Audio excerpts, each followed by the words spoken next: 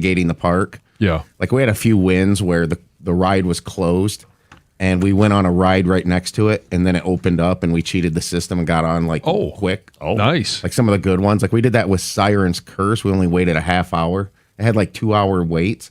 So yeah, I did Siren's Curse for the first time. And that's the one that tilts at the top. It's the one that tilts and then stays for like 10 seconds. Yeah. So again, you just lose your bearings a little bit when you start getting older with this stuff. Yeah. And I closed my eyes after we were hanging about 5 seconds and thinking this thing needs to drop right now. Right, yeah. Or am I going to be part of Heather's news tomorrow because the curse got stuck? I don't know how somebody could be stuck there. I would lose my mind. I would too. But I still mess with, like, some of the rides, I still know where the cameras are. I can do a pose or whatever. Did you get any of the pictures, or are you one like me that just takes a picture of the screen? Picture of the picture. Yeah. We bought those back in the day. Sure. Done that yeah. Kids are younger. Kids have a good time? Oh, yeah. Good. And they all enjoy the rides? Worn out. Like, when we were driving home, and it's like I take Route 2. Sure. I don't take the Turnpike. And that stretch where it's 2-lane road, I started getting pretty tired driving. We did all day. I didn't get home till 12:45 a.m. So I know you got another driver in the house. That's when I turn the keys over to the kids and say, hey, I'm taking a nap. Let's go. Yeah, how old is he though, right? Not at that 16. time. Nah, that's not happening. At that, considering the fatigue. Yeah. Yeah, that's a good call. You mentioned your head hurting. Yeah, it was a roller coaster last night, wasn't it? Kind of like, here it is. Here's your segue into the Tigers. Hey! You could have turned that off after the first. Siren's Curse. Is that what we're calling Valdez? I don't know. It's so disappointing that the performances that we're getting from the guys that we're paying the most money to, whether it's him, Kenley Jansen, and I saw this morning, and I went and I got the top 10 highest paid Tigers by AAV. Mm-hmm. And the number one is no surprise. It's Framber Valdez. Mm-hmm. Number 2 is Tarek Skubal. All right, so there's a win. He's done his thing. Number 3, Javi Baez. Okay, he's hurt. Yeah. Hasn't been great. Number 4, all right, it's kind of like in every other deal. Number 4, Gleyber Torres. Okay. I mean, again, it's kind of the same thing as Javi, not been hurt as much, but when he's available, more productive. Number 5, Jack Flaherty. Oops. He's hurt, by the way. Yes. Number 6, Kenley Jansen. Oops. Number 7, Justin Verlander. Okay. His numbers are a little funny because of the deferral, but it's in there. AAV. Yeah. Number 8, Kyle Finnegan.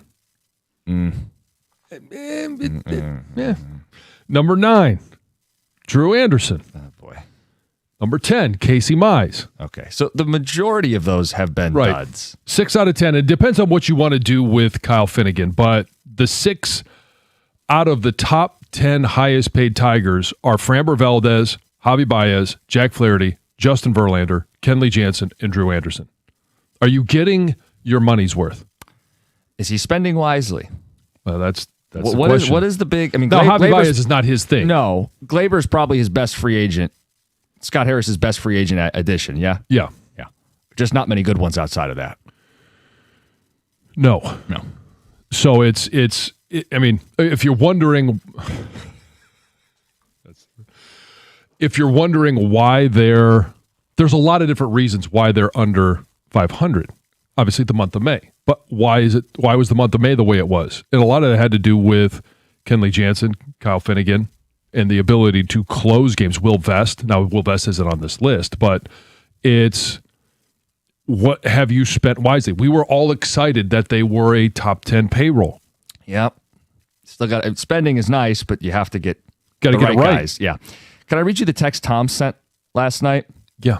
Frambler, underrated reason the team didn't reach expectations. To which I replied, earning the L that's not actually in his name. Yes. So that's what you were calling him at first. Yeah, that was me. I don't know what was going on with that. My brain was broken, but maybe it was foreshadowing. Maybe I knew something subconsciously that this was going to be an L of a signing. You have smarm even when you don't know it. Don't even realize it's subconscious smarm. He didn't get out of the first last night. They hit with the first 7 batters all reached base. Yep. They hit around. They bat around in the first inning, and all of a sudden, Ty Madden's in the game. And even he walked in a run. He's put in a bad spot. Oh, he's put in a bad spot, yeah. But they were... But your job is to come in and get out of the situation. And then to make matters worse, it's like, all right, just to phone it in, right? I mean, they get shut out for the first 8 innings of the game. And then you get 3 home runs in 2 games by our boy Dylan Dingler, 13. Mm-hmm. I think Valdez has been a bad signing, and we all supported it for the most part. There were some listeners I remember that didn't like it, didn't like the age. Yeah, that, and had some bad finish to the year last season. Yeah. And he's here for sure next year, no matter what. And then there's an option, and he would probably pick it up at this point, the way things are going. I would think so. So highest paid left-hander ever. And look, it's okay to criticize a signing, even though we liked it. I think the bagging on Harris for it a little bit you back away from that a little bit because we all did support it. But this is a bad signing right now. It can change, but it's a bad signing. His ERA is over 4.5. Like you take that to a 3.7 even, and I think there's been 3 games now this year like that last night where he really put him in a spot where it was going to be impossible to win. Can I ask why we shouldn't bag on Harris for a bad signing? A signing you're saying is a bad signing? I think you do it. It's almost a soft landing for him because we did support it. Right. We sound like a bunch of hypocrites. But we could be wrong. We can criticize us too then with it. Yeah. Look, we come. Well, I want to be clear. We supported that there was a real spend associated with this team. And I liked the idea of giving yourself insurance on Tarik Skubal. So this isn't me saying I was right and Scott was wrong. I was wrong and Scott was wrong. The difference is me being right or wrong doesn't have a bearing on how many games this team wins. Right. It's his job to be right. Right, exactly. I would kind of equate it a little bit to when Yzerman came here. Everybody loved it. Everybody wasn't completely on board with Valdez like Yzerman, but there's the same thing to it. Like I guess let's play it to you and what you like. You like to hand out strikes. Sure.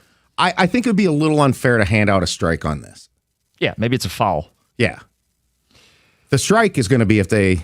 Well, the strike is... It's only not a strike if it's a foul if you've already got 2 strikes.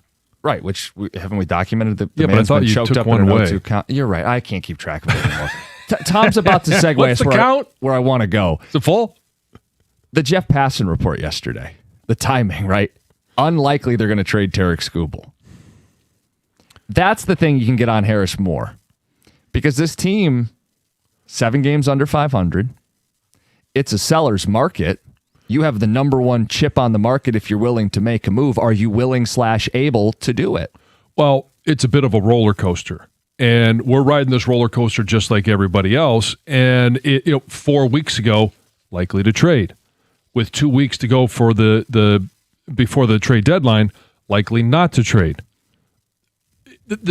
What the Tigers do in the next 2 weeks ultimately will make the decision most likely for Framber or for Scott Harris. And if they're not any better, if they're still 7 below 500, you're running out of opportunity. Your runway is getting shorter and shorter for you to even get back to 500. And then you look at the stats and you look at the wild card and you see that there are other teams that are consistently making that jump.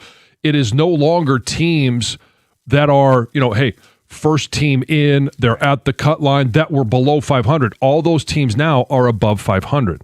You say the team will decide it for him. I would add the word the team should decide it for him.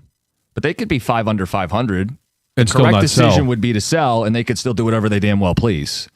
And I think they're very hesitant to move on from Tarik Skubal, as evidence from the comments from Jeff Passan yesterday. We'll get to it a little more at 6:35. I have a Sam Laporta stat and some good news on Sam Laporta we got yesterday. We'll do that coming up next. It's 97.1.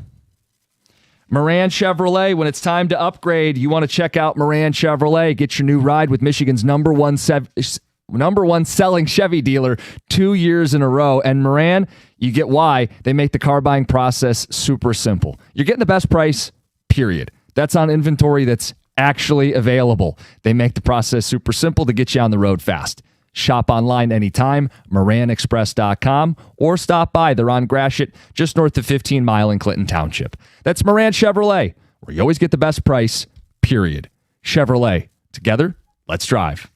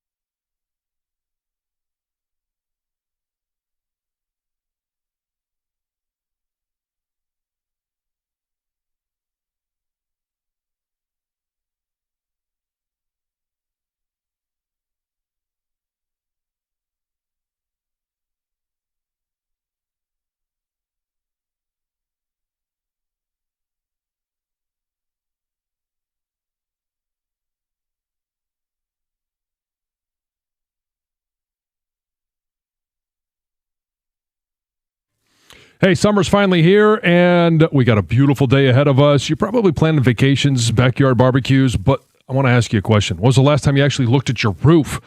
Summer storm season is officially here. You don't want a leaky roof ruining your summer plans. Don't wait for the damage to happen. Do what I did and call the pros at Rapid Roofing. They're fast, they're local, and they get the job done right the very first time. Beat the summer rush and secure your peace of mind.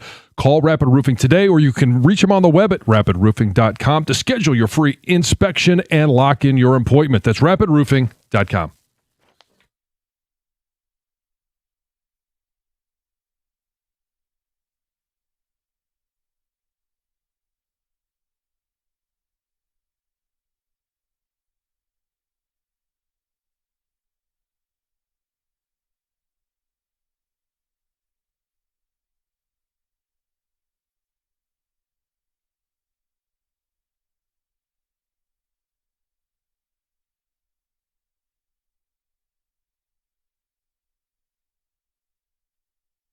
Seven straight batters would reach. An unraveling as Valdez doesn't make it out of the first inning. Tigers get stomped. Shut out through the first 8 innings. Chance to win the series later tonight, 8 o'clock on ESPN, by the way. We'll talk a little more about Jeff Passan and the latest with Tarek Skubal at 6:35. Sam Laporta, good news. Yes. As he's coming back from an injury, he's expected to be full go at training camp, right?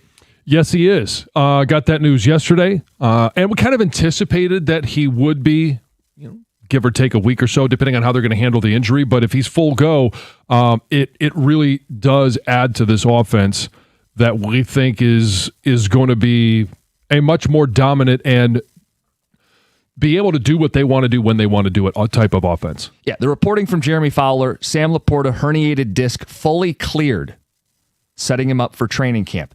I don't know if people have slept on just how important Sam Laporta is for this offense, but I got a couple numbers to throw at you. Okay. I think it's pretty obvious a team that wants to run the ball and play action pass needs a good tight end, but let me show you exactly how much he's meant to this team. They're 32-10 with him, 4-5 without him. Over his career, he's worth about an extra field goal a game.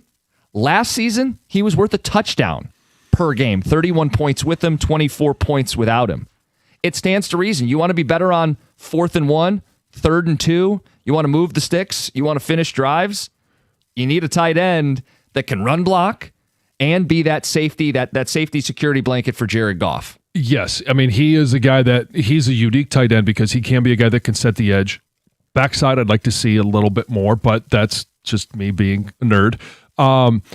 But defenses have to operate differently when Sam Laporta is a threat. He is a much different threat than Brock Wright, Tyler Conklin, anyone else that they're going to throw in there this season or over the last few years when he has been unavailable. When he is out there, you do have that threat of, okay, we've got to be able to, your edge has to be good enough to defeat a tight end. But they also have to they have to realize that edge can't just sit there and play the run thinking, well, okay, like Brock Wright, he's more of a run blocker.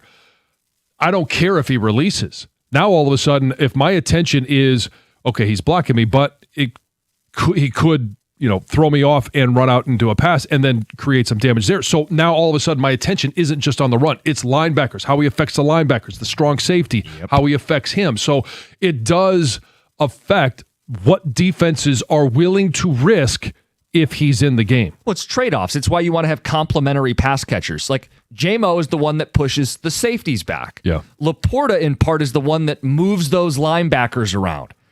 St. Brown's doing deep digs and can run every route in the tree, but having those guys at every level of the defense, that's something they really missed. I said it a while ago. I think Laporta might be one of the more underappreciated athletes we have in this city because he's not the top weapon. He's a guy that still needs a contract, but he's a guy that's been critically important to playing the way they want to play and winning games. And if he shows that he is healthy and can, take some hits, I think we see a contract for him throughout the course of the season. And so, he's vitally important to this team. And he's a guy he's a tight end. A lot of tight ends, you say, well, okay, they're a middle threat. or if they're more of a pass-catching tight end and they don't have much of effect in the run game, well, then you see those guys split out. They're never attached to the line of scrimmage, and they're more threats on the edge. He's a guy that is a threat anywhere on the field to catch and also create after he catches the ball. When he hit the ground running as a rookie, in part because they don't play tight ends like him in college anymore. A lot of the productive college tight ends aren't inline blockers. Yeah. They're like big receivers. The play like a big slot. And even some of the guys that were drafted this year, Kenyon Sadiq is more of that guy, right? Stowers out of Vanderbilt. The top tight ends are often pass catchers first, run blockers maybe someday. Laporta's both, and that is a commodity. Well, especially in this style of offense, when you have the play action pass, that sets it up for, hey, tight end present run and then release when that defensive end commits. Or when you see that linebacker, and there's an art to it, as there is in every position, but the art is, when do I release? Some guys don't have that timing. They don't have that awareness of when a linebacker commits to the run, or when a linebacker's got his eyes on you and all of a sudden, hey, he takes his eyes off, now you're gone. There is an art, because you still have to be able to block at the same time. Right. I mean, you know it as an offensive lineman, you have to sell run first. Yeah, and sometimes you can't see it. It is an awareness of watching film and then a feel for how the play is opening up. It's a good box to check. Good news on Sam Laporta. Yeah. Couple texts coming in. People are not happy with Framber Valdez. Feels like he's cost us more games in the first 2 innings than games he's gone 7 and allowed 1 or fewer. What a joke. $37 million a year. Can't get out of the first. Come on, man. Jeff driving. Even Benetti was getting on him a little bit. Yeah. It's like, we can't have that. As the days move on, it's looking more and more evident like we can't make up the month of May. Chad in a truck. It's very possible. Knew Valdez was a bad signing from the jump, but I gave it time and didn't say anything. Now I'd rather trade Valdez than Skubal. Well, sure, but... Well, yeah, but who's going to take him? And what are you going to get in return? I'd rather trade Michael Rasmussen than Dylan Larkin. We'll talk more about what they do with Skubal in the latest reporting. That's coming up at 6:35. Plus, there's a little reporting on Jalen Duren. Yeah, I'm not happy. Disgruntled. He's gotten some bad advice. We'll get to that, top of the hour. Let's get to Heather with the news. Heather, good morning. Good morning, you guys. Well, the ribbon-cutting ceremony that was scheduled to take place on Friday to celebrate the grand opening of the Gordie Howe International Bridge has been canceled. Yes. So on it's Tuesday... still opening. Well, yes. It is just not going to have the joint yes, the big celebration. So yes, on Tuesday, Canadian leaders told Michigan officials they plan to cancel the joint U.S.-Canada event after President Trump leveled new tariffs on Canada. Sources do say, like you said, John, the ceremony cancellation is not expected to interrupt Monday's planned opening of the bridge. So we just lose the pomp and circumstance and feel goods. Yeah. Let's hope it still opens, because we kind of had this already. This marks the second time in 2 months that a planned ribbon cutting ceremony was called off. Mm-hmm. The first was scheduled for June 12th. So I'm happy you added that detail, because when I read the headline, I go, it's not even opening? Come on. I did too. When you sent that to me, I was like, oh my gosh. Yeah, but well, yes, and until it does, you kind of like, well, I think it still will open. Well, there's a Michigan couple who is now suing Taco Bell and Taylor Farms after they became seriously ill and contracted the poop parasite. You knew this was coming. I already told you about one guy suing Taco Bell in another state, but here it is in Michigan. The couple alleged that they ate food containing shredded iceberg lettuce at Taco Bell. This was at a Taco Bell in Shiawassee County on June 30th. Later contracted the parasite. The lawsuit claims the lettuce served at the restaurant was contaminated and supplied by Taylor Farms. The couple alleges the contamination resulted from unsafe growing or processing conditions, and they're seeking damages exceeding $75,000 along with attorney fees and other costs. They say they want to be compensated for medical expenses, pain and suffering, emotional distress, loss of enjoyment of life, and other damages. Well, the way it this does is affect going, your enjoyment of life. Yes. It's going to end up being a class action lawsuit with the way this is going. Yeah. I mean, this is definitely not going to be the first. Yeah, what are we up it's to? not the first. Yeah, but it won't be the last. That's what I meant to say. That's exactly what I meant to say. Yes. As we're counting, we're up to 2. What's the tally on like cases? Like, didn't I see is it over 6,000 yes, in I Michigan? have That's that just too. in Michigan. Just in yeah. Michigan. 6,571 cases as of Tuesday morning. 102 people have been hospitalized in Michigan. Mm-hmm. Yeah. Plumbers are tip of the cap, though. They're a little bit more employed. This isn't the job you want. But it might be the job you got. Yeah, you work at the firm. Boy, oh boy. This is a great You story. want like a leaky faucet. You don't want, I got Right. diarrhea Yeah. back up. Hey, whatever pays the bills. Although diarrhea doesn't really Should back back up, it up. does it? Yeah, it depends how much TP you use. That's what would clog the toilets. Yes, the toilet paper. A local mom who has been searching for 2 strangers who helped protect her children during that recent shooting at Great Lakes Crossing was finally able to connect with them and express her gratitude. I've seen this story a lot. This woman searching for them. Like, here's the story. Who are they? We want to find them and thank them. Well, Ashley Hillard, she was with her 2 daughters, 6 years old and 4 years old.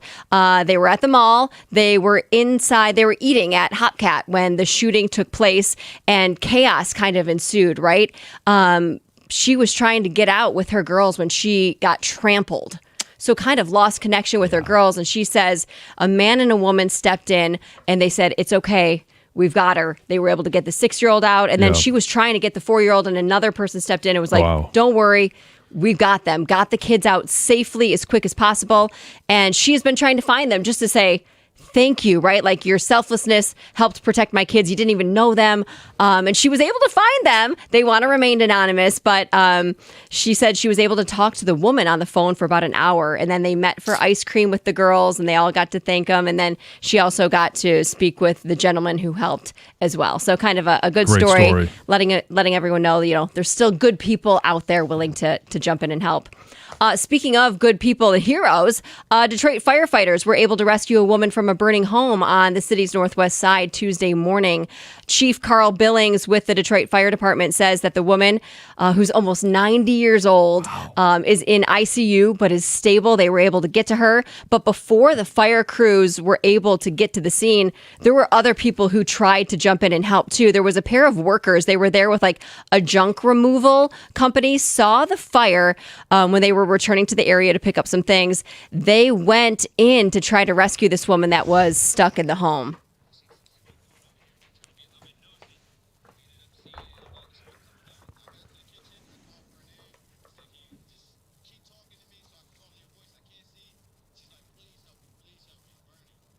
Oh my God.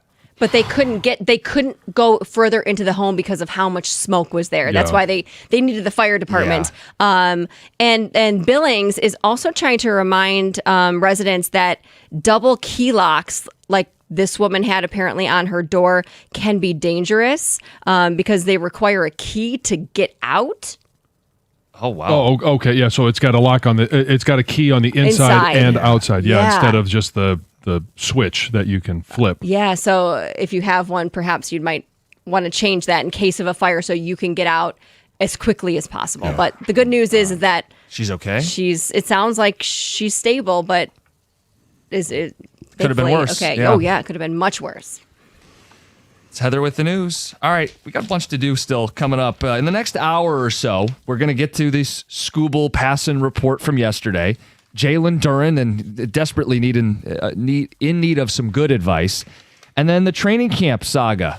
Trying to get tickets yesterday was a nightmare. I know Lions fans want to talk about that. It's 97.1. Hey, if you're thinking about a new truck this month, I'm going to give you a few reasons why I think a Ram truck should be right there at the top of your list. First and foremost, everybody wants to know about the money. Ram truck lease deals at every Metro Detroit Ram dealer right now are phenomenal. I've seen the Ram side by side with other trucks. I've driven most of them, and I'm driving a Ram right now. For power, there's really no comparison. You can choose from Ram's legendary 5.7 Hemi V8, or you got 2 more options. The 420 horsepower version of the Hurricane engine, that's the one I chose. You get the high output 540 horsepower if you want a little bbit more.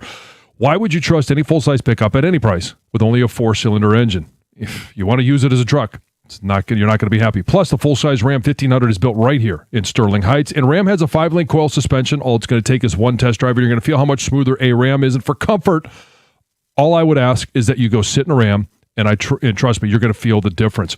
Right now, lease payments on a new Ram truck at every Metro Detroit Ram dealer are phenomenal. So are their financing offers for well-qualified buyers. All you have to do is pull in your Metro Detroit Ram dealer today and tell them I sent you.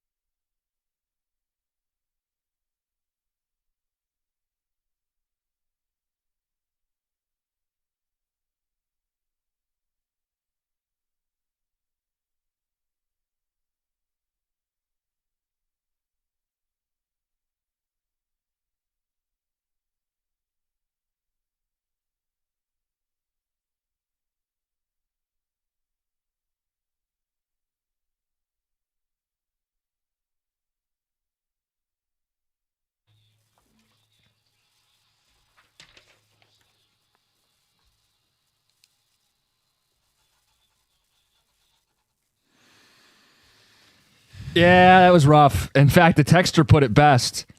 How did last night go? Jake Rogers had more strikeouts than Framber Valdez. Yeah, what do you have, 2 strikeouts? He sure did, John. We did get a text that says, walking outside today, it does feel like Lions football. Oh, yeah. I felt the same thing. I'm like, it's football season. It's here. Sam Laporta update. It feels like football. Some of you are upset about training camp. We'll get to that in an hour. Let's talk about the latest with the baseball team.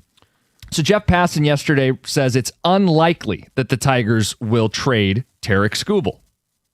Huh? That's today's report. Or that was yesterday's report. Yeah, that was before they lost to the Cubs. Did everything change at the stroke of midnight? No. They can change their mind as many times as they want between now and the deadline, but when the deadline comes, there's the right thing to do and there's the wrong thing to do. They have spent 78 days and counting below 500. They're still 7 under 500. They haven't undone the month of May. It's a seller's market, and Skubal would be the top trade chip on the market. You got to be able to get something for him. If you're unwilling or unable, that's very telling about you as an executive. Well, and here's the other thing, too. And we talked about the AVs, and Framber Valdez is the highest paid Detroit Tiger right now, and he's under contract, in essence, for 2 more years. Is there a world where they don't sign Skubal because they don't want to pay the money because they've already, or because they have to continue to pay Valdez? Because we're talking about 40 to 45 million, and maybe he gets more from the Dodgers. I don't know, but if you're in that realm, but I don't think I get the comparison or the connection, but I don't know how much of connection there is because they're willing to pay them both right now. The issue with Skubal is length of years. Yeah. Yes, I'm glad you said years. So it's. No, he wants very many years. The task at hand is trade deadline. And it's going to be a roller coaster. And we're going to hear people talking about, should they, shouldn't they? Will they, won't they? They're 2 completely different answers. Should they? Absolutely they should. Will they? Probably not, but... What's the biggest reason they won't? I don't know that I can actually answer that question. I think the biggest reason they won't is the belief that they'll make a run like they did in 24. Okay. They sold in 24, though. Yeah, but they weren't selling up. We talked about it at that time. Did they sell Skubal? No, they sold Flaherty. Mm-hmm. And so I think that's the biggest reason they won't. It just popped in my head. Do you remember we had Scott Harris on after that deadline? And I think the first question I asked was something about making sure they don't waste Tarek Skubal. Well, and his point is we're not, and they ended up making the playoffs, and they made it the last 2 years. But if they're stalling out at the same spot or they don't even make it, you wasted them. Yes. You wasted the asset. Management. And just take the name out of it, and whether you like or don't like Tarek Skubal, and take out the fact that he came out, in the final game of the season last year. We thought he could have a couple of more pitches at least. Like, take all of that away. It is an asset that they have. The return on that asset, the best value that you can get back. And it's all a gamble. If you keep them, it's a gamble that you're going to make the postseason because you know you're going to lose them. That is a known quantity. You know you're not going to have them next year. The gamble is, do you make the postseason, and how effective is this pitching staff with Tarek Skubal in the postseason? Yeah. On the flip side, it is a gamble if you sell him because you don't know if the assets that you get back are going to be worth anything. But that is the lowest risk, if that makes any sense. Yeah, because the real risk of, sure, you could line up your rotation in the playoffs. One problem, you might not be in the playoffs. Right. You may have a rotation that could perform extremely well in a 5-game series and even hold up in a 7-game series. But do you have everything that you need to actually get there? Any guess, by the way, this team was shut out for 8 innings last night. Any guess where they rank in runs per game? Sure, I'll throw a guess out there. 21. Yeah, it's 21 on the nose. Is it really? Come on, it's no fun. But yeah, that was. I was originally going to go with 15. I was going to kind of split the difference, but then I thought, but that would put less. them in the bottom 10 in all of baseball. Right. What are we talking about? You're one of the 10 worst offenses. You're 7 games below 500. I'm going to go get myself a lottery ticket today. Tom, I know you had said, hey, can you get to... The Red Sox have changed the equation for you. Big time. And, I was off the last couple of days, haven't been here since Friday. I think they had 2 dog bleep wins in the last 5 days. I think Friday night, the How You Lee win, and then even Monday night in Chicago is this team they're like an engine that's got 150,000 miles on it, and it just misfires too much. And it's time to sell that car. It's time to get rid of it. And I've really changed. Like that I think you probably thought, and I know Greg did, that I was probably close to buying into this more than anybody on the show. And they just keep sputtering. And Boston has changed this. My thought always was that maybe 83 would get you in 84 wins.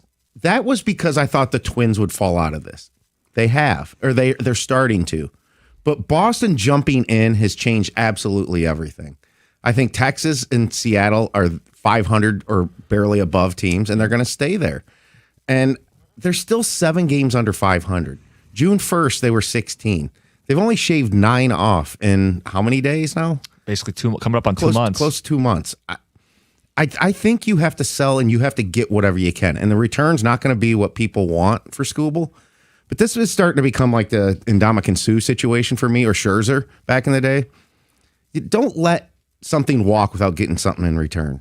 Right. For John, you like to bring up the dangers of trading the ace pitcher, and you use Verlander, right? They got Franklin Perez, who on paper was a good prospect. Daz Cameron, right? MLB bloodlines, and this throw-in catcher, Jake Rogers. Who knows if he'll ever make to the bigs? The only one that's stuck. The only one that actually stuck. It's a great lesson, and trades don't always work, especially when you're trading for prospects. The Verlander thing is real, but Tom brings up Scherzer's the other example of the ace pitcher that we didn't deal, and I get why. They were actually a real World Series threat, but you don't get anything of substance from him. Well, and here's the thing, too, is if you just look at the numbers, right, and it says, 5 back of the wild card. What does that mean? You're 10 games below where the Red Sox are right now. In the win column. In the win column. So you're going to have to win 10 in a row. They have to lose 10 in a row for you to even be even with them. And trust me, it's not just the next 10 games, but I mentioned it. You're running out of runway. Do you know they just played game 101 last night? So after today, we're down to 60. Right. You start doing the math. We had that guy text in, if they win 2 of every 3. Right. Yeah, but that's kind of what it's going to take. And then you realize, boy, is that a tough task, and it's unlikely. And the right decision is to sell. Now, Tom, you said, I'm not sure if the return's going to be good enough. He's the number 1 trade chip in a seller's market. How many teams are definitively selling? It's less than 5, right? Right. If you jump in with the number 1 trade chip and you can't get a good return, what is it that you do around here? What is your job? No, what I'm saying is they should definitely hold out for a top 5 prospect in somebody's system. That anything less than that is unacceptable. Sure. And I think they could get that. I think they really should target whatever position it is of need for the future. That's the position and the prospect that they should target. Maybe a top 3 prospect in somebody's organization. Yeah, look, I would think you're getting a top 100, ideally a top 50 prospect. Right, and a lot of people are looking at the prospects going, well, okay, you've got 2-time Cy Young Award winner, and you should get like for like. That's not the world that we live in. It's not. You're not going to get an everyday batter that's already in a major league system, because that's the other argument we hear is, well, if you're selling him, then sell him to one of these teams, and you should get a major league ready bat in return that is contributing in their lineup. That's not the deal that's going to be made. They're not selling those because they are in the playoffs. Right. You're going to have to settle for prospects, and you're going to want the best that you can get, understanding that the hit rate's not 100%. We've highlighted the Dodgers and the Brewers have, 6 top 100 prospects? Yeah. But even other teams like the Cubs and the Rays and some other teams that have poked around or been whispered, they have 3 top 100 prospects. There are deals to be made if you are willing. And that's why I wonder, are they willing? Jeff Passan says unlikely. At least as of now. Yesterday. Yeah.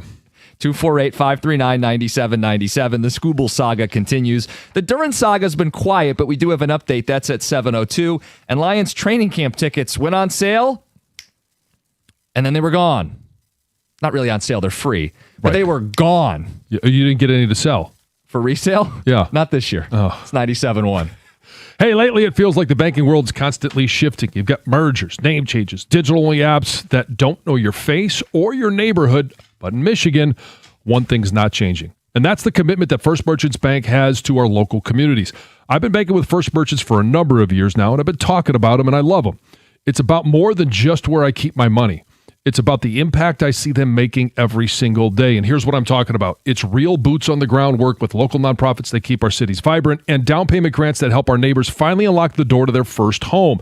First Merchants provides high-level service delivered by local people who live, work, and shop right here in the great state of Michigan. They're not just passionate about banking, they're passionate about helping our state continue to prosper.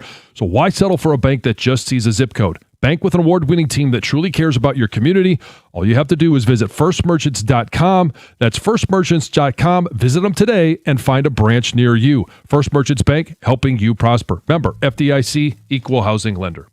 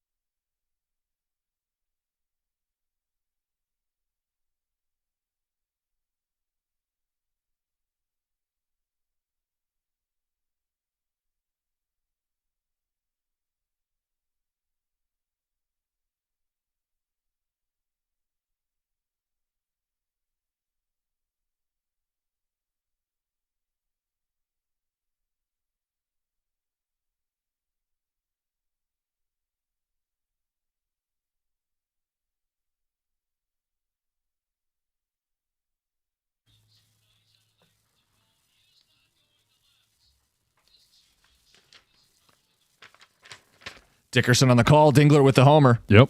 20 doubles, 20 homers on the year. Just keeps tacking them on. Mm-hmm. Deadline's going to be here before you know it.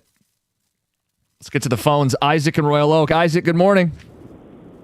Hey, I'm with Gov. You have to sell Skubal, and I think you should sell him sooner versus later, partly because we are in a position of power right now. If I'm Scott Harris, my argument is I'm not selling him. We're in it. I just made a call about acquiring a bat and a couple bullpen arms. You can make them push you over the top. And I also think this is a fork in the road for him personally. He doesn't sell Skubal, and God forbid we miss the playoffs. I just think that's a stain that's not coming out in the wash. I think you got to sell them. I think they're flawed, and even if they do make the playoffs, they're not winning at all. They should sell him now, sooner versus later, before they're out and they lose leverage. I don't disagree that, hey, we're in it. We don't have to sell them. Increase your offer, and you win the sweepstakes now. I do think that if the longer you wait, the better return you'll actually get, because other teams are going to be eventually, hey, we're in it. We think we can make a run. We just need that one piece to the puzzle that puts us over the top. And the longer it goes, the more teams you get a chance to negotiate against each other. Mm-hmm. Well, I hope you're right. That did not happen with Verlander. No, you're correct. You're right. Yeah, and the return ended up not being great for Verlander. Yeah, not great at all. No. Look, you don't want to be a seller. I mean, let's just acknowledge, this is. It'd be better if you were a good team and you got to keep good players. But when you're a bad team and you get to a trade deadline, selling is not ideal. It's making the most of a bad situation. And it's a situation where, you've played much better since May, but May is a part of the resume. And the fact that you're not you're not the Red Sox. You didn't just win 14 in a row. Because that's the run, that's the type of run that they will have to get back in the mix. And I don't know that this team has a 10-game streak in them, an 8-game streak in them. Yeah, historic is what it needs to be. Text coming in. Skubal has to go. Harris has to unload Torres and Skubal. So what would you say Framber does here exactly? Another nauseating outing, Alex and Davison.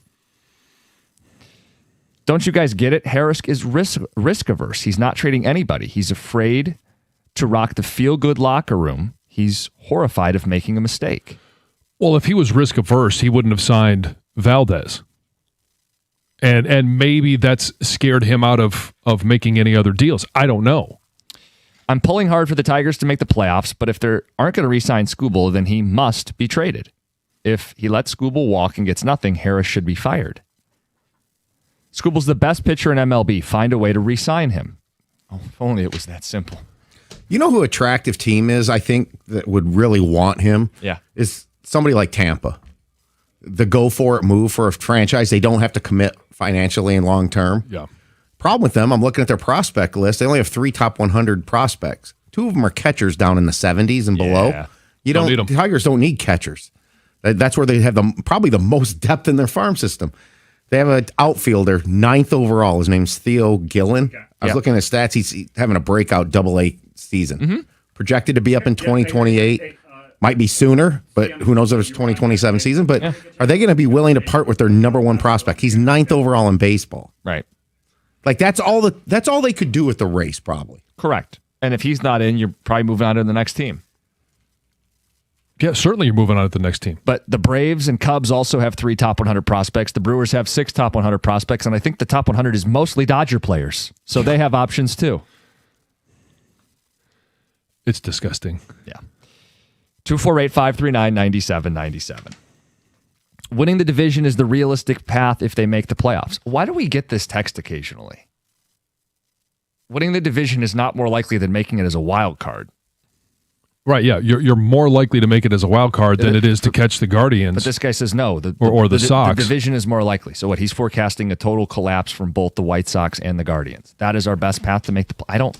That thinking is thinking either the Guardians or White Sox will win 82, 83 games. Yeah. And that you can get to 84. So to get to 84 wins, Tigers have to go 37-24. But at what point do we just respect that Cleveland, witchcraft or otherwise, does this every year? They win the division. They find a way. They survived without Ramirez. Yes. And the White Sox, by the way, they survived for a while without Murakami, and now he's back, and now their offense is back. Yeah. I don't know. At what point don't you just take the substance of 100 regular season games and say that's what we are? Yeah. Yep. Yeah, I mean, it's funny. Like they've played better since June. There's no doubt about that. But the struggle everyone is having is we all want them to make the playoffs. We want them to go on a run. We want them to get back to 500. But that's the fan in us speaking. The realist says they're just not going to be able to do enough because they don't have the ability to do it on a consistent basis. This is a very inconsistent team. When people highlight how they've played since June, I'll tell you what it sounds like to me. It sounds like the fan that goes, they're 47-0 in games where they score more than the opponent. Well, yeah, of course, the wins are good. They're 47-54. There have been more losses. And like people choose to only take what this team does on its best night, and they want to gloss over what they do on their worst night. Those that are still in denial are ignoring the majority of the games they played this season. And I've used this saying before. A lot of people use it. Consistency is the truest measure of performance. What have they been consistently through 101 games? A below 500 team. 248-539-9797. On to more uplifting stories. Yeah. Jalen Duren. The Pistons. We have really no updates on Duren up until yesterday. Yeah. No one's talking. Nothing's going on. No, we will give that update. Top of the hour. Get into it. He needs some advice, some good advice. I don't think he's gotten enough of it. It's 97.1.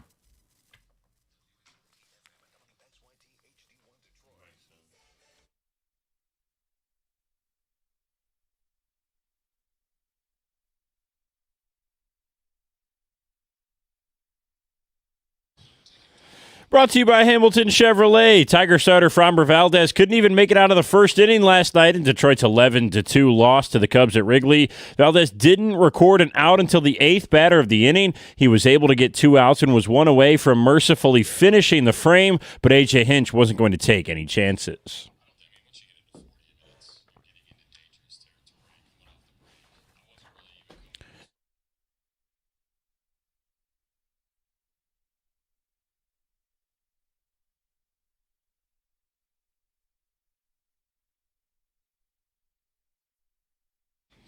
Framber needed 42 pitches to record his 2 outs last night. He allowed 5 hits and 6 runs with 2 walks before that. Tigers' only offense came from Dylan Dingler's 2-run homer in the 9th inning. The team is now 7 games below 500 and 5 games back in the wild card. The rubber match in the series is tonight at 8:10 here on 97.1. Don't expect any Jalen Duren news anytime soon. That's basically what Ramona Shelburne said yesterday as she reported talks between the big man and the Pistons have reached an impasse. Shelburne said the conversation could last well into August. On the brighter side, Sam Laporta could return next season after he was fully cleared for training camp, according to Jeremy Fowler. Laporta had 40 catches for 3 touchdowns and 489 yards in only 9 games last year before missing the rest of the season with a back injury. At the Cornwall Health Sports Desk, I'm Brendan Shabath. For more, go to 971theticket or Odyssey.com.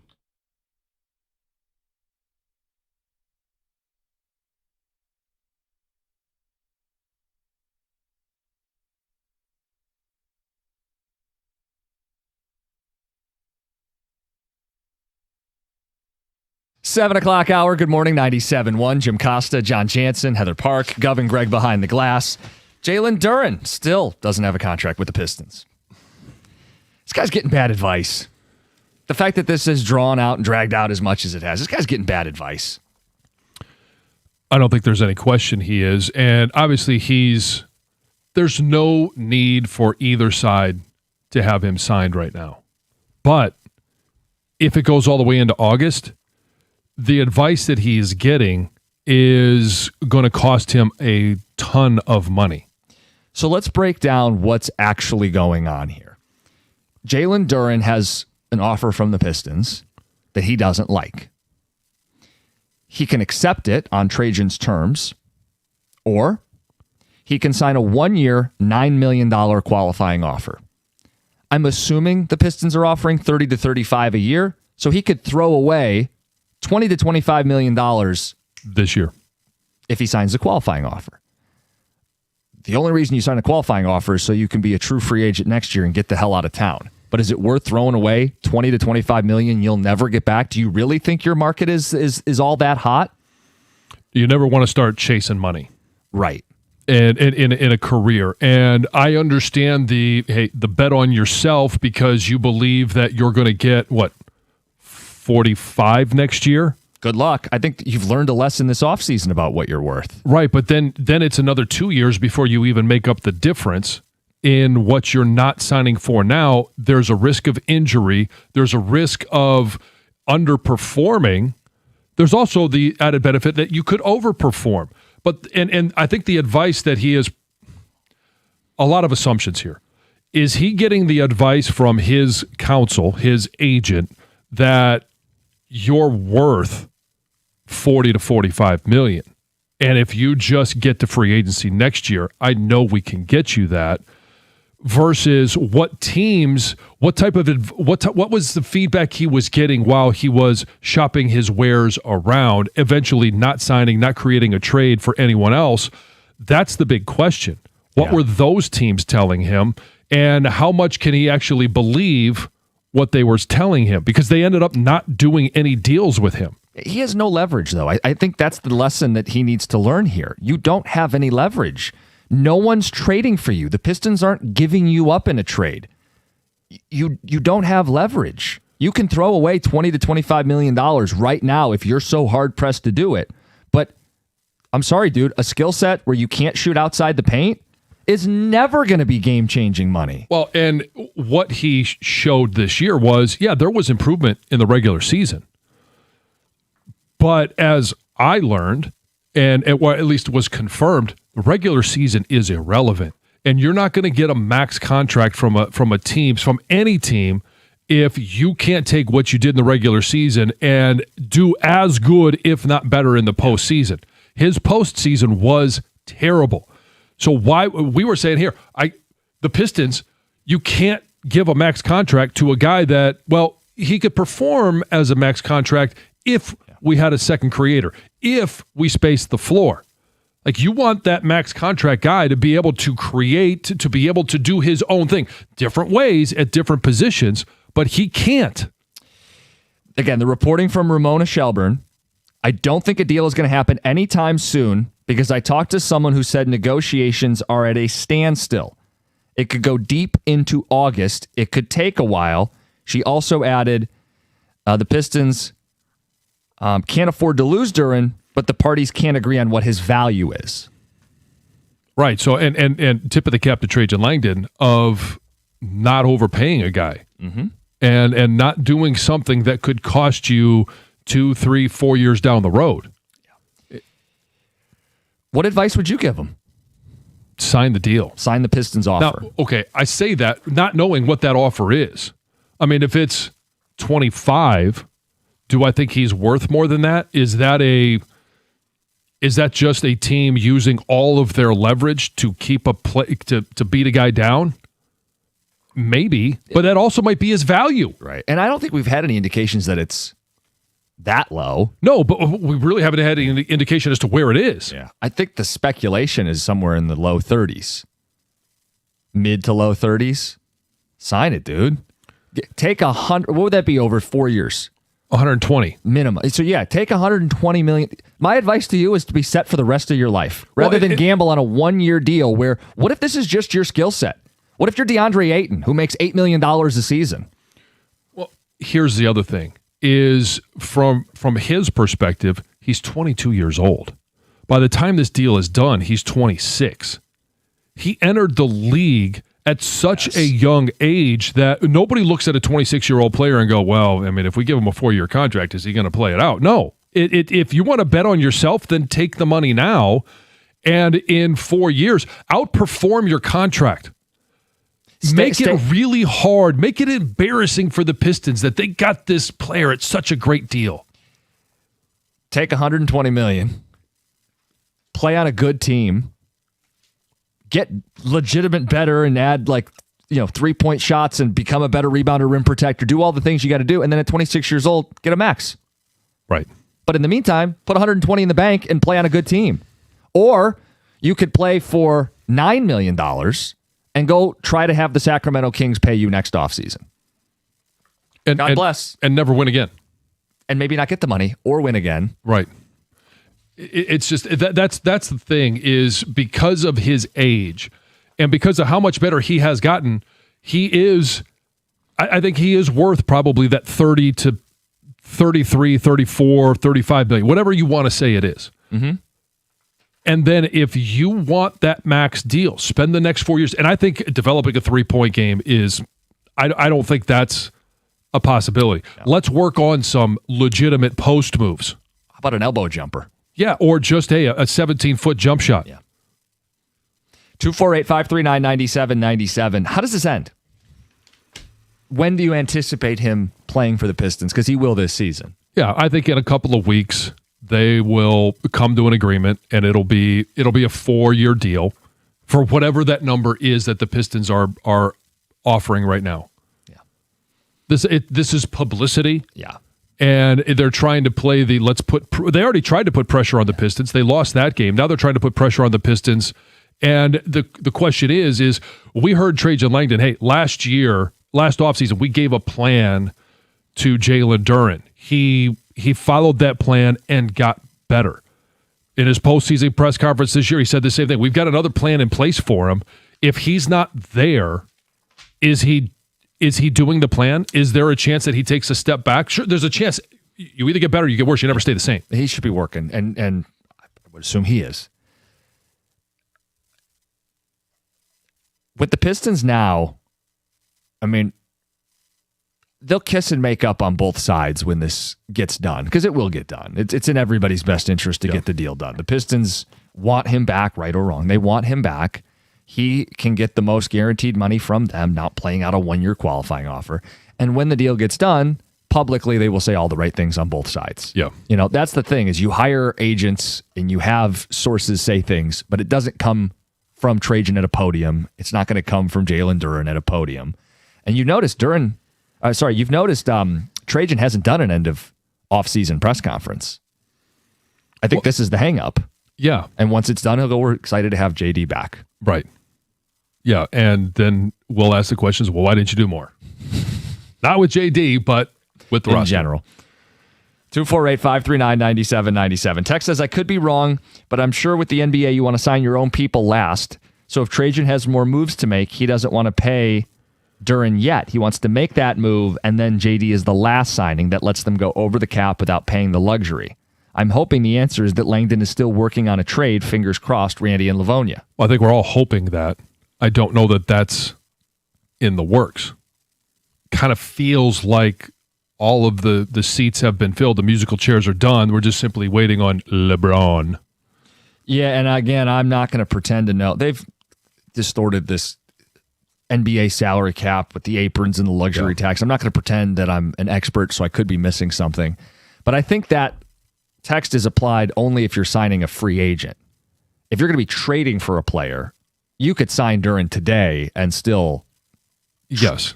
They have trade exceptions. There's all kinds of moving parts. I don't think they have to wait to make the move before paying Duren. No, but that's why we looked at all of the moves that they were making, and they get this, a $15 million trade exemption back because they moved this guy and this chess piece over here, and they added to this other deal. It's there's a lot of moving parts, and we kind of all felt those moving parts were leading to something. We just got a text. You know what it's leading to, John? You know who's still unsigned? Who famously has made no decision?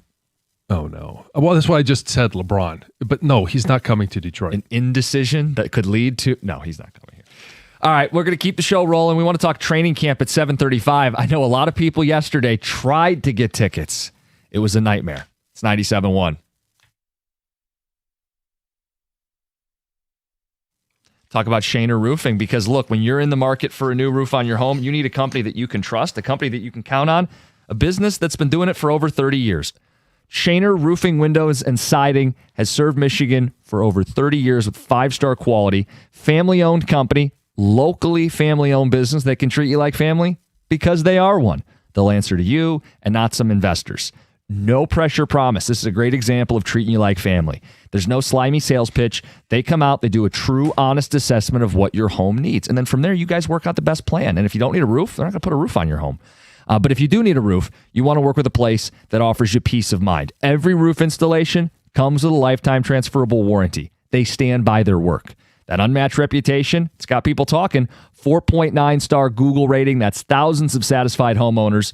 And it's a reputation that simply they've earned. They've earned that from doing the job right. So if you're ready to make a move, you want to get an upgrade on that roof, the windows, the siding of your home, it's Shaner Roofing. Visit mymichiganroof.com. Shaner Roofing, Windows, and Siding, mymichiganroof.com.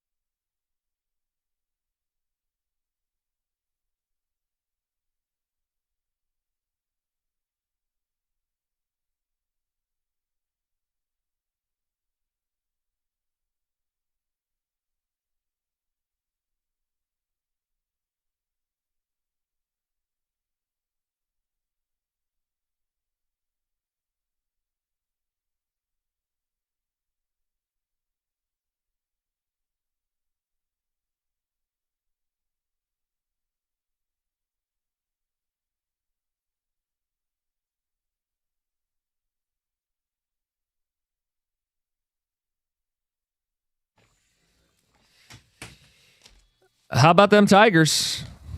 Rough night at the ballpark last night in Wrigley. Valdez doesn't get out of the first. Oh, we talked about it yesterday too when we looked at the lineup for the pitchers, and you even mentioned it. It was a favorable matchup. We were catching the Cubs at a good time where you had Valdez on the mound, and that should have given you a big advantage simply going into the game. And the same thing today with Montero. Now, Montero's been very consistent for the Tigers. Still have a chance to take the series. Yeah. But yeah, they were throwing out a guy with like a 6 ERA, this lefty Peterson, and the Tigers didn't get to him. Nope. They didn't score till the 9th inning. 11-2 final. A position player on the mound who had more strikeouts than Valdez. Jake Rogers with 2 whiffs. I still always laugh at Major League Baseball players that strike out to a position player. Yep. It just, they just can't hit slow pitching. Valdez got 2 outs through 10 batters. Yeah, was it 45 pitches? 42 pitches, only 24 strikes. He hit a batter. He walked 2 dudes. He only had the 1 strikeout. It went off awful. the rails quick. And he's a ground ball guy, and they were pointing out it's a windy day, and the wind was killing fly balls. A fly ball pitcher actually would have been better than a ground ball because a couple seeing eye singles.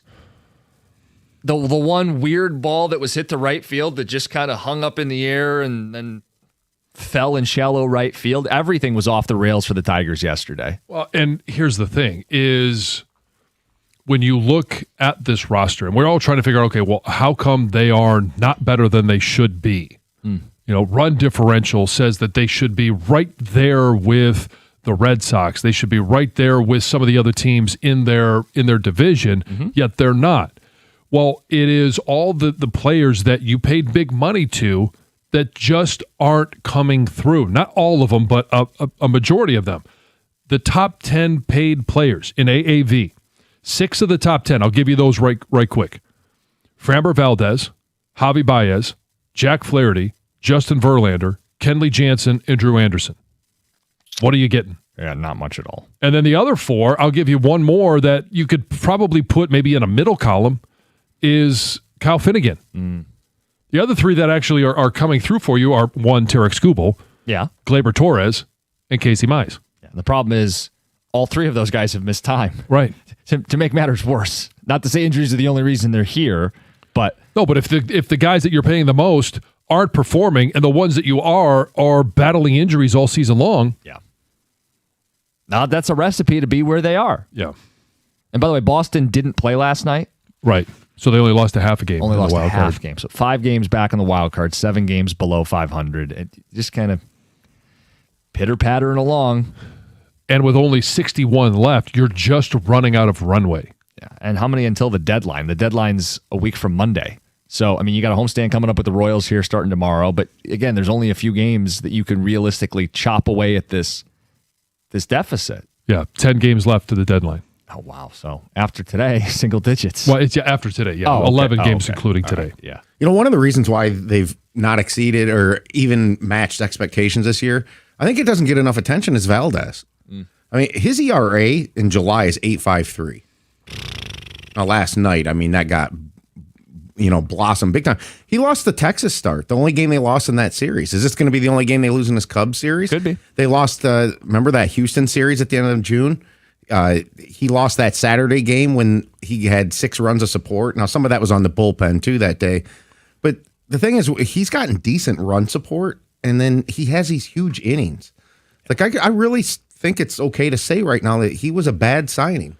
It's not going to cripple them long term, because he's got a player option after the next season.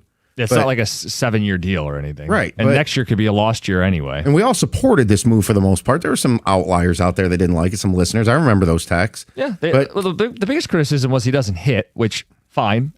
I also wanted them to add a bat. But the thought was, hey, this is a real spend. It's insurance against whatever happens with Skubal, that you'll still have a frontline lefty. I understood the wisdom in the deal. But to your point, if you had to classify this as a good signing or a bad signing, it'd be a bad signing. Yes. Three of the last 4 starts, he's had 5 innings, and 2/3 of an inning.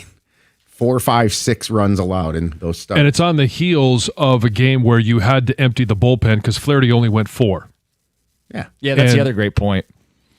They had to use 5 relievers in the game the night before. Yeah. I mean, I know I can count at least 6 games this year where he's had a huge inning against him. For a team that struggles to score runs, you might as well just mail it in. Remember the Minnesota game in Minnesota back in April? Yeah. I mean, they actually tried to come back in that game, but he got rocked so hard in that one inning. Just did him in. Okay, so the Valdez thing is probably the headline from yesterday. He doesn't get out of the first. But can I, also point out 8 innings they were shut out? Shut out. Not that you're coming back when you're in that hole right away, but they didn't even really make a go of it. No, there was no threat. It wasn't like, hey, be careful. Yeah. Don't let the Tigers get hot. Don't let the Tigers get hot. They were shut out through 8 innings. Which, again, when I tell you they're bottom 10 in offense, it does put this in perspective. What are we actually asking this team to do is string together a bunch of wins. As great as the starting pitching's been, they're still staring up. Right. They would need to put together a run like we've seen the Red Sox do. Red Sox have won 14 in a row. You mentioned it. They didn't play yesterday. But do we believe that this team has a 10-game run in them, 10 wins in a row, 7 wins in a row? And Greg, you had pointed this out the other day. How many days are we going to do in the next 10 games they need to go, in the next 15 games they need to go? At some point you just accept it. We're over 100 games into the season. So you came and said 12-4 out of the All-Star break would get them to 500. And that's a good streak of baseball. Maybe not quite that, but close to it. They're just 3-2. Mm-hmm. You know, and I think 2 of their wins were shady, especially last Friday night. How you lead late in the game? Yeah. Hey, I mean, it counts. Like I said earlier, they're like an engine with 150,000 miles, and it's misfiring occasionally, and you need to get rid of that thing while you can, and that's why I think they should sell. I think we're all on the same page there. 7:35, Lions training camp tickets were available yesterday. How was your experience? Yeah, Heather's got a story. Someone at the gym was telling me they waited 5 hours, didn't get any tickets. We'll get to it at 7:35. We want to know about your experience trying to get the Lions training camp and how they can evolve this to make it better. First, let's get to the news. Heather, good morning. Hey, good morning. Well, one of ESPN's most recognizable NFL analysts is out. Ryan Clark was notified during a live broadcast that he was being laid off as the network continues, restructuring following its integration with NFL Network. So he didn't finish the show, right? Like, you're being let go and you have the option. You can keep working or you can leave. Oh my gosh. According to reports, ESPN informed him during the show because the company wanted him to hear the news directly and not on social media before it was some other way. While he's doing the show. Could you imagine he sees it on his phone while they're on the air that he was let go? Gosh. And knowing him, that wouldn't go unsaid. Well, and I think that's why you say you have the option. I bet you he didn't have the option. I bet you it was come with us. Yeah. We're not putting you back on the air when you know you don't have a job anymore. Right. Exactly. After the news, he did share some messages on social media expressing gratitude for his time at ESPN and support for the others who have also lost their jobs. Well, some Morgan Wallen fans are scrambling just days before his concerts at Michigan Stadium after claiming they paid for tickets that never showed up. So multiple people say they bought tickets through this man, John Klein, who operates a group called Hailgate, which has held tailgate events outside Michigan Stadium for years. Well, they say they paid for tickets back even starting in October when they first went on sale. And they spent hundreds or even thousands of dollars on tickets, including like floor seats, suites, even these meet and greets, but they never received them. Some say they were promised refunds that never arrived. Others say communication stopped altogether. And now they believe that this guy is leading this big scam operation because Morgan Wallen doesn't do meet and greets, right? Like those things didn't actually even exist. So he was selling tickets to things that he couldn't even promise, right? That couldn't even produce. Now, Klein has addressed the situation. He says, hey, if you bought tickets through me, contact me and I'll either give you a refund or I'll give you your tickets, which if you have their tickets, just send the you tickets, give them right. their tickets. Klein also confirms he recently received a cease and desist letter from Morgan Wallen's attorneys ordering him to stop selling tickets, right? And there's ticket platforms and the university that are saying, hey, we have no business relationship at all with this man, and we advise fans to only purchase tickets through official sites. So obviously people are hoping they can get their money back, but they're also bummed that they're not going. Some people say they've been forced because they want to go so bad to buy more tickets through an actual site. So they're out quite a bit of money. Yep. It's been an off season of reunions for Aaron Rodgers, and the latest one comes over the weekend when he reunited with his family. So he's been estranged from his family for more than a decade, and apparently the ice started to thaw over the past couple of years, and it appears the relationship is now on the mend because he did post numerous photos with his family on social media on Monday. And he had a picture with his mom and his dad and his brother Luke. They were putting together a toy for his niece. There was a picture of him with his niece. The only one missing was his brother Jordan. Oh, how about his wife? Oh, well, and Brittany, I believe her name is. And she goes to a different school, guys. That's why she's not there. Okay. He captioned the photos, another bonding week. So that's great. It's great to see that. But real wife was not there. But it's good to see, reconnecting with family. Yeah, it's always nice to see some stories. Whether you like the guy or not, family is important. It definitely is important, yes. Let's see. Canada has scrapped the joint U.S.-Canada ribbon-cutting ceremony, which was scheduled for Friday for the celebration of the Gordie Howe International Bridge. This comes amid escalating tensions with the U.S. It comes the day after the president announced a 50% tariff on goods imported from Canada. Now, the only good news is that this does not, it should not. It's being said that it will not impact the actual opening of the bridge, which is scheduled for July 27th. That's what they say. We've been here in the past, though, right? And it hasn't happened.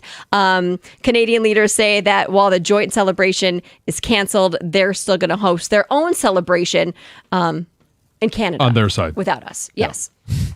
Yes.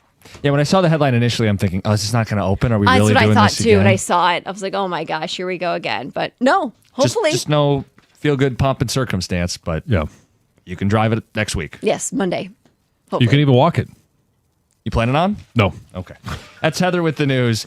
All right, let us know about your experience trying to get training camp tickets. How can we make this better? It's 97.1. Hey, you could be a great driver doing everything right and still get hit, and you probably never saw it coming. That's life on the road these days, especially with more people out in the nice weather, especially today. It's going to be beautiful. You got bikes, motorcycles, summer traffic's picking up, construction's everywhere. If you're injured, call David Feminino and the Accident Response Team. They're going to help you right away, and David will fight to get you what you deserve. When you're in an accident, get the right team in your corner. Give David a call at 855-65-CRASH. That's 855-65-CRASH, or on the web at getdavidgetpaid.com.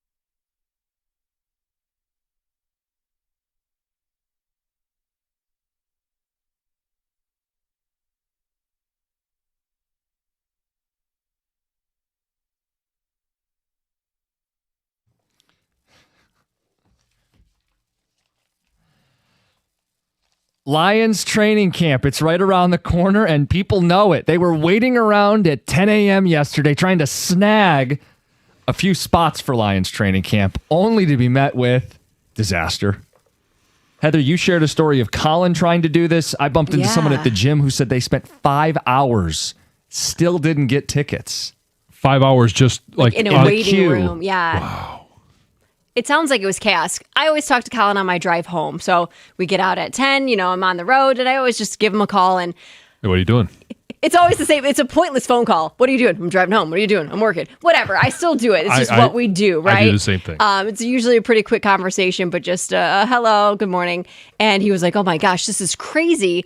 He's been talking about this day, right? Like he had it like marked on his calendar the day he can get training camp tickets. And he said he had everything set up to go, so he can log in right at 10 a.m. Yeah. And he said basically as soon as it was 10 a.m., everything crashed. He was like, I got into one, because you can like pick the days, which days you want to try to get the tickets for, right? Mm-hmm. So he had already mapped out which days would work with his work schedule, yada, yada. He's like, I had got in line and everything crashed. I got in one line and then I was like number 8,000. And then he was able to get back to the original line. And he was like, I thought this was going to be it, because he was like number 300 and something. But even that, so everybody can get 4 tickets for free.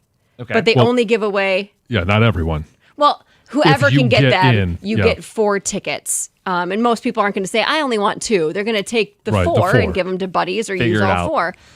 And they only give away so many tickets per day. So you can kind of figure out if you're number 8,000, you're not going to get tickets. Right. So you try to pick a different day, but then you can't get in. And it sounds like, I mean, didn't experience it, but from what he was saying, he was like, it was chaos. Nothing worked. Everything was crashing. Error. Hey, this isn't the first year this has happened, right? I think I remember last year something similar. People really frustrated with trying to get to Lions training camp. Now, how many per day? Did you say it's like 10,000 per day? I don't think it's that high. Numbers. What's the number per day? I don't. I'm spitballing here, but I think I remember in previous years it's more 3,000 or 4,000. Okay, yeah. So then it's just the demand is way greater than the capacity. So you end up with these people who are very angry right now that they can't go. And I know, John, it's practice. I understand why people want to go. Like, there's a lot of people that can't afford to go to a game, but if you can get free tickets and see your team in the preseason, and whether or not you can afford to go, but it is being able to see your team and, in its infantile stages. And it's the chance to get autographs. It's the chance to take the kids. And just get hype. Like, it's exciting. Yeah. It's fun. It's a fun There's event for the whole reasons. family. Yeah. And I think about it, too. Like, if you're going to sit in front of the TV all fall, you want to give the kids a reason to get into football. It's a great opportunity. Hey, that's Aiden Hutchinson. It makes it real for them. Remember when we saw Aiden Hutchinson? Hey, that's Jared Goff. He signed your hat. Yeah. I think it's great to get the kids out there. It's a free event. I think this is one of the things sometimes where people who work here are so out of touch with reality to the average person. Like, you get to make contact maybe with some of your favorite players on the team. A kid goes to a practice and that ends up being their favorite player, some obscure guy because he did something silly or they saw him make this one play.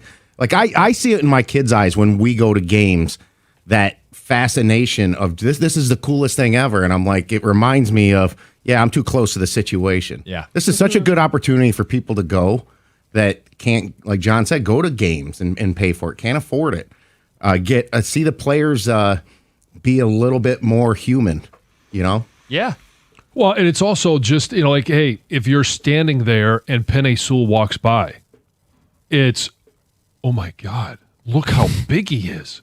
And then you see him on TV, and it takes the kids back to that moment where they saw this mountain of a man walk by. Aiden Hutchinson, same thing. Yeah. Or Amon-Ra St. Brown. You're like, wow, I thought he was taller. He's a little guy. It says roughly 3,000 fans per practice session. So, if you end up in the queue and you're person 8,000, you're not getting any. You pick a different date, right? And you hope you can get in, and you hope the site works. But by the time you're picking your second or third game or third date, other people may have prioritized that. I don't know if you asked Colin this or I know you've done. Have you done this before? I haven't. How did you get the tickets? What do you mean? The ones that you were going to sell. No, I never had tickets. I said I would. He said he would sell them. That was Mr. Entrepreneur, capitalist to the core, John. Yeah, that's you. Is it attached to your email? Like, do you get into a waiting room? Is it the theory that if maybe you had multiple emails, you could get in one waiting room with one email, one? Oh, I bet people have tried. Yeah. Sure. Multiple devices, multiple Getting tickets emails. for any event can kind of be like that. Yeah. We did this for dance recital tickets for my daughter. We had multiple screens up because you got to be the first ones in, or you get the balcony, row. right? Yeah. Like, I'm sure there's ways to do all of that. I'm sure he's got all these screens for work, and he just has, I don't know. I wasn't there, but I can only picture it, right? He's got these 4 It screens. was a full contact event for him. Yeah. And he said, he was worked up when I was talking to him. I'm like, I'm going to let you go. Yeah. Focus on. I'll see you when I get home. John, that's why I said people are angry. Maybe frustrated is a better word, but people were not happy yesterday. And I don't know. I would be curious, and we want to hear from Lions fans. What was your experience trying to get to training camp yesterday? Because it opened, and then people struggled, and now it's closed. There's no available tickets, right? That's it. I think so. I think that's Unless how you it is. find some entrepreneur. Willing to sell them to Yeah. you. My God. 248-539-9797. What's funny, we had Rod Wood on a couple years ago, and I think I had asked, like, would you ever consider charging given the demand? And he said, no, this will always be a free event. Okay. So then the question becomes, do they need to move to a bigger location to accommodate Lions fans? Well, so when you're selling 3,000 tickets, it's not a huge payday. Right, that was his point. The difference is, and I went through this with Dan Snyder as an owner, where we were up at Frostburg for the first year or two of my career, and then they brought it back to Ashburn, and Dan had this grand idea. He was going to bring in stands. He was going to put these roped areas up, standing room only, and sell tickets so you could go watch us practice. Well, there is, I don't know if it's an unwritten rule or if it's an actual written rule. NFL teams will not go scout you at practice if it's free of charge. Oh. But if they have to pay to get in, It's fair game. and you would look up and there would be, 31 scouts because they paid their $10 to get in. Interesting. Okay, I hadn't realized that, but I think Rod Wood's official position was like, it's just not worth the squeeze. Right. They're not making enough money to justify. Right, it's 3,000 tickets. It's not like you're selling out Ford Field. Right. And I think they want it to be an ease of access. I think they want it to be the entry point for every Lions fan to go. Well, but that's great on paper, but it currently is not set up for every Lions fan that wants to go because capacity doesn't allow it. Right, it's a real estate issue. So I know there was talk a few years back about them moving. That's a much bigger decision. Is there a different local venue they could pick in the interim, even for a weekend? Well, I know, was it last year or the year before they held a practice at Ford Field? Yes. Which obviously holds a lot more. I think that is the route that they will continue to go because then it becomes an expense of we've got to move everything. They used to go to Saginaw. Yep. Saginaw Valley State would hold some practices, and famously, I think there was a motorcycle that showed up there. But the logistics of taking everything that you have to have for your football team, and it's not just the training room, it's the weight room, it's everything, because a lot of these college weight rooms aren't like you have at Michigan or Michigan State or some of the other big time where you can't get done what you need to get done to continue to prepare for the season. So it's on one side, we would love to have more fans, and maybe there is a bigger venue. They have one in Ford Field, but you're also not as close to the action if you're at Ford Field than if you're at Allen Park.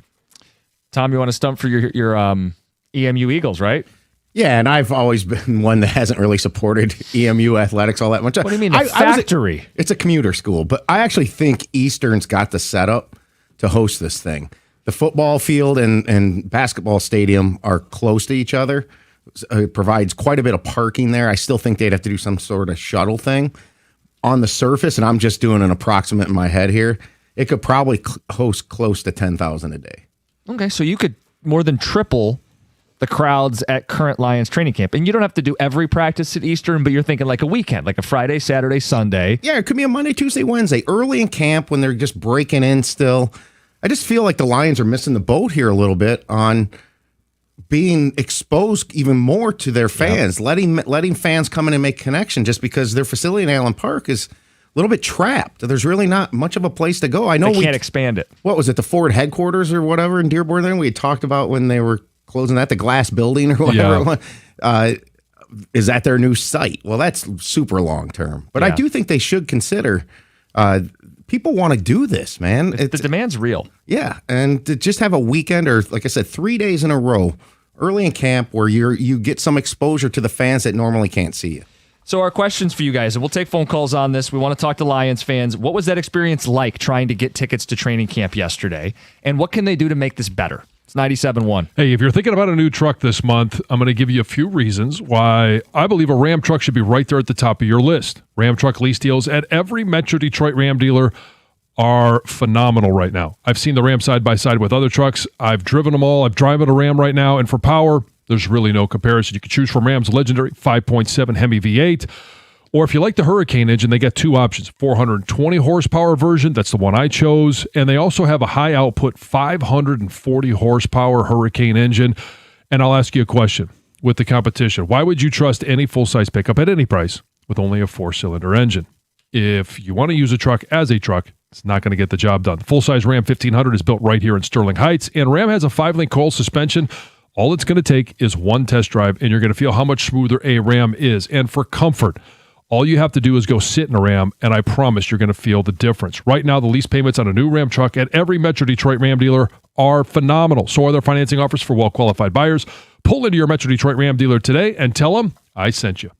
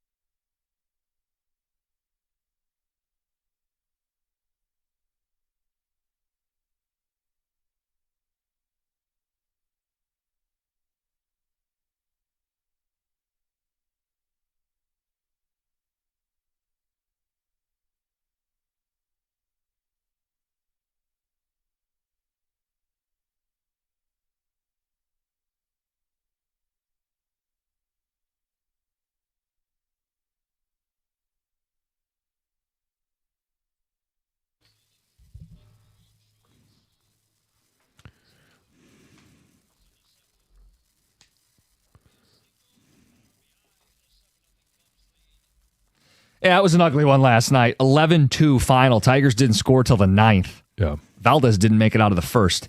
Jim Costa, John Jansen, Heather Park, Gov and Greg behind the glass. We're talking Lions training camp. Yesterday was your chance to get those spots. And by many accounts, bit of a disaster. And this isn't the first year in a row. Demand has just been too great. They don't have enough spots. How do they make it better? That's our question. Yeah.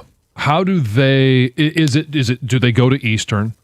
Instead of, because I do like the idea of going down to Ford Field, although when you're out at training camp, it is open air. It just feels more training camp-esque.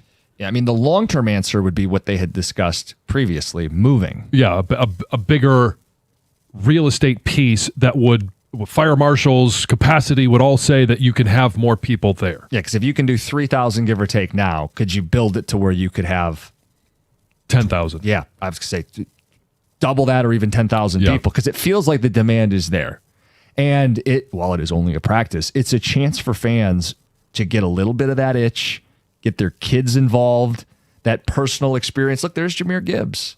There's Amon-Ra St. Brown. There's Jared Goff, Aiden Hutchinson. You get a little autograph, a little high five, and then they watch with you on Sundays. And maybe it's a little easier to hook your kid into watching sports with you if you go, we met these guys. He signed your football. Mm-hmm.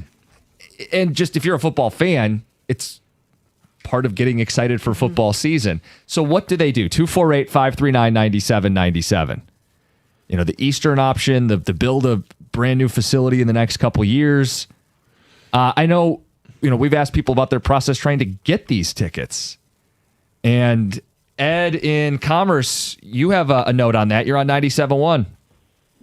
Well, I do. I'm a season ticket holder for 31 years, and it gets hard to get tickets. I got on there before right at 10 a.m. and found out I'm 6,000 in line. But I got bad news for you, Jim. Even if you can get them, unlike a regular season ticket, they're non-transferable. So if you wanted to sell them to somebody, you got to hand them over your phone, let them get in with your phone. So, and then they get in there and see all that porn you're on and stuff like that. Ed, I love you. Well done. Yes.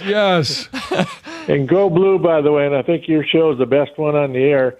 And I do have a suggestion for the I've been, like I said, Lions season ticket up for 31 years, and the best area they had for fans, they didn't even do tickets. It was when they trained at Saginaw Valley. Yeah. They just opened it up and fans could get in, and they probably seat 10, 12,000, and there was no tickets involved because they had enough room for everybody. But that's the thing. Anyway, that's the only one I suggested, and I don't want you to give your phone away, Jim. Well, I appreciate you looking out for Thanks, me, Ed. I appreciate my privacy. When I Googled it, it does say you can transfer general public Detroit Lions training camp tickets to a friend. Tickets to Lions loyalty or loyal member only days, however, are non-transferable. You can do it through the Lions app or through a Ticketmaster. Well, he might be a loyalty member as a season ticket It sounds holder. like the general public days you could transfer tickets to a friend. I mean, it would seem crazy if you got 4 and you wanted your buddy to come, but you're going at different times. You have to be together on one phone. Yeah, all jokes aside, they don't want people selling. Oh, of course not. They're free. But if you don't allow transfers, you're going to have empty seats because people who get them, life happens and they can't go. And instead of, I'll send it to my brother, or we'll take somebody else. Yeah. Kids got sick. Or they weren't able to eat in the car. Whatever the case may be. You have to allow a transfer. So it sounds like... Yeah, for those loyal ticket holder days, those are not transferable because they are, But the general admission, if you got 4 tickets and you're planning on taking the family, but something comes up, you can send them to somebody else. Yeah. Which is smart. You still want people to go. When you go, it's a good time. Oh, it's a great time. But the problem is only so many people can go. The demand is too great right now. And it's led to this disaster when you're trying to buy tickets. I keep saying buy. No, when you're trying to attain tickets. Claim tickets. Yeah. Greg, you're next. You're on 97.1. Hey, good morning, guys. Thanks for taking my call on. What's up? I would love the thought of increasing it. However, it's more intimate. I can actually get to Jahmyr Gibbs. I can actually get to. It's true. It's a good point. If we have 10,000 people there, more difficult. And yeah. Yeah, that's the problem. That's the only problem I see with that. If it's 3,000, it's more intimate. The possibility looms greater that I can actually get to Jahmyr Gibbs, that I can actually get to the greatest quarterback in the NFL, which is Jared Goff. So Yeah.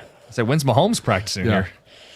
Thanks, Greg. Josh Allen taking a trip? That's a great point. Yeah. I mean, if you have, that's why I know that Ford Field, they've done that, but it is a less intimate environment because you're still up in the stands. You're looking down on the players. You're not standing next to them. You can hand them something to sign. You can take pictures or selfies, but it's different than standing next to a player. That's a good point. That is the trade-off. Yeah. If you triple the crowd, you have to stand in that crowd to get to the players. Yeah, lines are longer, and then all of a sudden, hey, do I need to? Gates open up at it's 8:00. Yeah. Do I need to get there at 6 to get in line because I want to be in the front row? Get my spot. What is crazy how early people get there? Yep. Oh yeah, We see it. We show see up people there, at sometime between 5 and 5:30. and there are people waiting at the gate. Yes, and To it be doesn't the first open up one until there 8. they want to get that prime spot to Well, get every autograph they can get and And they see every know. player they can. There's a couple spots that you want.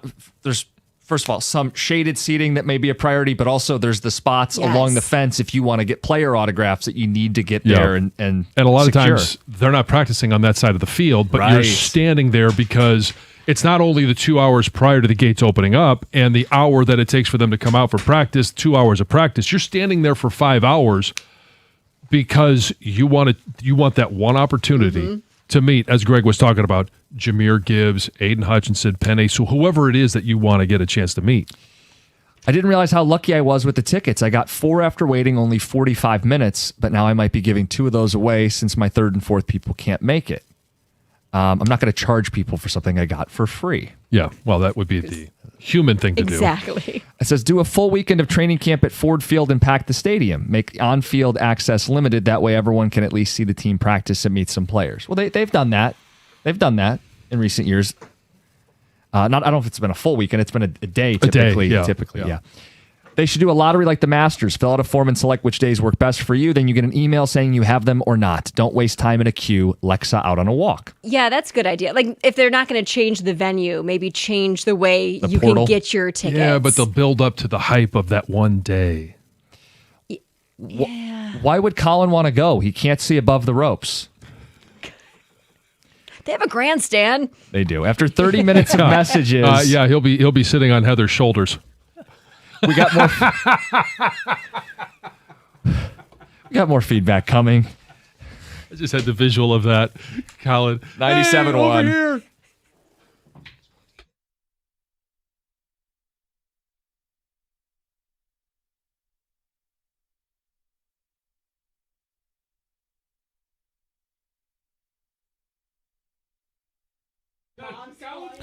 Brought to you by Michigan Auto Law. The Tigers had to use 2 position players on the mound last night after falling behind big and early to the Cubs. Tiger starter Framber Valdez didn't even make it out of the first inning before being pulled as he gave up 6 runs on 5 hits with 2 walks. With the game already decided, A.J. Hinch decided to pitch Zach McKinstry and Jake Rogers in the 7th and 8th innings. He said that was a silver lining in a loss that saves the bullpen for tonight's rubber match.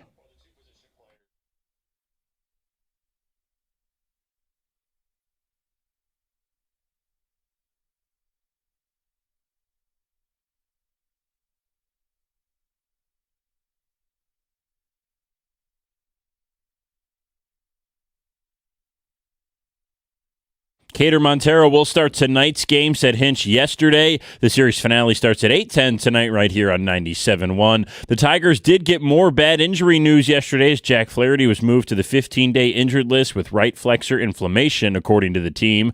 Jalen Duren and the Pistons have slowed negotiations after reaching a standstill, according to Ramona Shelburne yesterday. She said the talks could go well into August. Duren has until October 1st to accept the Pistons' $9.6 million qualifying offer if he elects not to re-sign in restricted free agency. On the bright side, Lions training camp is around the corner, and Sam Laporta was cleared yesterday. At the Corewell Health Sports Desk, I'm Brendan Shabath. For more, go to 97.1 The Ticket or Odyssey.com.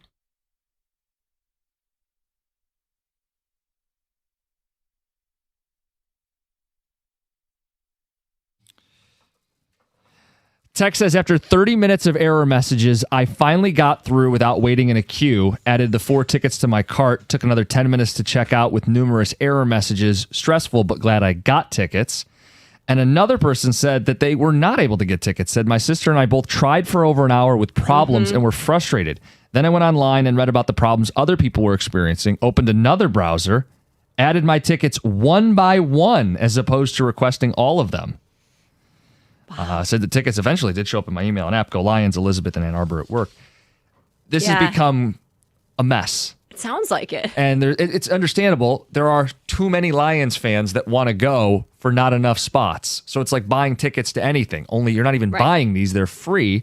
So we've asked a couple questions. One, how can they make this better? And two, does that involve changing the venue so that you can allow more people in and capitalize on the demand? That's either building a new facility or taking a weekend getaway somewhere else, expanding what they already do with a Ford Field game. Or going back to being bad. Yeah, that's the other option. Everyone can stop wanting to go watch the Lions. That's right. Yeah.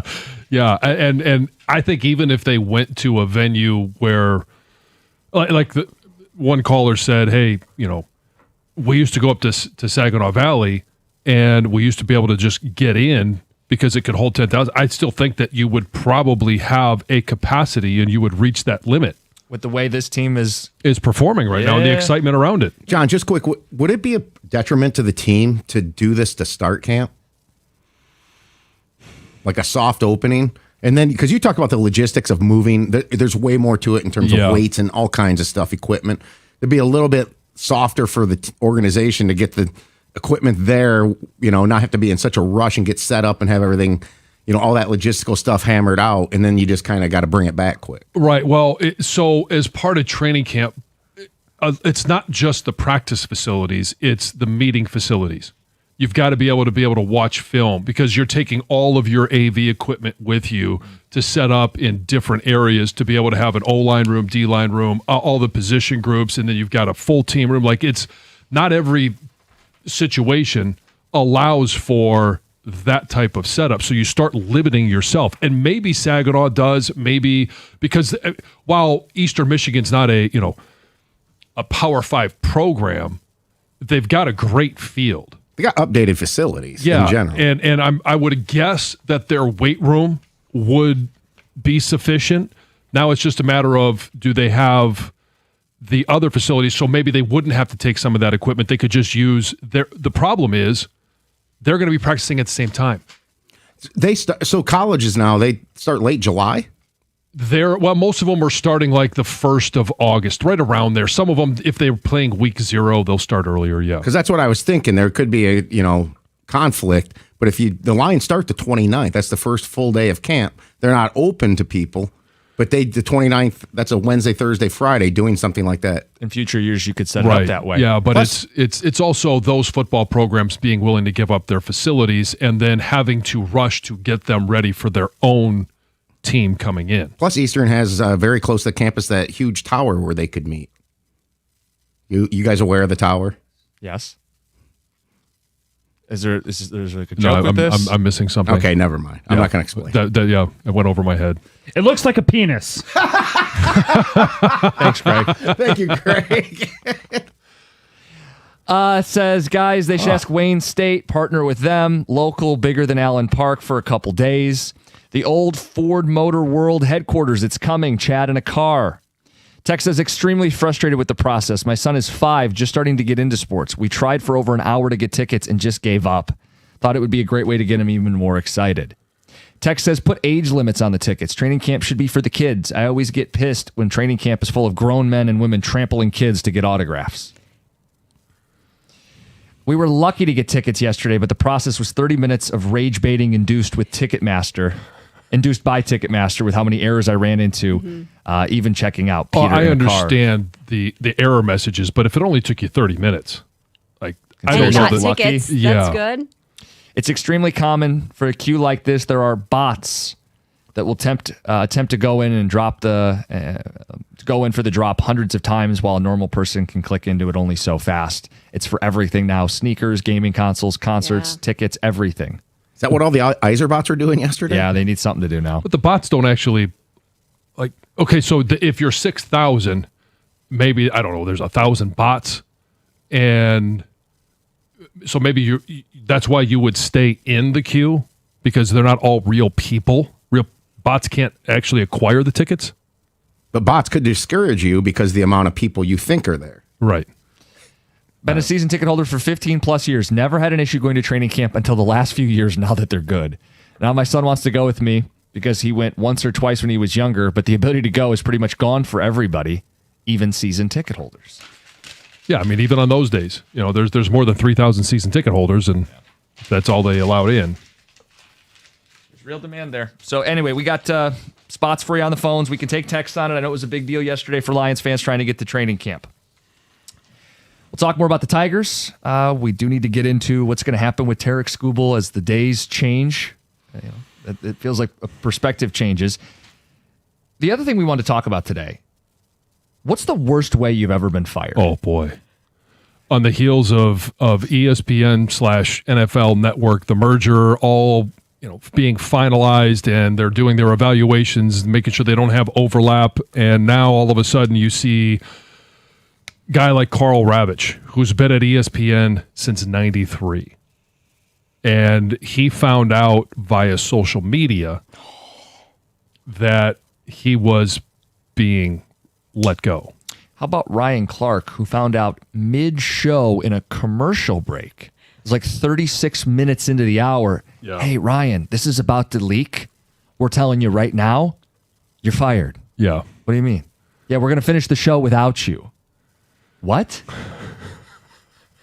I wonder if everybody else knew leading up to that moment and they were prepared, because we do the show prep, right? And hey, for the last half hour of the show, we know what we're going to do, and you're anticipating that I will contribute. Yeah, could you imagine? It's like, hey, Ryan Clark's going to do a film breakdown in the last 10 minutes of the show. Whoops, never mind. Yeah, we're going to pivot. I didn't see, but people said the cast looked a little shook, as you'd imagine. Yeah, which would lead you to assume that they didn't know it was coming either. So look, I mean, Ravitch finds out on social media. That's lousy. Terrible. Finding out while you're in the middle of the job, also not great either. Worst ways you've been fired, 248-539-9797. And you should fire someone in person. I believe so. And so I had I was fired from the Redskins. You call it released, let go, whatever. It's a firing because you still had time on your contract. And they brought me in, and I sat down with Dan Snyder. Unfortunately, there was another individual in there that I did not care for very much. Clinton Portis? No. And if it was just me and Dan Snyder or me and the coach, it would have gone much better. But the problem that I had was with them, they fired me after free agency. And I thought, okay, well, I got a roster bonus coming up. I'm, going to make the roster bonus. I'll finish out this year or whatever it is. And it was literally like 2 days before I was about to reach my roster bonus. And so the rub was the timing of free agency was over, and the fact that I was due a roster bonus in just a couple of days. Yeah, I'm sure that was fun. Yeah. And I will say this, when I was fired from the Detroit Lions, there was a soft landing. And it was Jim Schwartz brought me in, talked to me about, my role and how they didn't see me having a role with the team. I understood that. Okay, hey, I'm old, I'm hurt, and all this stuff. And I had surgery. So they offered, hey, you can go out to the open market, which for family reasons I didn't do. But they said, hey, we'll let you do the post-game radio show and be a, coach, assistant offensive line coach. Oh. And so, that there were reasons why that didn't work out, along with there was a little conflict of interest there. Some of the guys didn't like what I had to say on the post-game radio show. Really? Oh, yeah. It was a whole to-do. But this guy's lazy. This guy's not playing hard. I was able to, they provided me a job. They provided me a soft landing spot, and I took advantage of it, and it has led me to do what I'm doing now. I was let go in Grand Rapids. I had been out there almost 5 years. It was one of those deals where they told me, hey, can you come in early today on a Friday? Mm-hmm. I go, boy. I kind of had a feeling driving into work that day, to be honest, because my co-host had left. We were in the process of voluntarily shifting the show. Yeah, he entered the weed business. A little more lucrative. Was it even legal then? Yeah. It just become legal? Yeah, more than it become legal. Oh, okay. This was 2020. Oh, okay. Yeah. All right. So he had left. We were in the process of, okay, are we hiring another person? I'm doing, some solo, some fill-ins, figuring it out. And they made the decision they wanted to move on, cost cutting. They didn't end up hiring a show afterwards. So it wasn't anything performance-based. And they were good about it. I mean, it was in person. Yeah. It's a bad thing to happen to lose a job. Yes. But they were professional about it and kind about it, and you move on. Yeah. And it worked out for me. I was able to move back home and come here. Some firings are certainly justified. Yeah. And if it's just a cost-cutting movement, then it's not performance-based. That's why I always hate, and Ryan Clark was a teammate of mine, and whether or not I like him right, or I enjoy the listening or not to him, I hate it when individuals are fired, and it's not because of performance. I hate when anybody loses a job. It sucks. Heather, ever been fired, let go? No. Oh. I've always quit. Or like, or it's just kind of like a mutual, before they break it's up. not it's you, been it's like me. a mutual parting, right? Like I worked for the Tigers for I don't even know how many seasons, a ton of them, and it just kind of COVID happened, games stopped, and it just kind of was like I'm done, and it just kind of like we just kind of parted ways. It wasn't like I quit or they fired me. It was just kind of like okay, this is the right time to move along. It was a mutual separation. Yes. So I joke. A conscious uncoupling, as they say. I joke you break up with them before they break up with you, but this also applies to relationships. Like I lost a trailer. Yeah. It's conscious uncoupling. It does reply to like you should never break up with somebody over social media or through a text. Like you do that in person. Yes. And it should be the same way for firings. Should be done in person. Yes. That's the comparison there. Exactly. 248-539-9797. I'm sure we got some good stories out there. Bad ways, awful ways. The worst way you've been fired. It's 97.1. Oh, hey, Detroit. Tigers baseball is in full swing, and there's nothing better than a warm night, a great game, and an ice-cold Surfside. It's iced tea and vodka made with real brewed tea, super refreshing and perfect for the season. And as a proud partner of the Detroit Tigers, Surfside is right there with you all summer long. Plus, it's only 100 calories, just 2 grams of sugar, and 0 bubbles. So it's super easy to sip all game long. The iced tea and lemonade variety packs are so good. Just look for Surfside Sunset Stripes. It's not a seltzer, it's Surfside. Must be 21. Please drink responsibly.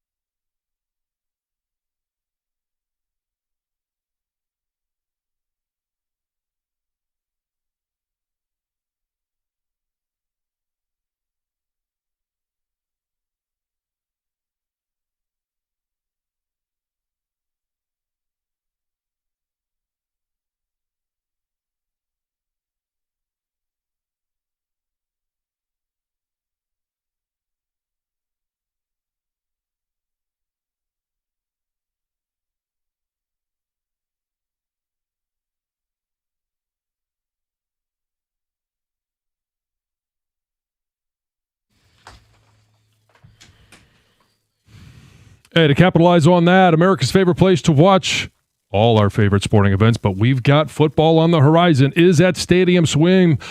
Located at Circa Resort and Casino, catch all the biggest games at a viewing experience built for sports fans. You can chill in one of their 6 pools on 3 different levels for a perfect view, no matter where you are, of their massive 40-foot tall high-definition screen. Located at Circa Resort and Casino in downtown Las Vegas, and it's right there on Fremont Street. Stadium Swim. Book your spot today at circalasvegas.com.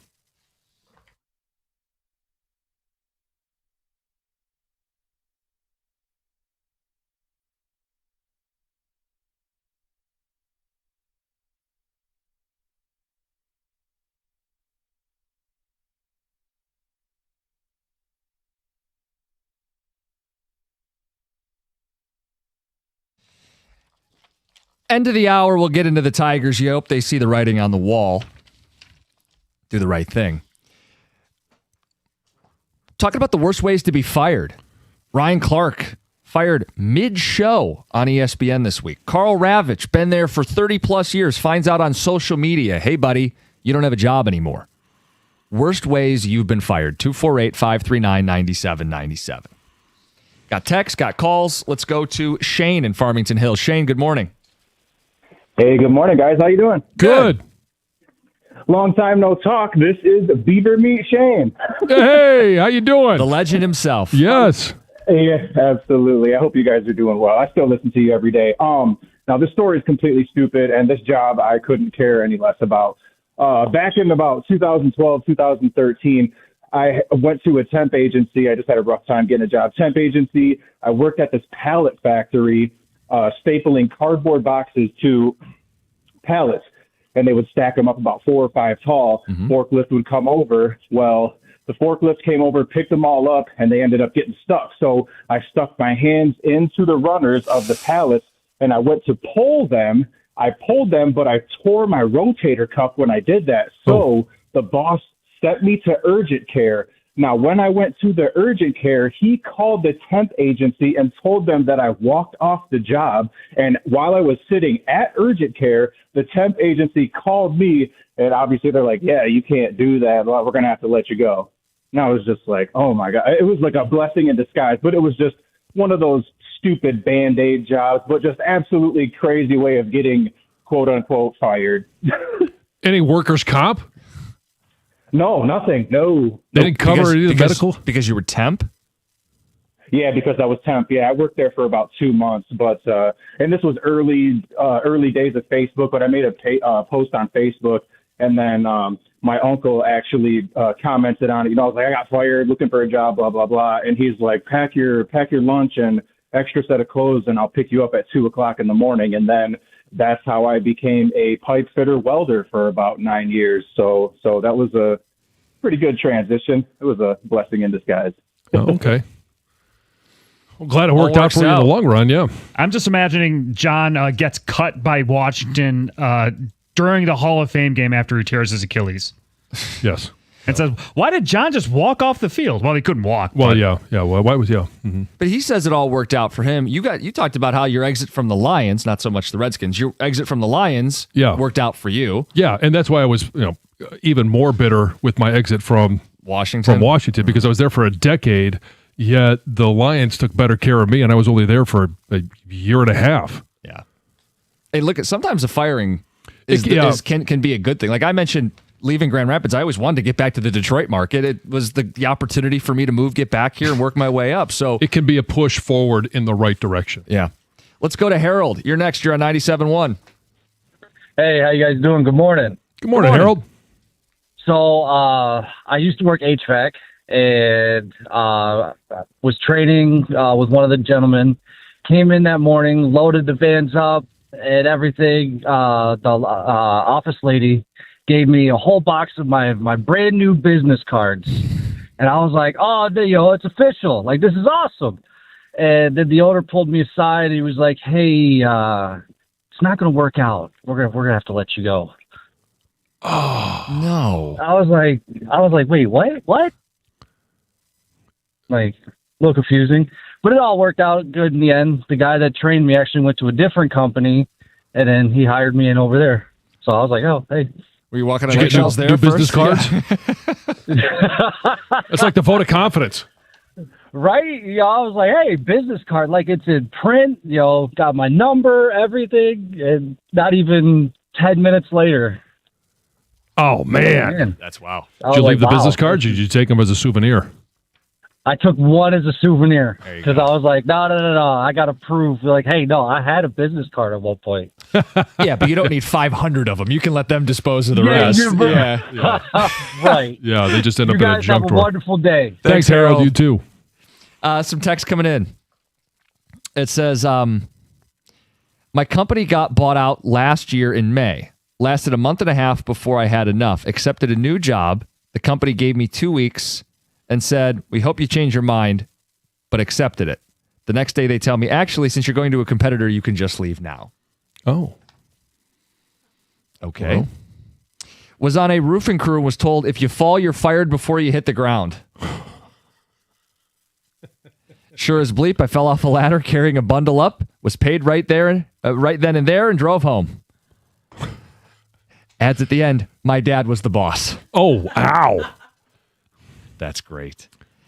Not a soft landing, I'm assuming. ESPN behaving classless? No way. Yeah, people do not like how this was handled.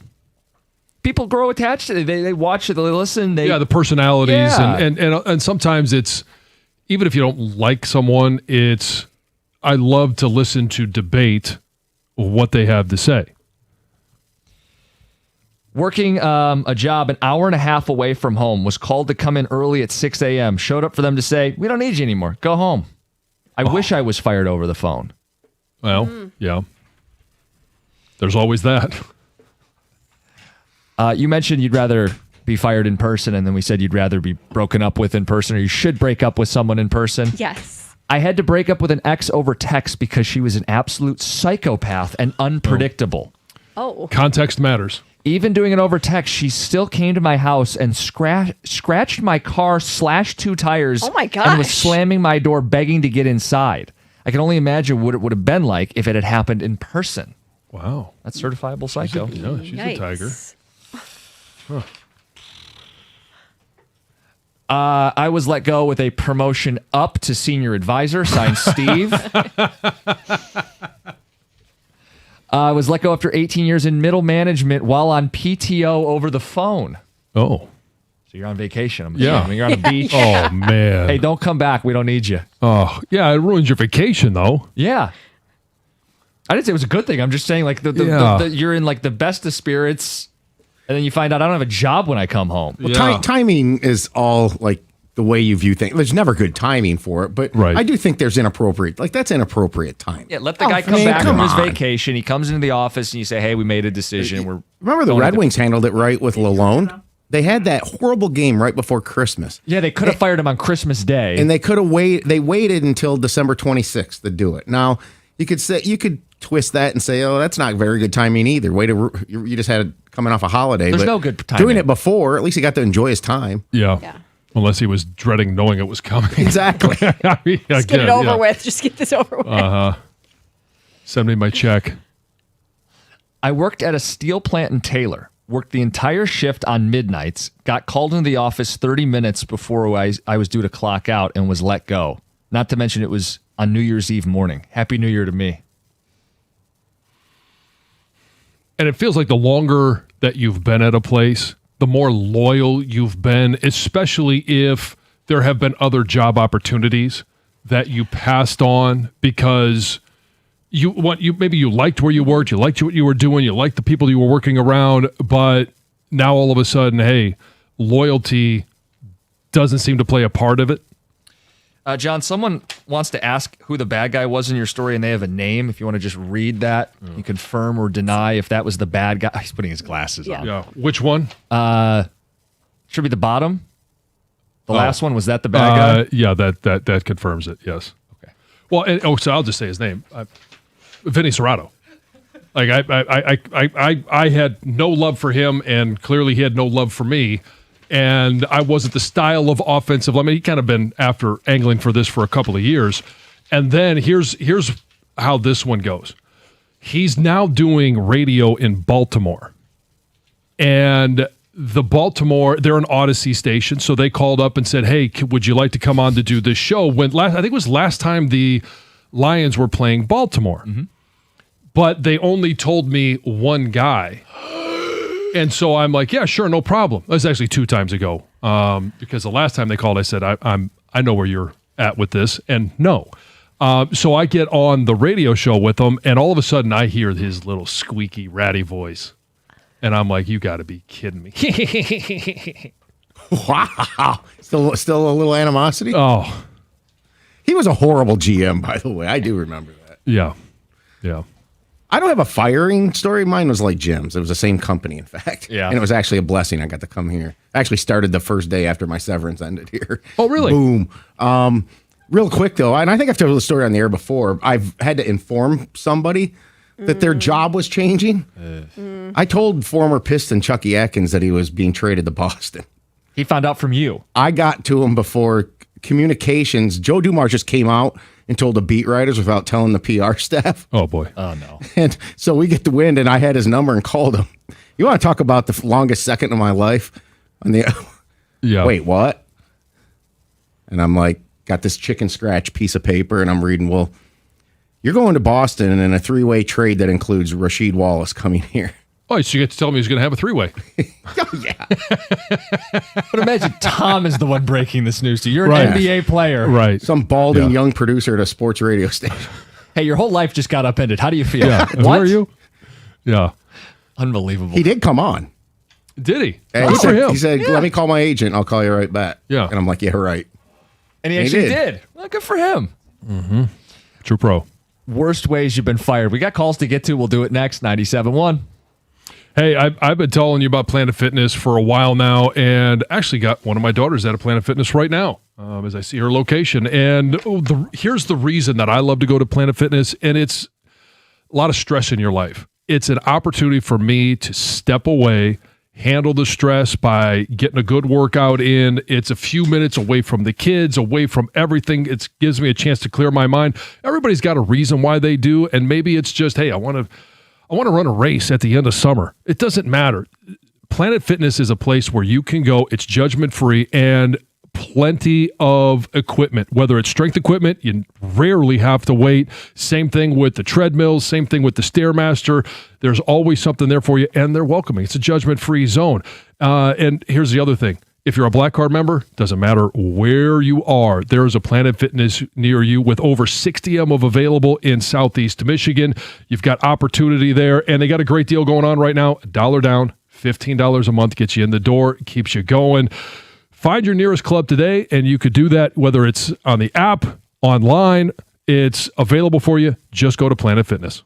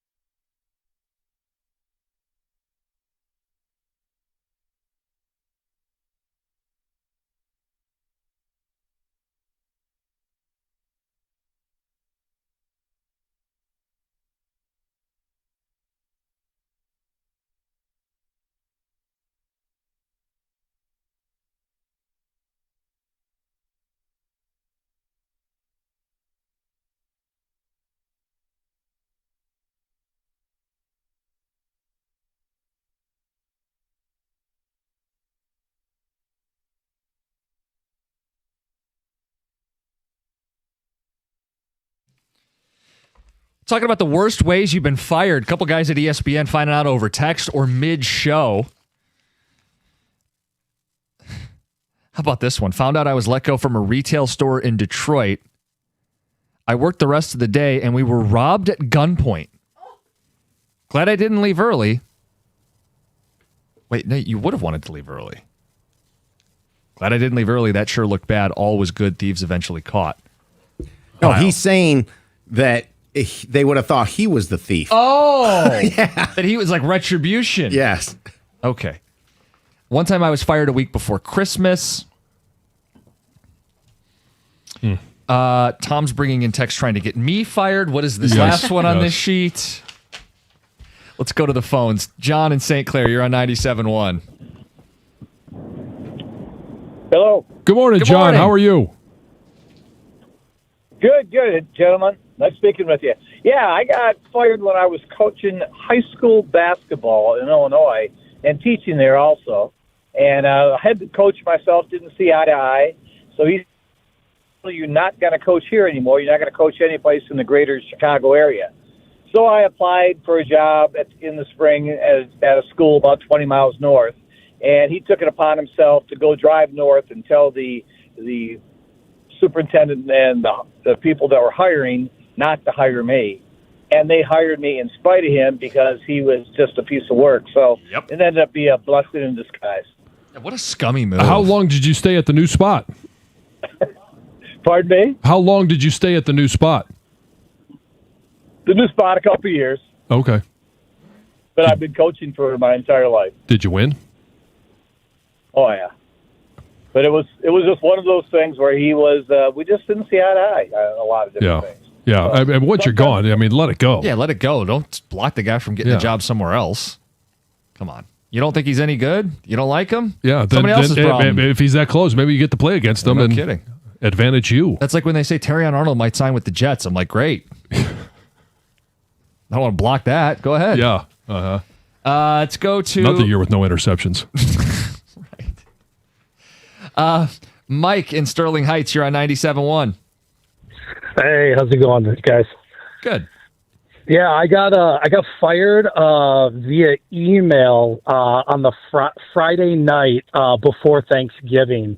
Worked for a construction company, was a job foreman, and sent me basically this big Dear John letter about how, the Lord had different plans for my life, but it wasn't with his company. And then tried to call me Monday to farm me out to his brother's company because his brother needed a laborer. Oh man, was it maybe like a seasonal move, or did they have plenty of work lined up through the winter? Oh yeah, I mean this is a pretty big company at the time, and then his brother's company as well is massive now. But we ended up I ended up doing a couple of side jobs as just got to pay a bill, got to do whatever. My daughter had just been born in February. Oh, and yeah, it was pretty insane. And just this year, I ended up becoming a licensed contractor myself, and this year we celebrated 10 years in business. So I guess it worked out. Hey, good for you, Mike. Yeah, but still over email. Come on. Yeah, on a Friday, and you got to sit it all weekend and take a call on Monday.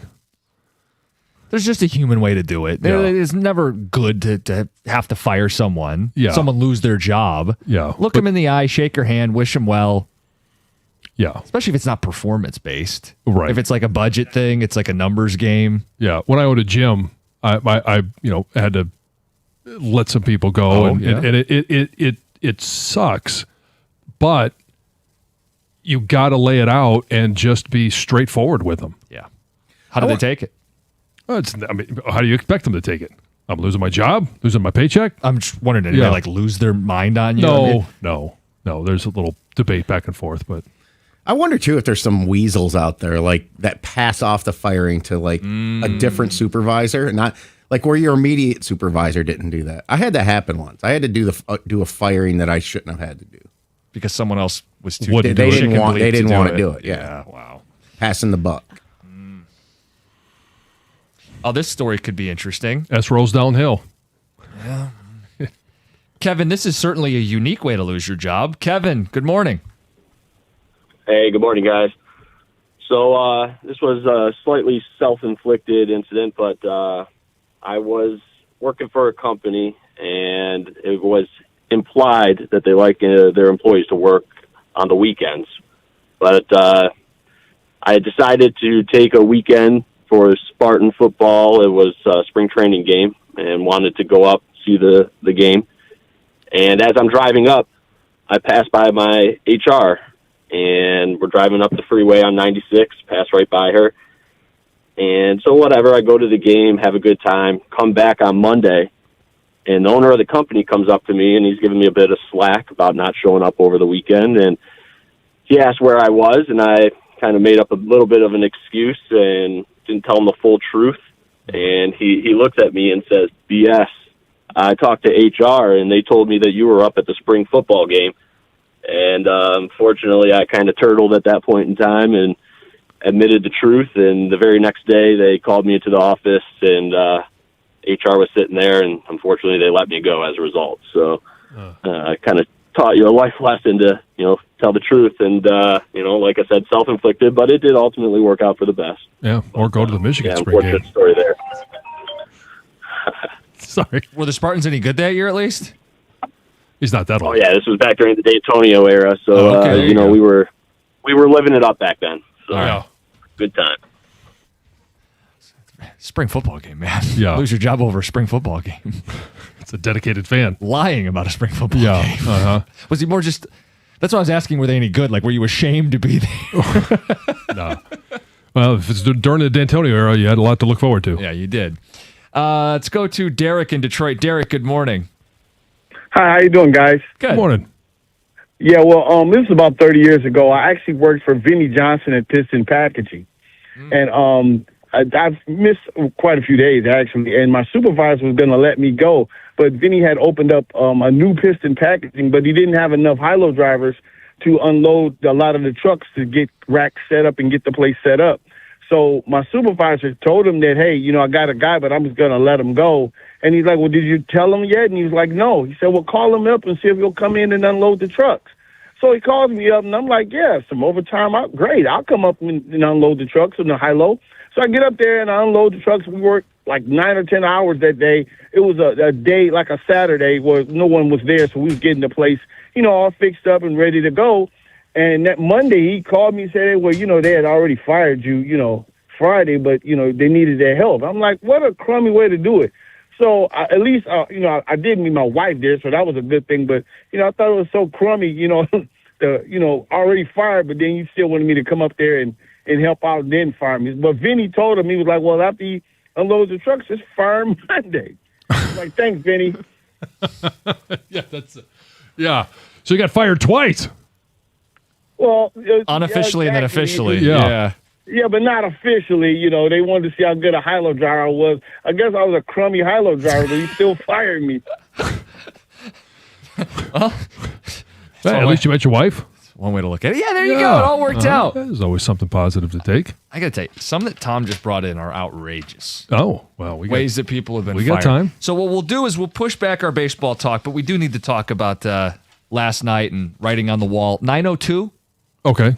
But I see these calls, and I got to read you some of these texts. We'll do that next. 97.1. Hey, if you're thinking about a new truck this month, you and I both know I've been giving you reasons why a Ram truck should be right there at the top of your list. Ram truck lease deals at every Metro Detroit Ram dealer are exceptional right now. I've seen the Ram side by side with other trucks, and I've driven most of them, and I'm driving a Ram right now. And for power, there's really no comparison. For the Ram side of things, you could choose from Ram's legendary 5.7 Hemi V8, or if you want the Hurricane engine, you get two choices. A 420 horsepower version, I chose that one, or the high output 540 horsepower Hurricane. And for the competition, why would you trust any full-size pickup at any price with only a 4-cylinder engine? Not going to get much done with it. Plus, the full-size Ram 1500 is built right here in Sterling Heights.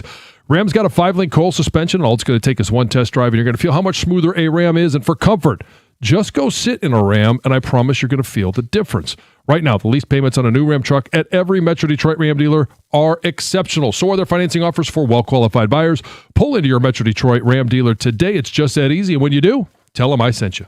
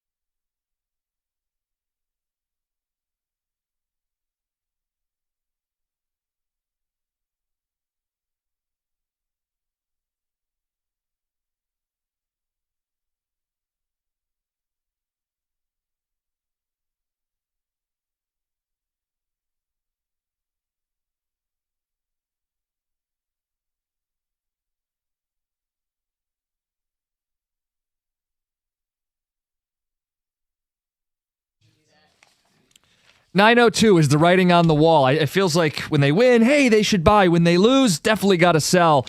Last night was pretty rough. Brutal. We'll talk about it 902. Good morning, 97.1. Talking about brutal ways you were fired.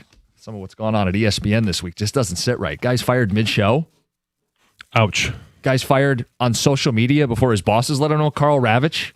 Come on. Yeah, I mean, when that decision is made, like you instantly pick up the phone so that there's no chance for a leak. Because we all know in media companies, right, there's going to be leaks. It's eventually going to get out. Yeah. And with Ryan Clark, it sounds like the leak was going to break during the show, so they tried to preemptively let him know, and in doing so, it was half the show without him. Hey, Shefty, Mina, wrap the show. 10 minutes. He's just gone. Yeah. Yeah, look, there's better ways to do it. So we're going through some of the worst ways people have been fired. Worked at a flower shop in college. My days were cut on the schedule, and I was told it was because business was slow. Next schedule comes out. I'm not on it. Coworker let me know the owner's daughter wanted my hours. Trish and Macomb. It's better to be related. Fired over email 4 days before Christmas. I had spent the week prior in the hospital with gallbladder issues. I had a moving company job while at home for the summer. Owner found out I slept with his daughter. He selected me the hardest homes to move for the next 2 weeks and then fired me before the next pay period. LJ. Well, okay, I know that we're just text messages here, but can you include a picture? Was she hot? Was it worth it? I mean, that's the basis of it. Owner found out I slept with his daughter. Did you sleep with his daughter before taking the job? How did he find out? And how did he find out? Yeah, maybe you were just that bad. She said, Dad, you need to fire this guy. Sorry, bud. Or was it one of those, he came over to meet the parents and that's his boss? And he goes, but still, okay, I mean, it's one thing to date. And then, I mean, obviously you would think eventually it would progress to that, but I don't know. I got fired when my boss made more details. When my boss made a racial slur about a customer and I called him on it. Oh. Well, you don't want to work for that guy anyway. Yeah. My company told us back in April we had 1 week to decide if we were going to re-sign or relocate to Oklahoma. Despite a ridiculous amount of reaching out, we never got details on a relocation package, and they fired everyone not a week later.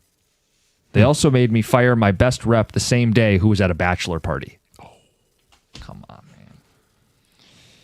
Got laid off due to a company being bought out on a Friday. My son was scheduled to be born the following Monday via C-section. Holiday weekend to boot. Larry at work. Ugh. So you went to that bachelor party not long ago. Can you imagine that happening to you and you're in that themed house? Oh, I'm in a minion room. Minions room. Tom's like, hey, Jim, sorry, I got to let you know. No, it wouldn't be me. They wouldn't push that down to you? I don't think so. No. Why am I getting a call from Debbie? Text says, my wife and I were in the process of buying a house. During that period, I got a call in the office. They told me they're making cuts. I lost the job and the house in the same day. Oh. Let's get to the phones. Don in Northville. Don, you're on 97.1. Hey, guys. I was working, the company had asked me to move to San Diego for a job and then fired me a week before Christmas as I was getting ready to go home. The best part is they wanted me to come back after Christmas and finish out the year. I said no. Oh. As John would say, blow it out your backside. Yeah, that's ridiculous. Pretty much. It worked out. I've been at the place I landed a job before my severance ended, and I've been there for 20 years. Oh, good for you. See, it worked out. Yep. It's amazing how many of these stories end that way. Like Well, generally, it pushes you outside your comfort zone because nobody's comfortable getting fired. But then it does push you to seek other employment, and it might be a better situation. Mm-hmm. Yeah. Matt in Madison Heights, you're on 97.1. Hey, what's up, guys? So I got fired the same day that I had to turn in my bereavement paper for my son passing away. Oh no! So I was working for a major retailer in California, a pharmacy company, and they were doing some cuts with positions for area supervisors. Had to come in. Just so happened that the area president was there and the regional director were there. And my supervisor sits me down when I turn in my paperwork and says, you know, your job's no longer needed. We're getting away from this position that you have. So thanks anyways. And then when the regional director looked at the paperwork and saw what I was turning in, whole conversation immediately stopped. I got asked to leave the room, got called back into the room, and about a week later, my supervisor ended up being let go, and I ended up getting a promotion to a completely separate role in the same company. But it was a wild hour of sitting and waiting in a waiting room while I'm so sorry you lost your son. Sorry. Yeah, I mean, things happen. Things happen for a reason. I got 2 beautiful kids now. One's getting ready to go to Central Michigan. So fire up. Things just happen for a reason. You know what I mean? Yeah, well, they do, but that's terrible. I'm glad it ended up working out for you as best as possible. Yeah. Well, thank you, Matt. We got a text that says the moving job guy got fired twice for performance issues. Bill and Wayne. And John, people want to know how you're going to react when people start asking if your daughters or wife are hot. One person called you a pig. Okay. No question. I'm just asking the same question every dude is thinking. Until you're asked about people close to you. Hey, I understand that it's going to be questions that dudes ask. They may not ask me. I think, John, I can use this on you. It's how you say it. Because there's no doubt people who are hot get away with more. Attractive people get more breaks in life. They get away with more. They could be a lousy worker, partner. They get away with a little more. All right. Well, okay. So the dude that was fired because he slept with his boss's daughter, I could have just said, well, was it worth it? Instead of asking, was she hot? No, keep being you, John. I like it. Thank you. I like that people get after you instead of me. 248-539-9797. Jay and Celine, good morning. Yeah, I was a store manager. I won't say the store, but I got a visit from the vice president, and it was right after a big blizzard and everything. So the store wasn't in real good shape, but we were stocking it, getting it back up. And evidently, I was supposed to call and tell them not to let the vice president come out, because after that, for the next 6 months, the zone manager would come in and he'd walk the store and he'd find just one thing wrong and say, "Oh, this is terrible," and everything. Mm-hmm. This went on for 6 months, and then, in February, I'm walking the store, make sure everything's right in the morning, and the next thing I know, a good friend of mine comes walking in and says, "What's going on, Jay?" I said, "I don't know. You tell me." He says, "Well, I'm taking over the store." Oh. And I said, "What?" Awkward. And a half hour later, then the zone manager comes in and informs me that I'm fired, but he asked me to stay the rest of the day and make sure and get Tim on board to run the store that I was just fired for. Train your replacement. And on top of that, train the replacement. On top of that, then I find out afterwards, after I get the severance and all that part of the reason they waited was because if they had waited another 3 weeks, I would have been able to claim retirement. They also cut off my 10 years of so it's a tenure to be able to retire. Yeah, the original Brett Favre trained his replacement. Yeah. Well, John, you could relate couple, approaching a big payday. Oh yeah, Washington said goodbye. Mm-hmm. Bye. Bye. Mm-hmm. Yeah, I got that one before you even said it. No kidding. We'll talk Tiger baseball as the writing on the wall next. 97.1.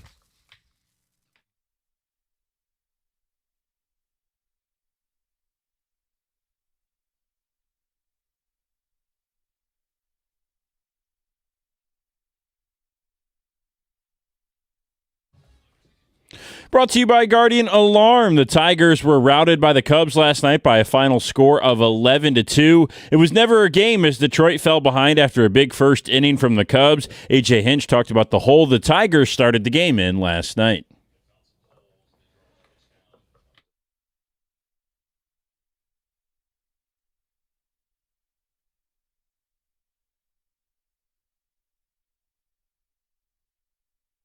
The deep hole Hinch is referring to manifested in the form of a 6-run deficit after the first inning. Tiger starter Framber Valdez only recorded 2 outs in the opening frame before he was pulled. Chicago added another run in the third, 2 more in the fifth, and 2 again in the seventh to lead it 11-0. Dylan Dingler hit a 2-run homer in the ninth for the only offense of the day for the Tigers, who are now 47-54 on the year. The rubber match in the series is tonight at 8:10 right here on 97.1. Our pregame coverage will begin at 7:45. It appears Jalen Duren and the Pistons will not reach a deal anytime soon, as Ramona Shelburne reported a standstill in negotiations between the two sides yesterday. Duren could accept Detroit's qualifying offer of $9.6 million, but he does not have to do so until October 1st. Shelburne said restricted free agency negotiations could last well into August. Lions fans got good news yesterday, though, as Sam Laporta was fully cleared for training camp after having back surgery last year. Camp begins August 2nd. At the Corwell Health Sports Desk, I'm Brendan Shabath. For more, go to 97.1theticket or Odyssey.com.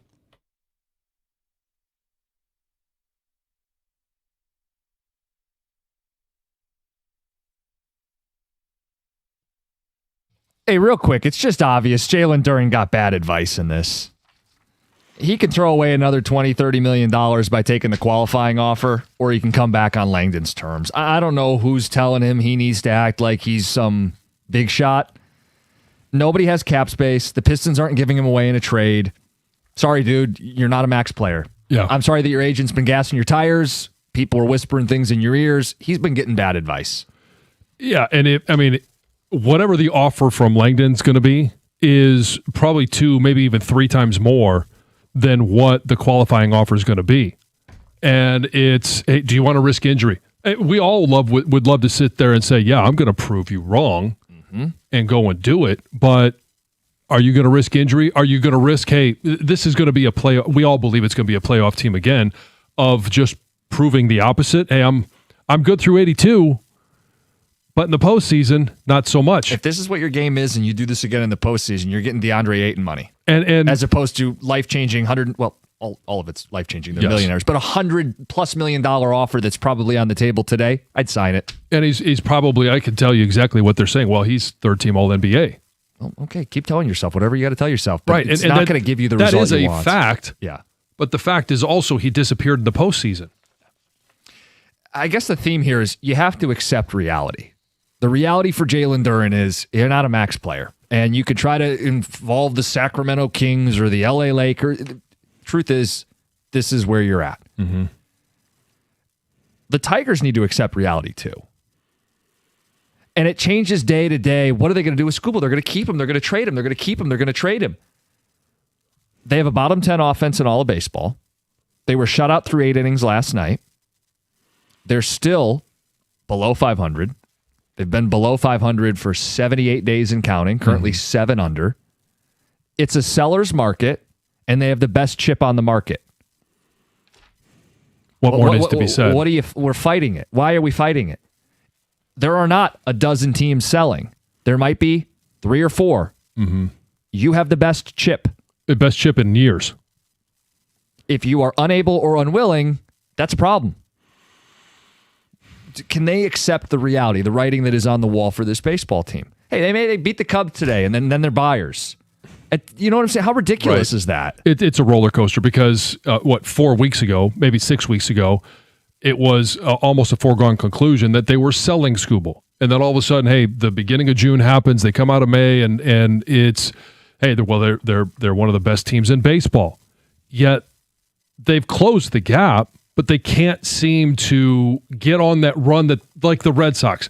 If you were to tell me that they're going to win every game now until the trade deadline and actually be at 500, then I would sit there and say, okay, I could see you guys being buyers and not selling Tarik Skubal.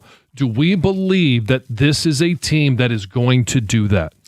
No, we keep saying if they win 7 of the 10 here, or if they win 12 of the 15 there, and it's like, how many times do we need to just recognize? They always come up a little bit short. Yes, and that's been the theme all season.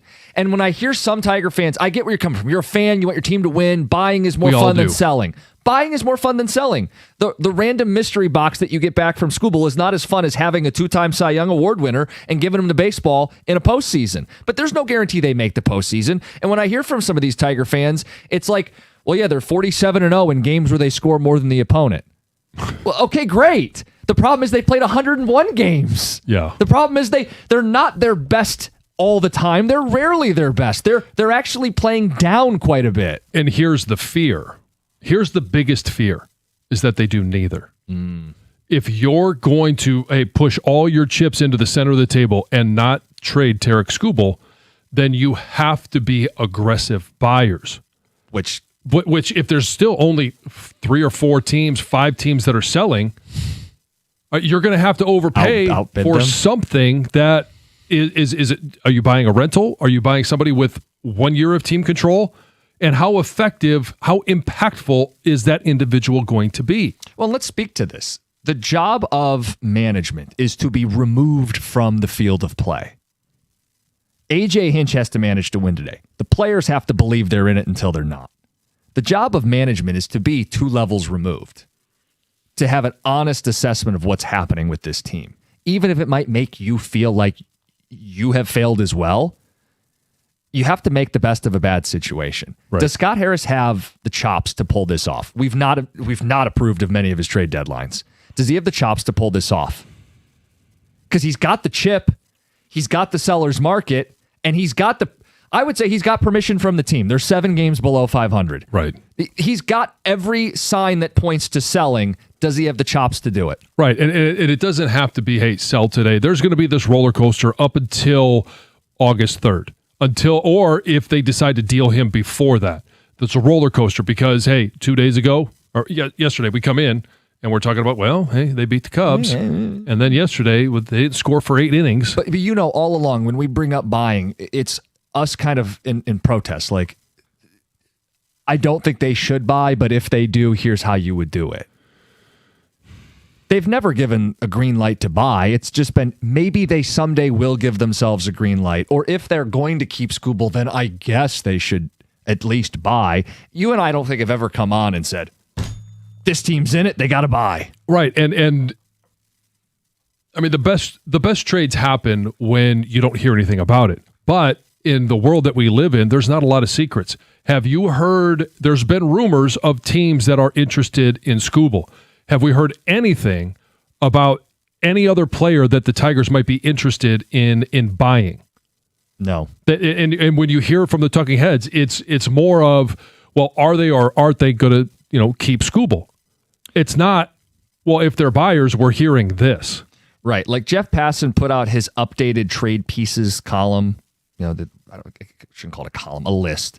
And he had a couple names that had been added. The most likely bats to be moved, he has Luis Arraez, 95%. He's a rental bat. He's having a good season on a bad team in the Giants. 95% chance he's moved. There are no other bats that are greater than 50-50 to be moved by Jeff Passan. Yeah. I mean, it speaks to this. This is not an ideal spot to be buying in. Right. And even with the bullpen pieces, his most likely bullpen pieces, these back-end closers, Hader, he had at 30%. Chapman, he had at 30%. Mason Miller, he had at 40%. I actually think if the Padres are going to sell, it's Morejon that I would look to. Again, it's not a 3-year control guy. Mason Miller's going to cost an arm and a leg. If a contender's buying, Tigers or not, the setup guy who's got a year and a half that strikes dudes out, the lefty who's made the All-Star game, Morejon or Morejon, as it's written. Because we need more of. That would make sense. You tell me, I don't really see why this team would buy and why they would fight selling other than pride. You don't want to admit that it's not working. It's a lost season. You don't want to admit that it's a lost season. So I've pretty much mailed it in for the season, and I was pretty optimistic even a week ago that I wasn't. I was open to the idea that they could turn this around, but I haven't seen anything in their play in the last 5 games that would suggest that. I think 2 of their wins were stinkers, especially the Friday night game in LA. And a win is a win, and I get it, but they're going to lose that game most times of the year. Mm-hmm. They 2 games against the Angels, they scored 2 runs apiece, right? So the offense is just going to defy the pitching. And then you have this Valdez problem right now. His ERA is up to 4.5. The thought is if you trade Skubal can still contend or still buy in that world, that Valdez would be, part of that rotation. You can't trust him right now. 3 of his last 4 starts have been horrific. He has an over 8 ERA in July. Yeah. Last night certainly helped that.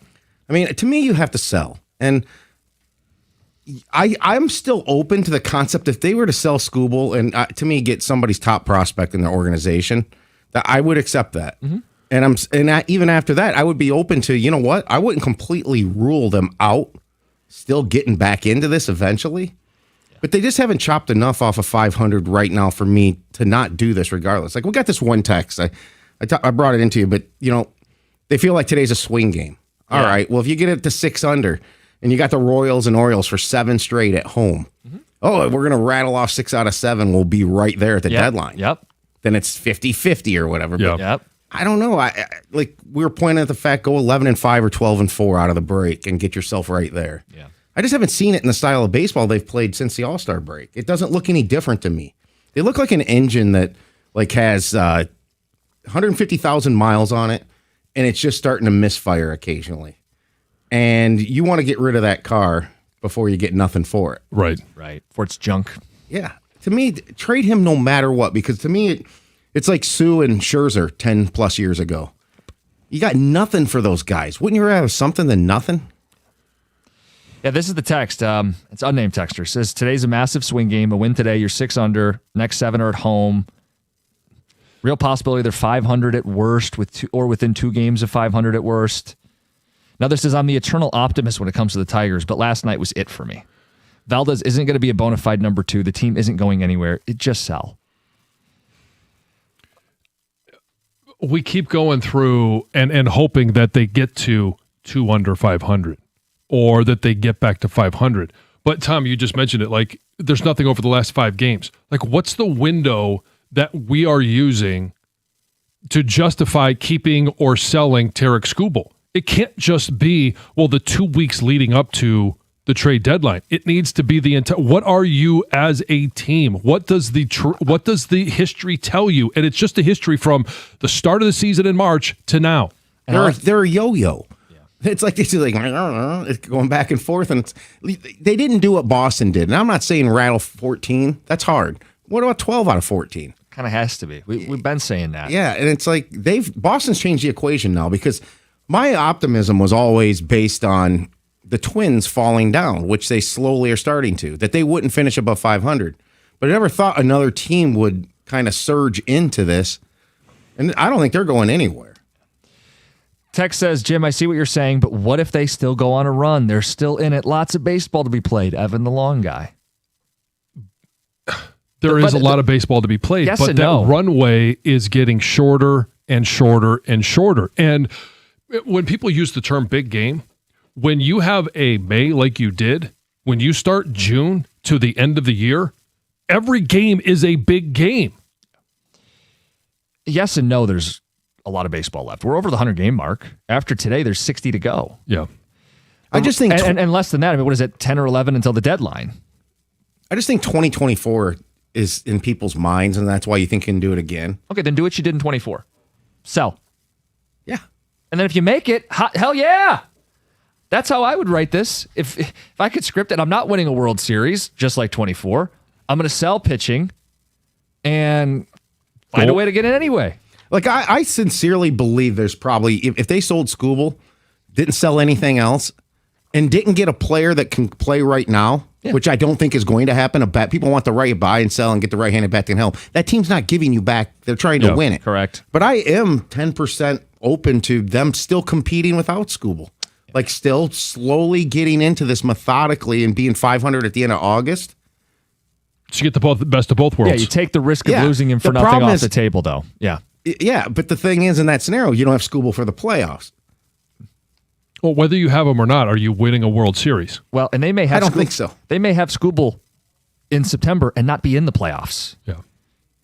Writings on the wall has been on the wall for the Tigers. It's driven me insane how this channel talks about the Tigers winning the World Series when they've been below 500 for a while. World Series? Are you kidding me? Yeah, I don't think any of us are proclaiming that this is a World Series team.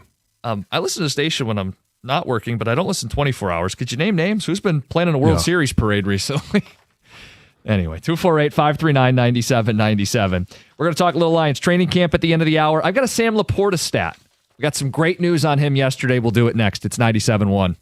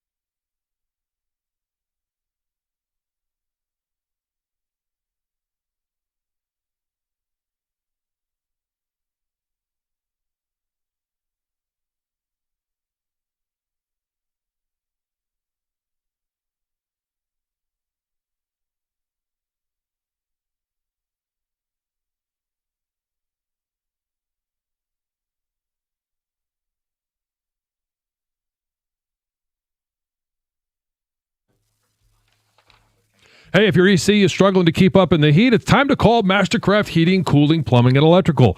Mastercraft is available 24/7 for those moments, and they stand behind their work with a very valuable 5-year warranty. They made a huge difference in my home. I know they'll do the same for yours, and right now they've got some amazing specials going on. One of them is an AC tune-up for only $79, and when it comes to service, they're going to get to you faster than they will anybody else. Easy financing options are available as well. Schedule your free in-home estimate at mastercraftheating.com.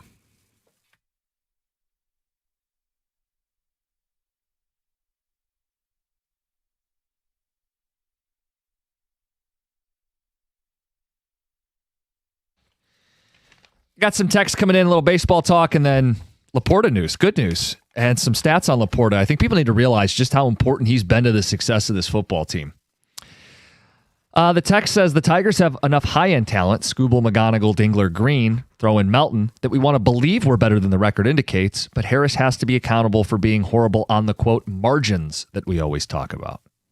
Or some of the big contracts. John, you had listed their top 10 highest paid players, and most of them have been duds. Yeah, Framber Valdez, Javi Baez, Jack Flaherty, Justin Verlander, Kenley Jansen, Drew Anderson, and then depending on what you want to do with Kyle Finnegan, you're talking about 6 or 7 of their highest paid players. And the ones that aren't hurt, the ones that aren't, have missed that time. Are still in that list, Tarek Skubal, Gleyber Torres, Casey Mize, they've all missed time. Yeah. And even if I don't hold Javi against him, he didn't make that signing, it's just the bigger picture that you're illustrating there.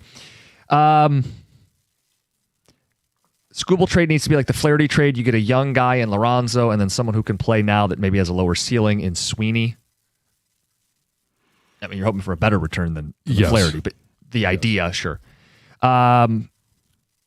Who's talking World Series? Text says, midday show. Gator on several occasions has made the argument that if they can make the playoffs, and if they do, they can get hot and make the World Series. Doug has said you get a seat at the table, kind of like the Knicks did. I'm all for, trust me, I'm of the mindset of I'd rather be in the postseason than not. Me too. I think everybody would. But it's, how realistic is it to even get to the postseason? It's not a question of, hey, there's examples of teams getting hot in the postseason. Do we think this is a team that can even get there? Well, and I don't want to mischaracterize these guys. They're coming up next. They can speak for themselves. But I've heard Doug talk about if they get back in it. Yeah. And there's still work to be done. I don't feel like those guys have planned a World Series parade. But they can speak for themselves at 10 o'clock. Yeah. Sam Laporta. We got some great news on Sam Laporta. He had that back injury, missed the end of last season. He is cleared as we get ready to start Lions training camp next week. It's great news. Fully cleared to get back out on the practice field. And I don't know if people recognize just how important Sam Laporta's been for this football team. You had some good numbers on this. 32-10 when he plays, 4-5 when he doesn't. Over his career, he's worth about an extra field goal per game, and last season was worth a full touchdown. Mm-hmm. They scored 31 points per game with him, 24 points per game without him. And it makes sense, right? Like, this team wants to run the ball.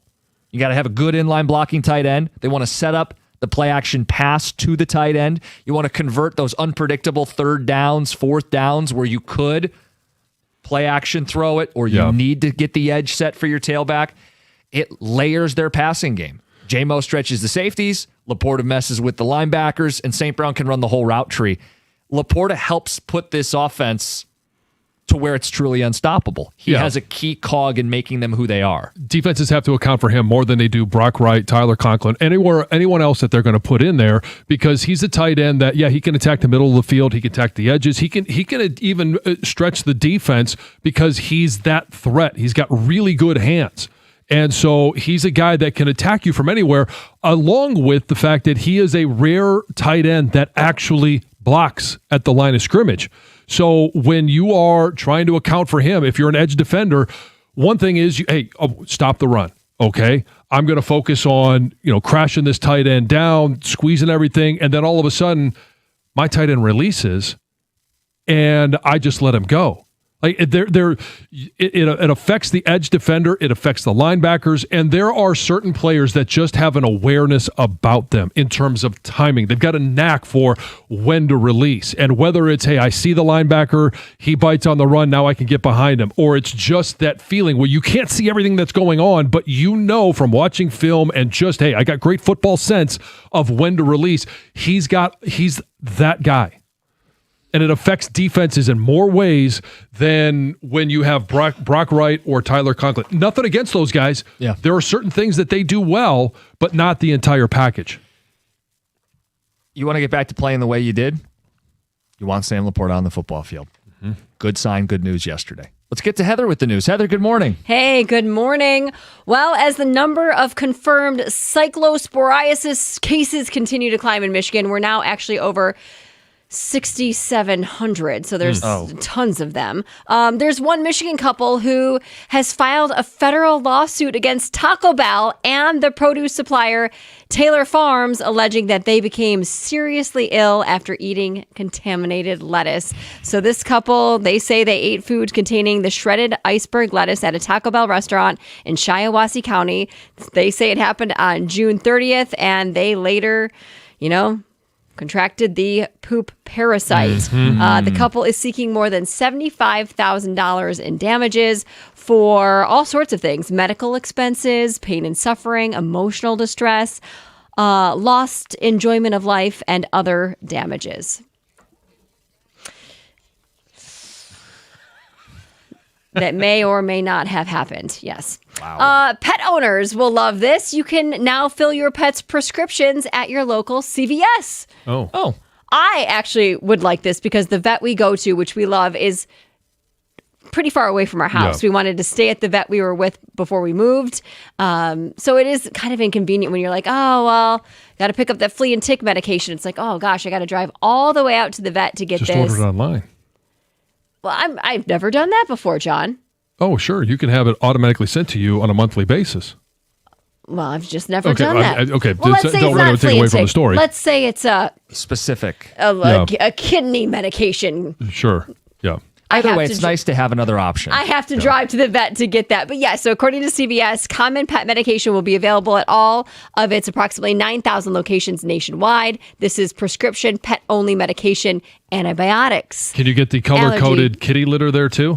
Possibly. They do say they will have other things for pets available: wet and dry food, dental treats, things like that. Maybe. I highly doubt it, though. That's like a specialty. Like, you're the only person I've ever heard that uses this kind of kitty litter. The color-coded kitty litter. Oh, yeah. Yeah. But we get him little dental treats, too. Yeah, he's a spoiled cat. He's got all this stuff. Well, then you'll love Take this. advantage of it. I don't know. I saw this and I'm like, oh, that's pretty cool. But I guess I've just never really explored all my options as far as my pet medication goes. Jack White is going to perform at Pine Knob on Saturday. I'm glad I saw this article because I had no idea. You know why I have no idea? Because they got a new sign at Pine Knob. Oh, really? Really cool. LED lights up. Yeah. Can't see it from your house?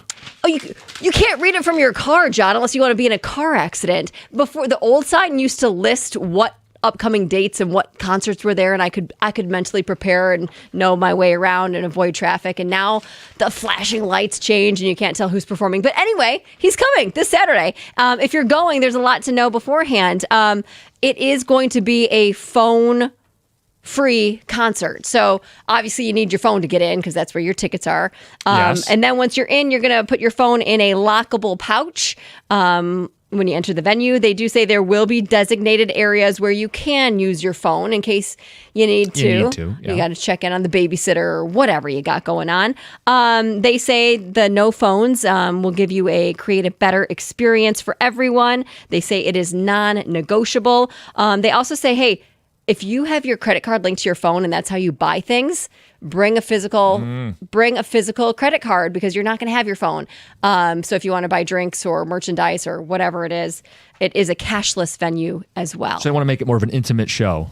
Yes. There you go. Yes. Should be fun.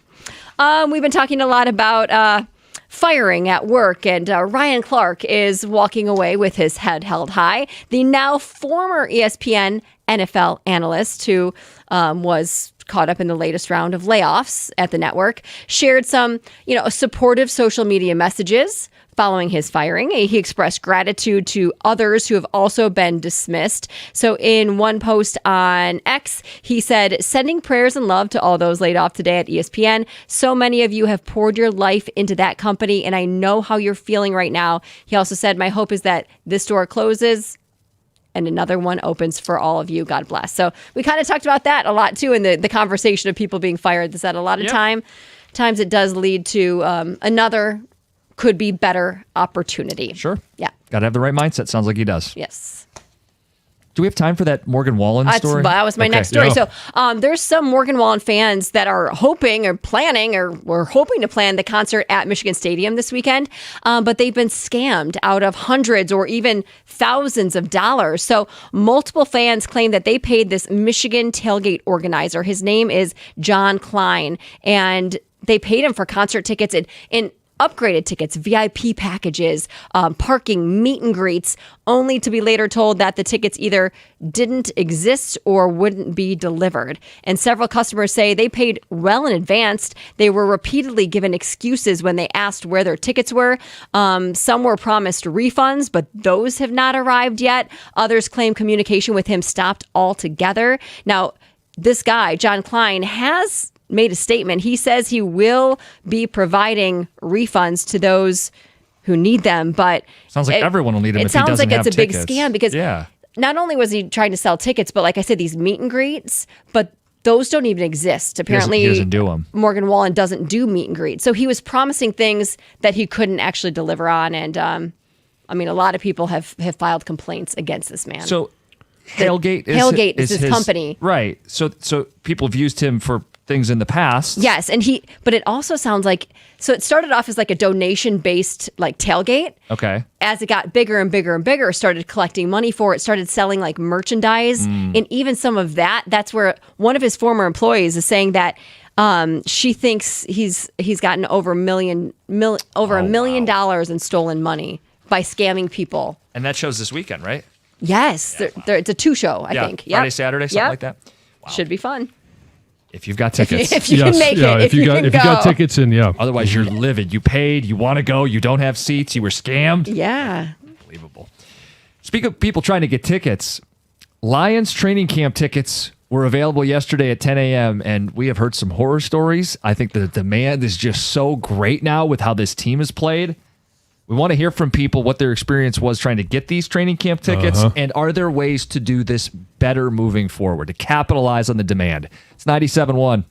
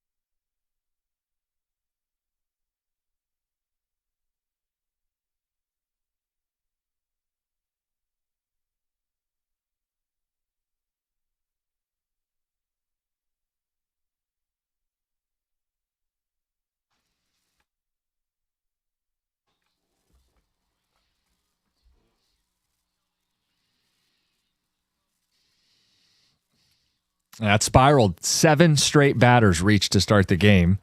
Valdez didn't survive the first, and the text of the day, Jake Rogers with more strikeouts than Valdez last night. Jake Rogers in relief as a position player. It's always funny to me when a position player strikes out a major league hitter. How do you strike out to it? When you're used to 90, 95, 100, 60 is like, well. I witnessed in person Rieger strike out in softball. Rieger's not a professional baseball player. He's slow pitch softball, Jim. I know. You shouldn't miss twice. No. Once. No. If you strike out by fouling out on the, hey, you get 2 strikes. The last one, if you foul it, it's a foul ball. You're out. Yeah. Okay, that happens all the time, but you don't swing and miss. Yeah. Last night was one of those you checked out early, probably, right? Yeah. I mean, it's a rough spot. You're putting Ty Madden in. You've used the bullpen from the night before, 5 different arms. Yeah. And then to make matters worse, they don't ever really mount a comeback. They're shut out for 8 straight innings before Dingler hit a homer in the 9th. 11-2 final. They'll try to take the series later tonight. Hey, we keep winning series. 8 o'clock. ESPN if you're watching, or you just listen to it here. Training camp. Lions. We mentioned a little yesterday. Yesterday was a big day. Chance to get tickets. And they go quick. Now, Heather, you said Colin tried. He tried. I mean, I've heard about this day for like a week. He's been talking about the day that he can try to get tickets. And I'm sure he had everything set up, ready to go. And he said it was just chaos, that as soon as he was able to get on at 10 a.m., there was error messages. He'd get kicked out of one line. The screen would go whatever. I mean, and he ultimately didn't walk away with any tickets. I know he was only trying for certain days. Yeah. He needed a day that would work with his work schedule. So there was only a couple days I think he was going for. And he thought maybe he'd get one because he was like 300 and something in line. He thought, okay, maybe, but if everybody's claiming work. 4 at a time. He was 8,000 in line. Right, yeah, because you're allowed to claim a maximum of 4. You don't have to. But if you're going to wait in line. If everybody claims 4, that means only 750 people are getting through for each individual day. And if you end up on the wrong day at the back of the line. Yeah. Or you were in line, but you got kicked out. And some of that is just the demand. There's just too much demand. There's not enough spots for as many people that want to go to Lions training camp. Which is a good problem to have. It's a great problem. It's because the Lions have been so good that people are excited. And I just want to head this off. There are people who are going to go, for practice? Just to see practice? Well, not everybody can get a ticket to a game. Right. Especially with ticket prices going up. And even if you can, it's an opportunity to have an interaction with a player or a coach. Especially if you bring your kids. That's the thing. I heard kids last year being like, this was the best day of my life. I got all these it's so exciting for them to get these autographs and interact with these players. And there's so much to do. Well, and for Emily, who does she want to see? The Rory? cheerleaders. The cheerleaders. Yeah, so it's not even just the players. It's a chance to interact with everything that's going on there. I got a cute picture with Brooks and the cheerleaders last year. I mean, Did he was you? a baby and he was just crying. Oh. So it's adorable. These beautiful women and he's just like, wah. Well, and he was not happy about it. The truth is they've made upgrades to the facilities there. Yeah. They've made it a great event, but there's just too many people that want to go that can't go. It's free. You take your kids. I don't have kids, but I've seen it when we go out there that people flock to those autographs, those players, the experience. Oh, yeah. The kids are like bright-eyed and they're walking around. They can't believe how cool this is. And if you're a parent trying to get your kid hooked into sports, you're going to sit in front of the TV for 17 Sundays and watch the Lions. You want to say, look, there's Aiden Hutchinson. Remember when he signed your football? That's why you go. You have an itch for football, but I think parents specifically try to take advantage of this. It is. It's the intimate environment that it is, and you're much closer to the practice. And even if you're not there to get an autograph or to meet a player, like you could stand right by the fence, and it's an opportunity to see how fast these guys actually are, how big the players are, and you're not standing sideline, but you're close enough, and you can somewhat feel the impact that happens. It's just something you don't get unless maybe you're sitting in the front row. But again, that's limited opportunities. Yeah, Rockefellers only. Yeah. So what do? Because this is a pain. Now, you can call in, give us your experience. Some of you were able to grab tickets, and I'm happy for you. But there's a lot of people who are upset. They were in the queue. I talked to someone at the gym yesterday. They said it was 5 hours. I'm like, why didn't you just give up at that point? They didn't end up with tickets. They said they were 8,000th in line at one point. So the answer is, you move, which they had discussed previously, to a bigger, state-of-the-art, more accommodations. That's years away if they do that. But that's years away. The other option is you go to a college site. They used to do Saginaw, right? They've done Ford Field but like one day at Ford Field. Right. It's not the same. It's not outdoors. It's not the same. Right. And some of the issues are in terms of, when you say, hey, just go to a college site. Well, those teams are entering training camp as well. Yeah. So it's shared facilities at that point. And if you're only going to Eastern because it's really close and it's a bigger field, more people can sit in the stands. But then as soon as practice is over, hey, you're loading up the buses and you're going back to Allen Park. I understand that because Eastern Michigan might be using their meeting rooms. They might be using their extra practice field, and you just don't have as much access as you would like to have. Eastern would gladly take a little bit of financial support and probably make ends around that. Like, I think they should do it at the start. That way it's late July. You're talking about roughly July 25th. Football is not practicing yet. There's really not a ton of sports going on in that time of year. It's like right before fall sports start gearing up. I mean, I went to Eastern. I've never been very supportive of the athletic program, but Bad alum. I am. I was a commuter. But no, seriously, the facilities are set up. Like they've got quite a bit of parking. They probably still have to do shuttles, but just on the surface and throwing a stab at it, I think they could do 10,000 fans a day. Sure. I think Michigan's too big, and the setup with parking isn't as best. You got to get a lot more things involved. Yeah. The golf course and all that kind of stuff. I think it would be great to have 3 days to start camp. It's kind of like a soft opening. The players are just getting into routines. And John, you talk about logistics of moving equipment and all the things that they have to move out there. They'd have a few extra days to do it on the front end, and then they'd have to rush to get back to Allen Park. But I do think the Lions are missing out on an opportunity here. Like, fans are they're in demand for this. Yeah. And it's because people can't afford tickets, and we take for granted what the average person gets out of doing something like this. Like I see it in my kids' eyes when they go to stuff. I'm like, wow, I take for granted the exposure I've had to this stuff. Yeah. 248-539-9797. We're going to wrap the hour with some feedback on this. And I see we got a guy who wants to talk a little Tiger baseball too. And John, your plans for later today. I'm very interested in how this is going to go. Oh, yeah. Well, don't leave any secrets out. We may talk about them tomorrow. Okay. It's 97.1. Hey, when you leave the house, whether it's for work, vacation, catch a game, it doesn't matter. You want peace of mind. I have peace of mind because Guardian Alarm installed an alarm in my house. And so I know I'm protected against break-ins, fires, emergencies. With smart cameras, real professionals monitoring 24/7. And they've been protecting Michigan families since 1930. It's nearly a century of doing it the right way. If you want real protection, don't do it yourself. Give Guardian Alarm a call.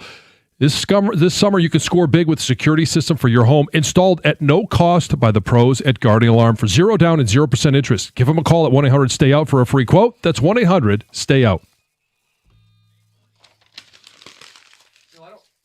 I don't want to do the topic, but I just want to play. Oh, okay. Yeah.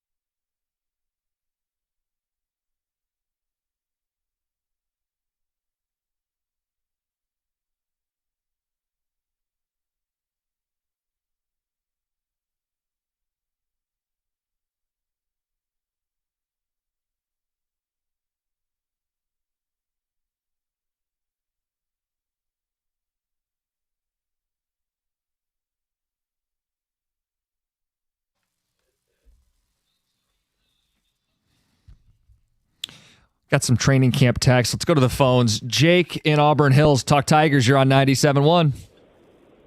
Hey, what's going on? How you doing? All this talk about the Tigers being aggressive and going after Tarek Skubal, it's kind of making me sick. You know, this is like after 3 years of all our teams doing nothing at the trade deadline, this is the year that we pretend to be aggressive. Do you think the Tigers in any world, let's say a different team at Tarek Skubal, do you think in any world the Tigers would give away some of their prospects to get Tarek Skubal? Come on, that's not happening. This is not about being aggressive. This is about the Tigers just trying to sit back and be scared to do any moves and just to play it safe and do nothing. That's what it is. And this is not like the Tigers doing anything smart or trying to be any sort of aggressive team. The Tigers have done nothing last year when they were a way better team. It's just frustrating. Oh, I was frustrated with the deadline last year. And if that's, you want to say, hey, I don't trust them to buy after last year, totally agree. But I disagree with the decision of what's safe and what's not safe. I think the safe move is you trade Tarek Skubal. It's understandable. It's defensible. You have a losing record. Right. The season didn't go well. It sucks. That's the easy button. That's the safe move. Then it I think comes risky back move, to what's the return? Sure, and that always matters. But I would actually argue the riskier move is to keep him while you're not a playoff team, because the real risk is you don't make it and he leaves, and that's the ultimate egg on the face of Scott Harris. See, I just disagree with the caller's framing of it. I think the safe move would be to trade him. I think people would understand. They'd go, hey, this Dr. Seuss character of an agent isn't going to let him sign here. We're done with the headache. Get something because the team hasn't done enough this season. You have our blessing as fans. Am I reading that wrong? I feel like the fans would bless a Tarek Skubal trade. I think fans would be more irate if they kept him and lost him. So if they keep him, lose him, and miss the playoffs, is that a definite strike against Scott Harris? How would it not be? I would agree. What if they make the playoffs? Well, that's what we asked while you were out on Monday. We said, what makes it worth it? What's your answer? What makes it worth it to keep him?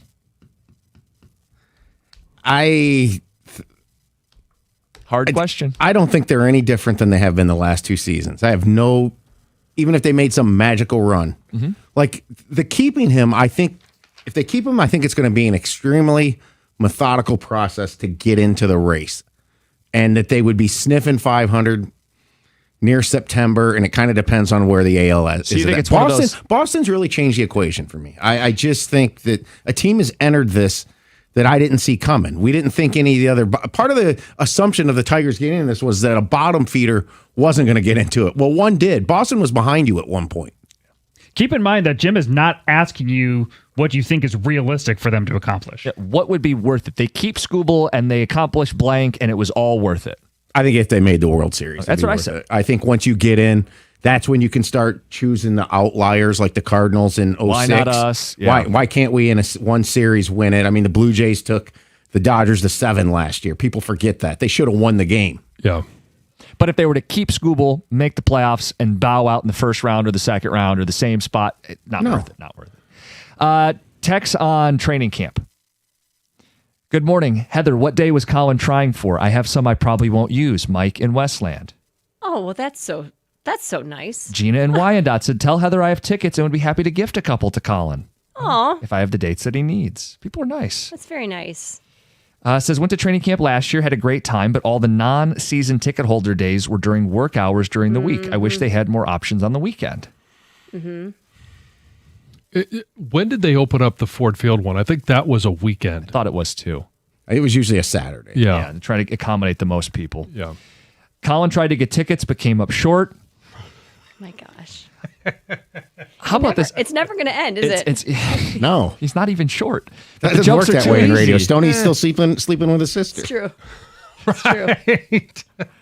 I'm feeling burnt out of the Lions ticket fiasco. Sports fandom shouldn't be this hard. It should be leisure, not a hassle. Well, I mean, so the issue is there's a limited number available. How else are the Lions supposed to go about doing this? They could become a worse, less desirable team. Yes. Yeah. And then instead of 750 fans getting 4 tickets apiece, maybe only 500 want them or less. Blows my mind that people will waste money to watch training camp. It's a last place team that will regress again. They did nothing to get better. Crazy. Well, it doesn't sound like we'll see that individual out there. Tickets are free. That they are free. Yeah. gas money, I guess, to get there. Right, yeah. Like, what are they wasting money on? Time, I guess. Time is Time? money. I don't know. And when it's hot, like most times they'll have bottles of water out there for people to It's take. so fun. The kids just love it. But the text tells you everything you need to know. The way he ended it. Last place team that will regress. Like they're going to get worse than the last place team we saw last year. That's that guy's mentality. He's just... There'll be an ultra last place this He's year. an SOLer is who that text was from. He hates everything about the Lions and Well, refuses to bring joy. Must be Lions free. Clearly. Later today, yes, I'm excited for you. Yeah, I'm going. Lisa and I, Grandma and Grandpa are coming over. And Lisa and I are going to go see The Odyssey. 3-hour movie. So it's what we're choosing to do on a beautiful day outside. It's like finally a cool weather Yeah. day, but the sun is out. Now she's into this, right? Oh, we both are. I want to see Oh, it just okay. as much as she is. Yeah, she is much more well-read than I am. And so I on the way in this morning, I played, there was like a 2-minute synopsis on all that you need to know before you go watch the Odyssey. So I played that in my truck, and I feel like I just You're had the ultra Cliff Notes version, Yes. and I'm up to speed. Ready to go. The only reading John does is reading pass rushers. That's right. There you go. Right, reading defenses. What's the last non-kid movie you've seen in the theater? Don't say John Wayne. Well, so the other day, I tried to take Teddy to go see Young Washington, and I really was enjoying it. Teddy, not so much. So I only saw about half of it. Ellie got to see the whole thing. Other than that, it probably would have to go back to Maverick, which is the one I fell asleep in. Which is crazy. Just with the sounds and Yeah. Oh, trust me. And I don't know if Colin's the same way. Like when you get a chance to take a nap, it doesn't matter what's going on around you. I can fall asleep anywhere. I can't wait to hear some of your review, no spoilers, and how it goes. Yeah, no spoilers. And I did bring it up to Lisa about, hey, when is it okay to talk about the movie? And she agreed with me that it needs to be out of the theaters before you give away any spoilers. no talking about it for months. No. Cool. It's ridiculous. Which movie is it? The Odyssey. He's Gonna going go later see it today. Oh, cool. Yeah. How Jim much? went over the weekend. Oh, Good. Very good. I would imagine it is. Yeah. Yeah, it's an epic story. Yeah, it is. Yeah. I had to do the Cliff Notes thing of Homer knew what he was doing, I think. Yeah. Of what I Googled, what is it I need to know before I go see the Odyssey? Do I have to see? I mean, I've seen Troy. Is that basically? You don't have to have seen it. Okay, because No. it's basically the sequel to Continue, that. the right? Iliad Yeah. to Mhm. the Odyssey. Yeah. I know there's a horse. At least in It's a Troy. big one. Yeah. Sure is. Yeah. What's going on, guys? Horse racing story? Is that what it's about? That's right. Yeah, something like that. I think Valenti's into it.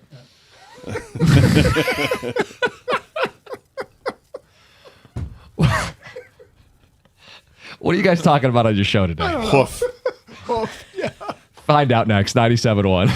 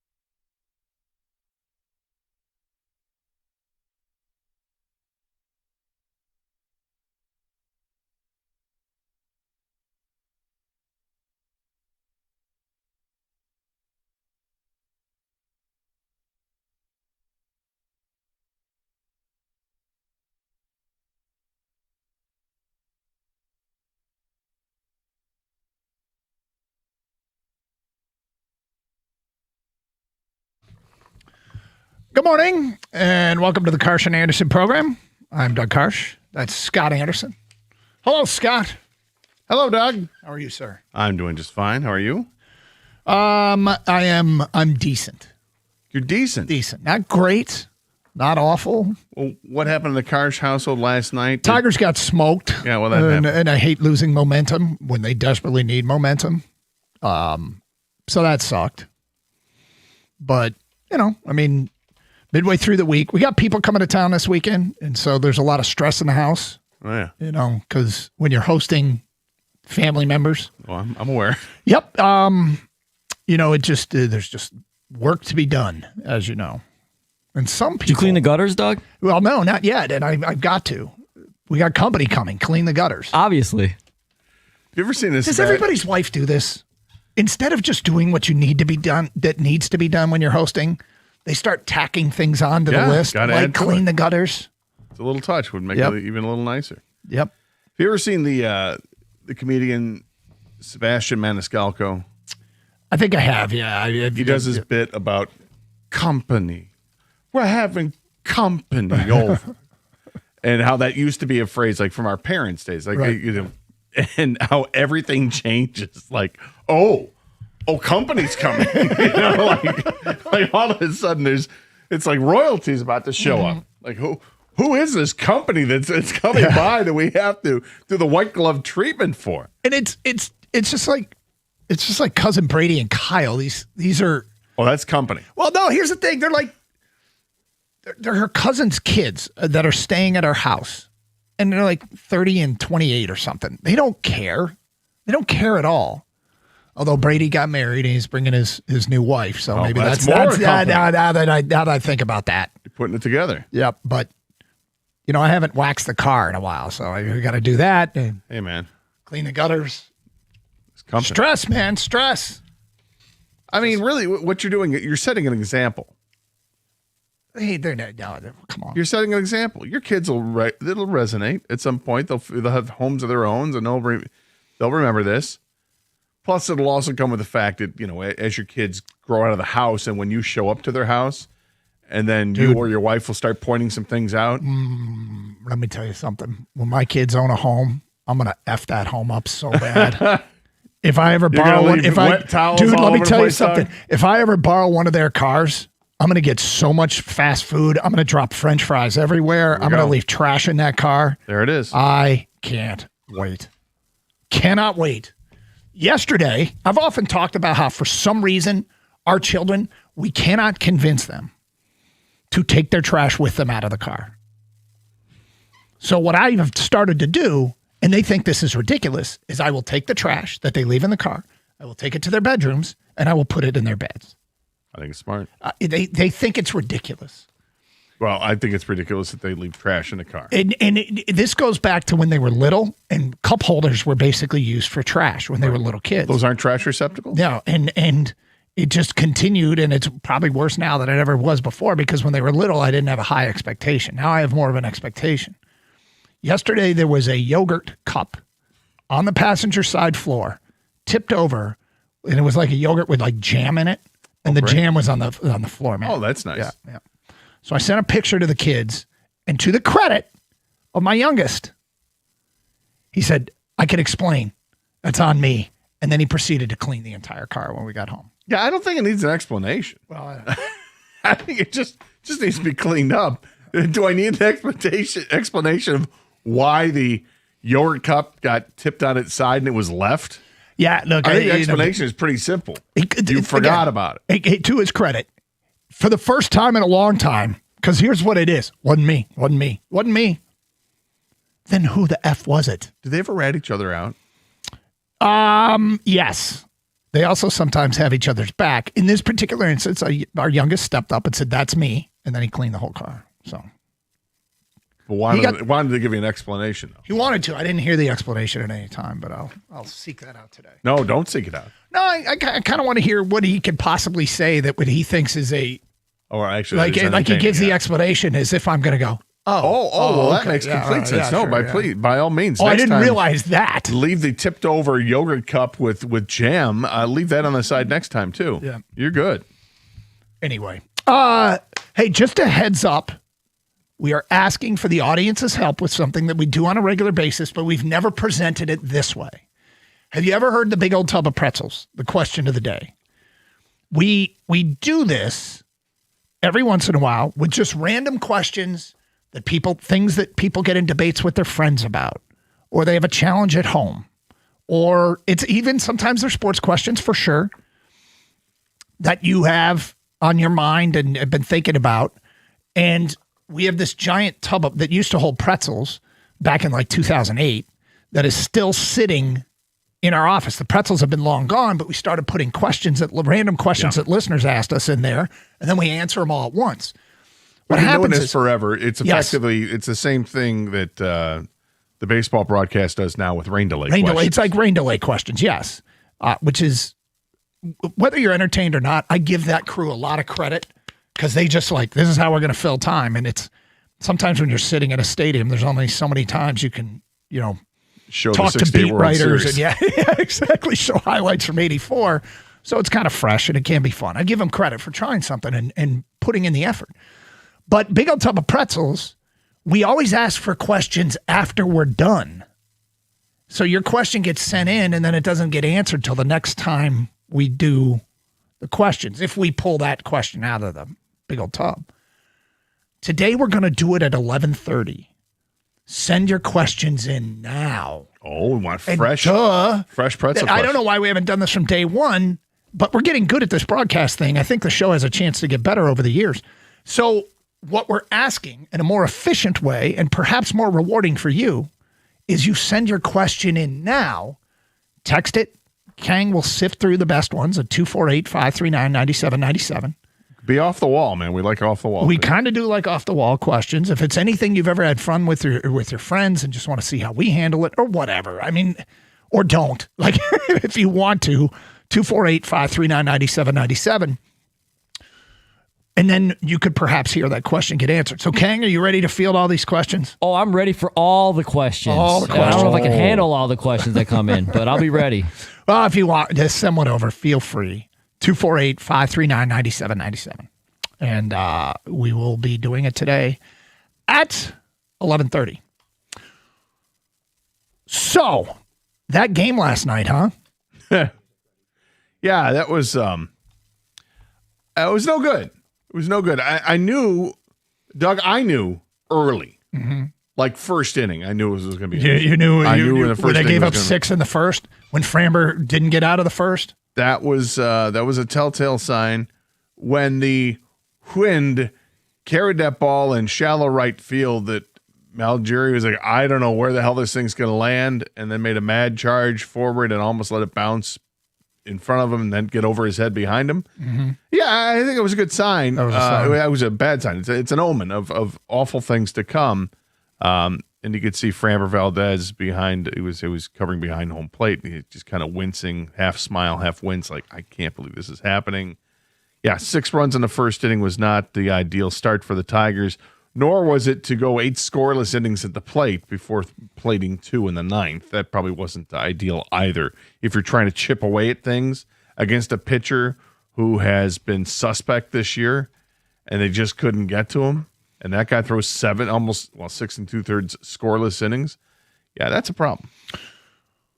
Well, when games like that take place, it's been a long time since we've had to do this. But what did they make you flip to? What did they make you flip to? When a game like that starts and you fall behind 6-0 in the first, as Gator likes to say, you pick up the ninja and you start seeing what else is on, right? You can. Uh-oh, did you not? Oh, well, hold on. Let me tell you, since you have that look on your face, I'll tell you what I flipped to. Okay. I went to Netflix.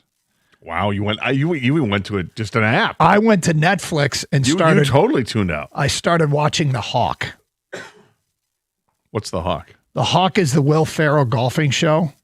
Okay. Yep. And made it through a couple episodes last night. I would check in on the Tigers on my phone to see if they were rallying. If there was anything I need to see. But I started watching The Hawk on Netflix. And that was after the Tigers think they went 1-2-3 in the top of the second. I'm like, that's it. How's the Hawk? Don't bury the lead. I think it has promise. Look, I get it if you're not into Will Ferrell, but if you're into Will Ferrell and Will Ferrell movies and Will Ferrell humor, because Will Ferrell basically plays the same version of the same character for every movie, just put him in a different context. And in this context, he's a golfer. It's, it's just it's Ron Burgundy playing golf essentially. Okay. Yeah, maybe it's a bit of an over exaggeration, but yeah, I flipped to the Hawk. What did you flip to? I left it on. And I'm sorry. Cut the music. I left it on and I started scrolling on my phone. Oh, okay. We'll bring that up. What'd you see on your phone? I mean, it's stuff you always see on my phone with the algorithms come up. It's going to be dog videos, and cop busts, and maybe some professional wrestling is in there. Might be some music. That's really it's the four things, all those things. They went to Instagram, and I started this follow. This is going to sound really weird and creepy. Let's go.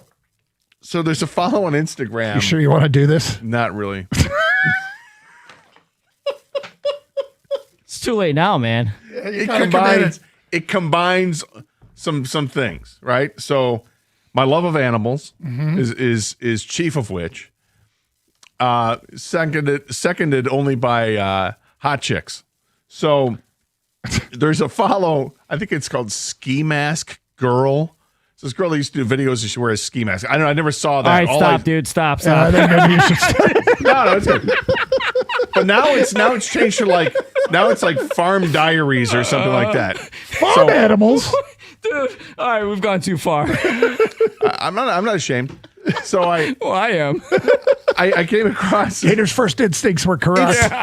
It's some woman who originally I think is from the state of Michigan, became an influencer. I didn't see any of the previous stuff. I didn't see it until she's got this farm now where she is rescued. She's rescued like 1,000 animals, from chickens to dogs and cats to goats and cows and all types of stuff. But she's insanely attractive. Okay, well, there's nothing wrong with that. So that's what I'm flipping through and watching as she's giving us a tour. What's it called? Ski Mask Girl? Yeah. All right. What did they make you flip to? John is on 97. Sorry, you flipped to. John is on 97.1. John, what did they make you flip to? There's this show on Netflix called Physical 100, and it's like it's a Korean workout, like a exercise show, where they take there's like a dude who's a sumo wrestler, and there's like all types of athletes. And they have like these ceramic busts of their body made, and you have to work out. And like if you lose, you have to take a hammer and destroy your own body. It's like to see who the top athlete is.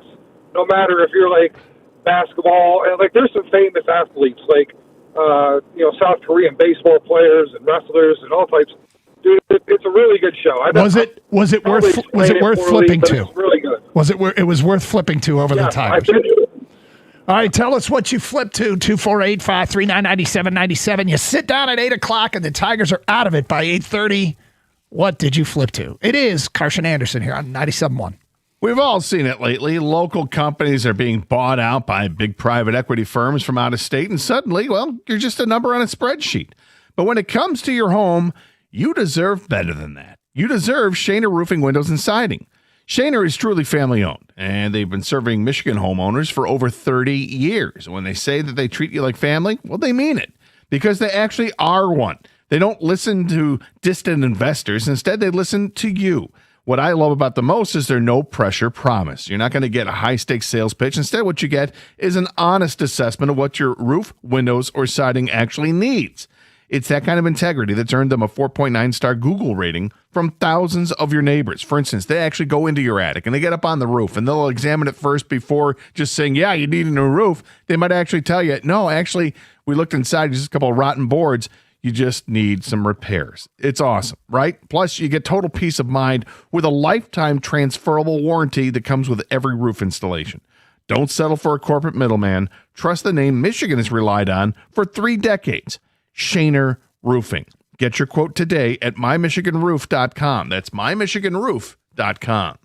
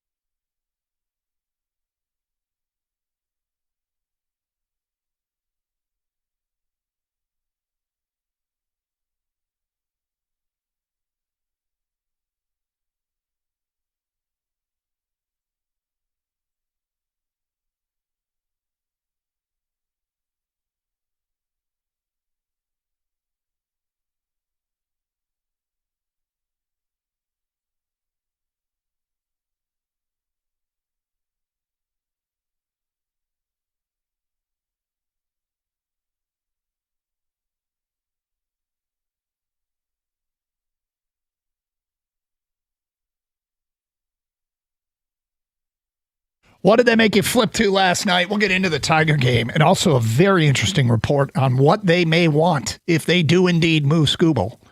I think there's a standout on the list of players I want to get into. In the meantime, what did they make you flip to? Mike in Clarkston says Paramount was showing the Goonies last night. I switched to that. Did you see the Goonies? You ever see the Goonies? Yes, I've seen the Goonies. Yeah. A million years ago. Yeah. I did not. No? No.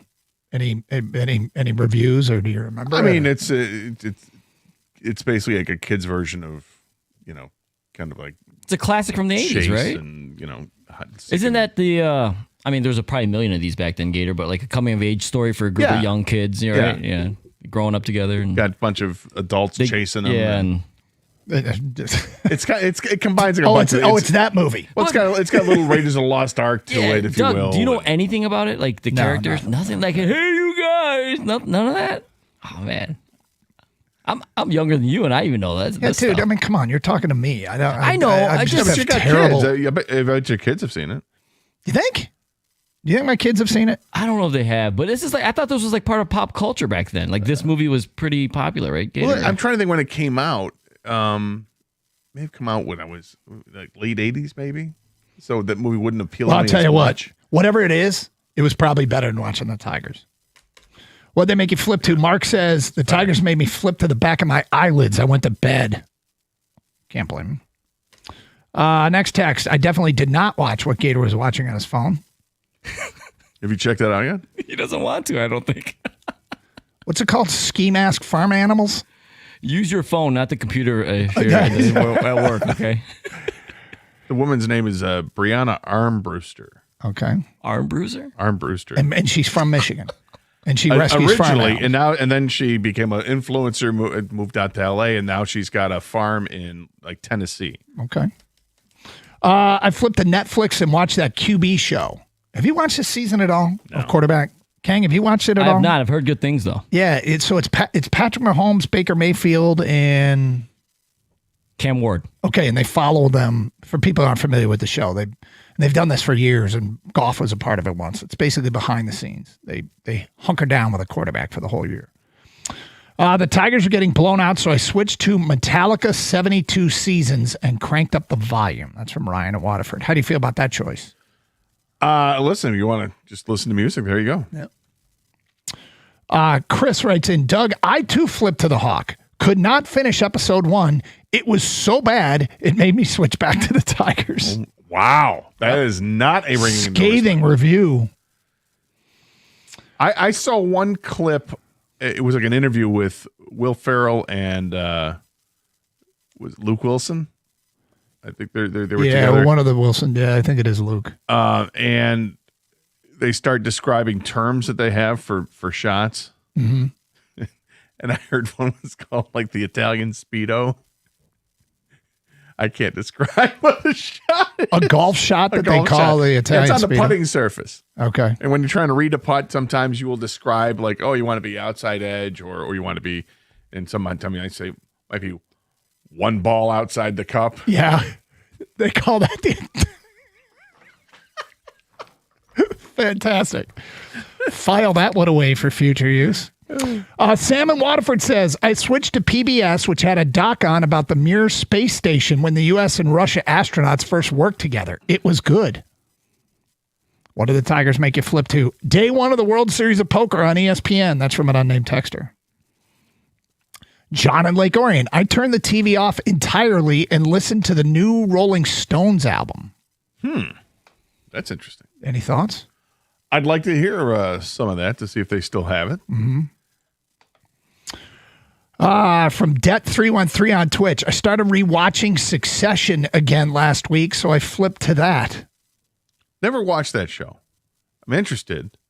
Yeah. But I felt like there were shows that were like the same. Is Succession basically the same thing as Billions? And I didn't watch that one either. It felt like those were kind of similar shows. How do you feel about the reboot of something you've already seen?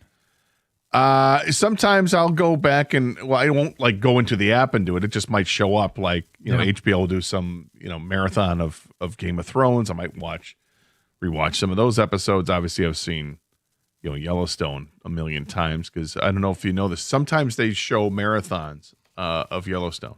Yeah. Sometimes. Reese writes in, I went to Costco, so I missed a lot of it. Yeah, that's good use of your time. That was good use. Yep. Come back, you realize, it's 11-0. This is no good. I'm glad I went to Costco. Thug Aim says, I watched The Sopranos last night. Is that a new show? No? No, good. Worth watching. I think it's an opera documentary. Yeah, just about certain one portion. Yeah. Gotcha. Okay. Maybe I'll check it out. All right. Straight ahead, what the Tigers are asking for if they do indeed trade Skubal. Baseball Insiders put together a list. We will get to that today at 10:31 here on Carson Anderson on 97.1.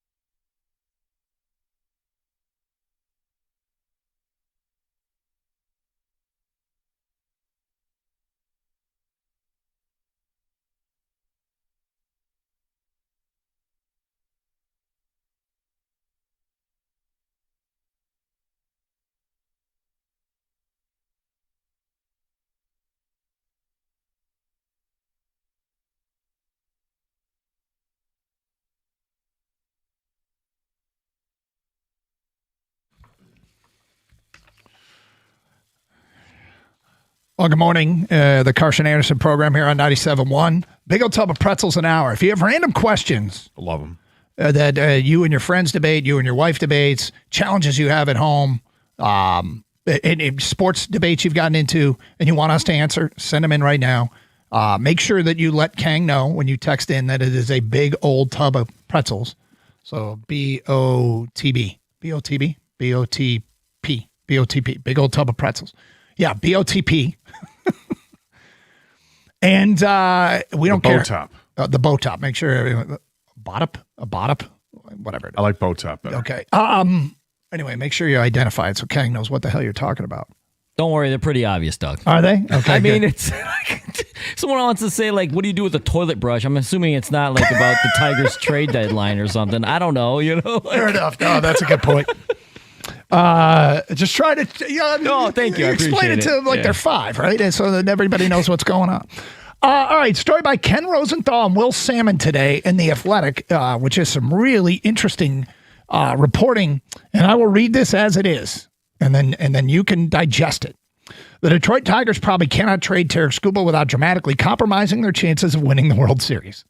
Yes, thank you. But the Tigers are at least mulling the possibility of securing a package for Skubal that potentially would keep them strong in the present while making them stronger in the future. This is kind of your plan. Is don't give up on the season, maybe diminish your chances to win the World Series, but not completely undermine a chance at the playoffs. So you get something back that you can use now and then rely on the remaining starting staff to be good enough to still get you into the postseason. And there's still work to be done, and yesterday didn't help. Story goes on to say the way they would do it, according to 2 rival executives briefed on the Tigers' thinking. Okay, so this is the good stuff. This is the stuff I love. These guys talked to 2 executives on other teams that have apparently talked to the Tigers. And the topic of Skubal comes up. They lay it out like this. The way they would do it, according to 2 rival executives briefed on the Tigers' thinking, is by trading Skubal for a controllable starting pitcher plus quality prospects. The starter would replace Skubal in the rotation, backfilling his innings, but almost certainly providing lesser performance. Among the pitchers who might fit in such a trade, okay, and these are from the teams that are constantly rumored to be interested in Skubal, that are going for the World Series this year and have a strong resume so far here in 2026. Emmett Sheehan of the Los Angeles Dodgers, Logan Henderson of the Milwaukee Brewers, Ian Seymour of the Tampa Rays, Andrew Painter of the Philadelphia Phillies, J.R. Ritchie or A.J. Smith-Shawver from the Atlanta Braves, Will Warren or Ryan Weathers from the New York Yankees. The story goes on to say, with the exception of Henderson, who recently missed 6.5 weeks with a lower back strain, none of those pitchers has been a world beater this season. Certainly none has been close to the level of Skubal, who has a 2.97 ERA and 7 starts since returning from his innovative nanoneedle surgery to remove loose bodies in his elbow. All, however, have shown varying degrees of promise, and all would be with the Tigers for longer than 2+ months, the amount of time Skubal has left with the Tigers before becoming a free agent. So, of course, would any prospect Detroit lands in such a trade. Okay. So those starting pitchers are a kind of a who's who of guys who have struggled this year, but not a who's who of guys who haven't shown promise in their careers. Like Emmett Sheehan this year for the Dodgers is 4-7 with a 5.13 ERA. But last year, in 12 starts and 15 appearances, he went 6-3 with a 2.82 ERA and a .97 WHIP. Logan Henderson from Milwaukee, who has the back strain, started the year in AAA. He was a borderline top 100 guy. He was a pretty highly regarded prospect in the Brewers organization. He's 24 years old. And this year, in 7 starts before the back strain, he had a 2.97 ERA and a .93 WHIP. I could be interested in that player. Right-handed pitcher. I could also be interested in the pool of prospects the Brewers have. You could convince me. Well, the problem with the Brewers prospects is that obviously they have the top prospect in all of baseball. I don't think that's going to be available to you if you're going to give up on this young pitcher who's already made the rotation in each of the last couple of years, shows incredible promise, and is out with a back strain right now. It's not like you're going to get both of them. So how big is the drop-off from their top prospect to the next one or the next one after that? Because some of these guys had just been added to their roster too, so I guess technically they may not be on their list anymore. So you're already getting a gap. Well, they have 5 other top 100 prospects outside of Jesus Made, who is at the top of MLB's prospect list. And if you're getting a pitcher, then that might eliminate pitchers in terms of prospects. None of them are pitchers. Okay, so that's good to know. Luis Pena's number 18. He's an infielder at high A ball, and this is where you get. That's where you get the guy. You get a guy who's far away. Teams are more willing to part with a guy who's an A ball than is on the cusp. Is that high A ball? Yeah, that's a little. Now Cooper Pratt and Luis Lara, have they been called up? Luis Lara is called up. Jet Williams is at AAA. He's the 78th best prospect in baseball. He's a third baseman, shortstop, outfielder. And Josh Adamczewski is a outfielder's number 90 prospect in baseball. He's a AA. I could see something working out here. If they do go the sell route. Your thoughts? I think it's interesting. I think it's probably logical to think that that's what the Tigers would want is to at least get a pitcher back in return and somebody that would fill his rotation spot. But I think the reality is different than that. I'm not sure I buy that. Again, I think it's logical to think that. But if you're closer to the Tiger situation and you look at it and say, well, hang on, they've got a couple of starting pitchers that are probably really close to coming back here. In Jackson Jobe and maybe Justin Verlander as well. And they already have a plethora of starting pitching here currently, although some of it's a little shaky. Flaherty has just entered the IL again, although doesn't sound like it's terribly serious, but we'll find out. And Casey Mize has been on and off, that he's not going to miss a start. Okay, Cater Montero has been up and down in the rotation based on if they have too many pitchers or not. So the Tigers are dealing from a position of strength. Do they really want to replenish that necessarily with a major league ready arm? They might. I mean, for the right arm, the kid you mentioned from Milwaukee, is it Henderson? Was that who it was? Yeah. Very interesting and very intriguing because he's been very successful in a short amount of time this year and last year with that big club. So I'm intrigued by that. And you know how I feel about the Dodgers farm system. It's incredible top to bottom. Got a massive crush on the Dodgers farm system. I just said massive crush. I was thinking of something else from Anchorman. But yes, I am very excited about what the Dodgers have to offer. His excitement can lead to that from Anchorman. Must be the plates. By the way, same joke made in you can't do the Hawk. same joke. He does the exact same. That's too bad. Yeah. I would probably turn it if I saw it. You can't do the same joke. But it's, the Dodgers situation is an interesting one because they told Shohei Ohtani, you're not going to pitch for a while, which opens up a spot, and they need to replace a Shohei Ohtani arm who's outstanding with another outstanding arm. Hello, Detroit, and they could use a catcher too. Hello, Detroit. They've got a catcher right now as the backup who is, could be replaced at any moment because they've got several catching prospects in their system. So I think something could work there. But Milwaukee's interesting. All the prospects they have, and then the aforementioned pitcher that you said. However, that pitcher isn't likely to contribute right now if he's out with a back strain. I don't think that's a problem for the Tigers. Not if a problem for Doug. You think he's great and you've got team control for the next 5 years over that guy. Okay, now we're talking. I like the idea that there's actually discussion about this. That it's not always people saying nope, Tigers aren't going to trade Skubal. They don't want it. They think they have a chance to go for it, and I'm intrigued by this because I think it's necessary to trade Skubal. So I want to make something clear here too. We talk a lot about going for it and trading. It's because at some point you got to make a decision. And neither you or I have come. Well, you've been a little bit more on trade Skubal, but still try and compete.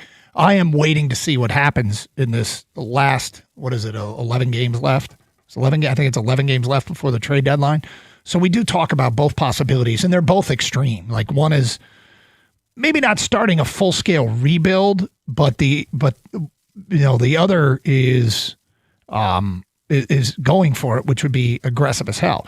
The other pitcher on this list that intrigues me is J.R. Ritchie, who's been knocked around pretty good this year for the Braves, but this is his rookie season, and he was a top 100 prospect before this year, peaking at number 79 on MLB's list. As far as the Braves are concerned, and again, it would be a starting pitcher under club control that the Tigers are apparently floating out there that they want, and prospects. The Braves have 3 top 100 prospects, none of which I would think are untouchable because of what level they are and where they rank. Cam Caminiti's a left-handed pitcher at single A, high A ball, who's 19 years old. He's ranked number 42 on MLB's top 100 list. Eric Hartman is number 76. He's an outfielder at high A ball. Tate Sanith, Southense.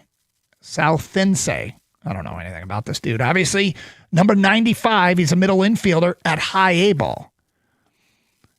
I think they would part with those kinds of prospects and this young pitcher to get Skubal. And the Braves are an interesting team, and that the Braves have a real shot here. The one thing I think would have to happen with the Braves is the Tigers would have to pick up a bunch of Skubal's contract for 2 months, which I would say, bravo, do it. Chris Ilitch, do it. Because the Braves have a terrible TV deal and they always need cash. So, Southense, I think maybe that's what it is. Anyway, the number 95 prospect in baseball. Southense? I'll go with what you said. Anyway, 3 top 100 guys, all at high A ball. Could you get J.R. Ritchie and 2 of them?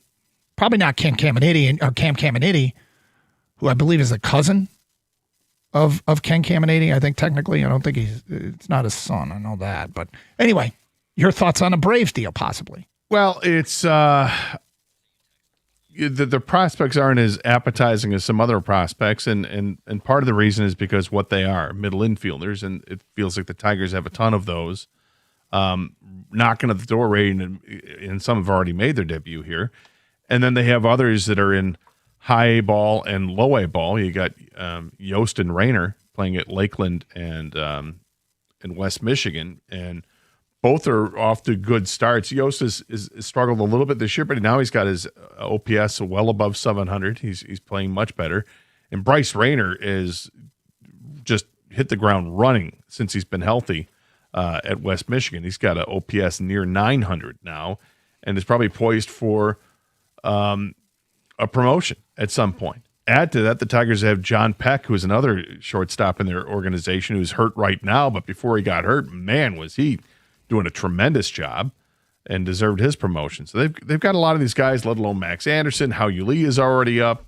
You know, we know McGonigal. Is he the everyday shortstop? Is he a third baseman? But he's on the left side of the infield. So they've got. I wonder if that part of it is just out, or do the Tigers, like most organizations, look at, hey, if you can play shortstop, you can play anywhere because you're the best athlete out there, and look how that's what they do with what they've done with Javi Baez. It's been repurposed into a center fielder. So I don't think it totally closes the door on it, but you have to entertain everything and unturn every stone there. And these are organizations that desperately want to add Skubal. So how desperate are they? If they trade Skubal, it sounds like a price has at least the framework for what a deal would look like: a controllable pitcher back and prospects. And we just gave you the list that they put together, the Athletic, from contending teams, the controllable pitchers that might be available. Would you be happy with this? 248-539-9797. Yes, we are catering to the must trade him crowd a little bit today. And as they still define themselves in terms of what we think is the wise thing to do. 248-539-9797. It's Carson Anderson here on 97.1. Hey, there's a moment when a home stops being a someday and starts being a plan. University of Michigan Credit Union can help get you there today. If you're ready to buy a new home or refinance your current mortgage from another lender, UMCU should be your next phone call. Make your move by the end of August and you'll save $750 on closing costs. How about that? Just feels like an additional overcharge, doesn't it? Plus, enjoy flexible fixed rates, free pre-approval, and no application fee. Seriously, let's get you into that dream home. Visit umcu.org, insured by NCUA.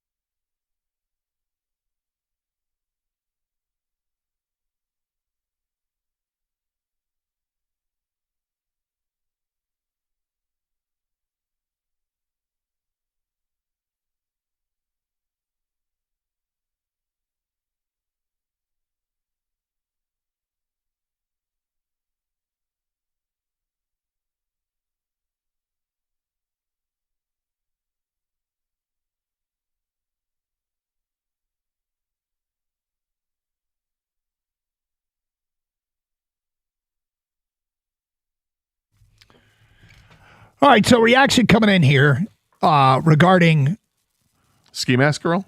No. Oh. Although Kang, have we gotten reaction to Ski Mask Girl?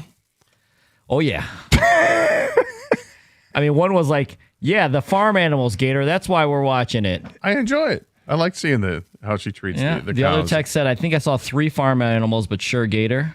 Here's another text. Gator promoting an OnlyFans is wild. She's not OnlyFans.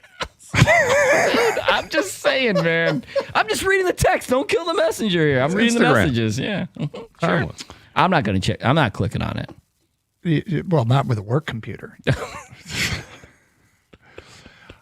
Just some broad who's out there enjoying the animals. Just make sure you have one of those privacy screen settings on, people. Yeah, If you're gonna maybe not this. do it around the wife. Mhm. Yeah.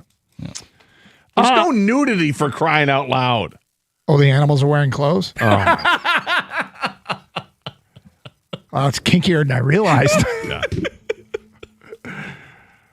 It was an Instagram show or just Instagram posts you watched last night? Because the Tigers would, what did they make you flip to? Yeah. I'm like, oh, this is interesting. Okay. I probably shouldn't say broad. I'm sorry.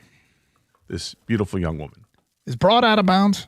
I don't know. I've always, you know how I always yeah, used you it. always used it. But the upside of using it, if anybody finds it offensive. Yeah, is I don't not want really anybody to worth be it. It's not like people listen to, maybe Gator will say broad today. It's my term of endearment, actually. All right, interesting story in The Athletic. They talk about what the Tigers, teams that have talked to the Tigers are getting a sense for what the Tigers want back, and to be a controllable starting pitcher and, meaning a guy who's under contract for a few years, and top prospects. Jim in Royal Oak says, question, why do we want top prospects for Scuba when that top prospect becomes a stud and we again won't be able to sign them and the cycle starts over? How about signing top players because we've made the team good enough for the players to want to play here? Oh, what a terrible problem to have that a guy you trades for ends up being a stud. What an awful problem to have Jim, 5 or 6 years down the line when if I have to make that decision. And also, Jim, pay attention to what they've done. They have signed their young players to big deals well before they are eligible for new contracts. So they can hang on to them longer. Well, Colt Keith and Kevin McGonigal, right? I mean, so if they have a guy that they believe in, truly believe in, they lock him up long term at what could be, it's a risk, could be a team-friendly price, could be a discount long term. Dingler. What? Maybe get something done with him? What? Yes, I was about to say they haven't done that with him. But yeah, they did it with the other two. So there are ways around it to work, you know? Next text from Austin in Grand Rapids. Could you see a world where we trade Skubal for Logan Henderson, Luis Lara, Jet Williams? Allows Brewers to keep their top 3 prospects, or do you think that's asking too much? Say that one again. It's Luis Lara. Who's playing with the Major League Club right now. Yep. Logan Henderson, the pitcher that we talked about, the hurt pitcher that's got a lot of promise for them, young arm. And Jet Williams. Luis Lara and Jet Williams. So you'd be talking about a guy who's already with the pitcher who's hurt right now, but with the Major League Club. Yep. The outfielder who just got called up, who's a number 4 prospect, and then a number 5 prospect, Jet Williams. I would be very happy with that return. It's a nice return. Yep. It's a real nice return. And then I go to the Dodgers and I say, hello, can you top this? And if they can't, that's a great return. Your last call will always be to the Dodgers. Why wouldn't it be? No, I'm not mad. Sorry, I'm not yelling at you. Yeah, you kind of did. A little bit. Yeah. But honestly, why wouldn't it be? Because it's the team that has the deepest system. Well, I mean, and they it's also, have no room. There's no room at the end for any of these players. They have no room on their roster for their players that are in the minors because they're loaded. They also have endless bank. Like the Dodgers have everything. What they don't have is pitching. It's a shame. Well, really. they don't have. They might have a catcher. They might have a catcher issue right now, but throw in Jake Rogers. We can help you out. Yeah. Do I think it's asking too much? No, I don't think it's asking too much. Grady in Shelby Township. We need to call San Diego and ask them to look at the Dodgers and Milwaukee farm systems. Have them tell us who they want from those systems for Mason Miller. Then trade Skubal for the prospects that San Diego wants to then get Miller. Grady in Shelby Township. Interesting thought. Look, well, that's using somebody else's prospects instead of using your own. Yes, to go get. I mean, and if they say, that they want they want Max Clark, and you go, okay, well, we'll make sure that we get a center fielder back from Milwaukee. So we're trading Clark out, but getting a guy in. Grady, it's a good thought. I like it. 248-539-9797. Bob and Hal. Hi, Bob. Hi, guys. How are we doing today? All right, what's up? I want to talk like I'm the general manager of a team that's interested in trading for Tarek Skubal. Okay. What do I get when I trade for Skubal? Best pitcher I in get baseball. a portion of his $32 million salary, whatever's left over. $11 million. And I get the use of him for X number of months and so many starts. Yep. Right? Yep. Do I get anything after the season's over? I mean, he becomes a free agent. We don't have an advantage or a leg up on anybody else who might. Well, be you would get him as a player, right? You would get a compensatory pick because he would be a free agent. If he signs with somebody else, you'd get that compensatory pick that we've talked about here in Detroit. Okay, that's the very first thing I've heard that is an advantage for someone to trade for him. Because I'm thinking. Hold on, Bob. You don't think it's an advantage to add Tarek Skubal to your rotation? If they're in terms of the 2026 season, getting Tarek Skubal is a huge advantage. Oh yeah, for the short term. I was talking about after that. Well, that's how these trade. Talking about trading. Yeah, well, about trading prospects. Yep. Who are all future major leaguers, future stars. Check yourself. Hold on. Then don't trade for him. Yeah, I will say this: when you say trading prospects who are all future major leaguers and future stars, that premise is wrong. When you're trading prospects, you're not trading all future major leaguers and all future stars. That's what you hope they aren't when you give them up. And that's what the Tigers would hope they are when they come. There are no guarantees with prospects. They are lottery tickets. The Tigers famously gave up, was it Jacob Turner and Andrew Miller and Cameron Maybin. Cameron Maybin. Those were their future prospects and stars. Number 1 and 2. That the Tigers gave up in the Miguel Cabrera trade. And it was well worth it for the Tigers. And they got Dontrell Willis, too. Yeah. Didn't work out, but the time. So that's how these trades work, is they're giving up prospects that they hope don't pan out, and you hope they do. And look, Carson Anderson, 97.1.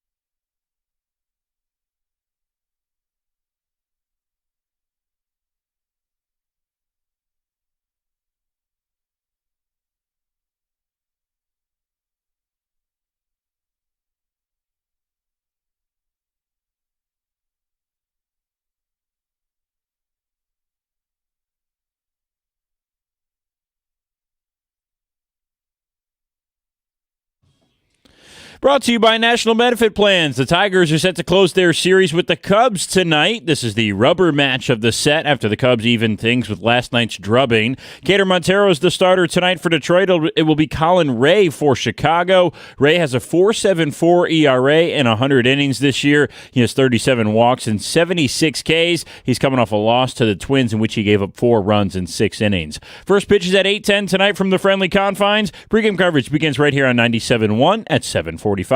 The Tigers are also in headlines today, courtesy of Ken Rosenthal and The Athletic, with new trade deadline reporting. Rosenthal said a pair of rival executives speculate the Tigers will try to thread the needle between buying and selling by attempting to find a package for Skubal that keeps them both strong in the present and in the future at the deadline. The rival execs suggest the Tigers want a current MLB starter and multiple quality prospects in such a deal. Multiple contending teams, including the Yankees, Dodgers, Braves, and Brewers, were speculated as potential candidates by Rosenthal. Victor Wembanyama has been revealed as the cover athlete of NBA 2K27. He is joined by Caitlin Clark, who is the cover athlete of the Deluxe Edition, and Derrick Rose, who is featured on the Ultra Edition. And at the SEC meetings today, Alabama head football coach Kalen DeBoer said Tide star receiver Ryan Williams is set to get his degree this December, meaning he'll finish school in just 2.5 years. At the Corewell Health Sports Desk, I'm Brendan Shabath. For more, go to 97.1 The Ticket or Odyssey.com.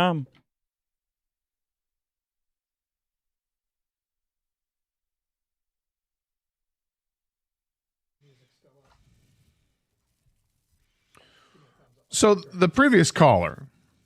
Yeah, you were making a point. We were up against a hard break. Slam on the brakes. Whoa. Yep.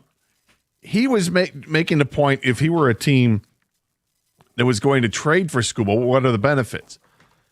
Which is a question every contending team is going to ask themselves, as they should. Is it worth it to trade for Tarik Skubal? But this is what you have to do. This is what happens. Yeah. So you're thinking to yourself, do I have a legitimate chance? If you're going to trade for Skubal, you have to think you have a legitimate chance of one of two things. Either A, winning the World Series, or 2, signing Skubal in the offseason. If you have no shot of signing Skubal in the offseason, if you think we're just not going to bid up past $50 million on that, then you better win the World Series is the way you look at it. Because the price is going to have to be painful. Yeah, I feel like he didn't quite understand how trade deadline deals typically work, which is you trade many players in the final year of their contracts. Rentals get moved for lottery tickets, and both sides hope they're happy. The team that gets a veteran hopes they win the World Series, and the team that gets prospects hope they've stocked their organization for the future. It's trading current commodities for future commodities. The rentals should not cost you as much as, say, a player with many years left on term, like, say, Mason Miller, for instance, last year when he was traded. It was for a haul of prospects, including the number 1 overall prospect. Why? Because he had 4 years left on the contract after he was going to get traded for. So there's a difference between that and Skubal. Now, there's also a difference in the players. Skubal being the starter has a ton of value. Would he get the same haul in return as what Mason Miller did? I don't think so, but it might be close. And you need to get a bidding war of multiple teams in order to get the better package of players. Yep. And it seems like there are plenty of teams that are interested in acquiring Skubal that have the necessary pieces to make it happen. 248-539-9797. Let's get back to your phone calls. We go to Martin in Northville. Hi, Martin. Hi, guys. Just a quick point, and I don't know if you guys have talked about this a whole lot, but, there might not be a baseball season next year, or certainly an abbreviated season. I think the owners are going to play hardball. Now, how does that impact, and it's got to be part of their thinking, how does that impact what the Tigers are going to try to do? So, Martin, I would imagine that the people in the game, meaning owners know and players know what, probably more than the public knows, about what the most likely outcome of this is. Now, I don't know, you probably don't know everything, but from an outsider's perspective, I think it should impact everything. I can't believe there aren't more players trying, especially on expiring contracts, trying to lock up deals now. And I'm talking about the Skubals and Mizes of the world. Because if there is cost certainty, if owners insist on cost certainty, and what I'm talking about is a salary cap, Absolutely. They might not get the money they otherwise would get. And if there's no baseball next year, depending on your own personal financial situation, if you have taken care of your money, you're probably fine. If not, and you're on an expiring contract, the paychecks stop coming. And it would have a major impact on me. But the fact that we haven't seen a flurry of players who are in contract years sign tells me that there's more to the story that I don't know. Well, I'm not sure that that anybody really knows the outcome. I just think that there's a lot of owners who want a salary cap. Yep. And I just think they're really going to play hardball this year. I can't think back to a time when there's room for this. I guess there always is, but like I said, it adds a big wrinkle on the part of the player, like Skubal, the team, like the Tigers, the team that wants to sign. Anyway, pretty goofy. Yeah. Except I would say this, Martin and Doug and the rest of the audience. There's no difference between the issues that Major League Players Association has with Major League Baseball now compared to what it was 40 years ago. They're the same issues. And I don't think there's going to be a salary cap. Do I think it makes sense? I think it makes all the sense in the world. I've always said that. But they're not going to do it because the Players Association isn't going to agree to it. And this has been the same problem they've had year in and year out. Instead, what they're going to end up doing, in my opinion, is you're going to end up negotiating what a salary floor is for teams that force them to spend some money, because there are too many teams now that don't spend anywhere near enough money. They're going to force those teams to do that. And that on the cap side, they can't cap it, but what they can do is make it more punitive for teams that are going to spend above a certain level. Their luxury tax, for lack, I forget what the term is that I don't know, it's competitive balance tax or whatever they use in Major League Baseball, whatever they say. But that's what's going to happen, in my opinion. It's not going to be. They're not going to come up with a hard cap. Well, the one thing that might be different is the ownership's resolve to sit out as long as it takes. I don't suspect that. I don't remember as much early reporting about how long this could be as we've had this year. This sounds like a more doom and gloom sense in the air than I can remember in the past, Scott. And maybe I'm wrong on this, but I'm just talking about what my own. When I remember reporting leading up to work stoppages, I don't remember there being so much doom and gloom, which might be a result of the owner's commitment to canceling next season. And how long will players go without baseball? I also don't remember how many. I don't remember an offseason, or it's not an offseason. I don't remember where we've heard this much negotiation going on beforehand. Mm-hmm. Like, we're in July, and we've already heard of negotiations that started a couple months ago. So they're already getting the negotiations started and the ball rolling. They may be miles and miles apart because one side wants a cap and the other one doesn't, and they're both going to dig in their heels and not cave on that. It's everything else in between that can get negotiated, that could and should get negotiated, like moving the draft back into the month of June instead of having it in July.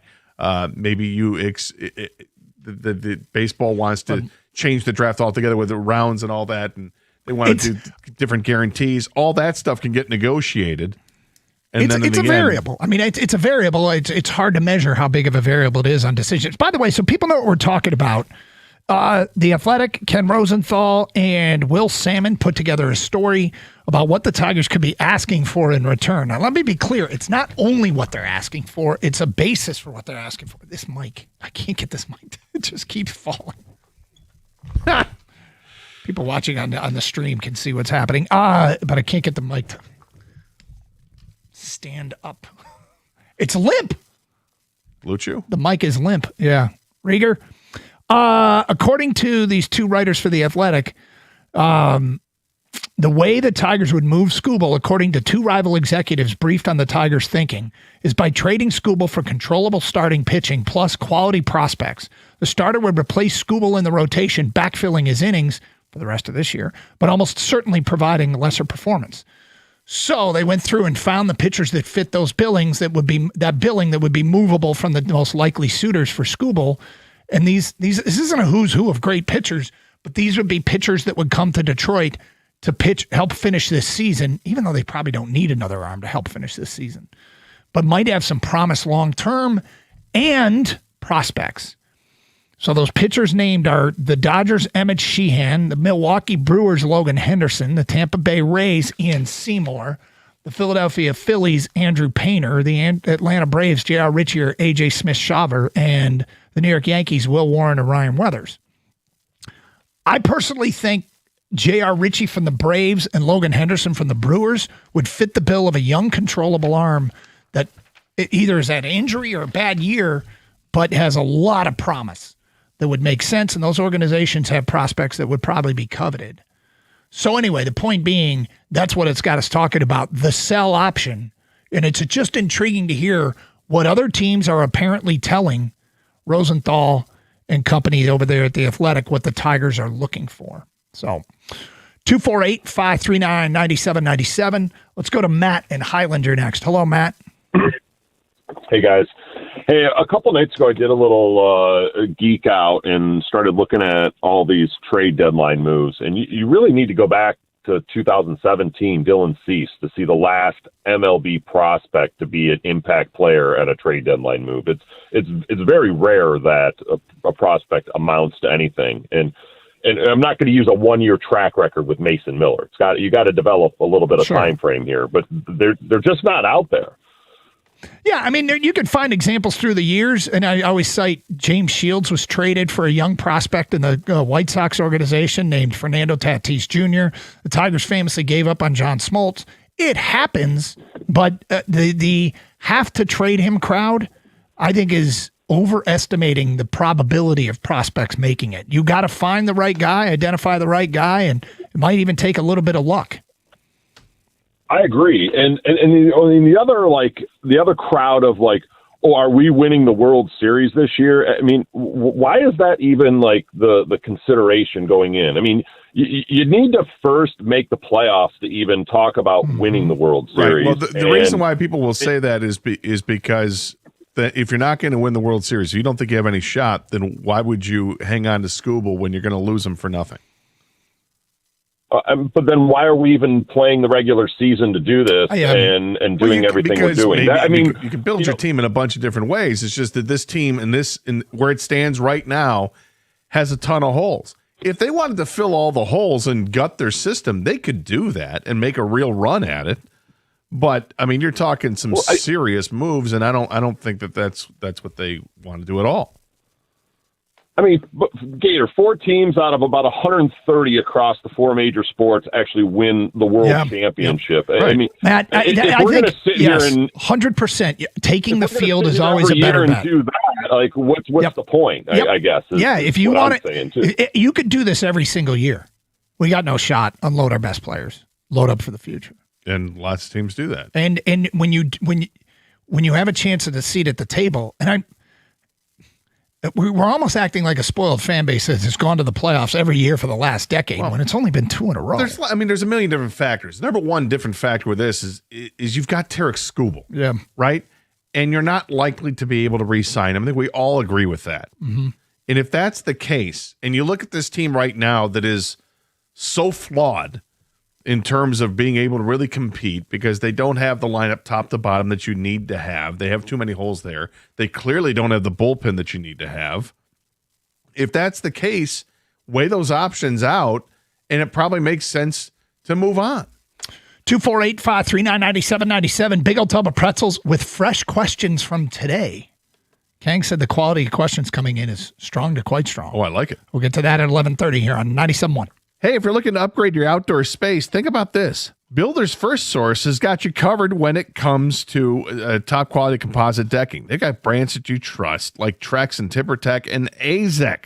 They've got 4 Metro Detroit locations, and they specialize in this stuff. So whether you're a DIY enthusiast or you need a certified installer, their expert team will help you build the perfect deck that stands the test of time. That's what those products do. They stand the test of time. They last forever. Visit one of their locations today in Lapeer, Auburn Hills, Clinton Township, or Shelby Township and discover why Builders First Source is your go-to for decking. Quality, service, and unbeatable value, that's the Builders First Source promise. Search buildersfirstsource.com.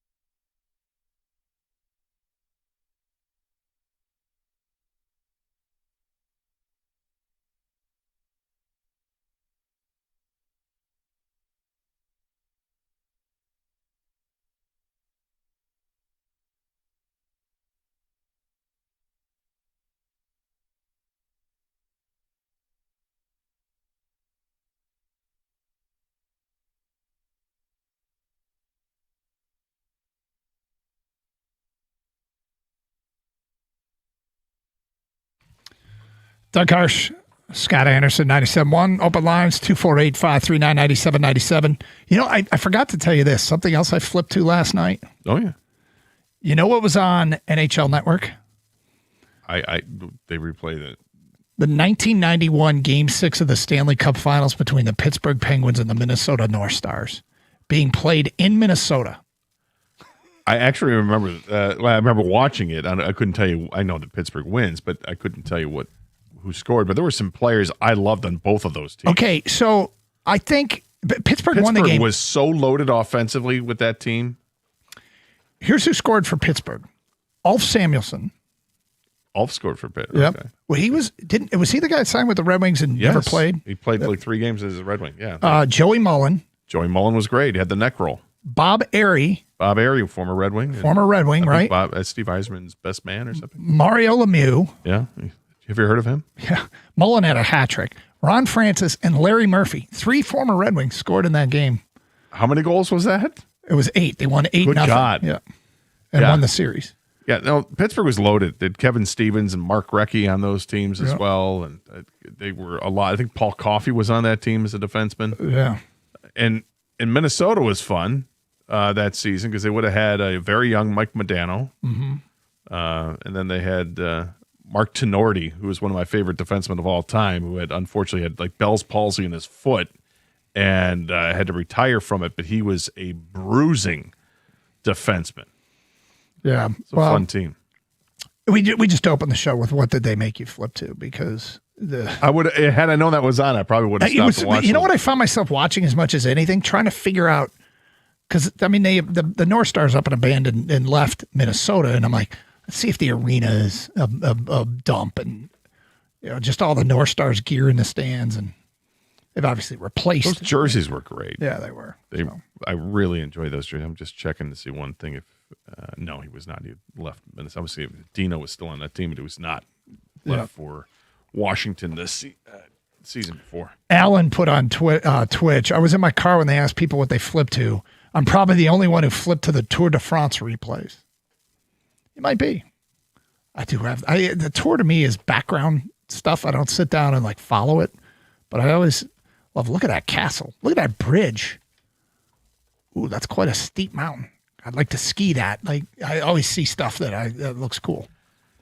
Yeah, good for you.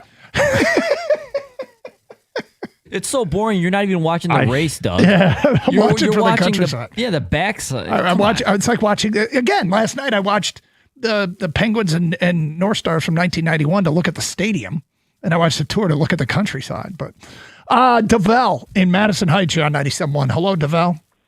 Hey, good morning, guys. How are you? We're good, thank you. Great. I want to address from a couple segments ago, that last caller from that couple segments ago, as well as another text about the San Diego, Detroit, LA proposed trade. Mm-hmm. I want to stress both. Now, first of all, I say shout out to both of you guys and your producer. I definitely get your point that, as far as GMs looking to trade for Skubal, they do have to weigh the pros and cons. I totally get that, and it's a risk you take. And so I do get that. But I'm going to play devil's advocate and agree with that caller. I'm like, so if you're looking at it from that GM that's trading for Skubal, what's going to happen when, let's just put a team in there. Let's say Milwaukee, because I think they got the most attractive package for Skubal. Let's say Milwaukee trades for Skubal. They're like, okay, there we go. That's going to get us over the hump. But they go and bow out in the first round, okay? So they done made the playoffs, traded their prospects off, and now Skubal's not signing in Milwaukee. Scott Boras not going to let that happen. So now they lose Skubal for, like you said, a compensatory pick.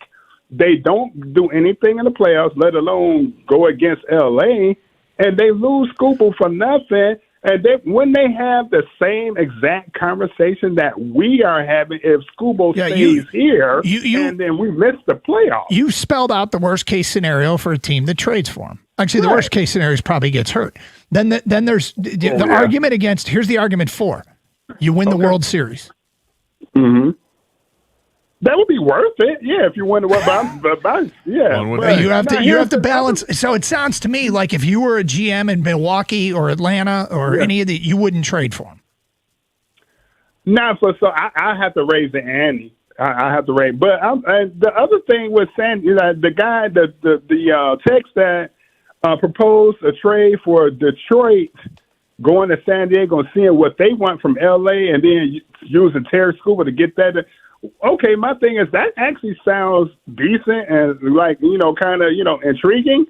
But the other side of that would be, what's to prevent San Diego from just dealing with LA themselves? They may find out they don't have to give up Mason Miller for the prospects they want. No, that's one scenario. Well, they wouldn't get Skubal.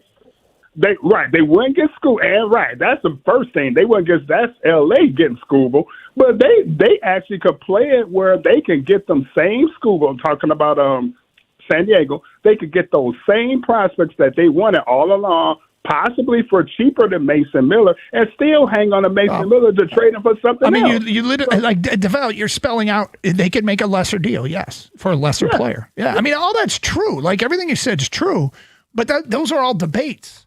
If you don't want to pay the price for Skubal, then pay the lesser price for somebody else. And if you are willing to take on the chance for Skubal, you are trying to enhance your chances to win a World Series. I feel a lot of people are operating scared. A lot of people are operating scared. Like that's what motivated the first part of his call is, yeah, but what if you don't win at all? Yeah, that's the risk you're taking. Strong possibility. Yeah. And for people who want to, for those of us that say if they play well enough to justify a buy, and say, oh, I don't think they have a chance to win, that much of a chance to win at all. I think it's operating a little scared. Give me a seat at the table with a stronger roster. Let's go. But, they got to justify it, as we've talked about a ton. Morris in center line is next. Hello, Morris. Hello? Hey, what's up? Morris. Go ahead. Hey, how you guys doing today? We're good. Gator, I'm here to say, when it comes to Ski Mask Girl, because she originally started doing contact with Two-Turd Tony, who's also from Michigan. And then he was kind of treated her wrong, so she split on her own, has been doing contact ever since. Her and her friend actually got beat up at the 49ers Lions playoff game. Oh, well, that's terrible. That's awful. I know, it was horrible. Yeah, bad fans in San Francisco. So did you just called to tell us more of her story? Yeah, pretty much. Okay. All right. This is a person who Gator saw on Instagram last night. It has a bunch of posts her saving animals. Well, it's just she's talking about her farm and shows the animals off in her farm. She might be wearing a tank top, but it's fine. She has like 100 acres or something like that, somewhere in Tennessee. I like the animals. I start watching the animals, and I'm like, well, wait a minute. Let's not bury the lead here. I don't think anyone is, Gator. You might be. I mean, I can appreciate a baby goat as much as the next person, but hello, how are you? It's a beautiful name. Yeah, it's probably not a sentence I would put together. I can appreciate a baby goat as much as the next person. They're adorable. Mm-hmm. What did I say? What, you don't think baby goats are adorable? I don't think anyone believes you. It's what I'm saying. Fair. Carson Anderson, 97.1. Hey, summer is here, and so are the July specials at Sarah Chevrolet Southfield. So whether you're planning road trips or hauling the boat, or you're just ready for a new ride, now is the perfect time to upgrade. Get behind the wheel of the new 2026 Chevy Silverado and lease it for just $134 a month for 24 months. Or if you want to buy a car, hey, that's a better fit. Qualified buyers can take advantage of 0% financing for 60 months. That's 60. That's amazing. That's 5 years, by the way. Math. Need something a little smaller for summer adventures or an everyday driver? How about this? You can check out the 2026 Chevy Equinox. Lease one for just $234 a month for 36 months. Again, qualified buyers, they can get 0% financing on this one for 36 months. Visit Sarah Chevrolet Southfield at the corner of Telegraph and 696. They're just south of 12 Mile, and they're even open on Saturdays. That makes it real easy to just stop in whenever your summer schedule allows. Sarah Chevrolet Southfield, helping you get where you need to go. Together, let's drive.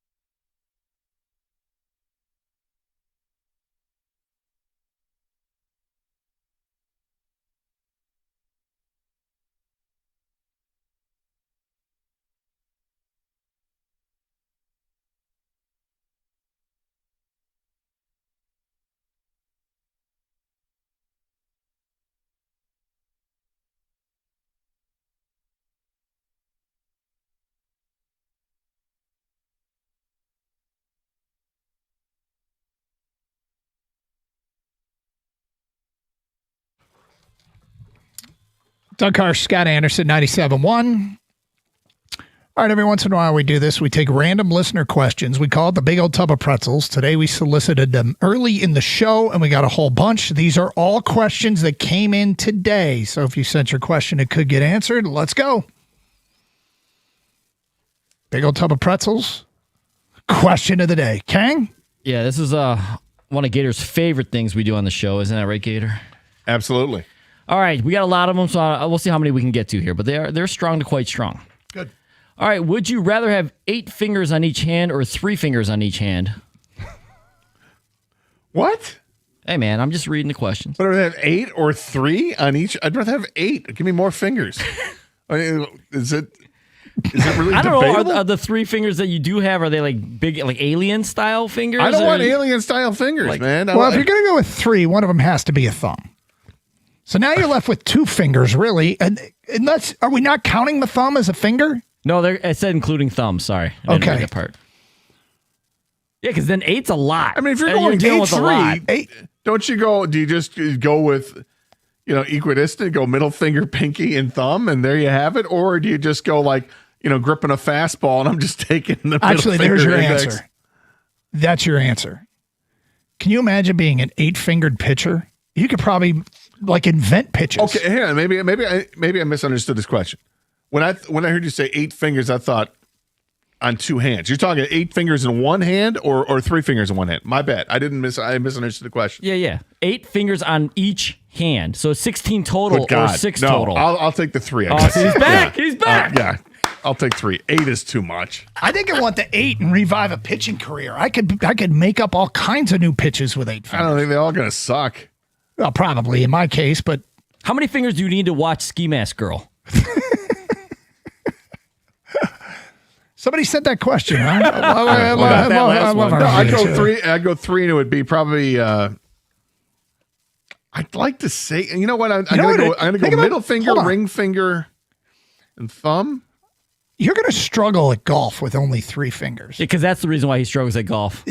Well, I mean, imagine trying to grip a club. I'm not Rieger, okay? Yeah, I struggle a lot less than some people. You're Kobe. 81. Wow. I don't know. Facts are facts. All right, next question. Yeah. Would you rather not shower? Can you beat Rieger with 3 fingers? The answer is yes. Just do it.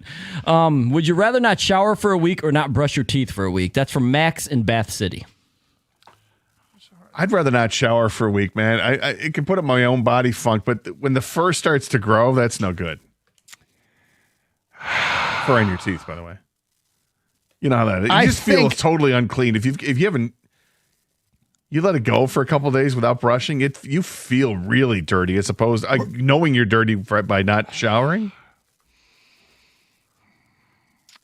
This is a thinker. My first answer was quickly not shower.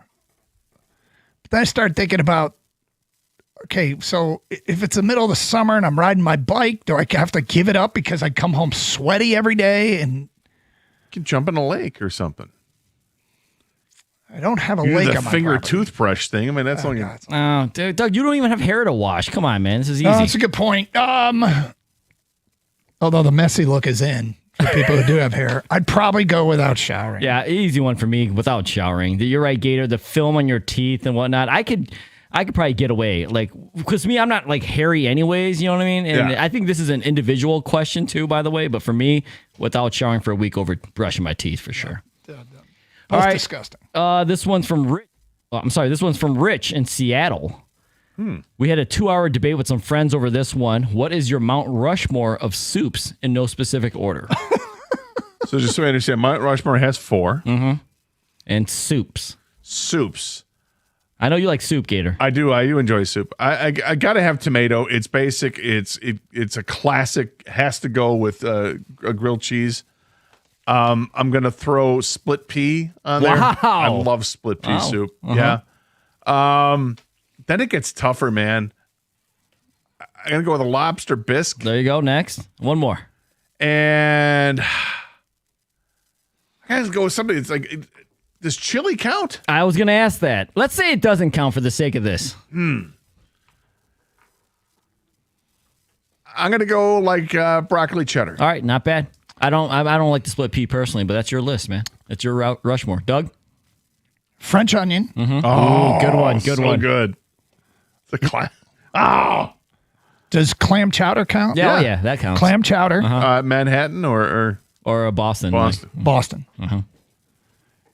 Chicken pot pie, which is a chunky soup. Yeah. And chicken noodle. Hey, this is a classic. Did I?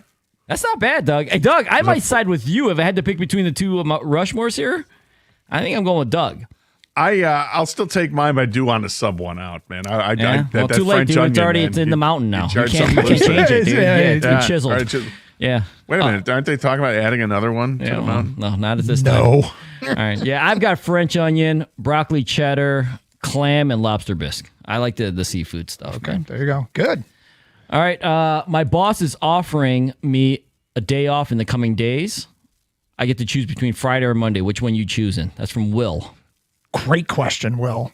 Because I used to be all about the Friday off, but recently, through various schedule purposes, I ended up with Monday off, and I'm now reconsidering. I would never have. I always like extending the weekend and just working Monday through Thursday, but that Monday off thing that I did that earlier this year, and I had to. I was like, this is kind of underrated. And I'll probably still stick with Friday, but it's a much tougher question than it used to be. It's the Friday, and I understand the consternation there, because when you have a Monday off, you really appreciate the day off. Like, well, wait a minute, I'm off my routine. This is kind of fun to be off my routine, but having the Friday off it starts everything off earlier. You got a longer weekend, and I recognize the same thing happens with Monday, but the same people don't really get involved with a Monday. Like if you go out Thursday night and you want to have at it, you might be able to find somebody to go with you.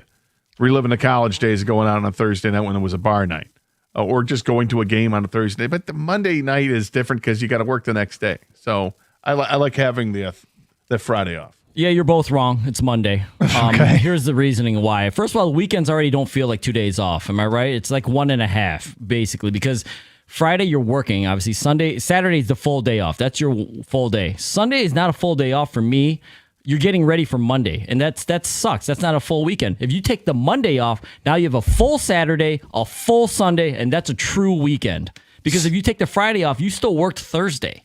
And so that's my reasoning. It's Monday off all day. Sign the guy who had Monday off this week. That's right. It was awesome. Yeah. All right, one more.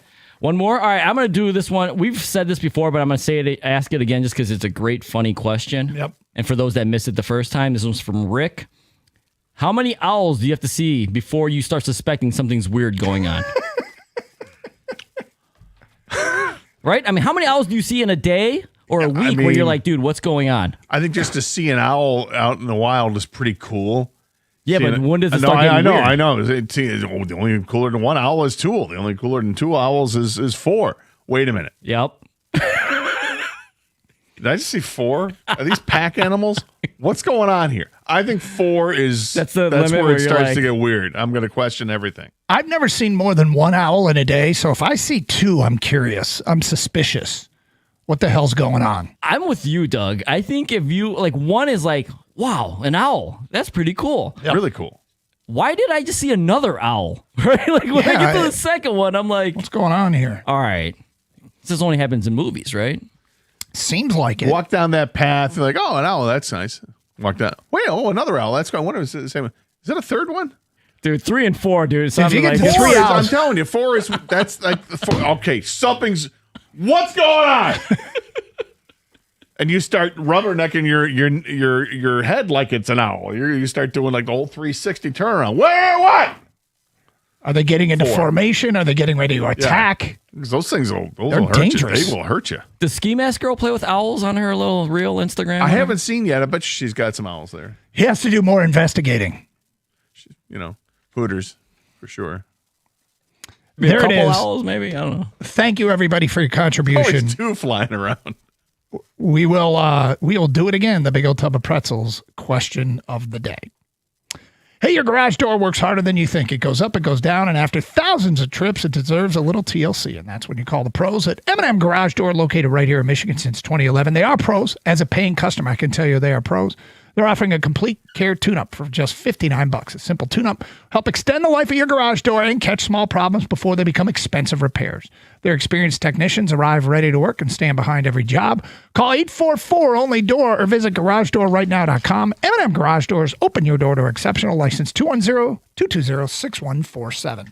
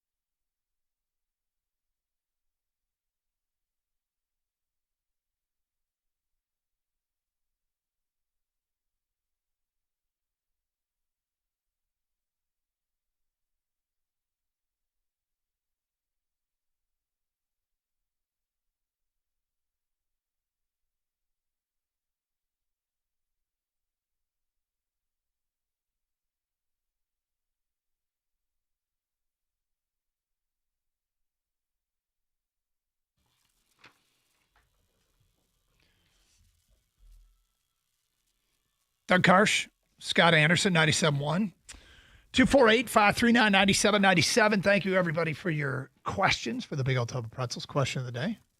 I think introducing that we were going to take questions before we did the tub makes more sense. Okay. We might get better at this thing. Well, always learning, Doug. So interesting story yesterday. It led to a lot of social media angst regarding the Lions and making training camp tickets available to the fan base. These are free tickets, and the problem comes in that there's limited space at the Allen Park headquarters. There is tremendous interest. And to the Lions' credit, they make these tickets free. And I mean, in this day and age, you start thinking about that. That's awesome. And I heard Tom Milliken say something on the morning show about how the people that get to go to these things, and even the people that go to games on a regular basis, we can forget how special it is just to see your guys, even if it's just a practice, you know, that they'll be out there running around and doing drills and all that, and how the kids are wide-eyed, and it's accessibility in a unique way that you don't always get. And of course, because they're free and the demand is high and the space is limited, there were long queues in the tickets, you know, waiting online. The waiting rooms took forever. There were error codes, systems crashing and all that. And the free tickets, they get gobbled up and people get left out. And it's awfully frustrating to the people that get left out. When you get left out, your frustrations are valid. My thought and question, is there possibly a better way to do it where there's less frustrations? Or is this just supply and demand, and the supply is limited and the demand is huge and you just can't accommodate everyone, even though it's a very magnanimous gesture in this day and age to be giving away access for free? I think I think they do what they can. I think it's great that they give the opportunity to the fans and to come out to the practices. Yes, it's limited. Maybe they'll consider at some point opening up more practices, but they're not going to be able to accommodate everybody. You know, and it's really cool that they have this kind of access, because when you do go to these practices, I mean, it's pretty intimate. The only thing that isn't intimate, because you're going to have to pick a side, right? Because they got the two giant fields that they work on. And you're going to have to pick which side you want to be on, because there is limited seating. And are you going to be watching the offense? You're going to watch the defense. And then, you know, you're hoping that you're on the right side when they start doing some scrimmaging. But the access to the players and the coaching staff afterwards, where they sign autographs, is pretty great. You know, they make the experience very entertaining. I think it caters more towards the younger fan than it does to adults, which is great. You know, you got the cheerleaders out there, Rory's out there, they have alumni out there, all types of people to keep you busy and enjoy what's going on with football. But the problem is that the demand is so high, not everybody gets to go. But it is what it is. There's talk that they could build a new facility, and maybe a new facility would have more access to fans, and maybe they build a larger area for that. I don't know, but I think this is something probably every team struggles with. But in the end, they're there to practice. Period. So the fact that they even open up some of this to the public, I think is great. The one thing that I kind of wish is that those tickets could be only accessible to non-season ticket holders, the people that can't afford them. And it's not fair to season ticket holders, although I'm pretty sure season ticket holders have their own day that they can go, because there's plenty of people in our community that just simply can't afford tickets anymore. And if this is their one chance for accessibility to the Lions, and I'm not saying the Lions have done anything wrong, let me be clear about that, but it in the grand scheme of things, if you're a season ticket holder, if that means you can't go watch them at training camp, that's not the worst thing in the world. And as a season ticket holder, you feel like you probably deserve more accessibility. But if you think about in the grand scheme of things, if these tickets mostly end up in the hands of people who can't afford to go see regular season games, that feels like an equitable way to do things. I agree. I mean, tickets to the game, obviously, they're incredibly expensive. Have you said what the tickets are for these practices? They're free. They're free. Yeah. Which costs, Doug? Nothing. Yep. So I think it's great for non-season ticket holders to have that opportunity. And it's just a practice. There's obviously, we mentioned the other stuff. There is other stuff to do, but they're not there for the game. So I think it's a nice perk. 248. It's not a perk. It's a nice gesture that it's out there for anybody to go grab tickets. It sucks because people get frustrated because it's really, really hard to go online, to get in the queue, to be in the waiting room, to see error codes, and then come up empty-handed. If you got them, we'd like to hear if you had a hack. You probably don't want to tell us because you probably want to use it every year. And for people who got frustrated, we'd like to hear your story. And maybe there's something out of it the Lions could use. Somebody has already made a suggestion, which isn't a bad one, but let's go to Sam. You're on 97.1. Hello, Sam.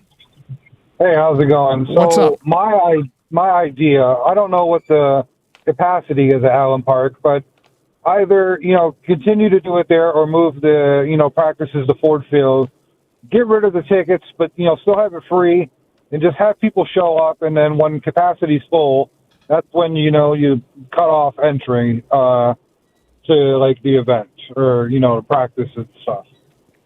The Ford Field open practice idea seems like a great idea. I can't think of a downside to them just moving. I mean, other than the equipment staff and all that has to move everything down there for a day. How many practices are you talking about? I don't know. What if you did 3 in a row? You did a Friday, Saturday, Sunday. I can tell you the players don't want to do that. You don't think so? Well, no, they want to practice on grass. And the field, I mean, we know this for a fact. The field is absolutely immaculate what they practice on. Great field. I mean, they literally clean up after every practice. They are resodding, redoing all types of stuff to that field. It's amazing how they keep it in the shape they do. And players want to play on grass. There's no question about that. Particularly after the World Cup success, all these football stadiums putting grass in there. The players want it. They don't want to practice on the turf. Yeah. All right. So here was a suggestion from Det313 on Twitch. I mean, they should just do the Masters lottery system instead of queues. It's luck of the draw. I'm sure there'd be less bitching. And you could sign up and they could just have a lottery and distribute tickets that way. Yeah, but I mean, as far as people complaining about it, they don't have to open these up to anybody. No, and I don't think there's any reason to complain if like, oh, I waited in the queue and I didn't get my ticket. The damn Lions. No, they don't have to open any of these practices up. They don't. I don't think. I mean, what I haven't seen is a ton of frustration with the Lions, just frustration with the system and frustration that you got left out. If you are frustrated with the Lions, I mean, I think that's unfortunate because they are doing something, making something available for free, which is why there's so much demand. Well, you're always going to be frustrated because you're left out. Yep. And that's just going to happen. And so you're going to have, I don't know what the demand is, but I heard something this morning I was number 8,000 in the queue. I'm like, how many tickets do they have? And how many seats do they have available for this thing? So, you're going to have 2 or 3 times the demand for what you actually have in product, which is, seats for the practice, tickets for the practice. You're always going to have people walking away unhappy. Ken, do you have any thoughts on this? Yeah, I mean, if I wouldn't change much, maybe just have a raffle like the one text we got said, like, this is going to happen. This is life. There's only so much to go around, and this is a free event, by the way. So when you want to get a drop or tickets for anything, whether it's a concert, a comedy show, whatever, sports, some people are going to get left out. I mean, that is what it is. So I don't understand it's frustrating not to get them, but I mean, that's kind of the end of the story right there for me. Yeah, it's too bad. We've lived in a world where they've had training camp at the Silverdome, training camp at Saginaw Valley, and those facilities could host quite a few people. They had training camp in Oakland University. I was never around for those. Do you remember those days? I do because I went there when I was going through driver's ed. Our driver's ed instructor took us out to the Lions practice. Watched for half an hour, and then we took off. I feel like this story warrants more explanation. There's a story there. Okay, we will get to that today at 12:02. If you experienced trying to get training camp tickets, tell us what your experience was like. Carson Anderson, 97.1.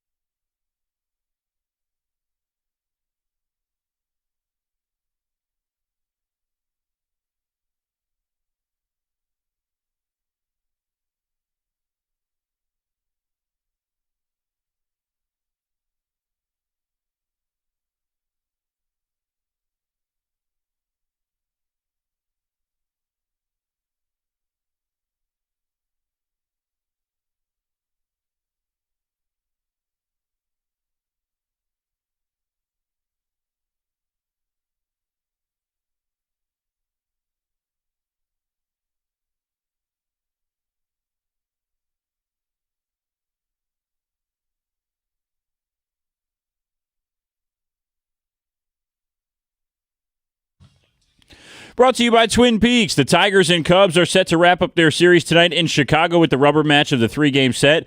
Cater Montero starts on the bump for Detroit. It's Colin Ray for the Cubs. The Tigers are trying to win their 5th series in the last 6 opponents before returning to Detroit for their final homestand before the trade deadline. First pitch is at 8:10 tonight here on 97.1. The pregame show starts at 7:45. Speaking of the trade deadline, rival executives think the Tigers are going to thread the needle between buying and selling at the deadline this year. They would attempt to do so by trading Tarek Skubal for a, quote, controllable starting pitcher and multiple prospects. That report from Ken Rosenthal of The Athletic. Another report in The Athletic today from Cody Stavenhagen says Skubal knew something was wrong with his left elbow all the way back in January. Skubal said he should have mentioned his discomfort sooner, but he avoided the symptoms of his unique injury due to his contract year coming up and because, quote, I was going through arbitration. The decision by the organization to take me to court, I think that probably had some impact subconsciously, unquote. The Tigers went 14-25 between April and June without their ace when Skubal went down for 39 games to get surgery on that elbow.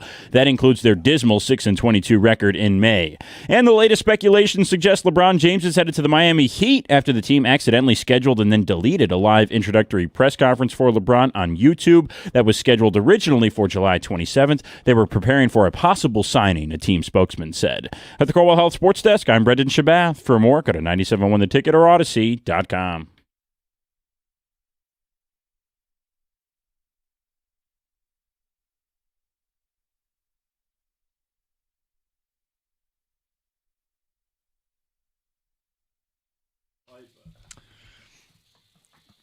It's an interesting story about Skubal there that I want to get to that story. And it's a long one. Is it? Yeah. It's a good one. Yeah. Cody Stavenhagen. Not sure how I feel about that. Mm-hmm. If you knew you were hurt, could have got it addressed in the off season. Said he knew in January.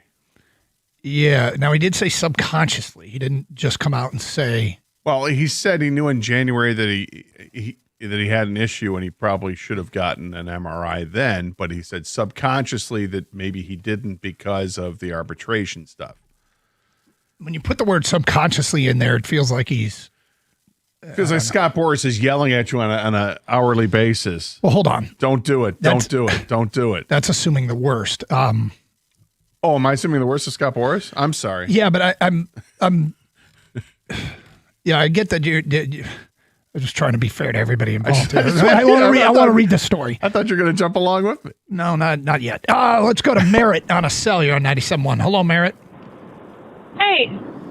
What's up? So back in the 80s, I went to cheerleading camp at Oakland University, and that's where they used to practice, the Lions, and we got to watch them every day practice. We got to meet them, talk to them. I have a signed picture of Doug English, and we got to cheer for them too. But what's weird is I don't remember there being any security or anything, so back then anybody could just show up and watch. That's what I remember as well. Where did they do it on Oakland's campus? I don't really remember. Obviously, they had fields there, but you would just kind of like park and walk over there. Yeah, I don't remember. We had fields where we would practice, and I just remember like we could see where they were practicing from where we were, and then like at the very end, I think the last day of practice, we got to cheer for them. That's fun. Yeah, we were just anybody could just walk up and watch then. It's crazy to think about in retrospect, isn't it? Right, like there was no, I'm trying to remember, I mean, a long time ago, but I was trying to remember there was like no security, no nothing, so anybody just, stand by the fence and watch. Thank you, Merritt. I do want to get to your story in a sec, but let's take one more. Tyler on a cell. Hello, Tyler. Hey, what's up, guys? How you doing? Good. So I'm calling about the queue. Yesterday, I spent 4 hours. Took me almost half an hour to even get in the queue because it kept crashing like you guys were saying. And this is evident that the Lions organization is out of touch because you can't even get into Ford Field for less than $210 this year. And that's for the Jets game, which who wants to watch the Jets? And it just shows that they truly don't care about their fans anymore. And it's honestly just how is it they don't care when what they do is they're not charging for the practice? Well, no, not about that, but they made it so expensive for the regular fans to go to a game now. I remember 3 years ago, Ike was in the end zone for $54 against Washington. Now you can't get your row 21 for $210. That's just obnoxious. I mean, the Lions are so out of touch. The training camp being free is awesome, but the fact that it's so hard to get them now is showing how out of touch the Lions are. But with Tyler, the are they out of fan touch, base. or is it just a great business model because they're not now that they good. don't have empty seats? I think it's a bad business model because give 2 more years, the Lions don't reach any playoff success. All the fans that are coming downtown that are spending money, they're not going to be coming down here like they were 10 years ago. Well, they'll worry about that if that happens, and then they'll have to readjust. But right now, it's a model that's working brilliantly for them because they don't have empty seats in the stadium. Everybody's buying them. And hey, I'm not mad at them. I understand, but it's like, there needs to be kind of a middle ground. They need to understand, like that idea earlier the guy had about the Ford Field practice. That's beautiful because, you can fit, probably 10 times the fans and make it where a young kid who can't afford to go to a game can actually see Jahmyr Gibbs on the field for 5 minutes even. Tyler, I understand your frustration if you're priced out. But it's a business model that just about every team uses. The price tickets are put at a price point in part based upon a waiting list. I had an executive for a sports team tell me once, if we have a waiting list, our ticket prices are actually too low. When we don't have a waiting list, our ticket prices are too high. So if that makes sense, it's economics. Yeah. And as they got better, yes, the tickets were more in demand. I don't think did we see a story on ticket prices going up this year? I don't remember. I haven't seen it yet, but I mean, his point about it, he thinks that having a practice at Ford Field would satisfy the fans because you get 10 times as many people. And I don't know if it's 10 times, but it's a lot. It's a heck of a lot more. And if that's enough to satisfy fans, then they should. Yeah. I don't know if they'll do more than one of those special practices at Ford Field. They could, but they're also one of the problems they have with Ford Field is they're limited to what they can do. The practices are obviously extraordinarily regimented, and they utilize all the fields they have at the practice facility. At Ford Field, you have a field, so you have to break things up more than what you want to, and consolidate them as well. It's just. It doesn't work out as well as the practice facility. That being said, it'd be a great gesture if they could do a couple practices from Ford Field every year. I feel bad for our guy Tyler. I just don't know if the conclusion is they're out of touch. Well, they're not out of touch because their tickets are too expensive for everybody. Their tickets are expensive enough where they sell out. Yeah. All right. So what's your story about driver's ed and Lions training camp? So when I was summer after I turned 15, I had driver's education, and we were at Lasser High School at the time. Now I think it's like a middle school or something. I don't know what they changed it to. And we had driver's ed there. It was the first day that we would go off into actually driving outside of the parking lot. You have the little course set up in the parking lot, and then we broke up, and I was with actually my friend Larry Gutowski at the time. Scary Larry and I got into the car with this gentleman who was probably in his, I would guess, his 50s. I think he was a teacher at Lasser High School, I think. And Larry was first to drive, and we're driving around on the Telegraph and got onto 75 for a bit, and then pulled over somewhere, and then he let me drive. And as I'm driving, he takes us to Oakland University. And we're pulling into Oakland U, and I think the speed limit was like 25 or 30 miles an hour. And somebody had cut me off while we're driving in there. He literally told me, "Go ram that guy." I said, "What?" He said, "Go ahead, just bump him." I'm like, "I don't think I should do that." He's like, "It's okay." Your driver's ed teacher told you to bump a guy for cutting you off. Swear to God.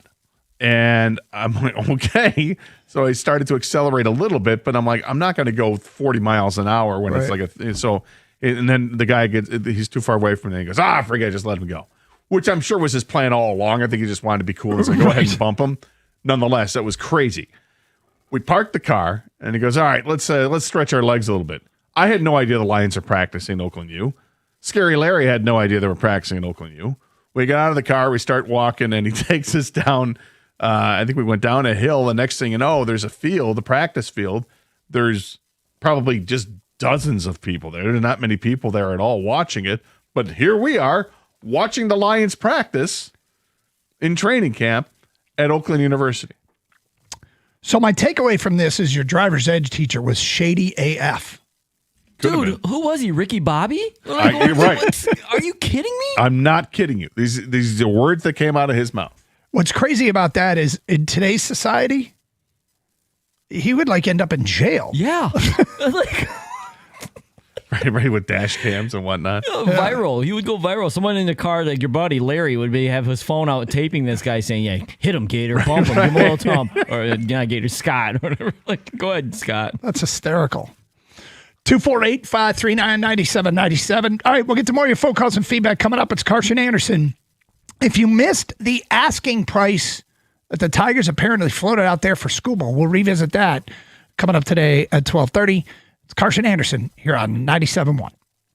Safety is top of mind for new drivers. Sam Bernstein Law and the Michigan State Police want to get you ready for anything. Get a free student driver magnet or an emergency car safety kit. Boy, it seems appropriate to be reading this after that story Gator told. Pick one up at the MSP Post or order online at callsam.com/car safety kit.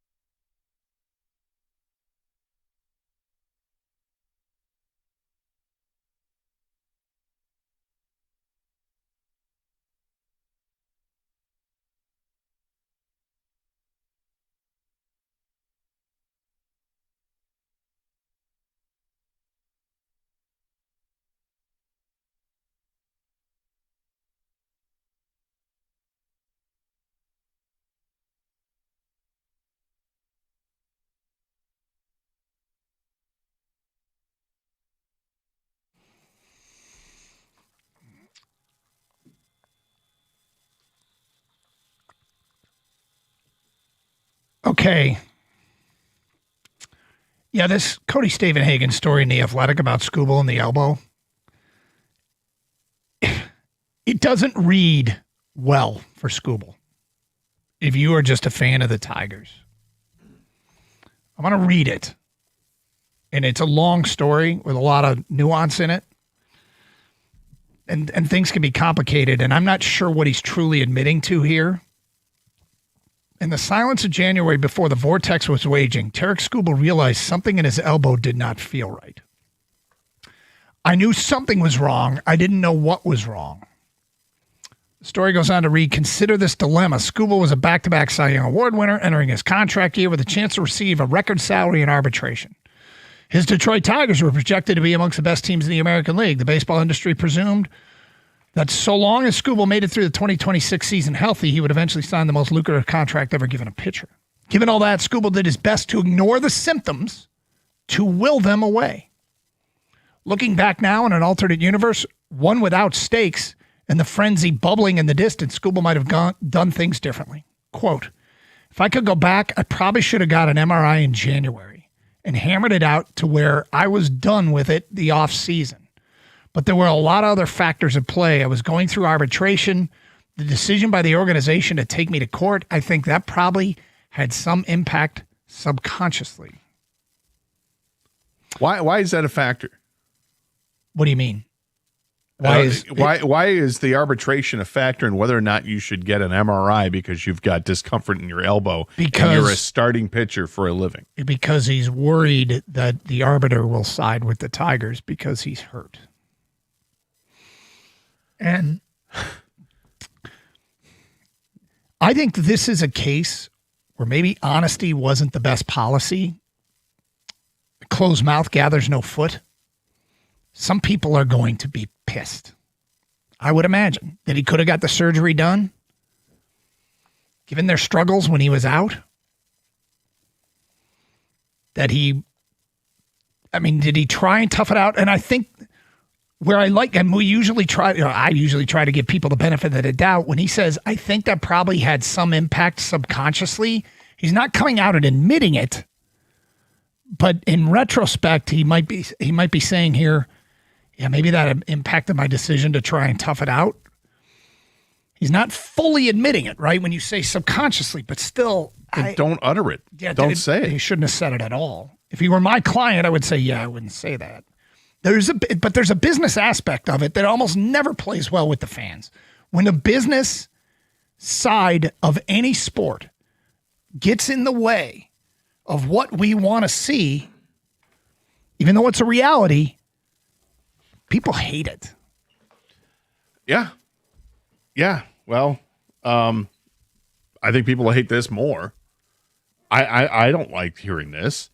And this is, we heard weeks ago that he knew that there was, when he was going through it, he said, yeah, I kind of felt something in January. Well, hey, maybe tell your employer what's going on, but you're not going to because of arbitration or subconsciously, or, it's not subconscious. That's the reason you're not telling them.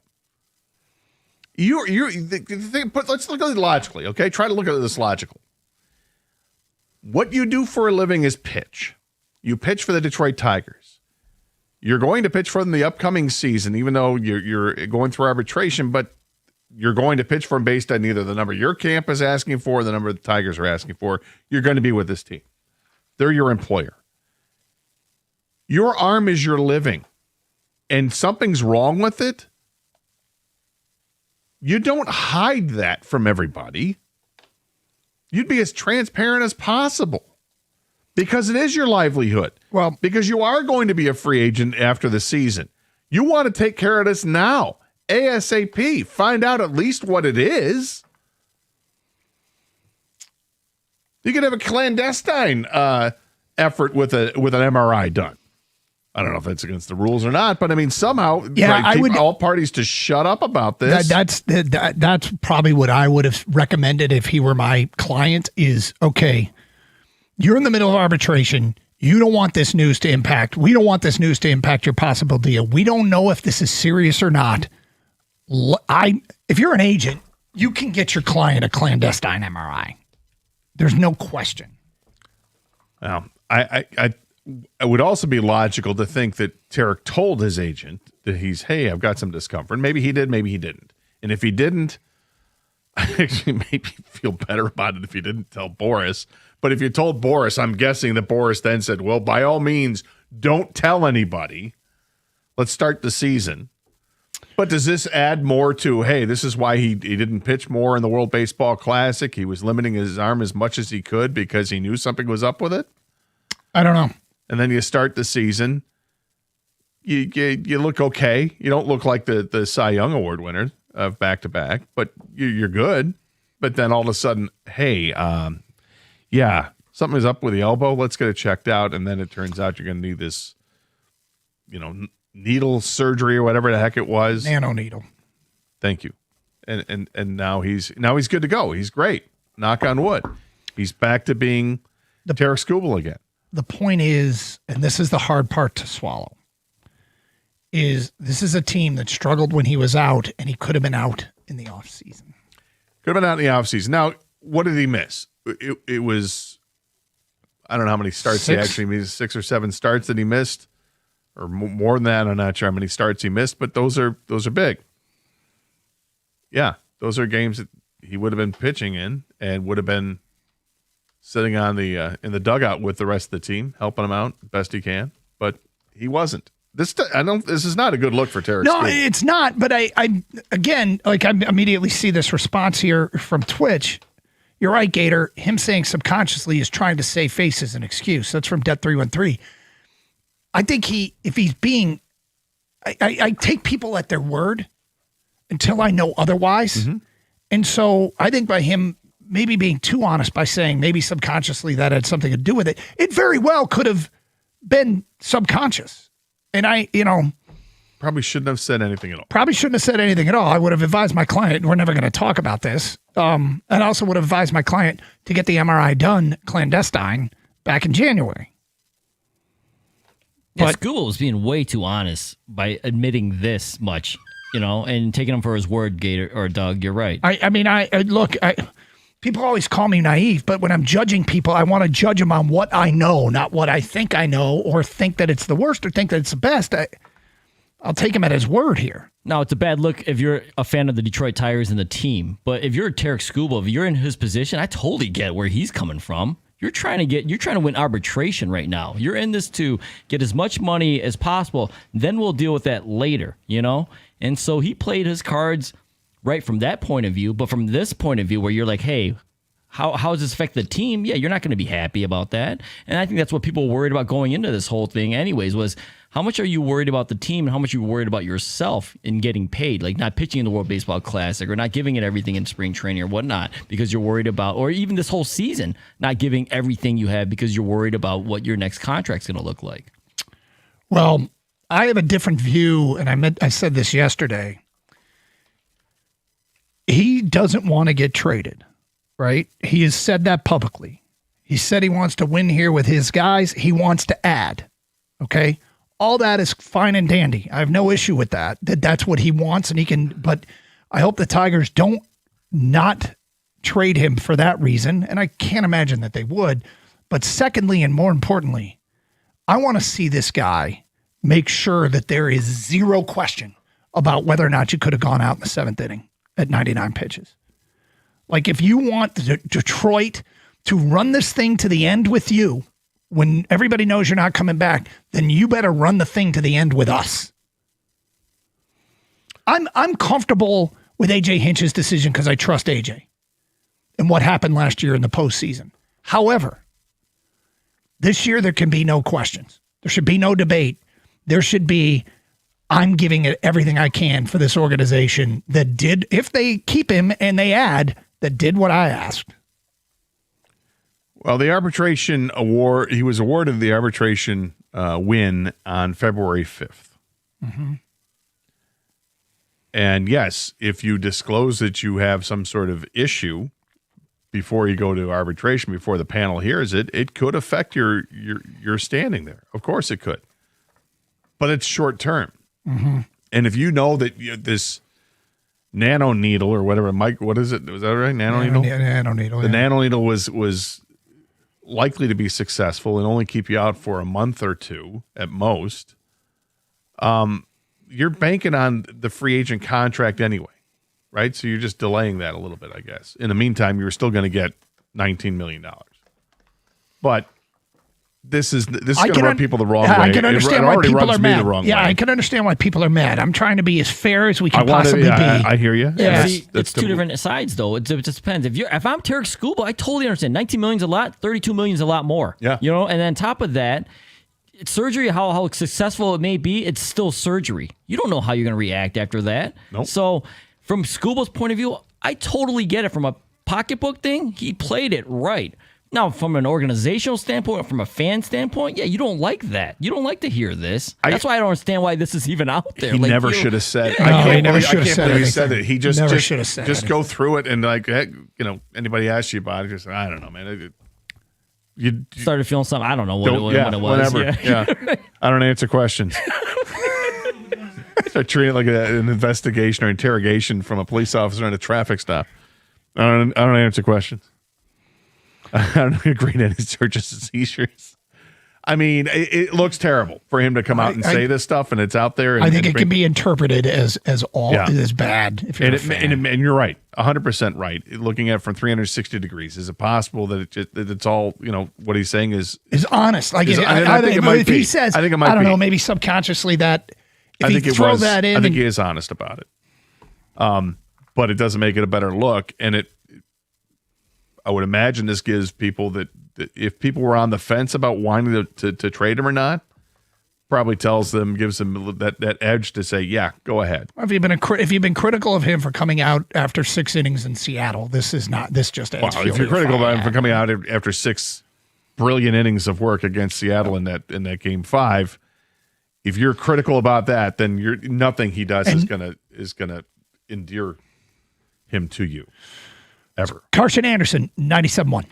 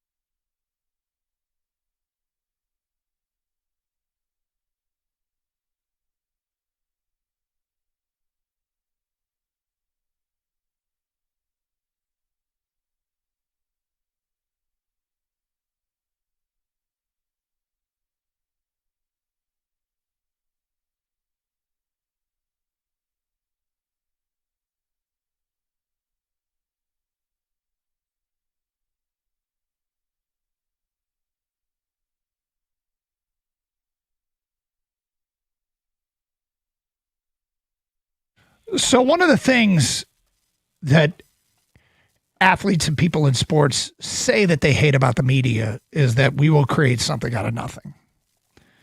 And it's a fair criticism at times, I think. And I know I've been called out by teams and players in the past for creating something out of nothing and, creating drama, taking things out of context. So I'm sensitive to not taking people at their words for what they say. If it's you and you say something and somebody extrapolates more from that, you might be pissed too. This story with Skubal is one that, honestly, I can say that it was not wise to say. I don't think it was wise to say because there's a vagueness to it. And for people who missed it, it's a Cody Stavenhagen story about Skubal and his arm, and he knew something was wrong in January. And admits, if I could go back, I probably should have had an MRI in January and hammered it out where I was done with it in the off season. But there were also other factors in play. I was going through arbitration, the decision by the organization to take me to court. I think that probably had some impact subconsciously. So that basically makes it sound like I could have taken care of this in the off season, but I didn't because we were negotiating. I was in an arbitration case where I was going to get $32 million or $19 million. There's so many reasons why, and he uses the word subconsciously, almost as if now looking back, maybe that had something to do with what seemed like a decision. I'll be fine.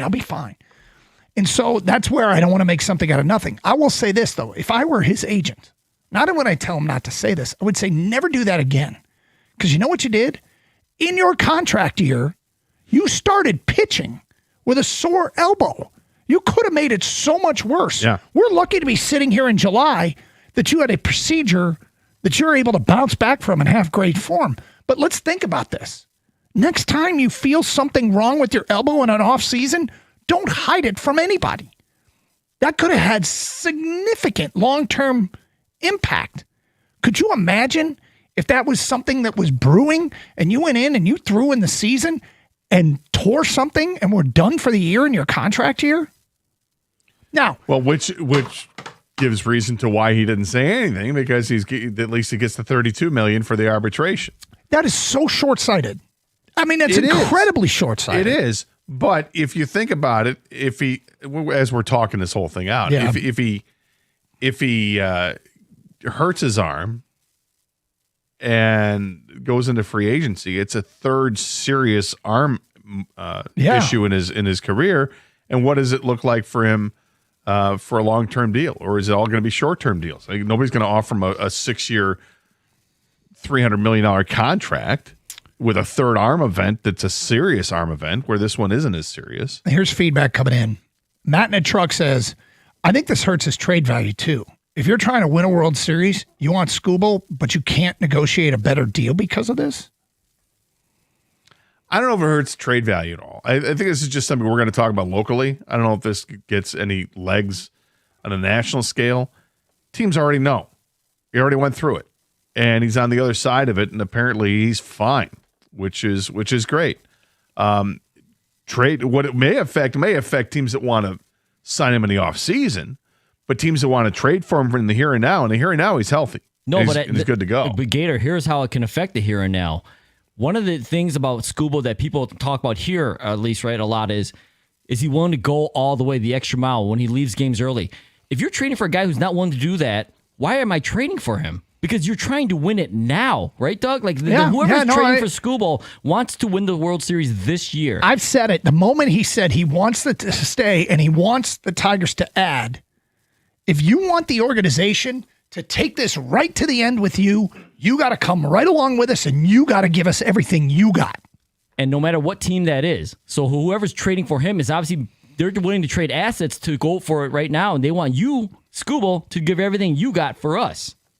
Do you think that, do you think the Tigers knew this information before they see this piece? Just this? Yeah. Do you think the Tigers knew that he had a sore elbow back in January? Yeah. No, because I don't think it would have pitched him in the spring. I think they would have got an But MRI I'm saying, as soon as so he right reported. now, they're going, I mean, it seems like publicly, or maybe somewhat publicly, the reporting is that they don't really want to move Skubal.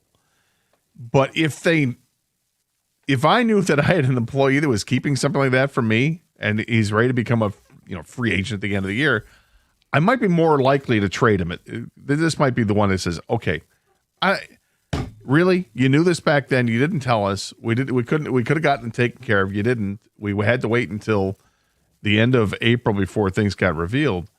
I just wonder if this is going to rub the Tigers the wrong way to the point where they're more inclined to trade him. It very well might. Or we're making too much out of this. Well, that's where the subconsciously, when he says subconsciously, I think he opened up a can of worms. Potentially he didn't need to.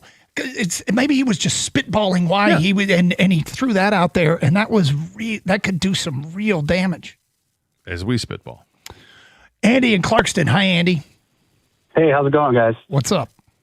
Hey, I was just wondering, once the Tigers and the Skubal, he gets traded or the next year he signs with someone else, I mean, couldn't the Tigers, take him to court to try to recover some of that money that he probably got more of in arbitration? Because if he knew that his elbow was sore but didn't disclose it, I would think the Tigers would be pissed and may want to try to get some of that money back. That's interesting.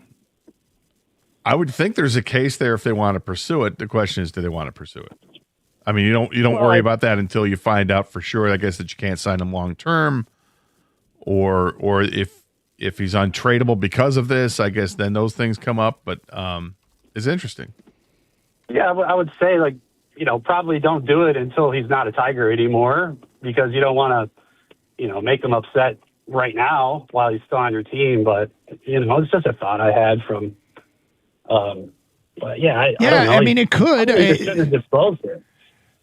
I mean, I don't know labor laws, and sometimes I wish I'd studied labor law in college so I'd have a better sense for these kinds of topics, and CBAs and all that. But yeah, they might have a case. Yeah, I don't know if they legally have a case or not either, Doug. But I do know if I was on the legal team for Skubal, I would say, dude, he started the year. He pitched a bunch of games. This was something that came after, because the worst thing it would have came out is right after arbitration, he's like, dude, I need surgery. Then you're like, hey, wait a second, did you withhold some information? But I think the counter argument with the Skubal side would be like, no, we started the year. We were fine. It was maybe we thought it was something, but it wasn't nothing. We pitched a few games, and then it happened after.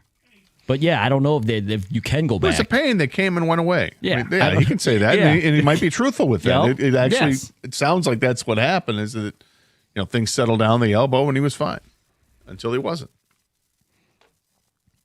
God, I wish he shouldn't have said anything. He should not have said anything. This was potentially one of the worst own goals. But now that you know, does it change your perspective of wanting to move him or not? I want to move him more. See. 248-539-9797. Derek in Royal Oak. Hi, Derek. Hey, I'm just calling, just thinking about if he's just not disclosing stuff before, how do we know he's not disclosing stuff again? Like, how do we know he's not sitting on some soreness right now, waiting for that payday to come? It's a thought that sits in the back of my head. Yeah, I understand why. Look, that's something that the next team that signs him, which probably isn't going to be Detroit, that's their concern. I think that's just more reason to move him now and get something for him rather than. I've been in the camp the last 2 years that we've been waiting too long to move him, and I still want to move him. And it's well, the last 2 years they went to the playoffs, and I find I struggle mightily with just punting on playoff opportunities. Now they're not in the playoffs now, and they've got work to do to even prove, because holding even, standing pat, does not mean they're a playoff team when we get to the trade deadline. They got a lot of digging to do. I value playoff appearances too much to just punt, but that's me. Their record, he was placed he went on the IL May 4th, retroactive to May 1st. Between May 1st and his return on June 13th, they won 13 games and lost 24. And if he could have got this done in the offseason, it wouldn't have been that bad. I don't know how much better it would have been because they were playing bad as a team, but it wouldn't have been that bad. No, would not have. Carson Anderson, 97.1.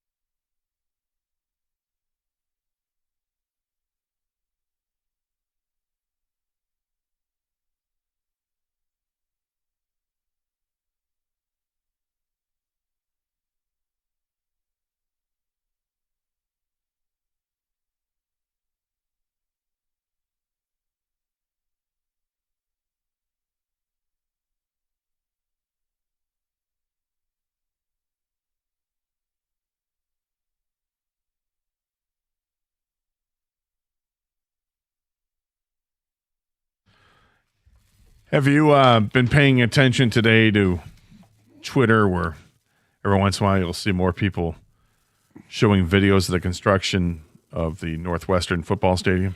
I've seen some of that stuff, yeah. It looks great. It really does. They went out and they built a stadium that I think is going to do two things. One is it brings their program into the modern era. The Dyke Stadium at Ryan Field was not a classic. I mean, there are old stadiums that are classics. Right. This did not feel like one of them, and it constantly got taken over because they couldn't sell it out by opposing fans. So they built a smaller stadium, a market specifically to their fans, to try and create a true home field advantage. But yeah, it looks gorgeous. Yeah.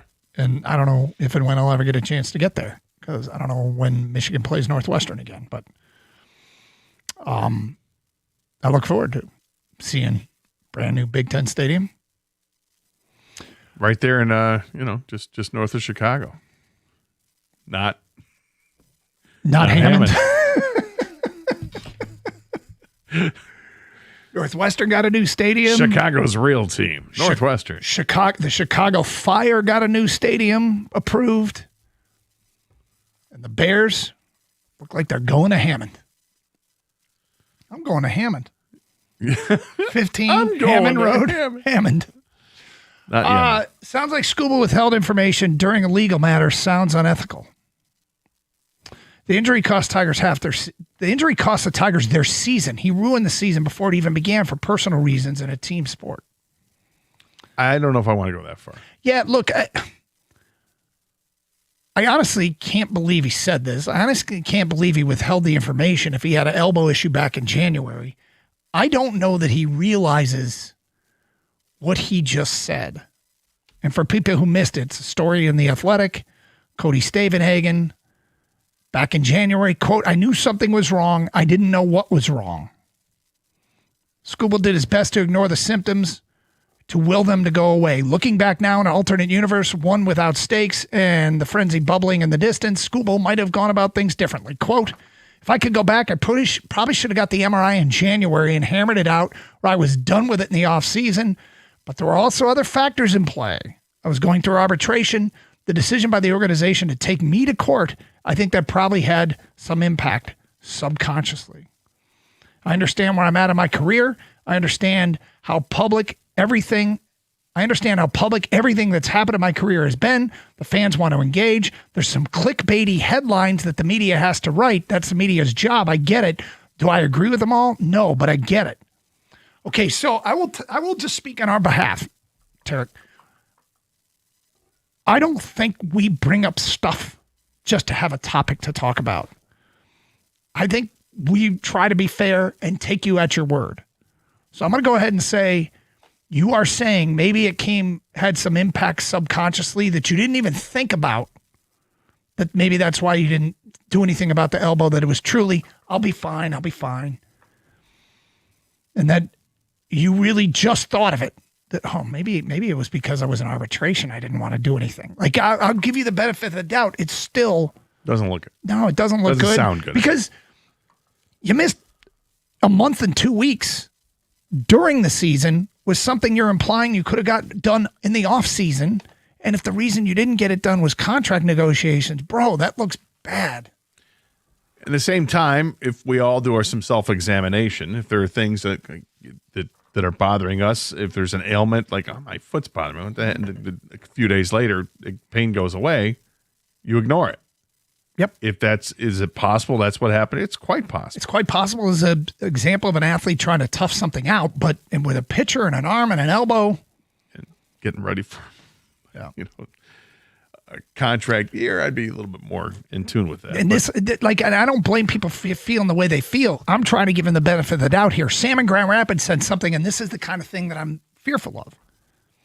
Not fearful of, but it is a potential impact of what he said.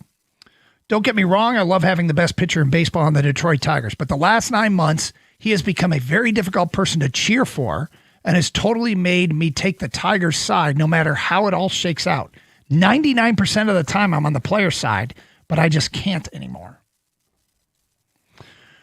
Unnamed texter, this is reason 126 to trade Skubal. Guy literally put himself and his money above the team's success. Wouldn't be surprised if his teammates are pissed as well. Unnamed texter, he doesn't have to endear himself to anybody, and he can leave or not want to leave or do anything he wants. Just don't be a phony. Everything seems so contrived right now with him, and it doesn't seem genuine, probably because it's his agent telling him what to do. I can almost guarantee his agent didn't tell him to say this. It's possible his agent told him not to report the elbow. But even then, if I'm his agent, I'm like, dude, we need to get this taken care of because you have to go out and prove you're healthy. This could get worse. It would be terrible advice to tell a pitcher with a sore elbow to go pitch. I can't see Boris encouraging him to go talk to the media about this and say what he said. No. Clandestine MRI, maybe even a clandestine nanosurgery. If you're Scott Boras, you can arrange that. I guess, but I think I'm sure there's some sort of rules and regulations with keeping the club informed on some things. Has to be. Guys, I'm really starting to believe that Skubal just does what's best for Skubal. The playoff game, the World Baseball Classic, withholding the injury, etc., all for himself. I think that we should blame the Tigers a little bit for offering such a low ball that he would subconsciously hide it. Okay, so I was in that camp too, had a chance to meet with an MLB agent that explained to me in arbitration, Major League Baseball recommends to every team what they should offer, and they almost all follow it. In the collective bargaining agreement, the way that this works, it's the only cost certainty that owners have in arbitration is they take the recommendation and just about everybody lowballs their client. And teams that don't, it's kind of frowned upon. So the Tigers, the way the agent explained it to me, the agent for the player is going to ask for the most they think they can possibly get. And the team usually takes Major League Baseball's recommendation to try and keep costs down. And they don't get a cap. So this is one thing that they attempt to control costs. So kind of made me change my feelings on arbitration. But Doug writes in, the whole wishy-washiness about the World Baseball Classic makes sense now. I can't believe he decided to pitch that one game. And he did. Ron says, doesn't this lessen the trade value for Skubal? It might. I think so. I mean, look, I think if they want to trade him, they'll be able to trade him. Yeah, I agree with you. I think that I think it lessens the possibility that there'll be more teams that want to try to sign him long term in the offseason. But I don't know if it has any effect on a trade value. An unnamed texter writes in, and again, this is all rampant speculation now because of this. Skubal coming out and saying that makes me wonder if he knew it last year going into the playoffs, and that's why he took himself out of the Seattle game. Well, this is going to open up questions for things. Yeah, like that, right? But if you think about it, if you think about how he would be looked at differently if we knew he had a sore elbow in the Seattle game and threw 99 pitches anyway because it was a do-or-die game. That would be a completely different story. He would be hailed as a hero for trying to tough it out, and then he could have addressed it first thing in the offseason. Like, that would have been, you know, how would Detroit look at him if they were like, God, he was hurt, and he still tried to bulldog his way through 6 innings for the Tigers? Yeah. He'd be hailed as a hero. Next text, Skubal knows the Tigers won't make the playoffs, so that's why he wants to stay here and not have to pitch past the regular season. Also, no pressure to step on the playoffs and possibly hurt his arm again. Next text, how do you know Skubal won't hide something from the team now? I mean, you don't, I suppose.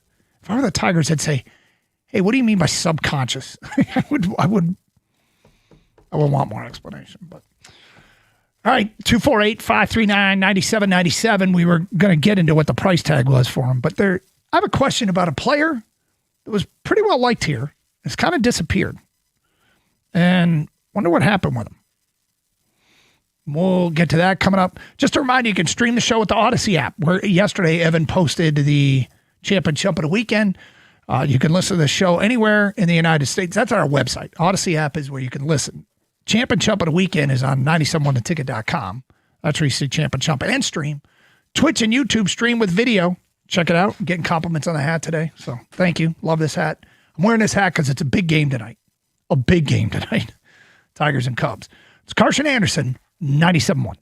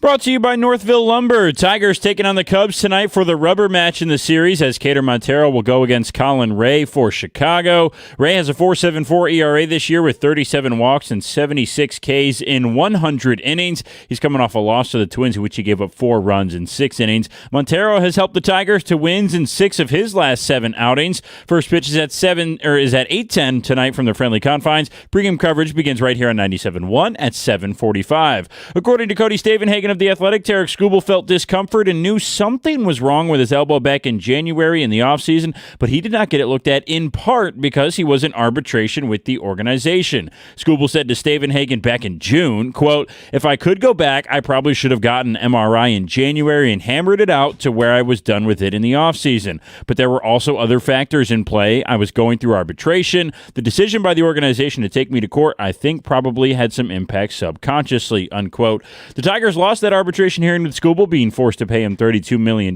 this year. Then when he went down to get elbow surgery back in April, the Tigers responded by going 6-22 in the month of May. They were 14-25 over the entire duration of Skubal's absence. And the Miami Heat were caught perhaps red-handed today after they accidentally scheduled and then deleted a YouTube Live press conference for LeBron James that was to take place July 27th.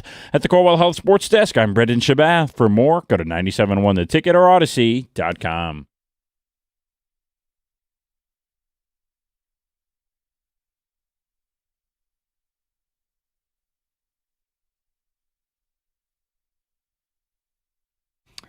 Do you know what starts in 4 days? Lions practices? No, I believe that's 3 days. Oh, sorry, my bad. Yeah. I was way off. Yeah, you are. 4 days. So 4 days would be wait, good. Thursday, Friday, Saturday, Sunday. I'll go to Vegas. Oh, that's fun. So this probably isn't going to be on your radar. At one point, this was on your radar. Okay. The Discovery Channel, Mm-hmm. Shark Week. Shark Week's great. Okay, I'm going to tell you, I'm going to read some names here of shows on Shark Week on Discovery Channel. Mm-hmm. Some of these are actual Shark Week shows. Some of them are not. Okay? Okay. Jurassic Shark. Real show or not? Sure. Talk about megalodons? Sure, I can see that. Okay, I'll tell you at the end. Okay. He says yes to Jurassic Shark. House of Sharks. No. Okay, he says no to House of Sharks. K-pop Shark Heroes. No. But it sounds great. If it is, then damn it. How to Train Your Great White. Real show or not? I'm going to say no. Okay. Are we on the, by the way, this would be the 50th anniversary of Jaws coming out too, right? I don't know, dude. You're asking the wrong guy over there, dude. Are you kidding me? Hi, that's Doug Karsh. Have you met him before, Scott? But please interrupt the segment to look it up. Well, it was actually it's 51, June 20th of 1975, so I was off by. So your answer's no. Answer's no. Real show or made up name? Sharkzilla Takes New York. No. Real show or made up on Discovery Channel? My Strange Shark Addiction. No. Well, actually, you know what? I'll say yes. I like it. Could be. Just dumb enough where it could be. Okay. Well, let me tell you something. I lied. Those are all real shows. Come on. They're all real shows? I was going to say, they're all real or they're all fake. Really? Yeah, they're all real. Right off the website. Right off the Discovery Channel website. K-pop Shark Heroes. It's hot, man. Come on. Wow. It's Hansel hot. You got to stick with it. So hot. So hot right now. Really? Yeah. All real shows. So which one of those shows intrigues you the most? None of them. Don't care. Not my thing. Although I'm wondering how they weave K-pop Shark Heroes into a show about sharks. Sharks off the Korean coast. Yeah. Going to the Indian Ocean and check out great whites. Yeah. Maybe there's a band of sharks. Oh, I see what you did there. Yeah? Yeah. I mean, it's funny because Invasion of the Mega Sharks, Biggest Mako on Earth, Bull Shark Dinner Bell. Bull sharks are nothing to be messed with, man. Strange Shark Addiction. Nasty sharks. Do you have a favorite shark, Gator? I mean, yes and no. That's not true. I have several sharks I love the hammerhead because that's just so unique looking. Like, how does that happen? What genetics force that? But that's awesome. But the great white has always been the one, right? That's the one that got all the pub. He's the star. He's the star. They're massive, absolutely massive. When you see these things, if you've ever watched any of Shark Week and you see them in the water with the shark and the shark is swimming past the cage and you've got footage that shows you just how big that damn shark is. How big is 25 feet? It's incredibly large. And that's a creature that lives in the ocean, which has you with second thoughts about ever getting in the ocean again, without question. Shark Week, I think its purpose is to do two things. One, educate people about sharks. Mm-hmm. And two, scare the living crap out of you about ever going in the water again. When you see these stories of, this surfer, I was just in 2 feet of water and I felt something tug at my leg, and you look down, it's a shark. Yep. Oh, you guys ever see those videos where they're in shallow water and it's like a drone or something from up above, a camera? Yes! Oh, yeah, and dude. there's like a shark swimming 20 feet away from them. You're like, oh, go! my God. Go! It's so bad. Makes you never want to get in the ocean. Man. That's just like where you can tread water. Like, not even tread. You're like walking You're almost. walking. Like Yeah. maybe above waist deep or something, or shoulder length. Yeah. Yeah, I like the ocean, and I don't want to stop liking the ocean. And I think odds are in my favor of never getting attacked by a shark. I love the ocean. I can't tell you the last time I was in the ocean. Actually, I can. I think it was 1990. It was the last time I was in the ocean. We were watching the promo this morning in the office, and one of the voiceovers says, "This feels like a very sharky area." All right. Well, that's just taking a line from the, hunting Bigfoot. This is a feels like squatchy area. area. Yeah. Yeah, Sasquatch loves the power lines. Yeah. What do sharks love? Does this mean that we're also going to get like a Sharknado marathon? Of their we can only hope. The 5 or 6 movies that they've done. Yep. I kind of miss the Sharknado stuff. You really enjoyed that, didn't you? Sharknado 2. Enough said.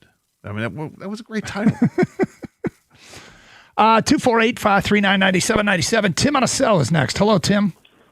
Hi, thanks for taking the call. Sure. I just had this thought that one of the reasons why the Tigers might have brought Justin Verlander back was to talk with Skubal about his experience of having left the Tigers and been around the league a little bit, and now he's back, and maybe he's able to say, if I had it to do over again, I might have done things a little differently.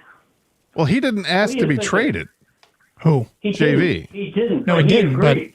But no, he had to agree because it was a post waiver deadline deal. I mean, I suppose maybe they wanted JV to put a little more bulldog in Skubal, which I'm starting to wonder about here a little bit. Although I think that these unfortunate comments that you heard in the update about, I felt something back in January, but maybe subconsciously I didn't do anything about it because I was worried about my arbitration case. If he felt something last year in Seattle and bulldogged his way through 6 innings, he'd be considered a hero here. Yeah, and I thought of that. I thought of that when he first announced that, I got a problem with my elbow and he had to go on the DL. I thought about, when did he first notice that? That was one of my occurrences because he's been a player who has indicated more concern about himself than about being a team player. Well, I mean, that's easily a conclusion you can draw from this. And it might not be fair, and I can't say that enough. I think his choice of words here was very careless and I don't know the upside of saying all this. Yeah, I like the guy. I want him to stay.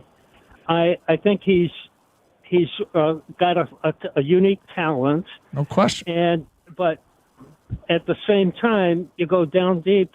What am I going to look like? How am I going to look back at this 5 years from now, and with whatever the outcome is? It's one of those things where I've got a mixed bag of feelings about. Do we trade him or do we force him to stay somehow by paying him ridiculous amounts of money? I don't understand why any of these teams would pay the kind of money that I would expect that he's probably going to sign for if he goes someplace else. I don't have any problem with the money. I have a problem with term. I think you could, as a player wants to be guaranteed as much money as long as they can get it. As an organization, you got to stretch yourself. We knew when the Tigers extended Miggy and V-Mart back in the day that there were going to be some ugly years on the end of those contracts, but it's the price of doing business. It really is. If you aren't going to pay it, then you aren't going to have the player.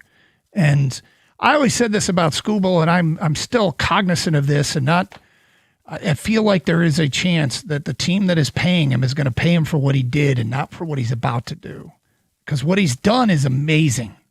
I'm not sure how much longer he can do it. Not sure either. I mean, we get the midseason Cy Young candidates, and he's not on there because he missed a good portion of it. You start to wonder, okay, is he going to start to become mortal again and be just a very good pitcher instead of the best? There's still a lot of season left where he can prove everybody wrong and be Tarik Skubal that we've seen over the last 2 years. And he's shown more of that ability lately. So he's if I were a team looking to add a pitcher, I would 100% contact the Tigers about Tarik Skubal because he is getting back to that form. All right, Carson Anderson, 248-539-9797. We'll get to more of your phone calls and feedback coming up here on 97.1. Hey, it's Doug Karsch for Sayre Chevrolet in Sterling Heights. It's time for Star Stripes and Savings on demos all month long. Pay just $189 a month for 24 months on a Silverado 1500 Crew Cab 2FL 4x4 with $999 down. $189 a month. Go now to 17.5 in Van Dyke and Sterling Heights. 87-SAY-SARAH or saysarah.com. Together, let's drive. With GM employee discount, Chevy lease loyalty in the household, 10,000 miles per year. Demo may have up to 2,000 miles plus tax and fees with approved credit. Offer ends August 3rd.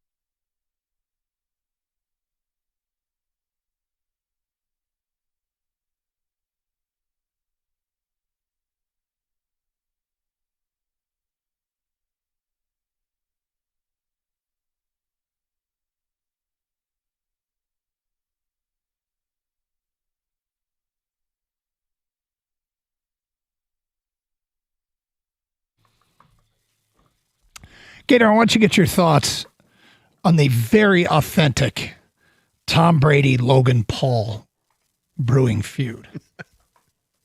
Very authentic. Yes. It's very authentic when it comes to trying to create a storyline for professional wrestling. Yes. Some people speculated that that's exactly what's going on here, that they are trying to create something for a celebrity match. But I have no idea. I'm just wondering if you have any ideas or thoughts. No, I mean, maybe there's just genuine heat between the two. You know, this has been brewing for a while, Doug, and then kind of coming to a head a little bit at the World Cup final. They're kind of next to each other, at least a section over or a suite over from each other, and giving each other the bird and yelling at each other. Yep. I think something's afoot. I think these gentlemen do not like each other. So do you think that there is indeed a WWE event that perhaps is coming up, that speculation, those people might be onto something? They might be. Yeah. They might be. I'm heard it here first, people. Yeah. I'm curious how that would work out given that there's an age difference. Not that you can't wrestle professionally at past a certain age, because wrestle professionally. Wrestle professionally. There are many wrestlers out there north of the age of 50. But Logan Paul's been doing this for a few years now, and he's actually quite good at it. I don't know. I don't know if Brady is the GOAT when it comes to quarterbacks, but there's a whole different kind of athleticism you need to be a professional wrestler to make it look good. I don't see it. I don't see how. I think there's an involvement somehow. I'm just not sure it's actually going to be with Tom Brady, going into the ring wearing wrestling trunks and wrestling boots and actually having a wrestling match. I think he could be involved in something somehow. But okay, I'll bet you lunch that he'll be in the ring. You think shirtless, yep. Just wearing the shorts? Well, I don't know what he's going to be wearing, but I think he'll go all in. I don't think Brady will do it just to be some sort of prop. I think he'll go all in. Evan might have a good thought on this if he's paying attention. He still watches WWE. I don't watch as much of it. So, and they were just in Detroit Monday night for Raw at LCA. Were they?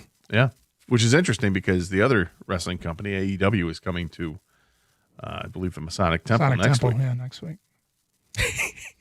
Doug knew that already, Gator. Yeah. So, are you taking the bet or no? I don't know. I haven't followed any of it. Well, Doug does? Yeah, I know Doug does. It's Tom Brady. It's Tom Brady. Wow. Doug follows everything. Doug's bringing the wrestling bet to you. Right. I mean, you know why Doug missed time a couple weeks ago? He was so upset that MJF lost the AEW championship to Kenny Omega. He left. Yeah. In protest. I heard about that. That's what I heard. Yeah. And managed to I heard stay it too. And stayed out of town even through the Monday because he didn't want to have to deal with all the champ and chump votes. That's what I heard. So, I guess you're operating at disadvantage here, Gator. So, still, with that being said. Yeah, I'm not as tuned in as Doug is. So, do you think Tom Brady will enter the ring against Logan Paul and wrestle? I say yes. Doug says yes. You like a main event match, 1 versus 1. Man versus man. Hey, look, main event, you start putting these. I don't know what a main event match even is. You just said you didn't think he was going to get in the ring. I think he's going to get in the ring. I think that they're going to have to be like a tag team. It's usually how these things work with celebrities is they'll bring a tag team partner. That's how it started it all with Mr. T back in the first WrestleMania. It was Mr. T and Hulk Hogan. I feel like he's like backing out. So no. Yeah, Are you not taking the bet? I don't want to take the bet. Okay. All right, Gator, I'm going to do something somewhat out of character. Talk more wrestling? Nope. Well, I guess that's true. Yeah, good point. So games like last night's, they happen in a major league season where you're going to lose. You're going to give up 1,000,000 runs and you're going to lose. And you're going to have a position player or two pitch in a game. That just happens. And it sucked because they needed Framber to go deep, and he went out and said, I'm going to prove how I'm not going to live up to my contract. But here's the deal. If you are inclined to play the schedule game, and what I mean by that is, here are the teams they need to beat, here's the teams that they should beat, et cetera, which many of us do, I think this game tonight with the Cubs feels like a must-win. You got Kansas City at home for 4. And expecting a team to go 4-0 against anybody is tough. But I don't think they can lose this series, be 500 out of the All-Star break and get to where they need to be justifiable to buy or to not sell. I think they got to win this game tonight against the Cubs. I think they have to win this game tonight against the Cubs. You have to prove as a team you are worthy of not dismantling this roster. And the players don't want to. And practically speaking, they pretty much have to win every series, and they got to sweep some people along the way. They didn't sweep the Angels. If they lose this series, they've gained no ground. Their window is shrinking. And I think expecting somebody to go 4-0 against any major league team is unrealistic. And I just think they got to beat the Cubs tonight. They have to beat the Cubs tonight. They've got themselves in a position where I feel comfortable saying on July 22nd, they are playing a must-win baseball game. And if they don't win this game tonight, tomorrow I'm definitely predicting that they should be sellers, barring pulling some amazing miracle out of their hindquarters, which we're trying to be realistic in what to expect from this team. They got to win this game tonight. I kind of feel the same way. Just how last night's game leaves that terrible taste in your mouth, and this is one you hope that they can just say yuck, throw it in the garbage, and move on to the next one. Which major league teams can do. Yeah. They can do that. But it was, from the get-go, last night was a disaster. The misplayed ball in right field and the 4 or 5 straight hits in the game and 6 runs in the first inning, and then you follow that up with 8 scoreless innings that the Tigers offered up offensively. You see 2 position pitchers pitching in the game, position players pitching in the game. That doesn't happen often. Usually it's just one guy in the 9th inning just getting it done, or the last inning. We saw Jake Rogers and Zach McKinstry both do that. That was odd. I feel like they have to get off to a great start tonight. Leave no doubt that you're the better team. Win this game. It's math to me. It's just simple math. We got a team here that we're open-minded to giving them a chance to earning trust back. And the baseball's going to be in Cater Montero's hands in a game that there's really no realistic way, I feel like, being 3-3 after 6 games, that they're getting to 12-4. And they might get to 11-5, whatever, but we really start they narrow the path to justifiably not selling. They narrow it so much by not winning this series, and really not sweeping the Angels, which is a team that was sweepable. And coming out of the break, I said I don't really trust them. I don't think they're going to do enough. I hope they do enough, but I don't think they're going to do enough, and they probably just should be sellers at the deadline. It comes down to games like tonight. Yeah, well, keep this in mind too. I'm the one who's arbitrarily throwing out they got to go 12-4 in the 16 games, or I think they're going to go 12-4 in the 16 games. Mm-hmm. I have no idea what the Tigers are thinking as an organization, what Scott Harris and AJ Hinch think together. Okay, what do we have to do? Because in honesty, they do have to look at it as a post All-Star break. They have a 16-game stretch going into the trade deadline. They really have to look at that and say, we need to figure out where do we have to be. I'd love to know what their thought is on this. Is it how they're playing at the end of that? Is it a feel, or is it actually tangible by saying it's the record? Like, we have to be at least 10-6 during that stretch, which shows that we're still playing at a good clip of baseball, and we're also about ready to add to our team to make us better down the home stretch of the last 55 games of the year or whatever it is. Well, I think everybody would agree it's important. I'm pretty much out of hope if they don't win that. Everyone has a tipping point. There's reason to be, yeah. My tipping point is kind of coming down to tonight. Now, the way their pattern has been this year, every time I give up on them, they get insanely hot, but my tipping point's tonight. Right, and usually is there a player in particular you think you've seen enough of? And because usually when we do this, they play well. Yeah, I don't trust Kenley Jansen at all. No? You give him a lead. even though he hasn't given up a run in 6 straight outings. What about a hitter? What about hitting wise? Who needs to step up the game here? They're probably done. I think if Outman doesn't do something soon, he's out, man. That's so bad. I apologize. That's so bad. Come on, man. That's so bad. That's embarrassingly Dude, you're out. bad. All right, that's it. You're done, Doug. I had you I backed you up on the wrestling. Yeah, thing, This but now was the wrestling commentary. This was your tipping point with me. Yeah. It's Blank and Anderson moving forward. To be determined in Anderson. That was brutal. The hottest day of the week just got hotter. That's right. Twin Peaks brings hump day to a whole new level. It's tequila and cerveza season. Your favorite Twin Peaks girls are back in red lingerie, serving up samples of all your favorite high-end tequilas and cocktails all summer long. What better way to cool off than your favorite lodge with a margarita or 29-degree frozen summer shandy? Gotta love a summer shandy.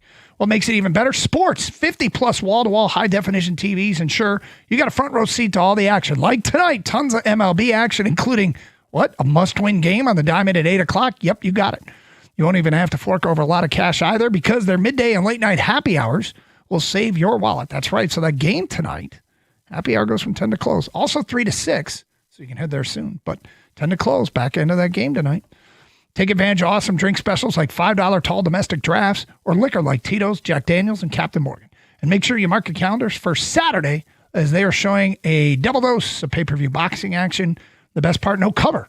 Come see the difference today. Twin Peaks, each drinks, scenic views.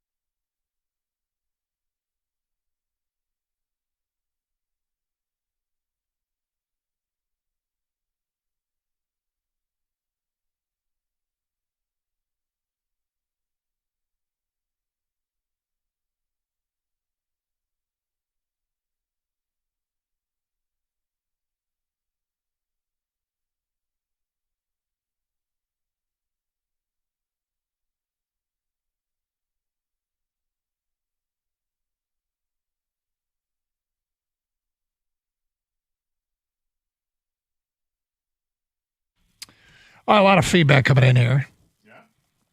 I bet. Mm-hmm. Carson Anderson, 248-539-9797. Three Fingers Gator would be playing strictly bar chords. Scott and Carlton. If you only had three fingers, what would you play on the guitar? Yeah. I don't know. I can't tell you the names of the Could you chords. imagine what you could do with 8 fingers on a guitar? They get in the way of each other, I think. I mean, you're only 6 strings. Or you become the greatest guitar player ever. Yeah, but Doug, how would you put your hands in your pockets? Leave a couple fingers hanging out. It's like the baseball player with a finger sticking out of the glove. You just have...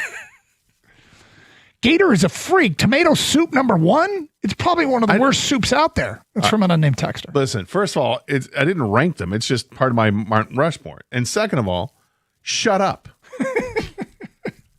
There is nothing more classic than grilled cheese and tomato soup. Apparently, you can say what you want about Gator. You can say what you want about his family. But when you insult tomato soup, you got a problem. Not up in here. I mean, it's soup. It's subjective. Everybody likes what they like. I think it's a terrible pick personally, but I would take Monday off every time. The traffic in the stores and on the roads is way more tolerable on Mondays. It's kind of solid. That's true. Yeah, I guess. But I mean, what's the traffic on the road? So what does it mean if you go on vacation or out of town, drive up north, and then you drive back on Monday? Is that what you're talking about? Yeah. Traffic, there'll be less. There's no question there'll be less traffic. Someone text that, Doug, then that should get right to you. They said if you go up north, you definitely want Monday off because the drive home on Monday is going to be way easier than drive home on a Sunday. But Doug drives back Monday anyway. Well, sometimes, if I would I do the 4 a.m. thing on a Tuesday? Maybe. But is your drive up Friday way worse than your drive up Thursday?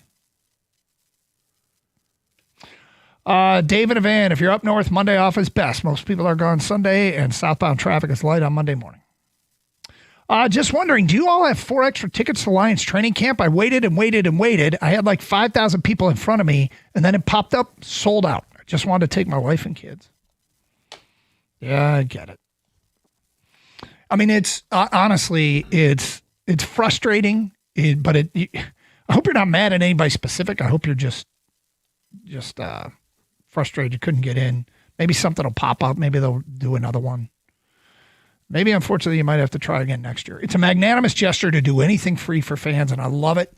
I think it's cool, the Lions. Unfortunately, they have limited space, and there is high demand. Greg had the best point. Here's one thing that could happen. They could go back to sucking, and then people won't want the tickets as much. Greg from the morning show said that on the air. Just go back to being bad. Let's not do that. No. From an unnamed texter, there is nothing the Tigers can do in the next 12 games to justify not trading Skubal. Okay, so in the next 12 games, they have 11, but if they win the next 11 in a row, they'll be 58 and 54. They will they'll be close to first place in the division. They will be pretty solidly in a wild card spot, one would imagine. But you trade them anyway. And I get it. You don't want to win a title. Oh, you don't want to win. You don't even want a shot at winning. You want to play the long game. I'm curious if we're going to see changes. For a lottery ticket that usually doesn't hit. Got it, bro. Smart plan. I'm curious if we're going to see changes regardless. Sorry, I went too far.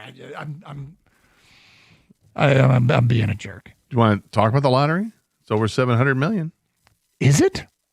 Well, we got to do what would you buy tomorrow? Just saying. Are you buying tickets? I think I'm going to have to. Yeah. Hope you win. Anyway. I'm curious to see what changes are made to this team in the next 10 days prior to them, like saying trading somebody, because Baez is going to come back. Hopefully, it seems like he was healthy. He had a hit his first at bat last night in rehab stint, so maybe he's not out that long. I mean, Gleyber Torres wasn't gone that long before he came right back to the team and made an immediate impact. So if Javi comes back, that's going to send somebody down. I would imagine it's Outman. And do they give other people a chance? Is it time that we see Max Anderson? Or are they going to get? Because I got to tell you, to be honest with you, the whole McKinstry Vierling thing, I'm getting real tired of it. Yep. Because now we got this is a large sample size of these guys. They're not there. And with McKinstry, you can go back to the second half of last. I think with both of them, you probably go back to the second half of last year as well. and look at it. But these are two guys that, OPS is below 600, and if you start adding more guys to this lineup, I mean, I don't want to see Malgeri go anywhere. He looks fine. I mean, given it was a funky play in right field last night, but it was wind aided. But he looks competent at the plate, and he's a right-handed bat, which they need. I mean, at some point, the versatility of some guys, it's going to wear off because you've got other guys back. Javi's versatility to play infield and center field doesn't mean that maybe either one of those guys is as versatile as you need them to be. Okay, we were going to bring this up earlier in the show, but then we got sidetracked because the Skubal story with the quotes about he knew his elbow was sore in January kind of sidetracked us. What's happened with Taylor Decker? There's been no news on him signing anywhere. Did he overplay his hand a little bit? Is this exactly the way he wanted it to go? He'll just wait for a team to come calling after training camp? Is he waiting for an injury? Or does he just not want to play? Kind of strange, isn't it? I mean, it felt like he didn't like the Lions offer, so he became a free agent. And, is there any chance, would he make any sense back here in Detroit if things don't work out with Borum and a rookie right tackle? I think the ship may have sailed on that. Okay. He was dealing with a number of injuries. The shoulder was a real issue with him. So I would like to think that the Lions have moved on. I mean, they did draft Blake Miller, and they got Sewell moving over to the left side. So, if he's going to make a comeback with the Lions, it would be as a backup player at this point, I would imagine. And I don't think the way things have worked out, I think that they've parted company. 248-539-9797. Let's get back to it. I found it curious. I just thought he would have signed somewhere by now. If you asked me when this started, I would have thought he would have been signed somewhere. Well, I mean, maybe teams kick the tires. They talk to him and they see, hey, how's the shoulder? How is the body? How's it feeling? And he's like, well, I should be good to go soon. Well, if you hear that, then maybe you're not going to go for it. But I don't know. I don't know what he says. I don't know what his aspirations are, if he still wants to play in the league or not. It seemed like he did. But, yeah, it is a little curious that nobody else has signed him to this point because, I mean, he's a veteran. He's a good player. Not great, but good. He's a solid tackle in this league. Let's go to John out of Cellular on 97.1. Hello, John. Hello, first-time caller. Okay. I don't know if you have us on speaker, but it kind of sounds like you're underwater. Yeah, first-time caller. Can you hear me? Yeah, it sounds like you're underwater, John. I don't know if you could take us off speaker. Yeah, my phone. That's my phone. All right, well, let's see what you got. Okay, I was saying, everybody crying about getting rid of Skubal. So we trying to trade him for prospects and a star pitcher. Let's look on the other hand. What if we traded for Skubal? If we didn't have Skubal, we traded for Skubal to go for the World Series. And we didn't give up any prospects to go for the run. So you're thinking of basically it doesn't cost anything to keep him. Yes. I mean, and then we go for the World Series. I mean, some trades we go for the rental for 1 year. Why people can't look at it like that? So they can. There are people that just think they don't have any shot in hell of doing anything worthwhile this year. And I'll say this. For the most part, I agree with them. I don't think as constructed. They're definitely piquing my interest in terms of what can they do here leading up to the trade deadline. John, I want to add. If they don't fade, I want them to add. But again, I don't want to overstate the case. I think tonight is a must-win baseball game. Yes, I agree totally. But I'm looking at it like this. What if we traded for Skubal? We didn't have Skubal, and we got Skubal. Well, they've had him this year, and they're still not above 500. The position of strength they have is their starting rotation. Yeah. So if you're looking to improve the team, you're looking to add not to the starting rotation. 2 owls, French onion, lobster bisque, tomato, chicken noodle soup. Honorable mention, autumn squash soup. That's from Ryan. 2 owls. I need to shower if I could chew gum. Definitely would choose 8 fingers. Imagine playing piano or guitar. That's from Alex Downriver. Tomato soup and peanut butter and jelly, and dip the sandwich in the soup. Would you ever do that? Dip a peanut butter and jelly into a tomato soup? No. All right. Only grilled cheese. And finally, actually, not only grilled cheese, but typically it's a hot sandwich that goes in there. Finally, Friday is the wrong answers. Mondays suck at work. All of them. Fridays tend to be more relaxed and somewhat festive. Enjoy the easy day and stay home for the crabby day. That's from Glenn in Grand Rapids. Rico's looking very confused, which Rico, he should be. if you could have a Friday off or a Monday off, which would you take? Which do you prefer? Mic on. Sorry, I know it's day one for you. A Friday off or a Monday? That class. You went. Would you rather have a Friday off or a Monday off? Summertime Friday, wintertime Monday. Okay, interesting. Yeah. I don't think we have time for 4 soups. Would you rather be stuck with just 3 fingers on a hand or 8 fingers on a hand? 8 fingers per hand. Yeah. Per hand. Oh, okay. Yeah. I'm like, I guess 8. Wow. We got big old tub of pretzels questions in. Real quick, 10 seconds. What do you You'd be got? a hell of a baseball pitcher. With I think so 8 too. Fingers. What do you got planned next? Speaking of baseball pitchers, Scooble. More Scooble news back in the mix. Yep. Have a great show. Thanks for listening. Stay safe, everyone, and treat each other with respect. Carson Anderson, 97.1.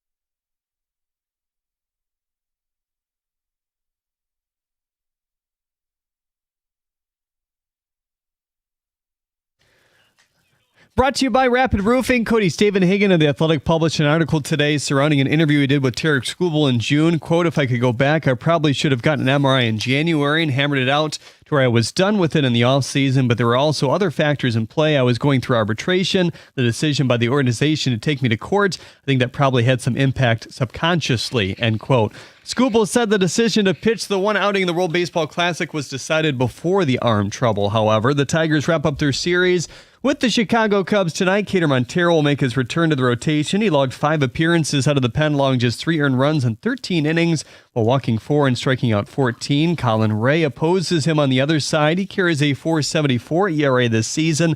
First pitch, right here on 97.1 and 8. The Tigers start a homestand tomorrow against the Royals. KC will be without their star shortstop, Bobby Witt Jr., who was just placed on the 10-day injured list with low back tightness. The Chiefs have released the first renderings of their new stadium set to open in 2031. It features a translucent enclosed dome set to feature 70,000 seats. ESPN ranked each NFL team according to their talent, age 25 or younger. The Lions are 23rd. The Patriots are first. Cardinals QB Carson Beck just inked a 4-year, $7.4 million deal, making him one of the last picks to sign from this draft class. At the Corwell Health Sports Desk, I'm Jeremy Otto. For more, go to 97.1 The Ticket or Odyssey.com.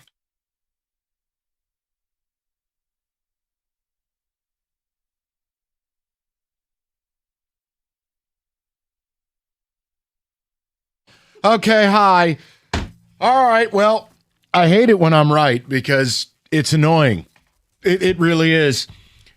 This is what we've all tried to tell you. As long as this guy's here, he's going to be tatting it up. Talking about talking? Talking about talk. The man you hear to my left is the pride of Alpha Phi Alpha. He is the light of the world. He is Rico Beard. All right.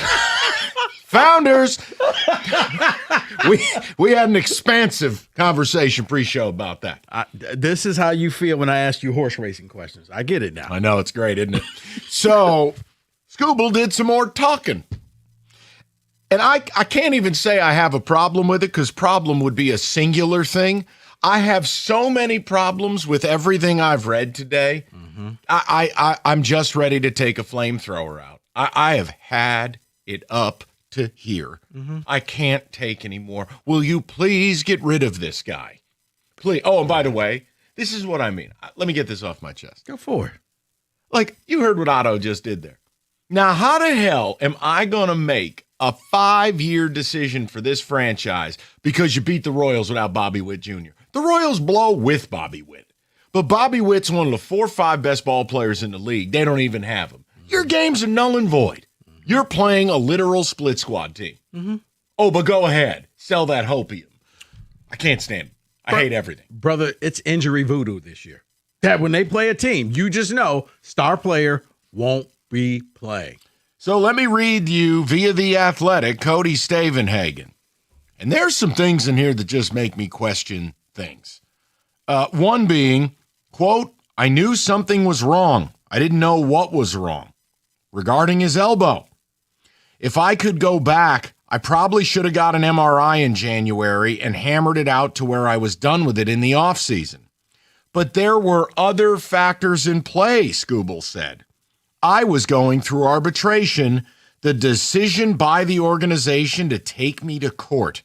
That probably had some impact subconsciously." Oh, dear. Okay. Well, see, now you done did it. Now you did it. First of all, they didn't take you to court, you drama queen. Stop it. This is what I mean with this guy. He has a need to be loved. He loves playing the victim. You are not a victim in this. You could have engaged in real, comprehensive, meaningful, substantive contract talks with this organization. You made a choice not to. Let's start there. Mm-hmm. 2, even if you were thinking this, you never say it.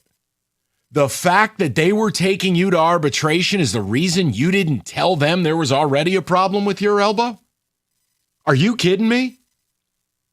Does this guy, is this a race with Dylan Larkin to be the most hated athlete in this town? Yes. What is this guy doing? Michael, I have no idea because when I'm reading the article, I was like, okay, so as you say, there's so many different layers and so many different things. And the entire time I'm reading it, I'm like, Tarek, what was your end game with this? What did you expect people to think after you said all of this? Like, you knew there was something wrong, but as you said, you got taken to court. You kept it to yourself.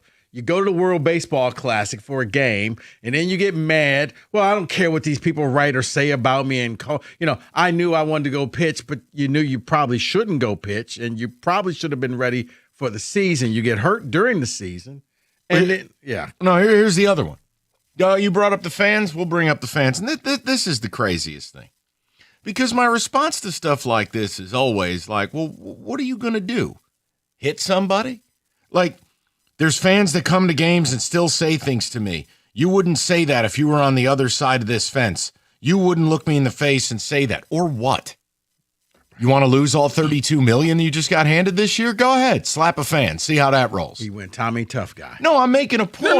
Come on, man. Words are words. It doesn't matter. You're a ball player. Just like we're idiot radio hosts. People say things all the time. What are you going to do? Hit somebody? This guy is on the road to being the most hated guy in this town. I really want to hear from Tiger fans, and I understand. Dead of summer, July 22nd.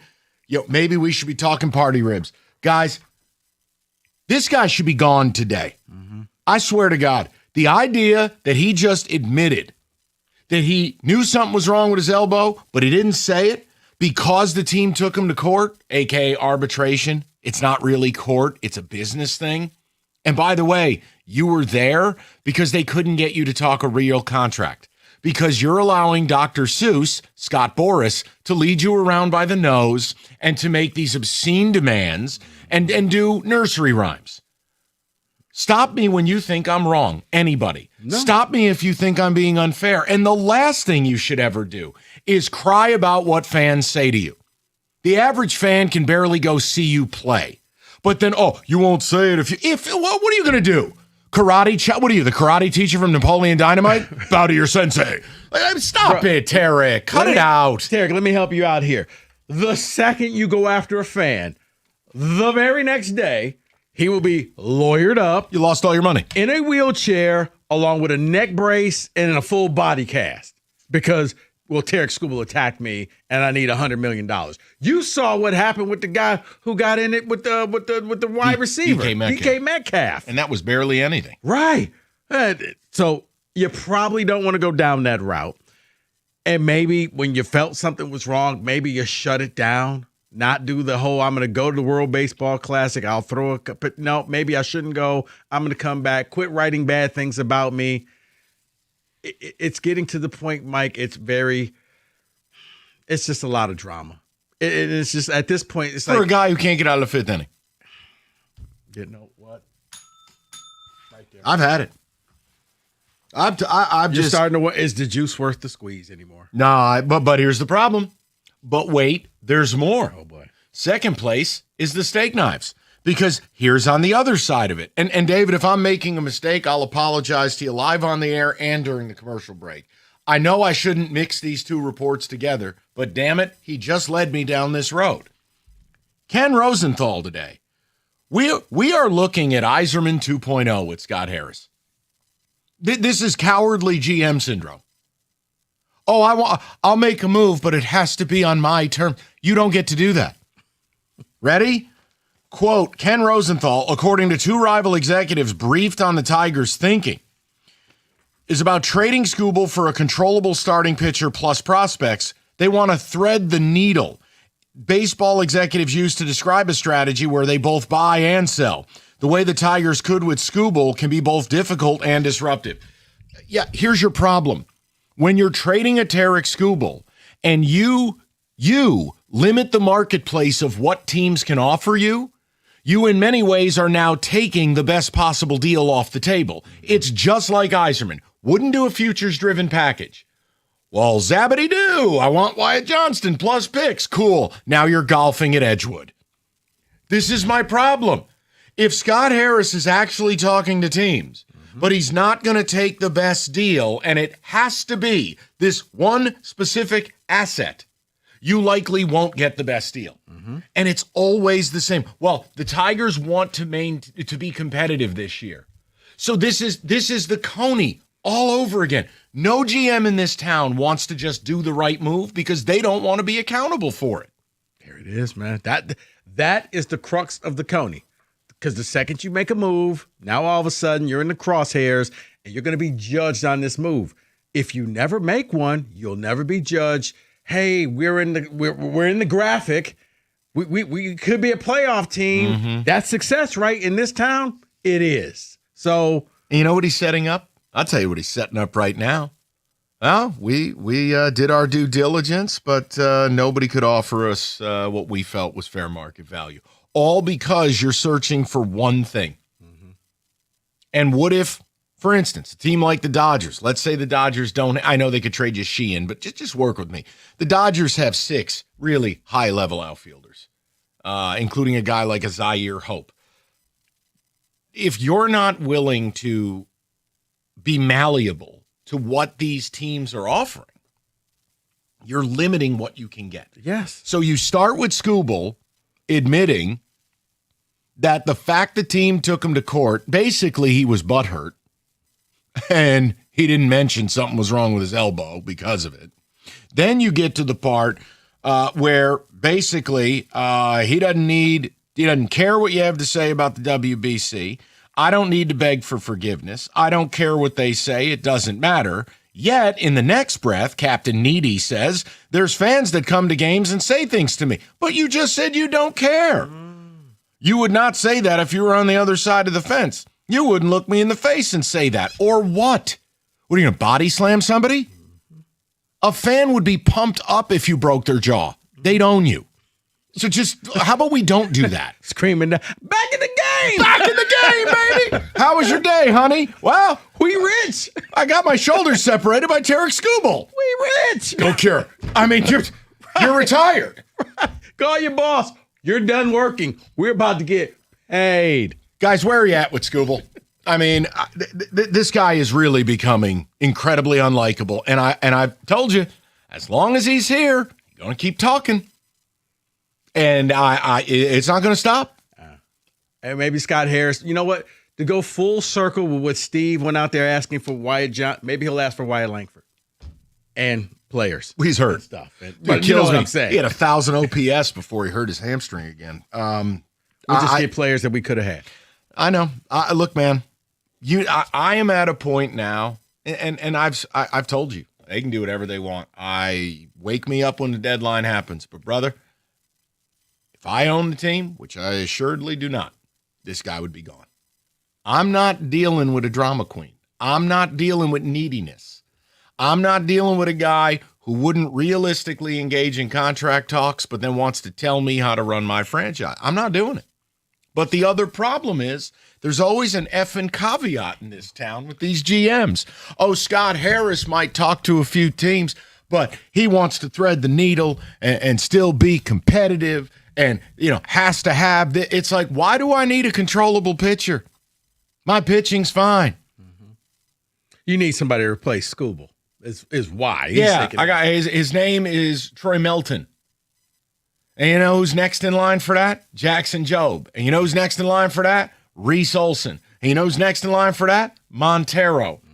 Like, man, that ain't my problem. If someone's offering me legitimate right-handed position players, you think I'm going to say no to that because I'm drawing a red line on this? This is my problem. It's setting up Harris not to deal him because he can come out and go, teams just didn't have what we offered. Takes 2 to tango. With the different article, this tells me there's going to be no movement because Skubal's going to be here. Harris is not going to do anything. He's going to come out and say, I tried. Especially, too, now. You don't even have Bobby Witt playing for the Royals. There's 4 straight wins. It's just, I am in disbelief at how a team that's 7 games under 500 is referred to as a lock to make the playoffs. It's bizarre to me. But I want to know what you guys think. Because Skubal basically crying about how hard his life is, knew something was wrong with his elbow, didn't say anything because the team, quote, took him to court. Oh, wow. Yeah, nice court date. You walked out with $32 million. I'm sure that's the same as the guy paying his speeding ticket today. This is a problem I have. Most athletes just aren't smart enough to make public statements. Don't do it. Don't do it. Have a statement prepared for you. I didn't understand the purpose of that article. Or, I guess, why the article just came out. Oh boy. You know what? Oh, boy. $495 a month for a brand new basement. Let me say that again. Just $495 a month. That's all it takes to get the ultimate game day space, a cool new bar, a beautiful family room, or the home theater you've always been dreaming about. Yes! For just $495 a month. It's time to get things ready for football, hockey, and basketball this fall. So just tell us about your vision, and we'll build it at Matrix Basements. Go visit matrixbasements.com today for your free in-home design consultation. If you want to see some of their work, go to the Matrix Basements YouTube page as well. $495 a month. Your dream basement could be yours. Matrix Basements, built for you.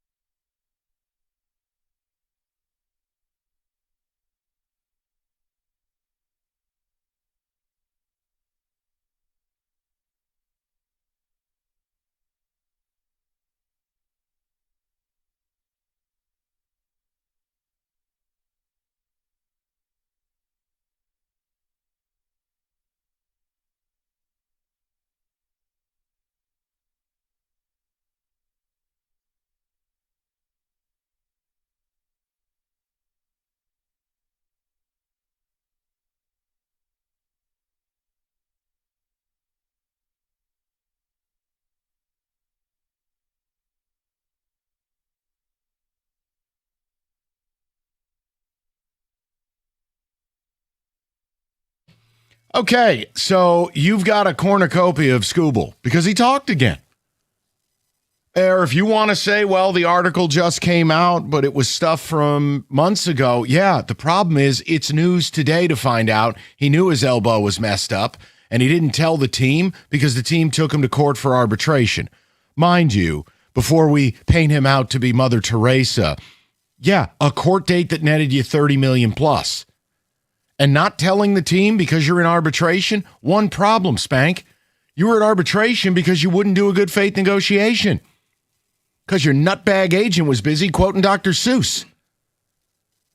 Then you get to the part about the fans, and it's like, dude, you got to stop. You're an MLB ball player. You make $30 million a year. People are going to say stuff you don't like. But don't do the whole, Axel Foley routine here. What are you going to do? Slap a fan? Well, you wouldn't say it if you, or what, Tarek? Maybe they would. They're on 7 beers. Like, what are you going to do? Going to power bomb somebody? The average fan, if they knew you wanted to hit them, would make you hit them. Why? They would take all your money. Right.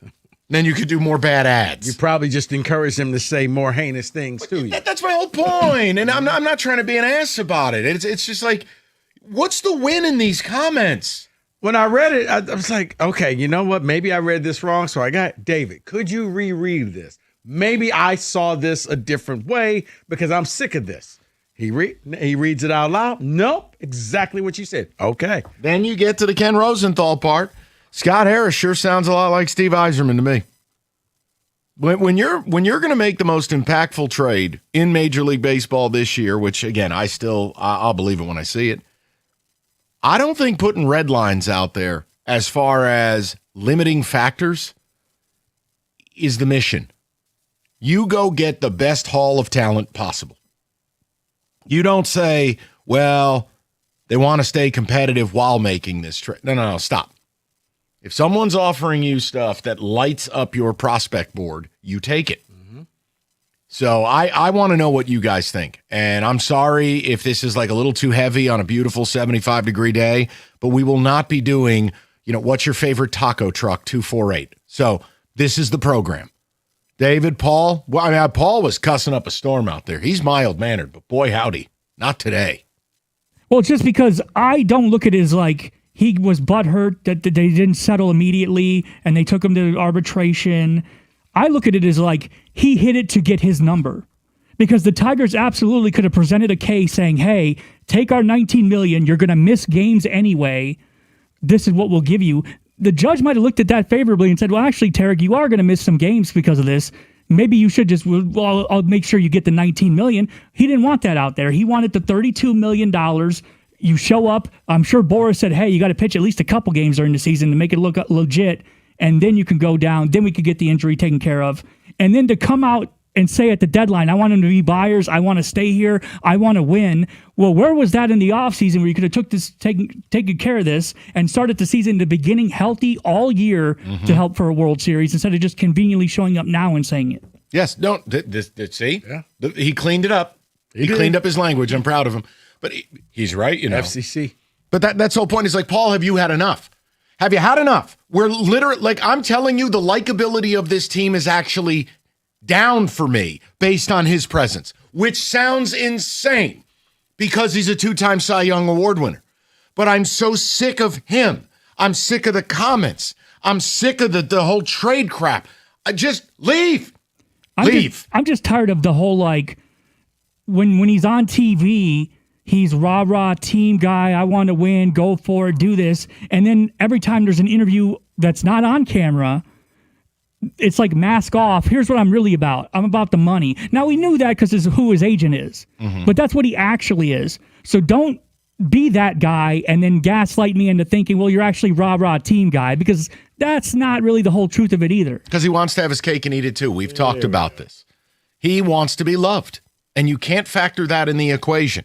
If you're going after your money, go after your money. Don't apologize for it. People are not going to like you for it, though. Then you get to the other side of, no, I want to stay. No, the team should buy. I never gave up faith. And then you're reading today. Look, I'll say it to you again. The reason I'm detached from this stuff is because sell or buy or sell, Scott Harris is going to show us who he is. And I tell you, after what he didn't do at the deadline last year, and after what he didn't do with this lineup this year, and the free agent signings, by the way, it's kind of official. This guy sucks at free agency. Kenley Jansen stinks. Framber Valdez, what's that, about the 5th time that dude's erupted? Solid 2 outs last night. We're paying him $40. You paid JV, which was the Alex Cobb Memorial Trophy, which Alex Cobb got from the Kenta Maeda Memorial Trophy. I mean, dude, you might not be. I'm telling you, the parallels between Harris and Yzerman are really starting to scare me. And then we're going to find out because Stevie never was willing to make a big trade, ever. He always had these red lines, always had these guardrails. Has to be this. Well, Has to be look that. at what Rosenthal just said today. Yeah. Alpha Phi Alpha. Light of the world, MF. Don't put us in this. I blame the founders. 248. We need them to fix this. Can we get them to fix this? Yeah, where are the founders to make this trade? Hey, man, we don't own the team. 248-539-9797. Talk to me, David. I mean, to me, don't you want this guy gone now? And you know what's going to happen? They're going to beat the Royals 4 straight games. No Bobby Witt. What does it mean? Nothing. But they're dying to not have to do any of this. See, that's the thing. When the season started, I understood where Skubal was. Of course, you're going to try to do what's best for you because you're in a contract year. And then the year continues and he just keeps talking and talking and talking. And now today happens, which was June, actually, but not today, but whatever. Yeah, but if you found this out in June, where was the report? Like, this comes out. Hold on. No, don't gloss over that part. Okay, all right. If you talked to the guy in June and he made the comment about he knew something was wrong with his elbow, but he didn't want to say it because the team took him to court, how the hell did you sit on that for 7 weeks? 6 weeks, 5 weeks, I don't know what point in June it was. Or am I a bad guy for asking that question? No, that was a question that I asked. I was like, well, why am I just finding out about this now? Like, why didn't you, when you got the information, let's put it out there? Just asking a question. Your source? It's him. He told you. There's your source. Sources say, right. Yeah, it's him. But the fact that he keeps talking, it's just like, I can't do this anymore. Oh, you're gonna have to. I can't. Well, with you this will. Guy. You will. You will. I mean, just like when we were kids, David. Oh, you don't like what mom cooked for dinner? Trying to be loved by everybody. Well, I don't think he's trying to be loved when he's shredding fans. But the problem is he's trying to play the victim. No fan who's busting their ass to pay their mortgage and is out here going poverty-stricken buying groceries cares that you get upset when people say things to you at games. Buddy, you're making $30 million a year. It's part of the package. I mean, my God. I mean, we have this drop for a reason. Tell that to texters. Right. I don't have one that says racial slurs, but we could add that one too. The point is, it's part of the gig. Right. Back in the game. Right. It's just part of the deal. You're upset. You go out there, you throw for 5-6 innings, and then you wonder why they complain. But you want all of this money, you want all this attention, but you're not even throwing out complete games. I know, new baseball. Pitchers don't do that. But you're asking for new baseball money. So you got Skubal not telling the team something was wrong with his elbow in the offseason because they took him to court. Okay, that's 1. 2, he don't give a damn what you say, except he does care what you say because you wouldn't say it to his face. I don't know. What was he going to do? Body slam a fan? Stop it. Cut it out. You're never going to win going at the fans. And then part 3, Rosenthal. Well, Scott Harris is thinking he wants to thread a needle. You're trading Tarek Skubal. There's no real needle to thread. Just get the best package you can. You have enough pitching, and you go with your season. How is it so difficult? Hey, guys, Yankees, everybody, give me your best deal. I'll take a look at them, and we'll workshop this thing. Done. If you're trying to move them. You have 3 different pathways with this. Don't make me beg you. 248-539-9797. We will go to the phones next. 97.1.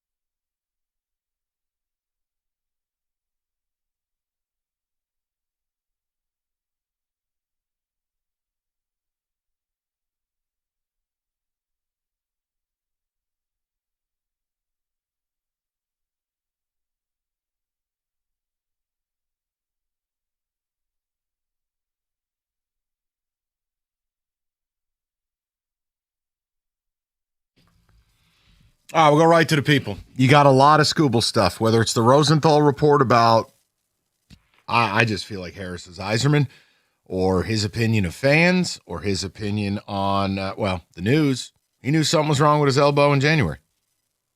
But he didn't say it because the team, quote, took me to court. I mean, call the ambulance. It's an arbitration.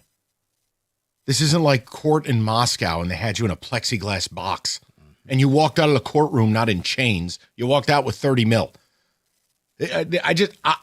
I'm just fed up with him. Right. I don't even want to see him. Right. I think I'd like the team more if he wasn't here, and that's crazy. But that's the Boris effect. That's what this circus over 2 years, that's the effect of this. Yeah. Let's go to Mike, 97.1. Mike, floor is yours. Hey, guys. How are you? Good, Mikey. What's the word, buddy? Good. Scooble has essentially turned into Kevin Durant, in my opinion. He wants to be Mr. Nice Guy in the camera, but his actions speak louder than words. He misses games. He probably has a burner account or some burner phones somewhere that try to make him out to be something better than he is. He didn't want to be here for the last year and a half. Otherwise, he would have put pen to paper. Oh, but he says he wants to be here. Remember the reports? He's telling friends he desperately wants to stay. Sure. There's 32 million reasons why he wants to stay right now, but he's not going to stay next year. The minute the season's done, his bags are packed and he's on to a different city. Yep. Which is fine. So pack him sooner. And if the Dodgers offer starts with Sirota or Quintero, I'm in, because that's a right-handed outfield bat, which this team desperately needs. And then you can work on making this team better again by trading Mize too. You don't have to stop at Scooble, because the two best players in this division are already out for an extended period of time in J-Ram and now Bobby Witt Jr. Well, and yeah, I mean, 4 games out. And the Royals are terrible. The point is, like, it's such a laughable premise. All right, we're going to take on the Royals, who are terrible, and now Witt just went to the IL. What do those games really mean? Like, that is not what you're going to face in the playoffs. Like, we understand what this team is. Do you realize if you do a couple of 50-game splits, go ahead. Go look at the last 100 games of this team. And you just chart it out and look at it in totality. They kind of are who they are. So, yeah, I mean, Mike, I'm with you, but ultimately, if they want to keep him, well, then you got to buy. And I'm sorry, I got to see it to believe it with Scott Harris, that he's going to pay up and pay through the nose for what it takes. Right, you're going to have to give away some of your beloved prospects, which he doesn't want to be haunted by. So I don't see the buying happening. And I'm in the camp at this point if there's no point in buying with this team, because even if you empty the bank and buy every top right-handed bat and reliever on this in the market, you still have to leapfrog a bunch of teams and get hot at the right time and stay hot. You can make the playoffs. You're not competing for a World Series against the Dodgers. You're not competing against the World Series against the Phillies. So make the playoffs in the AL, sell your tickets, that's fine. But if Scooble and Mize are not here, I'm much more excited about this team in the playoffs, because, hey, at least it's with young guys building playoff experience, because we're not going to go past the ALDS again, no matter what happens, if both those guys are on this roster. Well, let's also level with this, Mike. I brought this up before. It's a theory. I can't prove it. We're in the opinion business. I think there's an element of this. Scott Harris knows as long as he makes the playoffs, he's never getting fired here, even though he's absolutely giving Steve Yzerman a run for worst player personnel guy in the history of sports. I mean, go look at the pro player personnel. The Maedas, the whole given Flaherty, that vested second year, the Verlander deal, the Cobb deal, the Jensen deal. I mean, oh my God. Hell, if Valdez doesn't lock it up here, that's trending to be one. And before you go, well, he's not terrible. He also ain't pitching like a $40 million pitcher. No. So, yeah, even if you excuse last night, it's still not. Yeah, and you paid Finnegan, and I don't want to hear about the ERA. Go look at the whip. He's got a 1.5 whip. I mean, like, honest to God. There's only so much drafting McGonagall's going to cover for.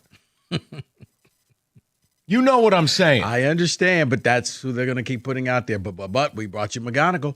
Jeremy, goggles. 97.1. Jeremy, how you doing? What's going on, boys? How y'all doing? Good. Hey, Man, I'm so tired of school ball. I don't get caught up in a lot of the contract negotiations. I know a lot of that stuff, but this is the final straw for me. And what really made this the last straw? When did our season go downhill? When he went on the IR. Maybe if you were a winner and you would have gotten this done in the preseason or in the off season, we wouldn't be in this position. So now it's getting to a point where it's affecting the team and winning. We wouldn't be so far under 500, or we wouldn't be so far back in the division if he had got this taken care of in advance, because literally when he went on the IL, that's when our season went down. That was the stretch in May that submarined our season. I think Tarek Skubal is one of a few great players in all of sports that are just losers. Like, you can be a great talent and a great player and not be somebody that has a winning mentality or a winning aura. And I think that's what it is with him, and that's why I'm so tired of him. And as far as Scott Harris, this year will put him where he's going to be. This will let us know who we have and if we need to move on or not. If he blows this like he did last year and the year before last, we got to start looking at getting rid of them. I know people say, oh, it's too early to start judging and talking about getting rid of people. No, it's definitely that time, because if we don't, we're going to look up and it's going to be 7 years and we're going to be getting rid of him like we did Stevie Y, trying to figure out why are we getting rid of him now when we knew this about him 3 or 4 years ago. And that's what happened with Stevie. And I don't want to go down that path. But as far as Skubal, like I said, I think he's just a loser. He's not a winning player. That's why he gets pulled from games in the playoffs when it's on the line. That's why he does the Shaq, I got hurt on company time, so I'll recover on company time. I just don't think he's a winner. And if he's the best player on your team, you're not going to go anywhere. And if I was somebody in that clubhouse, I'm looking at him crazy like, dude, so you mean you could have got this taken care of and possibly saved our season, and you chose not to because they took you to arbitration like every team and does? They took you to arbitration because you wouldn't get to the table. Because you're out here trying to get $400 million when you've had 2 catastrophic arm injuries and you're not interested in being here. And if you were, then you tell your agent, make me a Tiger for life. And if you go with that mindset, you're still going to make the better part of $250 million. But you didn't want that. And part of the risk you took by not negotiating was getting hurt. You don't get to cry about it. I hope this shows other teams, and I hate to say this. No, I don't hate to say it. What am I saying?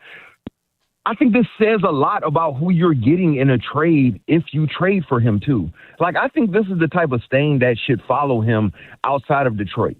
You take 5-inning pitcher, not going over 100, not doing what's in the best interest of the team, and getting surgery done in the preseason or in the offseason to help the team. Dude, I just don't think he's a great dude. He's a great talent, but I think he's a loser and a bad guy, and I think this is going to hurt what people are willing to give up for him. I'll say this, and Jeremy, listen, I don't give a damn about any athletes. I'd just be careful calling him a bad guy. I don't know that you want to do that. I'd be careful calling him a loser. If you want to say his skill set doesn't lead to winning, that a 6-inning pitcher off 2 catastrophic arm injuries, we can go there. You start lobbing terms like loser or bad guy out. Now, come on. He's not in the police blotter. You know, there's not even, WOTS about this guy. I'd be careful say with that. Want to fight guy. Well, that thing, that's all. I just find him to be a very performative person. It's the same crap he did with the White Sox. What the hell are you doing yelling at their dugout? You get in the dugout. Yeah, he wanted all the smoke, but he really didn't want all the smoke. 248-539-9797. We're going to get to more of your phone calls, but you've got a bevy of Skubal news today. You do what you want with it. FanDuel, they're giving you a chance to prove your baseball expertise. Daily home runs. Here's how it works. Make your pick on who's hitting a home run, and if you're right, you get a profit boost. Use it on your next bet for extra winnings. It's the Daily Dingers promotion. FanDuel, your home for home runs. It's FanDuel.com/Michigan. It's FanDuel.com/Michigan. Daily home run, 21 and up, present Michigan. No purchase necessary. Opt-in is required. Bonus issued as non-withdrawable profit boost tokens. Restrictions apply, including any token expiration or max wager amount. Just see terms at sportsbook.fanduel.com. And if you have a gambling problem, call 1-800-GAMBLER.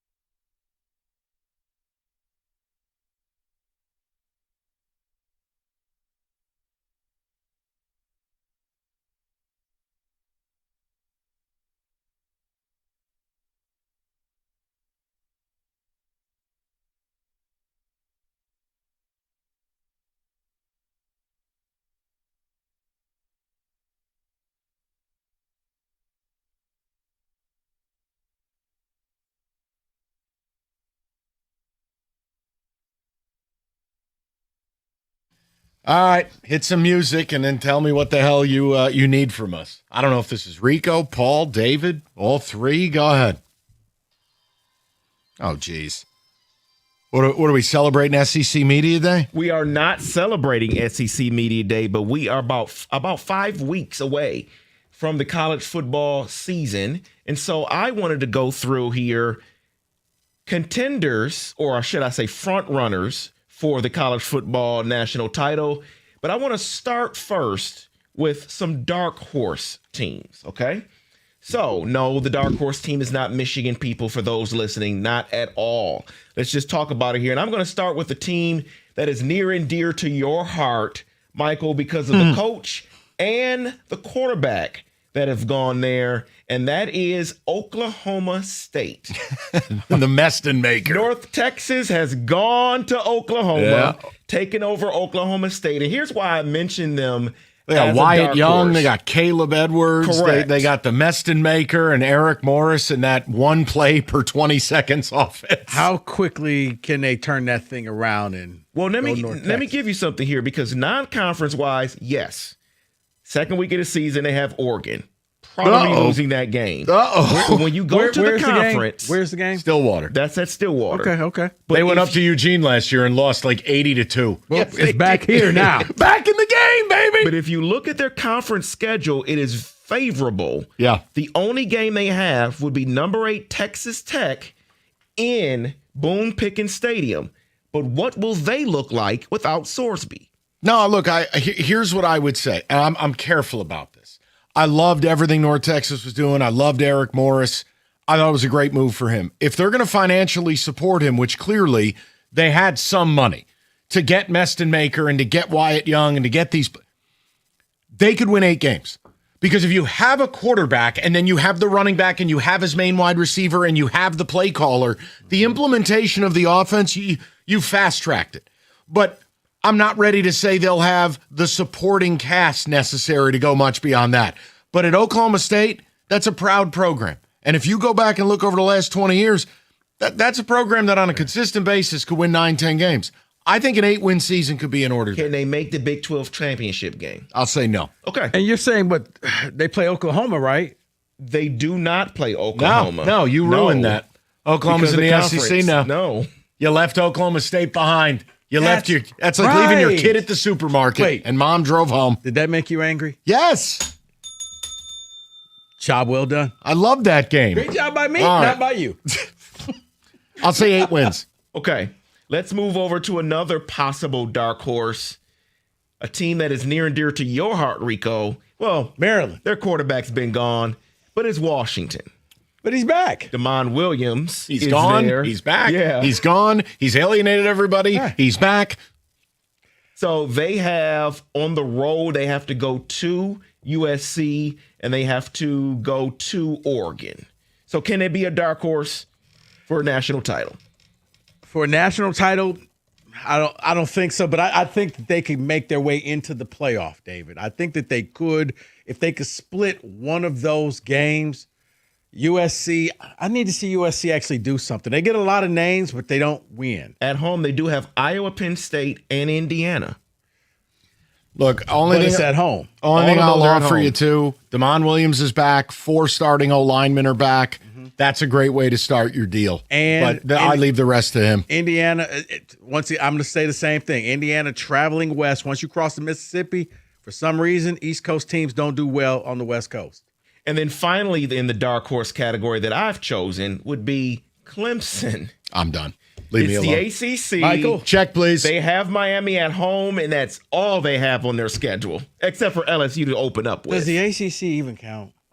Uh-oh. If you go undefeated in it, right? Don't upset Sebastian the Ibis back They there. beat Miami on October 3rd and then go undefeated in the ACC. I got to see the quarterback play, and That's fair. I just got to see it to believe it. And I know Klubnik didn't have the year I thought he'd have last year.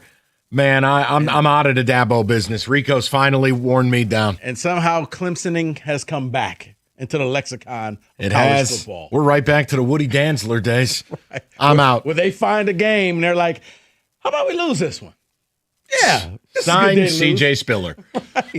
Yeah, I'm out on that. Got to see the quarterback play. And so when it comes to the front runners, they have 5. I believe in just 3 of them. The other 2, let's talk about because I have question marks with them. Paul, did we do the ACC a discredit?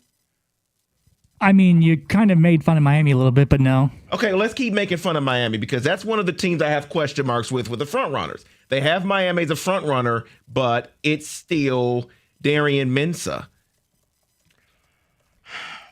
Is he better than Carson Beck? It's If you think the Mario answer is yes, Cristobal. then yes. Well, but here's the thing. Yeah, Mario Cristobal, that's legitimate. You're surrounding yourself with better players. Mensah is. So I do think that that's going to be a plus for him. He doesn't have to do everything on his own. So I actually think he'll do well in Miami. The Cristobal thing, I can't argue. He just does dumb things. I mean, they do have a ton of returning production as far as total snaps taken. I think Torrey is back at linebacker. Mensah's up and down. If he can stabilize his play, I look anything here. How about that? I'll say it this way. Yes, I believe in them based on you gotta have a pathway to the playoff. They do. So they do. Now, once they're there, who the hell knows? I kind of think you go full Cristobal and he does something stupid.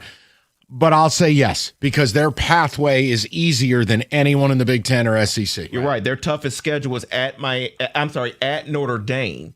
So they're getting there. You have 1 loss, you're getting there. Right. And then looking at this, looks like they have a new offensive line, which is always problematic. Watch out for that flaming brisket truck down in Winston-Salem. I'll just Smoke say this. everywhere. One guy to watch locally, if you want to watch an exciting college football player, Malachi Toney. Oh, he's a monster. Yeah. I mean, he's a vintage Miami receiver. Now, he's diminutive, but he's explosive. Yeah, he's like Santana Moss. Yeah, it's a good one. Good comp. Yeah. He's excellent. That's enough Miami talk. So the other team that is questionable for me in the front runner category would be Georgia. No, Michigan is not in the front runner category. Georgia. Gunnar Stockton did not have a good year last year. He stunk. I was being nice. Georgia's passing game stinks. Their route combinations stink. The offense stinks. I got to see it. And I understand Kirby's unbelievable, and he's had an unbelievable run, but I'm getting a little bit tired of it. Like, are you going to show me the vintage you had? Or are we going to keep looking at what we call Georgia light? Right. Less filling. I'm going to say no. I think Gunnar Stockton stinks. So I'm just going to say no out of spite. I've had enough. Yeah, I mean, unless one of the young receivers can step up and do something, yeah, they waste receivers. Yeah. They had Zachariah Branch. They had Oscar Delp was supposed to be a star. They had the talent. They're wasting it. Their scheme is so archaic. He's right, you know. Might have Jim Bowman coordinating that thing. I just didn't understand why they had them in the front runner. Because of Georgia. Whoops. You want to go to the garage and do some karate? David, Georgia, Alabama. Yeah, you're always going to. Bama's going to be the most fascinating storyline because basically the minute they lose a game, Kalen DeBoer is going to end up on Diego Garcia. He's going to end up on, he'll be Napoleon. He'll be exiled. Mm-hmm. I can't wait. Bama, it is all or nothing right now. That is your college football blitz 97.1.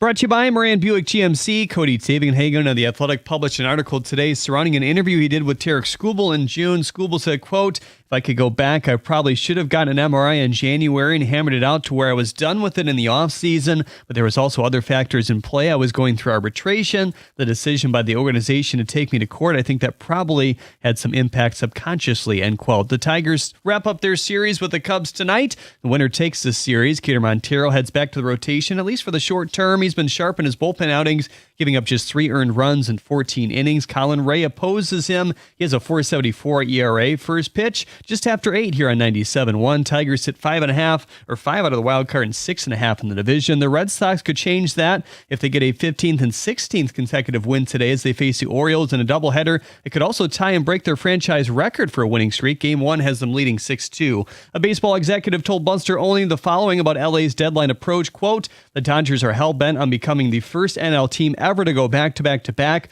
With that organizational desire, the possibility of a new economic system in the future, and a farm system flush with tradable assets, the Dodgers are going to do everything they can to bolster the roster over the next 2 weeks," end quote. Cardinals QB Carson Beck just inked a 4-year, $7.4 million deal, making him one of the last picks to sign. At the Corwell House Sports Desk, I'm Jeremy Otto. For more, go to 97.1 The Ticket or Odyssey.com.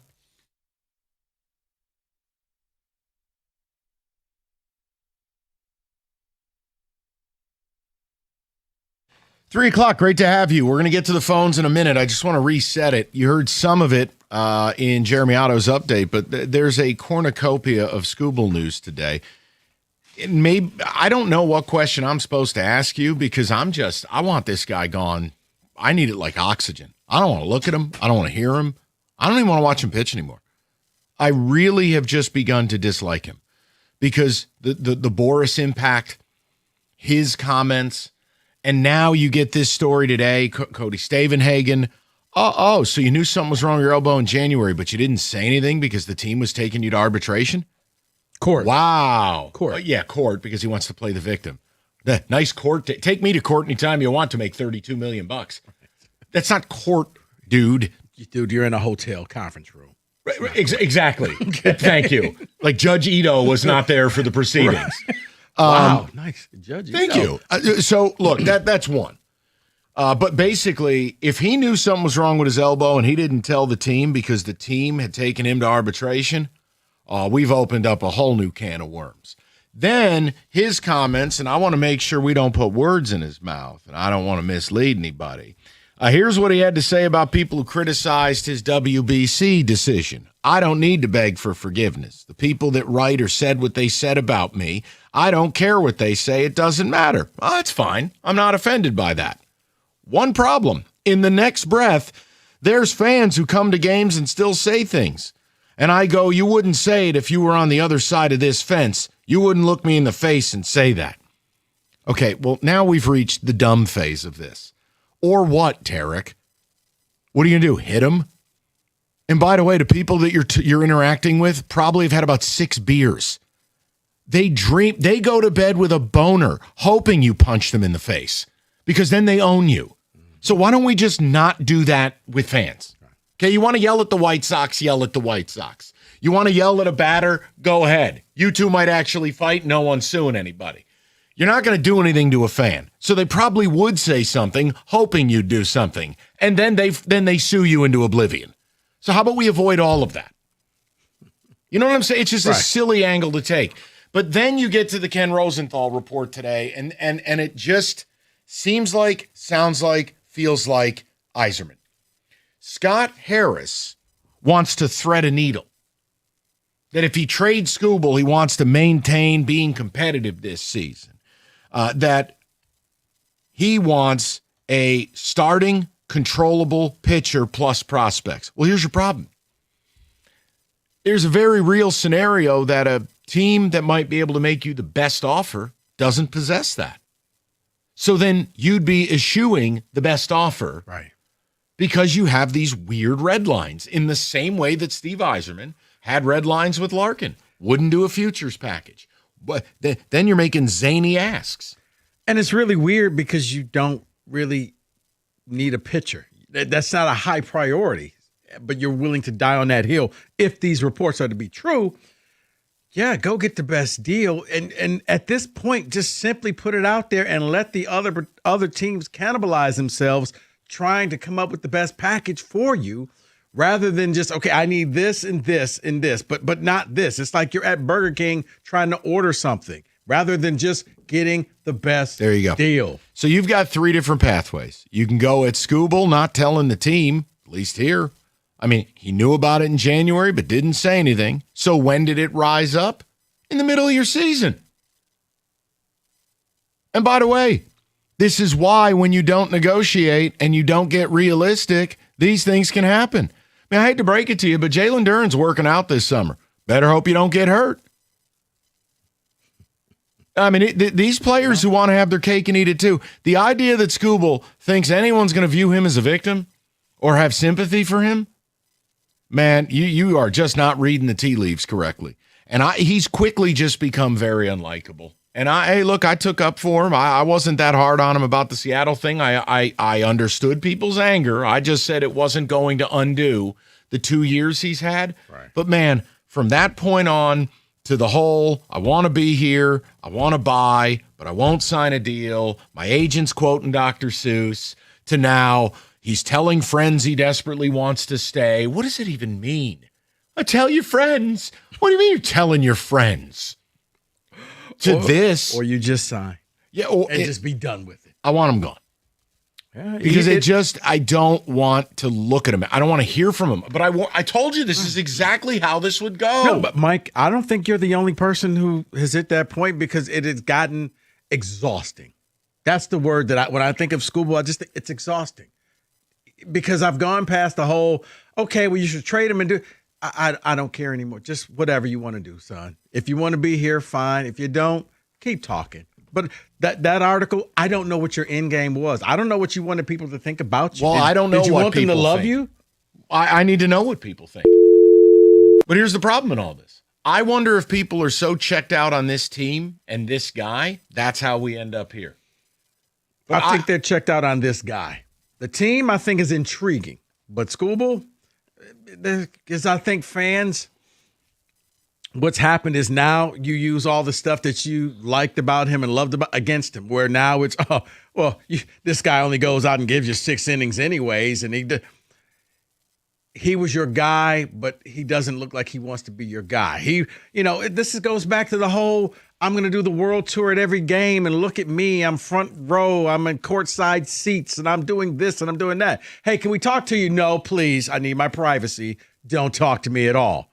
Oh, okay, then why'd you show up here? Why didn't you go up into a suite? That's what this article sounds like. He just needs the drama. Look at me, listen to what I have to say. I'm aggrieved, and yeah, and then I still want to be loved by Detroiters. Phone lines are wide open.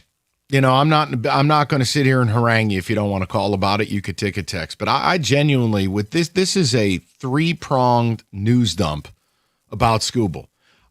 I know I'm most hopped up about the trade thing with Rosenthal because I'm fascinated about Scott Harris on a pro player personnel level. I think he's terrible. And his trades, again, let's go back to that deadline last year. That's a blemish you don't get rid of until you win a World Series. The idea that you might not get the best offer because you have this very specific thing, I'm sorry, that's not how this is done. But I understand if you want to talk about Scooble saying he doesn't care what fans have to say, except he challenges fans and says, well, you wouldn't say it to my face. What does that even mean, dude? Seriously, you make $32 million a year. It's just kind of part of it. And as long as a fan doesn't hurl like a slur at you or something, just brush it off. Right. Because we both know they would say it to your face. And you're not going to hit them. Because if you did, they'd own you. So just stop. Don't do. You know my rule. Don't ever go with the fans. Right. You will never win going at the fans. Don't do it. Doesn't care what the sport is. Just don't do it. Yes. No, you're right. That is universal. That's why I said I didn't understand that point. I read that. I reread it. I read it again. I came in here and said, you know what? Can somebody else read this? Because I don't think I read what I read. Yeah, he did. Yeah. You wouldn't say that if you came across this fence. Or what are you gonna do? Like, you're not gonna hit that. Right. person. This isn't the schoolyard. Now, when you yell at the White Sox, that's one thing. Ain't nobody suing nobody. Right. I dare you to get in a fan's face and watch how bad your wallet lights on fire. Don't do that. Right. Stop that. And look, I'm all for. I don't think that fans can say whatever. They're not attacking your family. They're not attacking all the. They're just talking about you. And look, you don't want to be here, and you stink or whatever. That comes. Agreed. Right. That just comes with the territory. 248-539-9797. David, Paul, I mean, we can hear from you. And David, I know I've been pitiful today about checking ticket text. We will do that in a moment. Paul, go ahead. I just think it's like he said he felt disrespected by the Tigers in arbitration, right? That some things like they lowballed him even though it was the highest arbitration contract ever offered, whatever. So you feel disrespected by the team. So in turn, you disrespect the team by hiding an injury, and then you disrespect the arbitration process by keeping it quiet. And you disrespect the team because you never really wanted to talk to him about an extension. All while turning around and doing this nonsense routine about how bad you want to be here. Yeah, you'd lose me with stuff like that. I'm just fine saying, you know what, clear out your locker. I've had enough. But I don't own the team. I would have gone full Steinbrenner 1986. I would have traded his ass in 10 minutes. I don't want to deal with this anymore. But that's all right. He'll be here Friday, and I'm sure he'll dominate the Royals without Bobby Witt, and everything will be wonderful. And you guys do whatever you like. Keep him, trade him, do whatever. I don't care. I've had it. Yeah, me too. It is a 2.5-year odyssey, which, by the way, for all the people that slandered Rico and did use slurs, this is kind of why you don't get to a lame duck year. This is why you trade a guy. Because you don't want to deal with the noise. You don't want to deal with the nonsense. So just throwing that out there. Alpha Phi Alpha over there. He wasn't crazy. He wasn't crazy. Founders, assemble. News team.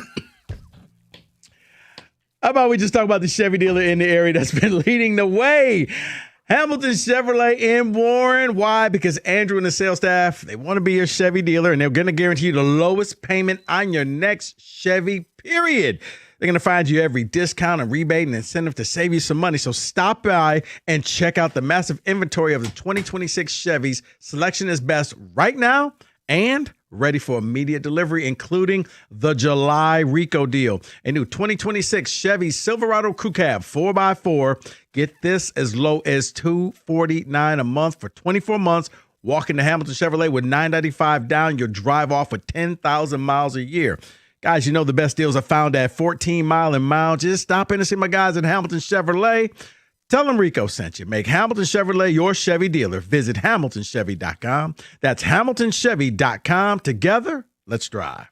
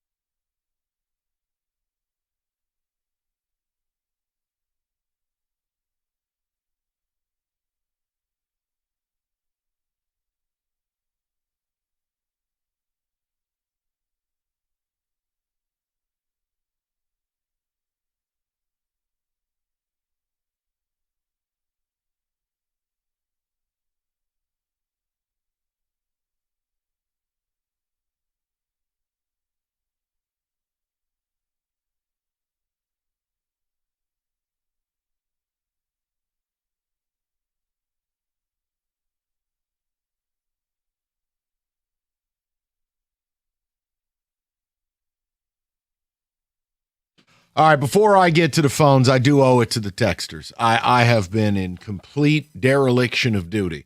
David with a as he likes to say, rather lengthy presentation.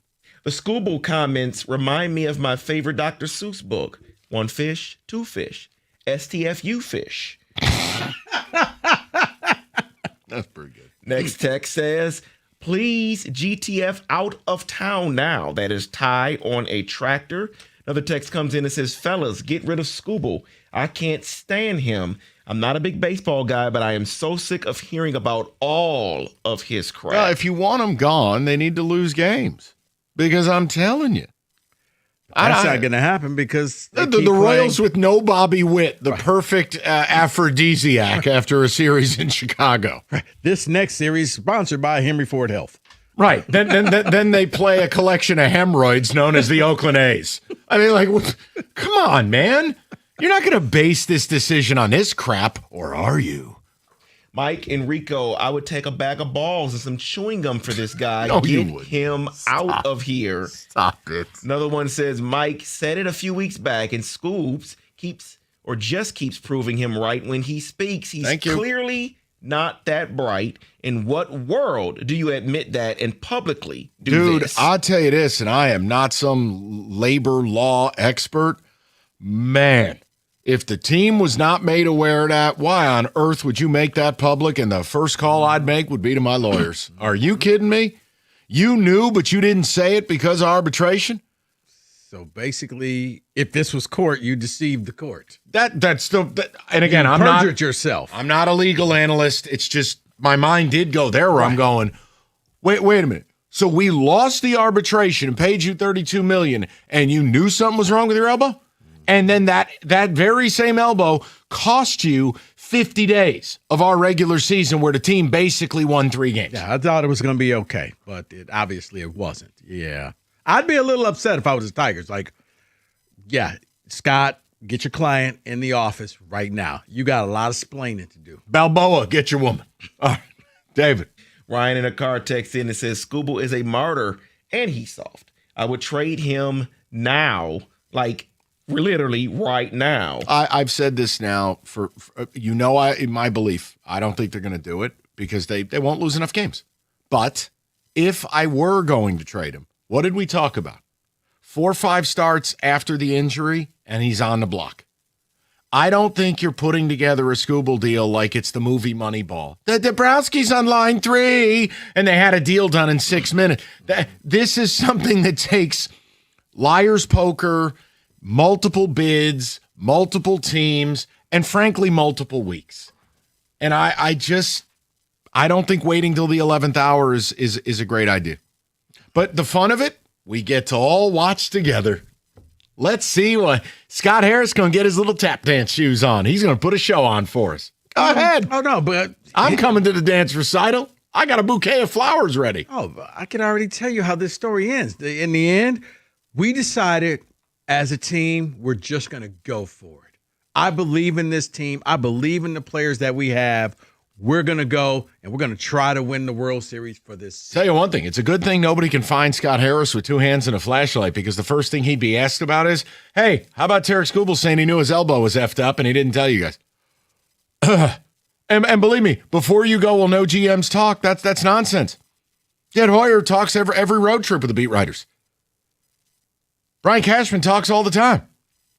And that's New York media. They are far less kind than this media. Oh, I would love to hear the team's perspective on what Mr. Scooble had to say, but good luck. Yeah. Here, let me give you that audio.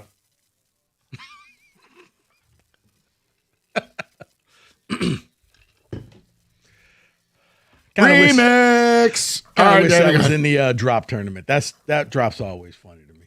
Never won't be funny. Team is in the middle of blowing a 15.5 game lead, and we got a broadcast playing kazoos. You got to be kidding me. Fans are having nervous breakdowns. We're doing a soupy sales routine. But it's the eye of the tiger. Right, exactly. All right, we'll go to Jeff. He's out in Macomb. Jeff, thank you for your patience. I'm sorry it took that long, pal. That's okay. Hey, gentlemen, thank you for the conversation. Always wonderful to hear you. Thanks. Listen to you every day. My man. So what do you make of all of it? What's on your mind? Well, of course, like y'all, I've been listening to this for a year or plus on Scooball. And unfortunately, I'm going to have to use a metaphor, but I think you men might understand this metaphor. I think we have the hottest girl, but she's just not committed. And all the signs are there. All the signs are there. I'm listening to my family and my friends saying, we cannot have this pitcher. They're not committed, in the metaphor sense. And we're just not seeing it because, yes, he's hot. He's a great pitcher, one of the best. But sometimes you just got to let it go because it's not the right thing. So you've had it. You're done. You're ready to cut ties, or are you willing to put up with this and try to make a run at whatever they think they're going to make a run at? In the beginning, I was ready to make a run, but then my history says I'm 50 plus years old, and I've been through this multiple times. So I know what the result's going to be, and it's not going to end good. So I'd like to stick with it, but I got to stick with the facts. And okay. The facts, you got to let go. No, Jeff, I don't think you're crazy. Like I said, if you told me you wanted to try to make a run, that's fine too. I'm not arguing any of that. I have laid my sword down. But when the one thing I'll say, I kept telling you this, it's not going to stop as long as he's here. You're going to keep talking. And he's going to shake both hands. He wants to be loved. He wants your sympathy. Yet then he challenges you. I'm sorry. The best thing for him would be to just say nothing. Mm-hmm. Maybe get to the seventh inning once. This will all end with a full-page ad or a billboard. Thank you, Detroit. You were always great to me, except for those fans who said bad and mean things to me. I don't like you. Signed, Tarek. Go Dodgers. No. Oh, the party I throw if they trade him. Oh, no. I'm saying at the end of the year when the billboard goes up and he's now going to – I'm leaving. Thank you. I got you. We'll go to Caleb, 97.1. Caleb, how are you? Good. How you guys doing today? Good, Caleb. What's up? So I agree with you, Mike. I don't even want to see him pitch the next start. Just get him going. I wish. But when the injury first came out, my first thought was something more sinister, like maybe Boris is behind this. But to come to find out it's just Skubal being butthurt, that's even worse than a sinister Boris, making him wait till the season to, try to preserve his arm or something. I thought maybe that was the angle. We'll shut you down in the season to save your arm. But no, it was way dumber. It was just Skubal being an idiot. But I want to touch on what Paul brought up with the arbitration, because ever since that story came out, I was always on the Tigers side because everybody said the Tigers lowballed him and it was disrespectful. But, the previous record was David Price with $19.75 million. And the Tigers offered Skubal more than that at arbitration, and everybody called it a lowball. I could never understand that. I could never wrap my mind around how a record-setting offer is a lowball. But if somebody could explain that to me, because the problem, Caleb, is that's an example from a decade ago. So it's hard to take straight monetary numbers that are a decade apart with where the sport has gone and make this case that it's truly record-breaking when you know you were going to lose the arbitration. You knew you were going to lose. So if you've made a losing bid, that's a lowball. I don't think there was any hope. And then it goes to 32?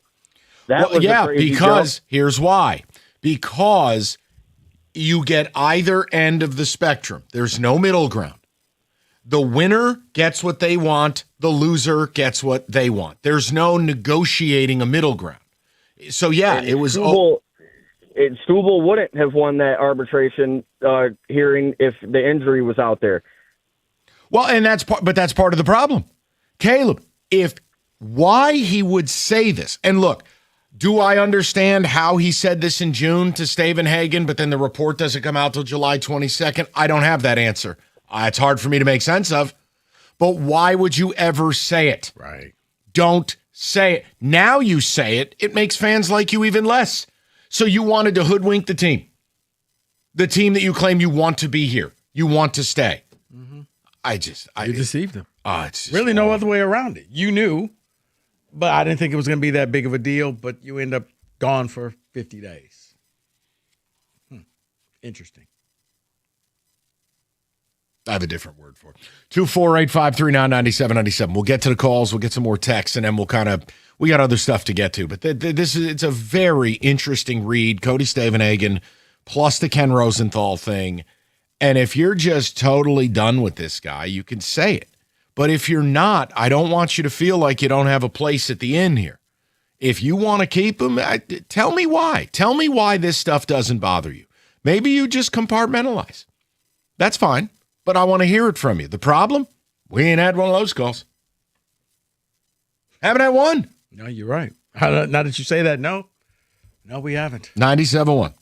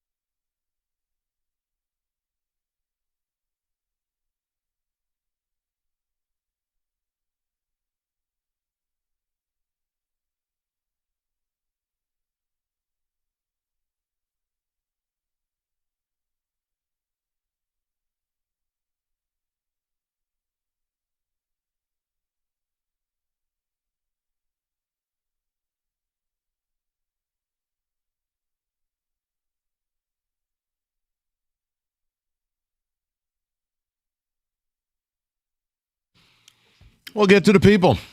Just one of them days, man. Multiple Scooble reports, including his own words.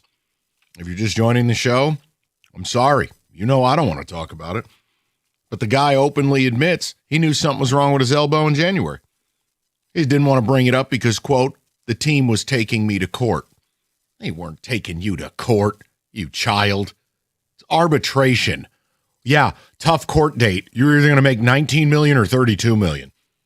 Yeah, I'm sure there's somebody down at Wayne County who's having the same court date.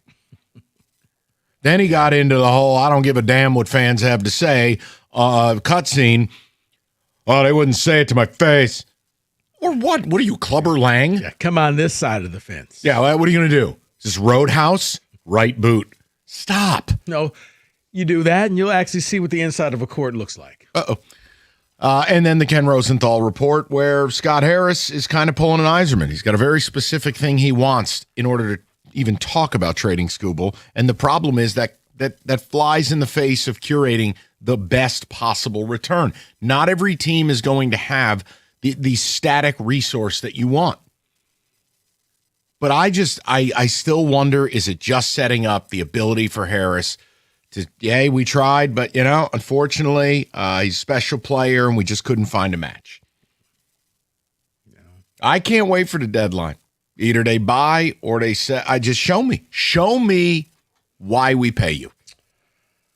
I think we all know what's going to happen, but we're hoping to see something different. Mike, I do. No, you'll see nothing. You'll see I believe in this team. We didn't want to break it up. We're going to make a run. I am just going to let it happen. Okay. I've convinced myself enough they won't deal them, but maybe we'll be surprised. Maybe they'll lose 3 or 4 to the Royals. Who am I kidding? No Bobby Witt? Yeah, right. All right, we'll go to Ryan, 97.1. Ryan, how are you, buddy? Good, guys. How you doing? Good. What's on your mind?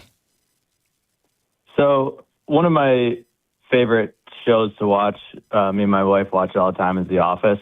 And there's a great quote by Michael Scott in there where it said, would I rather be feared or loved? Easy, both. I want people to be afraid of how much they love me. That's how I feel like Tarik Skubal acts on a daily basis up until this point when he just kind of tried to soft threaten fans. I just feel like he has this compulsive need to be wanted and told how pretty he is, but when he doesn't get it, he just keeps driving himself further and further away from it. I got to tell you, that's a pretty damn good example, and a fellow fan of The Office, Ryan. I like you more.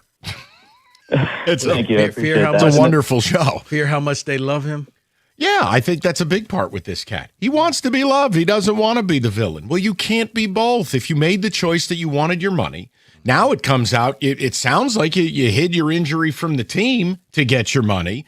Well, you don't get to be the hero. I don't think it sounds like that's what it pretty much is. I'm trying to be fair because just as easily could there be a report where the Tigers run cover for him saying, oh, no, we knew. I'm just trying to leave a space. I got you. Okay. That they actually knew. That's all. Gotcha. So, Ryan, let me ask you this question.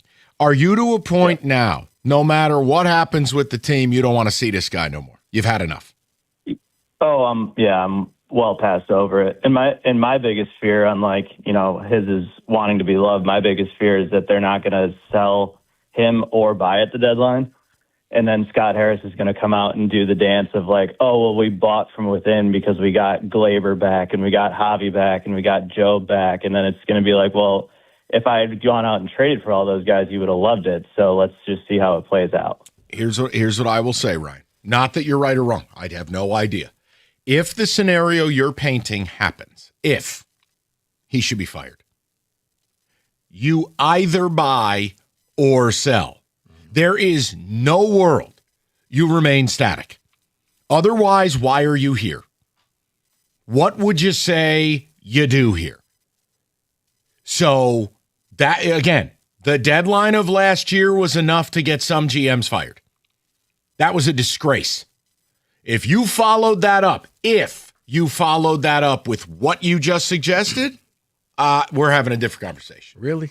No. I'm allowed to have that conversation. No. You're allowed to have that conversation. No, you're allowed, but I think you're putting a different criteria on the team. You're thinking World Series. Yes, I'm thinking I'm thinking. You're this thinking guy, what would they do? Okay, but hold on. Workshop this for a second. He went to his owner and asked for money. Mm-hmm. They have a top 12 payroll in the sport. The team largely stinks. So you didn't buy, you didn't sell, and I spent all this money. How does that work? What's that dinner go like? Flat or sparkling? Like, I mean, I'm like, what? Okay, how does that go? No. We're workshopping, Mike. It depends on how this movie ends. Did you finish in the wild card? No. So you didn't make the playoffs at all? No. Well, we had injuries. So why didn't you sell? Because I thought when our players would come back, they would come back in enough time for us to make the wild card. Hey, did you not see? We were like 5 games out of the wild card. We couldn't sell. David's upset. Go ahead, David. We're workshopping it. He said, I'm not upset. I'm loving it. How's the I'm loving conversation it. going to go? Yes. That's if I'm Scott Harris, that's what I'm saying. Well, good. Here's how it goes if I'm opposite that. Check, please. Wait a minute. You can't. Are you leaving? Yes. You can't leave. I am. We had injuries. This is me taking it down the road. We were 5 games out in August, and we had to go for it. Cool. And you failed. See, this is my whole point. If you keep Scooble and go for it and don't make the playoffs, he should be fired. I'm not firing this guy if he sells. I think that's understanding reality. There's no world. This team has not put themselves in a position to brazenly keep Scooble and buy. Now, if they want to, and you do that, and you don't make the playoffs, also fired. There's one, what is it? Your guy from the movie. He predicts the future. How the hell? Dr. Strange. That guy. There's one way out of this. You sell, you keep your job. I got no problems. Okay. That's all. So you looked at 14 million different outlooks. Yeah, and there's only one. Let's go to Steve, 97.1. Steve, how you doing, buddy? Hello. What's going on? Yes, just want to add my thoughts about Scooble. I had enough of the guy in his last playoff game when I think it was in the 7th or 8th inning. The game was tied, and he didn't come back out. In the last inning he pitched, he took them down quickly and easily. He was still pitching over 90 miles an hour. That is something that Verlander would not have done. Morris wouldn't have done. Lolich wouldn't have done. Even Denny McLain wouldn't have. He's not those guys, and baseball's not that sport. I mean, let's be fair. No one in baseball. Is when Verlander was around? It's way different. I mean, look, when Verlander was around, you had a couple of dozen guys pitching 200-plus innings, 220 innings. Now you got like 2. Well, he only needed to pitch one more inning. I hear you. And he didn't. I And hear we you. lost. So the Seattle And that was thing it. sticks with you. Okay. No, Steve, I'm just making sure we try to be fair about it. That's all. And see, I think with Steve, Mike, to go along with Steve, you pull this crap now of from Seattle to the World Tours to you were injured and you may or may not have let the team known and you missed some games and all of these different things just keep stacking where you want the love for the people. You would have gotten all the love you could get from Detroit if you go back into that game in Seattle and you pitch, and this town would love you forever. There would be a statue next to Joe Louis. You'd be right there at the Spirit of Detroit. They would take that out and put you there. It's just a symptom of the person. He is not the competitor we need, obviously, because he is not willing to put the team first, and he doesn't go out and we lose the game, and it's all because he is not who he appears to be. Get rid of him. Get somebody who wants to play. All right. Listen, people, if you're out there and you're upset when you hear callers like that, call in with your perspective. We're not getting another perspective. I've given you carte blanche. If you want to keep him, if you think people or us are being unfair to him, feel free. Let's check that hotline. I mean, I can only, I don't make the news, I just report it. And people have kind of had it. That generally happens when you come out, you knock fans, you allegedly, in your words, you hid an injury from the team and then tried to curry sympathy by saying they took you to court. They did not. Right. And then you wonder what fans are saying. And I think a lot of like the previous caller where the thing he's hearing over and over again, dude, why didn't you go back into the game? Oh, I don't want to talk about that. Well, we do. So it's that. So you could have gone back in, and I think he's tired of hearing that because I think he knows I probably should have gone back. Well, too bad. I can't help you, man. I understand. If you don't want to deal with what the job does, give back the money. What do you want me to say?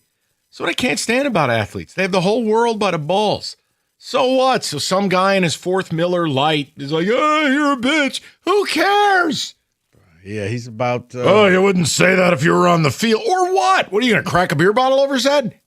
Stop it. You're not going to do anything because you don't want to lose your money. Stop this. Nonsense. Unless he just goes full Kevin Durant and go get some burner accounts. Okay, sure. Why not? 97.1.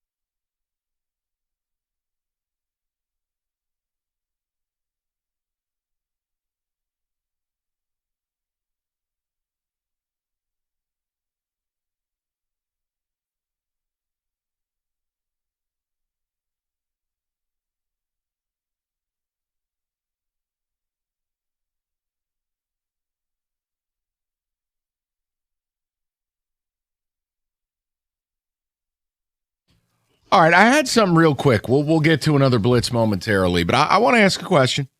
And again, I'm happy to be told I'm being unfair, but look, last night Framber Valdez did what Valdez is going to do a couple times a year. He erupted.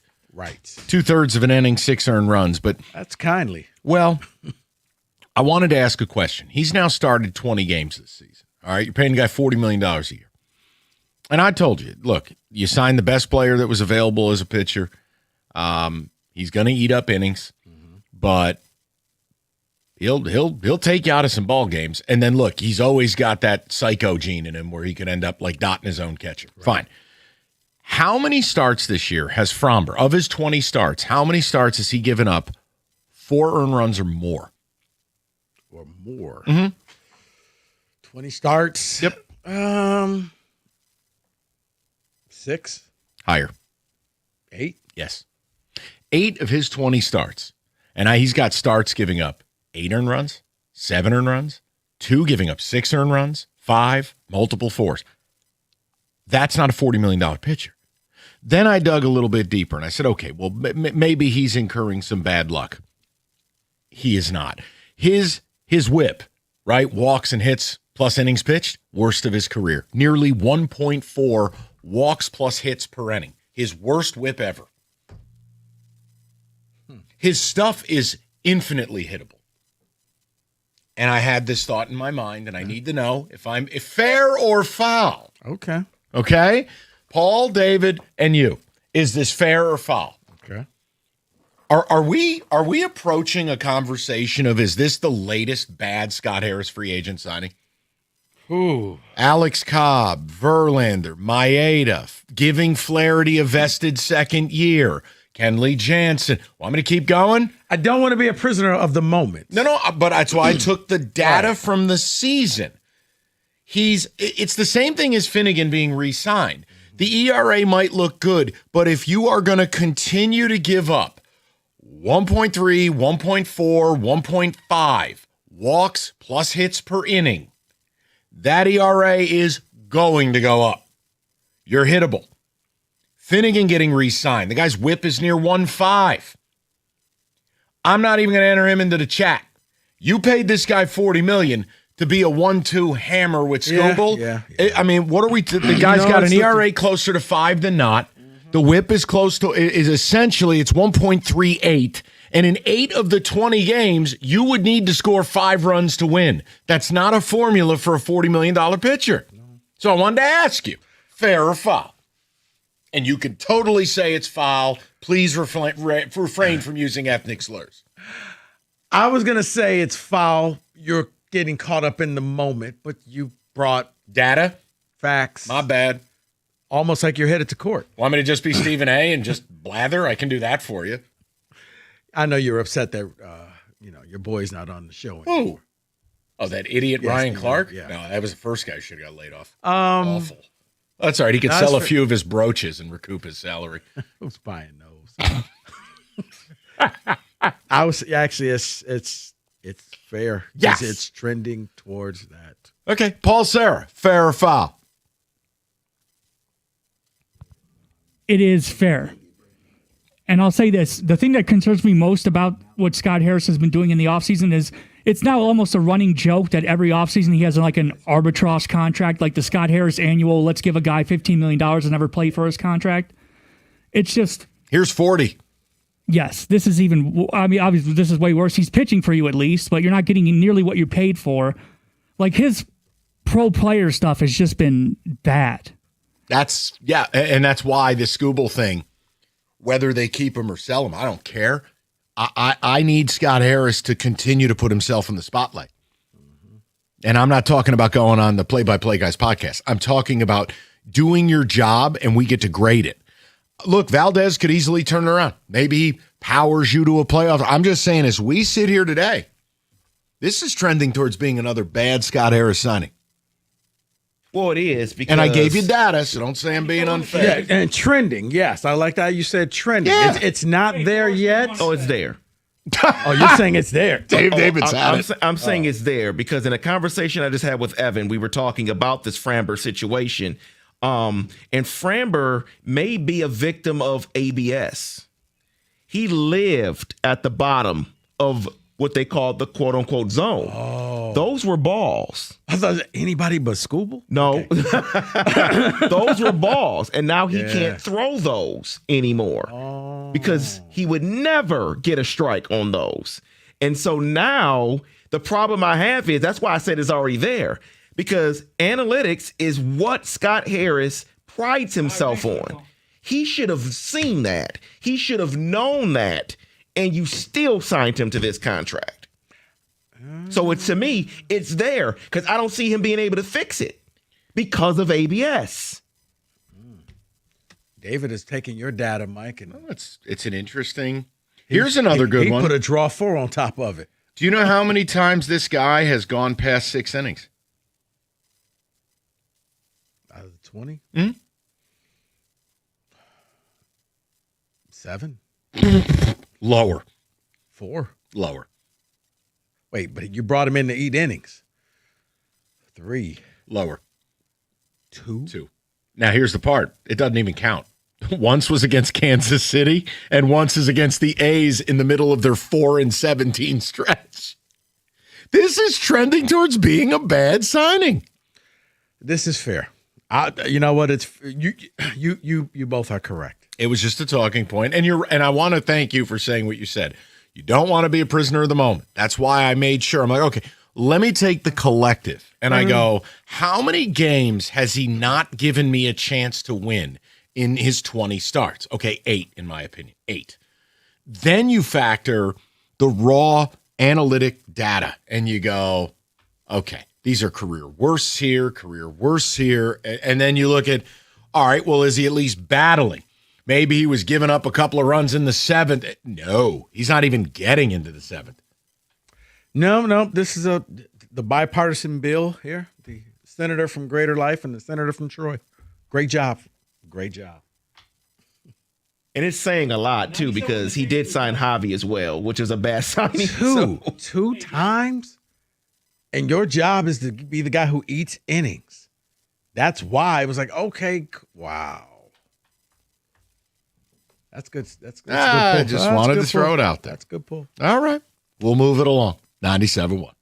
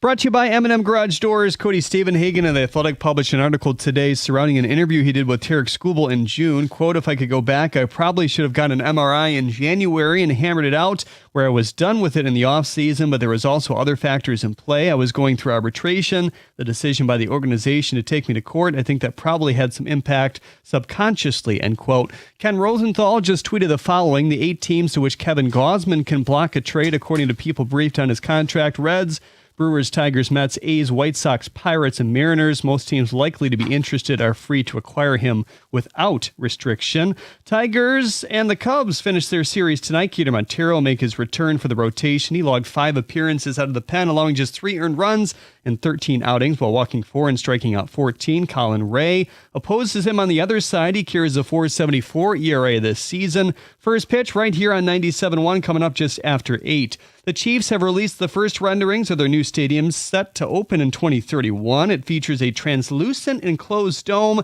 set to feature 70,000 seats as well. ESPN ranked each NFL team according to their talent age 25 or younger. The Lions are 23rd. The Patriots are first. Cardinals QB Carson Beck just inked a 4-year, $7.4 million deal, making him one of the last picks to sign in this year's draft class. At the Corwell Health Sports Desk, I'm Jeremy Otto. For more, go to 97.1 The Ticket or Odyssey.com.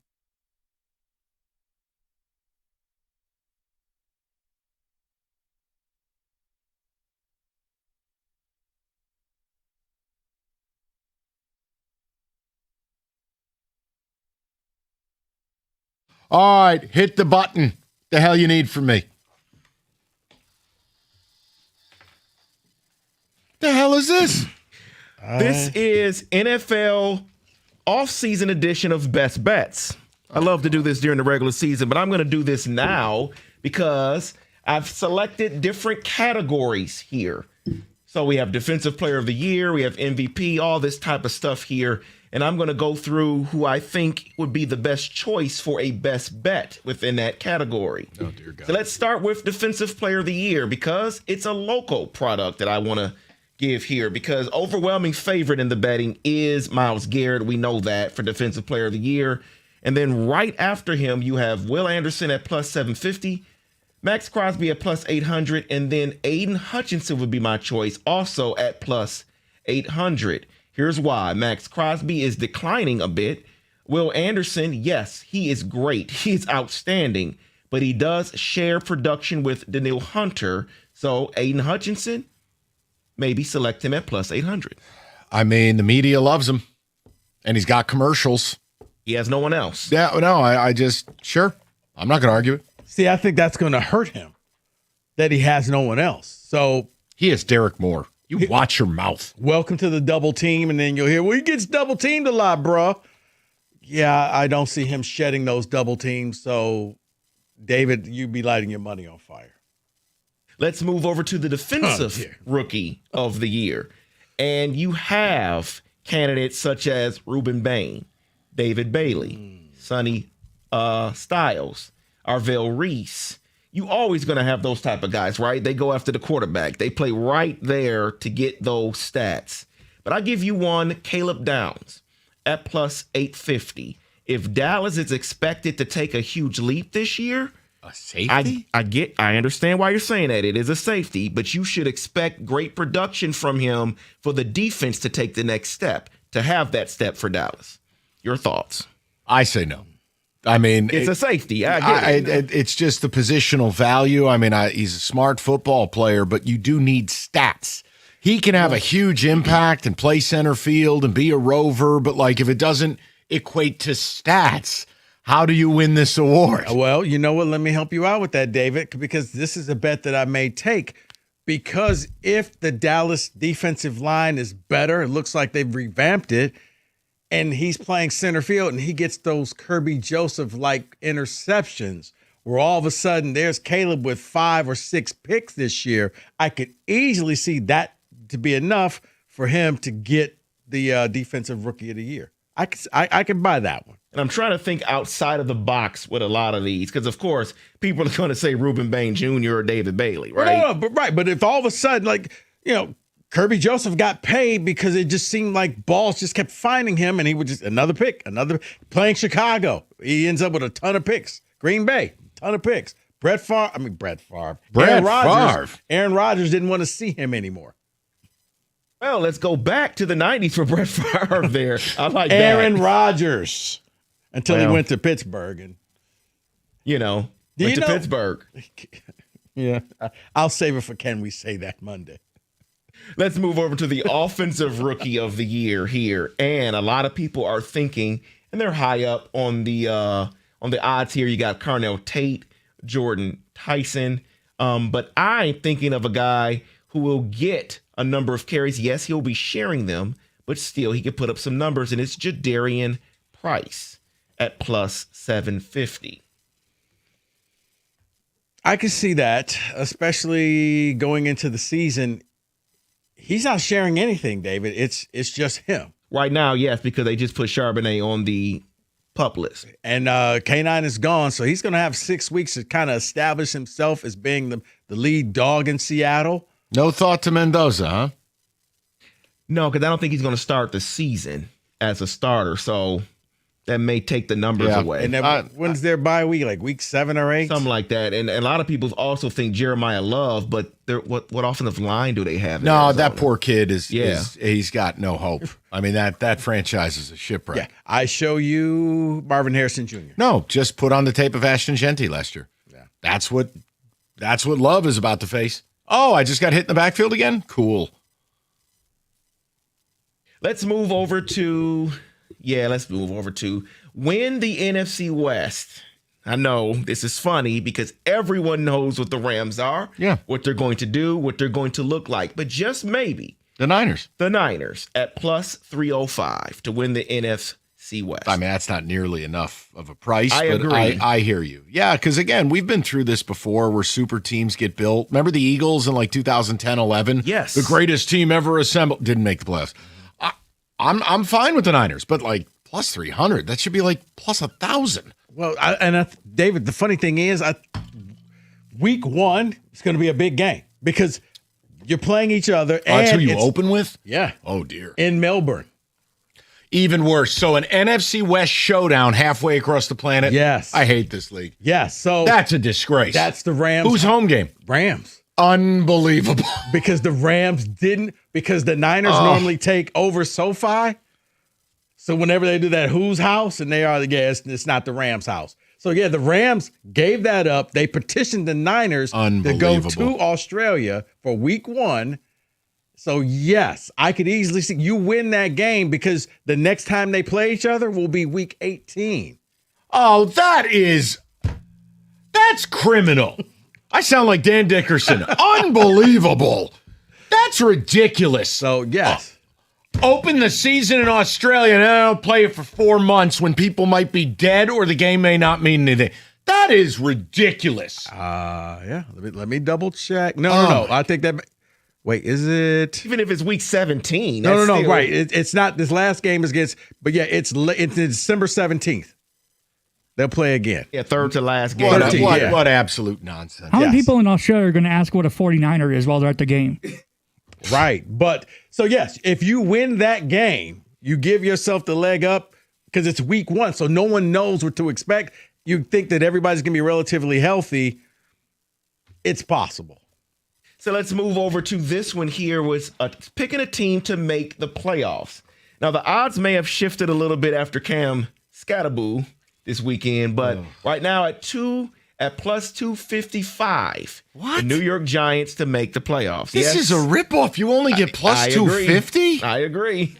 I mean, look, I'll tough in the streets, man. No, look, until I see Malik Neighbors not be Tank Dell, I can't do this. I have no idea when Malik Neighbors will play again. And why is it so important? Because he is by far and away their best perimeter playmaker. I expect to make the playoffs this year. Otherwise, what was John Harbaugh for? What was the spending for? But Neighbors plays a big role in that. So I'm going to say no until I know when he's back. If you tell me he comes back late September, I'll still say yes. But this could be something like Micah Parsons, where if Neighbors isn't back to mid to late October, the Giants aren't good enough to overcome that. So I'm going to say no until I know he has 2 legs. Okay. That's fair. I mean, I'm going to lean to you. You're the Giants person. No, because I can make a case for all 4 teams in the East. I know. And you're only talking about making the playoffs, so maybe you could get that wild card spot. Maybe they could become this year's Bears, where nobody really thought that they were going to do anything, and the next thing you know, the other problem, Jackson Dart's got to prove he can stay healthy. Yeah, I mean it's play to play with him. Let's move. Wait, are you guys keeping Thibodeau? Or are you going to try and move him? Okay. See you at the deadline. I'm about to say it's radio, so he gave me the Tayshaun people. Yeah, I'll see you at the deadline. I think a lot of it will have to do with Brian Burns and then also Abdul Carter. And if those two are firing on all cylinders and Abdul Carter's peripherals were really impressive, then maybe it makes it easier. Now, real quick, David, the him and Jackson Dart thing, could that blow up the locker room? The whole Hey, John Harbaugh, that's what the money's for. Okay. Sit everybody in a room and figure it the F out. Gotcha. So let's move over to the MVP odds here, and I'll give you my best bet. This guy on the team finished the regular season on an 8-game winning streak. He posted 19 touchdowns and 5 interceptions. And if he continues that growth in his age 27 campaign, maybe at plus 2,200, you vote for him and bet him Trevor Lawrence to win the MVP. Go to hell. Nope. All righty. No. That was a quick no for you. Wow. All righty then. I just don't believe in him. I don't. MVP means you probably got to do something special. He's good. Don't get me wrong, but he's not a special QB where I don't see him putting up 30, 35 touchdowns. I don't see him putting up a ridiculous amount of yards in the air. No. I'm going to say no to that one. And then finally, the Super Bowl odds. Your best bet would Chargers. be at plus 2,000 for me, would be the Denver Broncos. Damn it.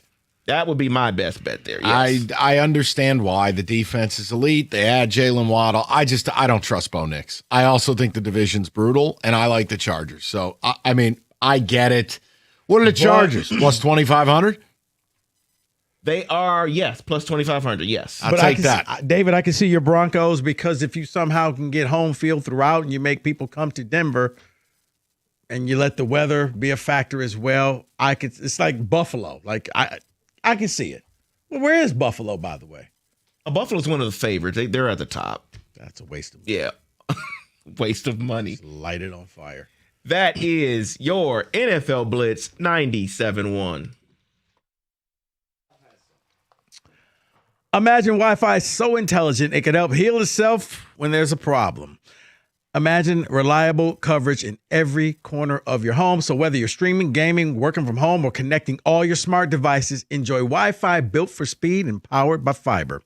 It's Wi-Fi that helps make everything in your home work together. And with advanced security features, it's like a security blanket for your network, helping protect what matters most. Behind it is a fiber-powered network delivering 99.999% reliability, paired with our best equipment for the most reliable Wi-Fi experience. Plus, you can get online in minutes with same-day Wi-Fi. And with the 5-year price lock guarantee, you can lock in 5 years of predictability, the same price with no contracts or commitments. Everything you need is included: the data, the equipment, and the most reliable fiber-powered Wi-Fi. Xfinity, imagine that. Restrictions apply. Select plans only.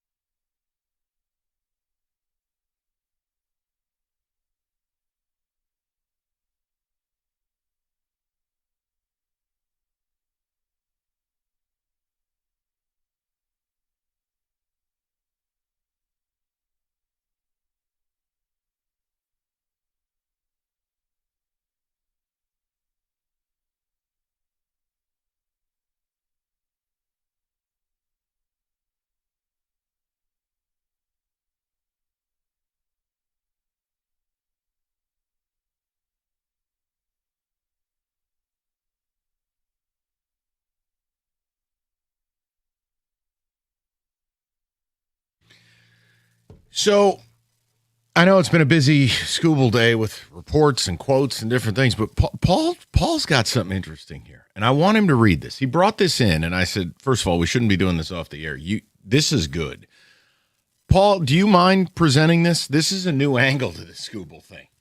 Well, yeah, it's something Jeremy Otto, our esteemed colleague and update guy, was talking to me and David a little bit about it behind the scenes, and I was like, is that real? And so I looked into it, and it is true. Right now, everyone assumes when Scooble leaves in the offseason, if they keep him, that they'll get a first-round compensatory pick. Well, not so fast, my friends. Because right now, the Tigers are skirting at the luxury tax line.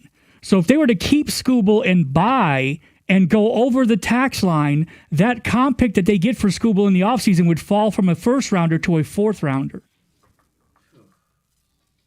So if they did buy, they could only buy sort of rather insignificant contracts because they don't want to. Right now, they're flirting on the border. I think they've got like less than $2 million.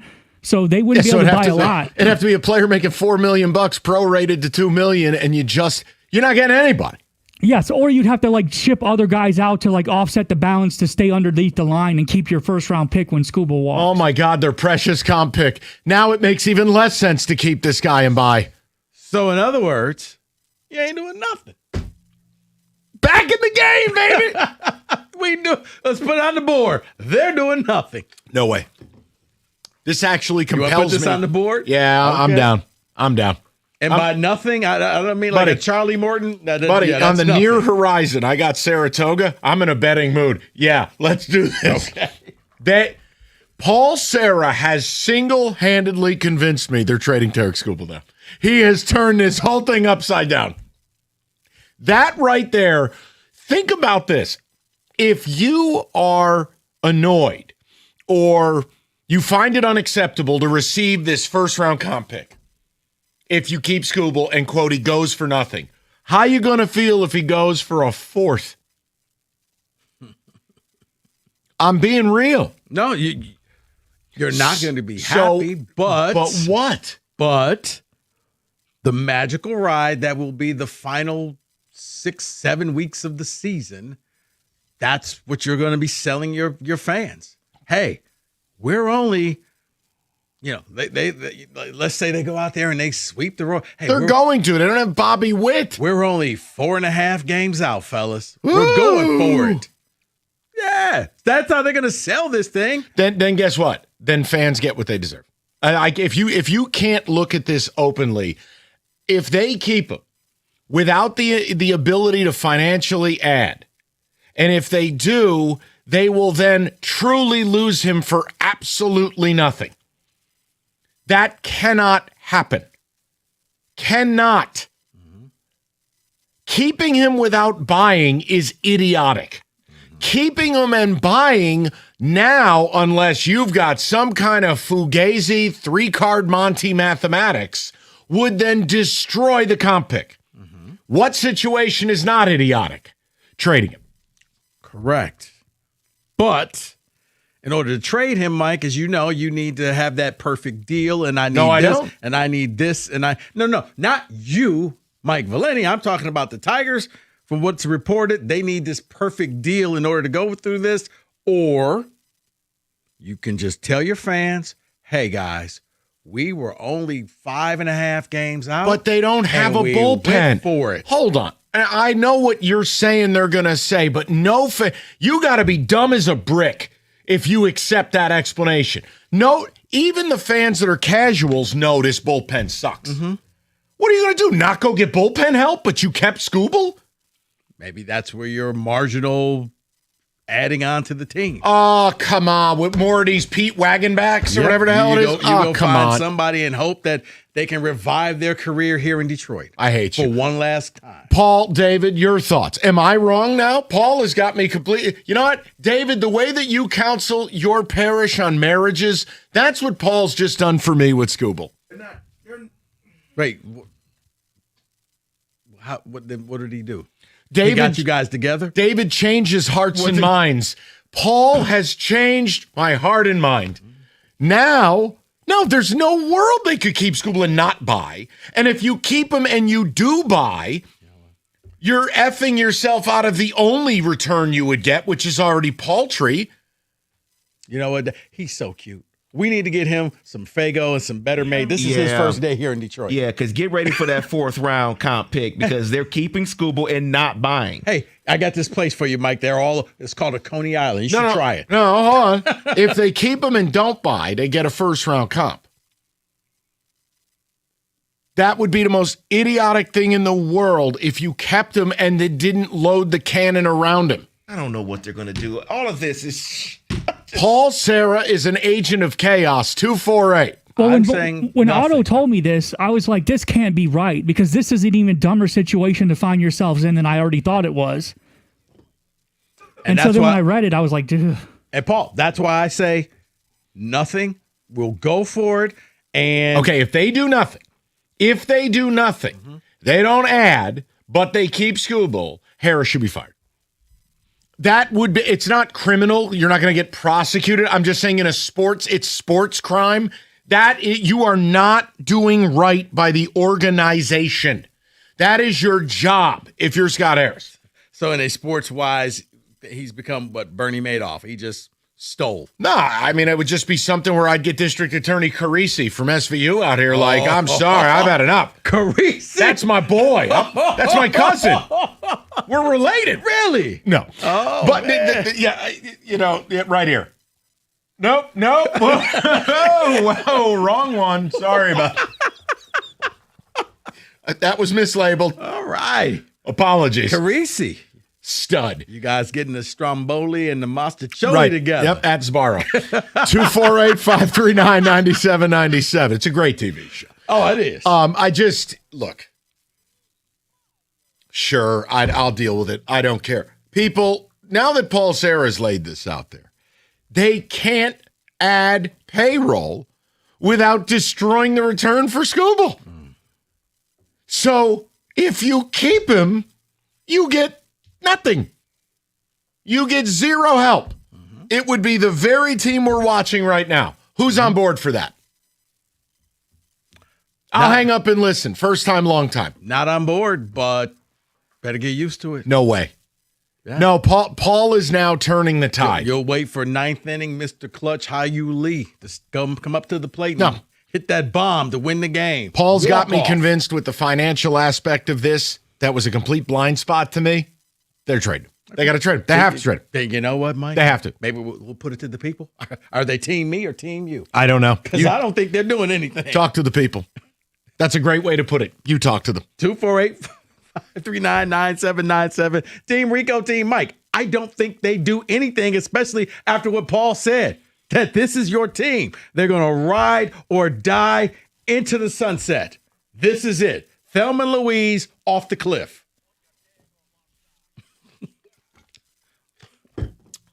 It's me. It just makes it more and more believable that they'll get Baez back and a few guys off of injury, and they'll be like, it's just like we added at the deadline. Yeah, but do you understand my point? Hold on. Now, hold on. Because this is separate from Alpha Phi Alpha over here. Listen to me. If you put together 2 straight deadlines of doing nothing, last year when you were in first, and this year, whatever the hell this team is, why do you have a job? You want me to answer that? I'd prefer if you'd not. Okay. Kind of wanted to just kind of leave that out there for the people. All righty. But for the people. Give us a call. Or don't. Whatever. I mean, we had one show earlier ask you, would you rather not brush your teeth or shower for a week earlier? So maybe we're doing it wrong talking Scooble. I look at this. They're going to use, and they're going to, Mike, they're going to find every little thing that they can to milk. They're going to say, hey, we made the playoffs. Think how much fun it was. We beat the Guardians, game 5 extra innings with Seattle, and think of the wild card. We've been playing playoff baseball since June. We gave this town everything that they wanted for this summer. You weren't talking, Lions, because you were focused on us. That's why they're going to do this. David? Tell me I'm wrong. This is completely sickening. That's what this is. Because if you do nothing because you want the first round comp pick, that's incompetence in my mind. If you then add, I don't know. The only thing you can do if you kept Scooble is add. Correct. But if by adding, it's a fourth-round pick now. You eviscerate any return for Scooble, that's malfeasance. So then you go to the other side and you go, okay, well then we got to trade the guy, prorated. We'll free up 16 mil. I'll get stuff. Maybe then I could add a piece or two. But you can't keep him and do nothing. And that's one thing we've talked about is if you keep them, you have to add, right? Or now you can't. Or you go for it, you keep him, and then you tell everybody, you do know McGonagall was the comp pick. Oh. And people will be like, McGonagall, I like him. He was good. We can get another one of him. Yes. Give us a few years. Oh, my God. Nothing. You will get nothing. And you will like it. You'll get a player. You'll get the playoff push. That's what you'll get this year. I don't want that. I don't want that. I'm not interested. Yeah. But that's I don't want to do another Pixar movie. They're not. And when they make the playoffs, you'll have everybody wearing the McGonagall goggles in Champagne. You do realize one thing. You do realize they're not some lock for the playoffs. So you could do what you're talking about and not make the playoffs. And what was it for again? A hell of a ride. No. Yes. No. Because that's what they're going to sell you. No. That's what they're going to sell you. No. A hell of a ride. Wasn't that fun? Wasn't it fun? No. Yeah. It's not. Think about it. We'll get to the calls. We dug that deep hole in May, and look at the run we went on. 97-1.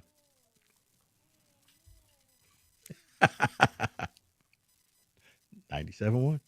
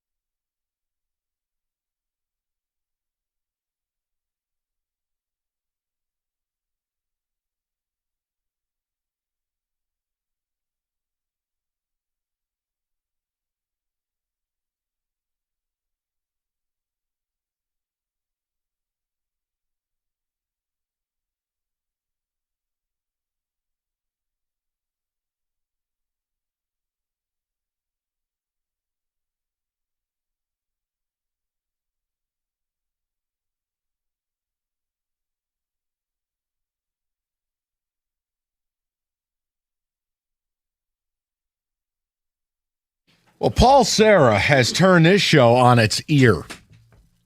That little, and if Paul's wrong, I'll never forgive him. But I trust Paul. Paul's a very careful man, very calculated man. I'm going to be Billy Ray Valentine in the middle of Wall Street. I'm buying. Come on, buy. I'm buying. If they keep Scooble, they can't have more than $2 million in payroll or they wreck the comp pick. There's no world you can do that. You got to sell. Now, the article does say, though, Mike, that their estimates could be a little bit off because they don't know the exact numbers. But even if it's like $4 million under the thing, they still really can't add anything anyway. No, because if you're going out and getting a couple of high leverage relievers, first of all, let's say you got a guy who's dirt cheap and under team control and arbitration. You'd have to sell the farm to get that type of back end bullpen piece. You think Scott Harris is going to do that? He wouldn't do that when you were in first place last year. You think he's going to do it when you're 7 games under 500? Let's go to the people. Let's see what everybody has to say. That's a wild little twist. We'll go to David, 97.1. Hi, David. Hey, how's it going? Good. 4 words, I think. I say, please trade him. I don't think he wants to be here. I don't like him. And I want him to play good, have good outings or whatnot to make people want him more, and let him go. Let him go. He's not a team player, and not going back in the 7th inning. I'm not a fan. I think $40 million is crazy for him. Yeah, he's great. He is really, really good. Overall, as a team player, I say let him walk. Save the money, let him walk. What do you think? I mean, you know what side I'm on. I mean, there ain't nothing for me to say. I mean, you know where I've been for a while. I just don't think this team's good enough, and therefore, unfortunately, you got to sell. But, David, I've just believed they don't want to do it. And it does feel like there's a little bit of CYA going on, that if you keep the guy, to Rico's point, we can joke around about, Rico's not crazy. Like, Scott Harris wants to cover his ass. You keep Scooble and sell Hope, and we gave it the old college try. But the problem is, if you were going to keep Scooble, you have to kind of say F them picks, so to speak. You have to add around him. This team is 2 bullpen arms plus a real right-handed bat from being anything anyone cares about. That's a very costly deadline that I'd be shocked if they did that. So trade him and get those things. Build your team for the future. Oh, I agree. Not for this crazy 1 year. Oh, well, once again, I agree with you. David, you're making total sense. I just don't think anything's going to happen, because if it was, you would be out there trying to get the most out of this, and I don't think that they're trying. I think that it's one of those, if you give us the perfect deal and you give us everything that we want, we'll trade, knowing that teams aren't going to do that. So you're half wet. We tried. We didn't get the package that we liked, so we decided to keep him, and we just went for it. He wants his cake and eat it too. Yeah. He does not want to be here. Let him go to the Dodgers. Get a lot of great things from the Dodgers. Yes. And let him go. And David, but if you think about it, what's the point of having cake if you can't eat it? So yeah, Scott Harris, he will be dining on the birthday cake. Well, that's what he wants. Give it to him. Take care. Okay. Thanks for calling. And here's your problem. This is what they're going to be basing their decision on. This is how stupid this all is. So you get 4 against the Royals, who just put Bobby Witt Jr. on the IR. And then you're going to play an A's team who's 3-17 their last 20. You're really going to base decisions on that? Mm-hmm. No. Otherwise, well, if you think Scott Harris has a functioning brain, you're not making decisions on that 7 games. But see, and I also wonder, I'm going to throw another caveat into this. How much this is based on the fact that we don't believe it's going to be baseball next year. So let's just go for this right now and see what happens. I think if it was going to be a season, maybe things would be done differently. Maybe you would try to move him. But if you're sitting out and there's nothing, people won't remember this. Let's just go and try to win right here, right now. And if we don't, we tried.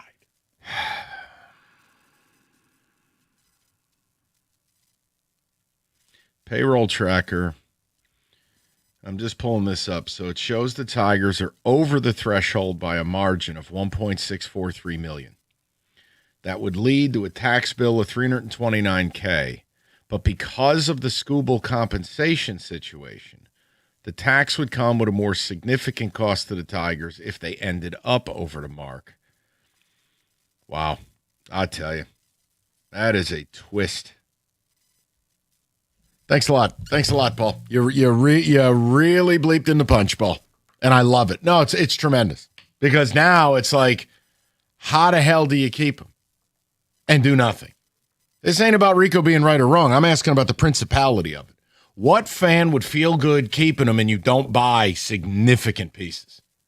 That's just, I mean, I hate to lack nuance. It's just stupid. Well, Mike, let's.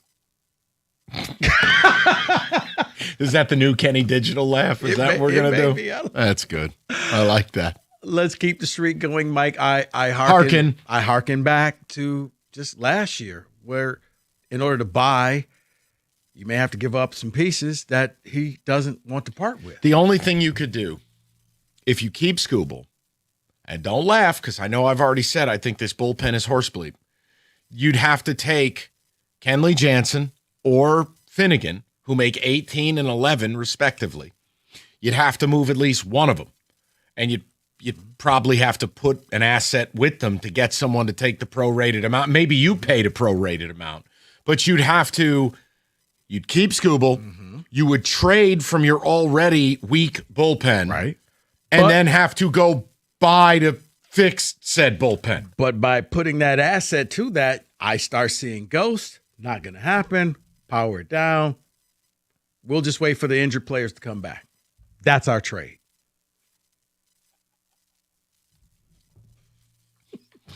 Please stop playing.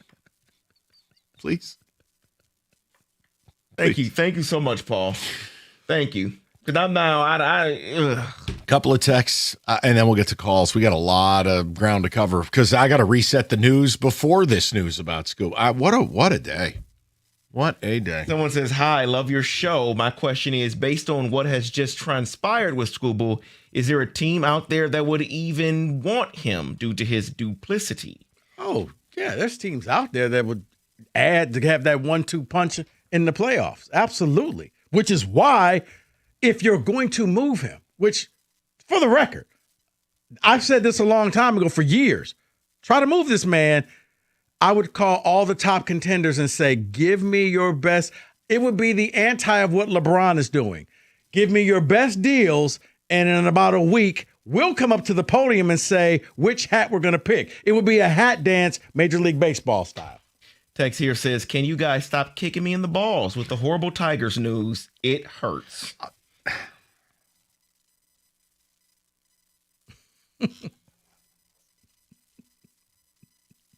I'm going to hear that in my sleep. Thank you for that. 90s. So you hear his satisfaction in that laugh. It's sickening. It's sickening.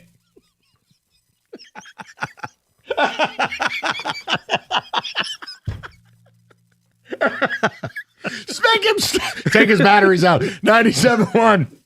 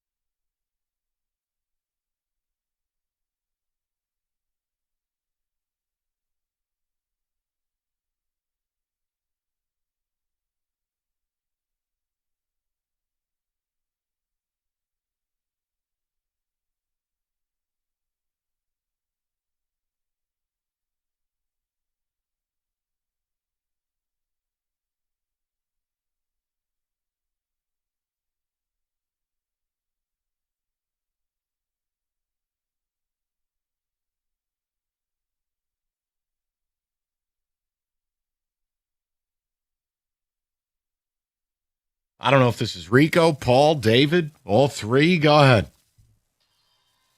Oh, geez.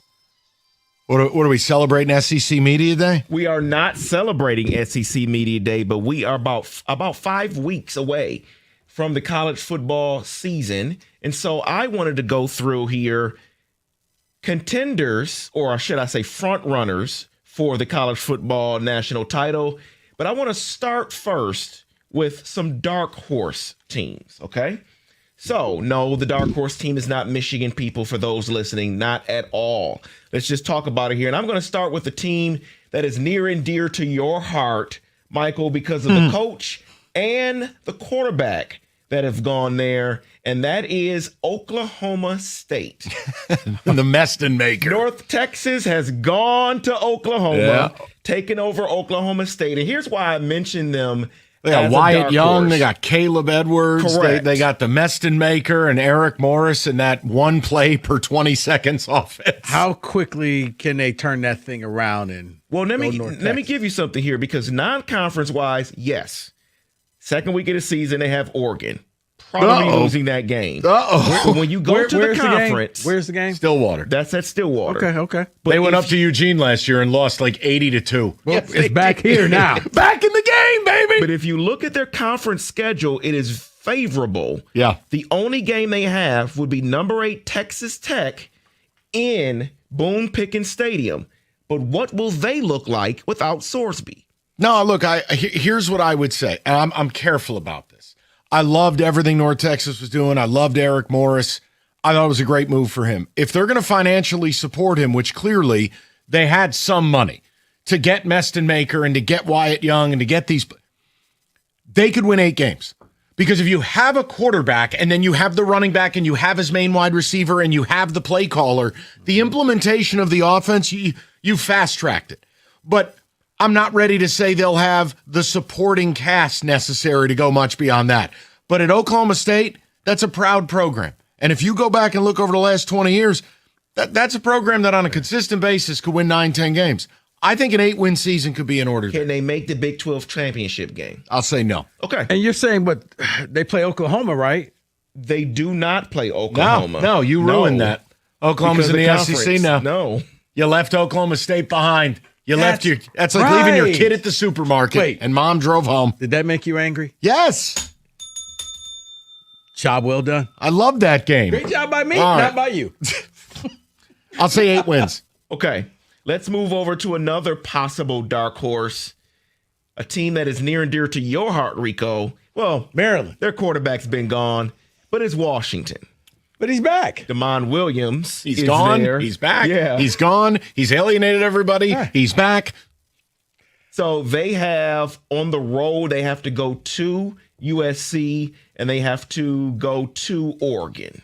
So can they be a dark horse for a national title? For a national title, I don't think so, but I think that they could make their way into the playoff, David. I think that they could, if they could split one of those games. USC, I need to see USC actually do something. They get a lot of names, but they don't win. At home, they do have Iowa, Penn State, and Indiana. Look, But it's at home. Only All thing of I'll those are at offer home. you too, DeMond Williams is back. 4 starting O-linemen are back.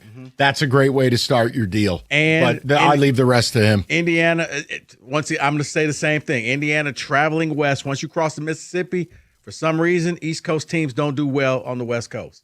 And then finally, in the dark horse category that I've chosen would be Clemson. I'm done. Leave me alone. It's the ACC. Michael, check, please. They have Miami at home, and that's all they have on their schedule, except for LSU to open up with. Does the ACC even count? Uh-oh. If you go undefeated in it, right? Don't upset Sebastian the Ibis back They there. beat Miami on October 3rd and then go undefeated in the ACC. I got to see the quarterback play, and That's fair. I just got to see it to believe it. And I know Klubnik didn't have the year I thought he'd have last year. Man, I'm out of the Dabo business. Rico's finally worn me down. And somehow Clemsoning has come back into the lexicon of It college has. football. We're right back to the Woody Dantzler days. I'm out. Where they find a game and they're like, how about we lose this one? Yeah. Signed This is a good day to CJ Spiller. Yeah, I'm out on that. Got to see the quarterback play. And so when it comes to the front runners, they have 5. I believe in just 3 of them. The other 2, let's talk about because I have question marks with them. Paul, did we do the ACC a discredit? I mean, you kind of made fun of Miami a little bit, but no. Okay, let's keep making fun of Miami because that's one of the teams I have question marks with the front runners. They have Miami as a front runner, but it's still Darian Mensah. Is he better than Carson Beck? It's If you think the Mario answer is yes, Cristobal. then yes. Well, but here's the thing. Yeah, Mario Cristobal, that's legitimate. You're surrounding yourself with better players. Mensah is. So I do think that that's going to be a plus for him. He doesn't have to do everything on his own. So I actually think he'll do well in Miami. The Cristobal thing, I can't argue. He just does dumb things. I mean, they do have a ton of returning production as far as total snaps taken. I think Torrey is back at linebacker. Mensah's up and down. If he can stabilize his play, I look anything here. How about that? I'll say it this way. Yes, I believe in them based on you gotta have a pathway to the playoffs. They do. So they do. Now, once they're there, who the hell knows? I kind of think you go full Cristobal and he does something stupid. But I'll say yes, because their pathway is easier than anyone in the Big Ten or SEC. You're right. Their toughest schedule was at Notre Dame. So they're getting there. You have one loss, you're getting there. Right. And then looking at this, looks like they have a new offensive line, which is always problematic. Watch out for that flaming brisket truck down in Winston-Salem. I'll just Smoke say this. everywhere. One guy to watch locally, if you want to watch an exciting college football player, Malachi Toney.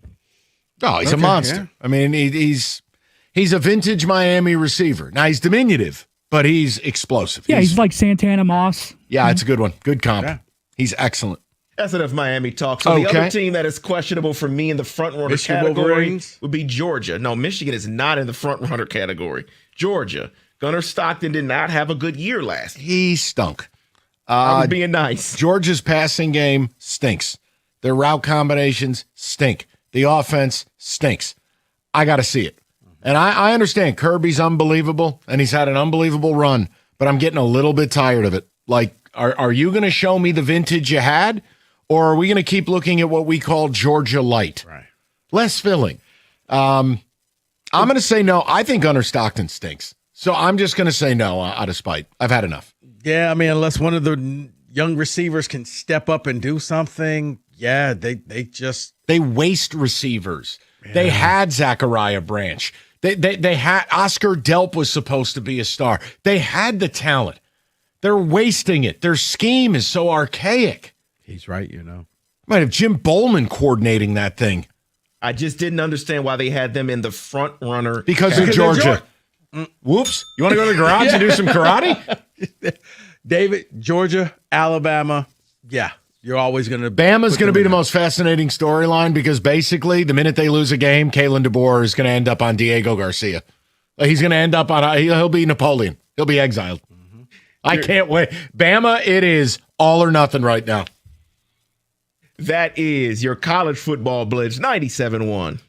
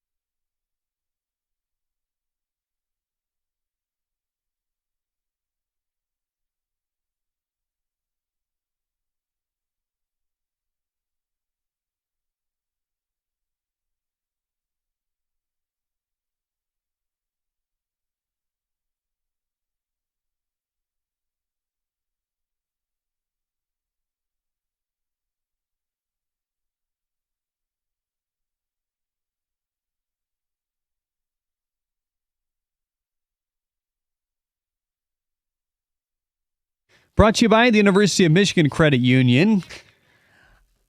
I don't know. Cody Stavenhagen of The Athletic posted an article today surrounding an interview he did with Tarek Skubal in June. Skubal said, quote, "If I could go back, I probably should have gotten an MRI in January and hammered it out to where I was done with it in the offseason. There were also other factors in play. I was going through arbitration, the decision by the organization to take me to court. I think that probably had some impact subconsciously," end quote. The Tigers wrap up their series with the Cubs tonight. The winner takes the series. Kader Montero heads back to the rotation, at least for the short term. He's been sharp in the bullpen since giving up just 3 earned runs in 14 innings. Colin Ray opposes him with a 4.74 ERA. First pitch just after 8, right here on 97.1. Tigers sits 5.5 out of the wild card and 6 in the division. The Red Sox have tied their franchise record of 15 wins in a row. It's the longest streak in baseball since St. Louis did it in 2021. They'll look for number 16 in Game 2 of the doubleheader tonight at 7:10. Royals catcher Salvador Perez just tied George Brett for the most career homers as a Royal. Bobby Witt Jr. was placed on the injury list for the first time in his career. He hits the 10-day with low back tightness.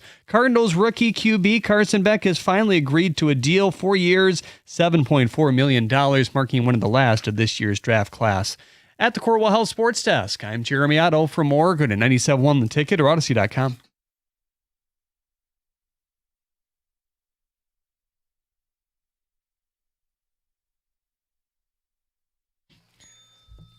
Rico just gave himself a bell ring and hadn't said a word in the 5 o'clock hour. That's tremendous. So you've heard some of it. If you're across the state listening and you didn't get Jeremy Otto's update, we'll briefly get you up to speed. So now there are 4 things with Tarek Skubal today. 1, Cody Stavenhagen had a conversation with him in June. Why this report is just coming out July 22nd, I can't speak for the writer, and I got a hard time understanding how you sit on this for 6 weeks. The lead is essentially regarding his elbow in January. I knew something was wrong. If I could go back, I should have got an MRI in January and hammered it out to where I was done with it in the offseason. But there were other factors in play. I was going through arbitration. The decision by the organization to take me to court, I think that had some impact subconsciously. Don't do that. Subconsciously? No, you willfully didn't tell the team because you were bitter about the arbitration. You wanted the money. And you didn't give a damn if something was wrong with your elbow, you got your money. Correct. Oh, but then I got to hear you get up there and do the old soft shoe about how bad you want to stay here and you never gave up hope and you believe and this team should buy. The same team that you kind of effed or at a minimum hoodwinked, now you think you get a say at the table of what they do? That's one. Yikes on that one. Also, Tarek, why say it? Why say it? That's where I get it. What was your end game here? What did you hope to accomplish? What did you want Detroit to say? You wanted to make people hate you. Congratulations. Then from the How Hard My Life Is section, those people that write or said what they said about me in the World Baseball Classic, I don't need to beg for forgiveness. I don't care what they say. It doesn't matter to me. Okay, no problem. Except in the next breath, there's fans that come to games that say things to me. I go, you wouldn't say that if you were on the other side of this fence. You wouldn't look me in the face and say that. Or what, Tarek? Can we just, this is not West Side Story. You're not going to fight a fan. And if they did say it to you, because they're probably 5 beers deep, they'd probably love for you to punch them in the face, because then they'd own you. So how about we just don't? This is lesson number 1 for athletes. Think whatever you want about the fans, never share it. Don't do that. Also, if you're trying to curry favor, you're not. The average guy is figuring out how he's going to pay for his car this month. You make $30 million a year. If you don't like what comes with it, I'll gladly hand you an application for Home Depot. Okay? Well, you wouldn't say that to me in the tile aisle, or what? Stop. Next on the list, you had Ken Rosenthal say the following. According to 2 rival executives, Scott Harris wants to thread the needle and stay competitive while dealing Skubal. Briefed on people familiar with his thinking, they want a controllable starting pitcher plus prospects. Now, here's your problem. If you are highly specific in what you want for Skubal, not every suitor will be able to join the bidding. Correct. My viewpoint is if you're selling, You sell and get the best deal possible. You don't sell and then try to save your ass by backfilling Skubal. I have Melton. I have Fromber. I have Montero. I have pitching. I get nervous because I have PTSD from Yzerman and his red lines. I'll trade Larkin, but I won't do a futures-driven package. Well, then you can't get the best offer, and now you're golfing. So that's number 3. And number 4, Paul Serra. Basically, him and Jeremy Otto had this blurb, researched it. The Tigers are within $2 million of the luxury tax. They can't add any money. So if they keep Skubal, they can't add. Now, you could keep Skubal, trade Kenley Jansen and or Finnegan, then add because you open payroll. Why does it matter? Because if you added, you would then cross the luxury tax from a team getting the rev share to a team paying the tax. If you do that, your first round compensation goes to 4th round, i.e. useless. So now your choices are what again? Keeping them and doing nothing, cue up Rico's digital laugh, or what everybody knows is the right move. You trade him. You free up the prorated amount of $16 million.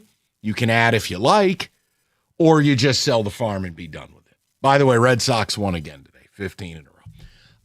248-539-9797. I know that's a ton to unpack, but choose your adventure, man.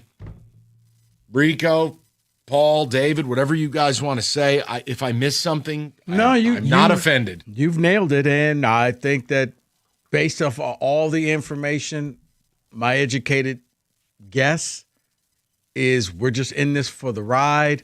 Let's have some fun, Detroit. Let's wait for the injured players to come back.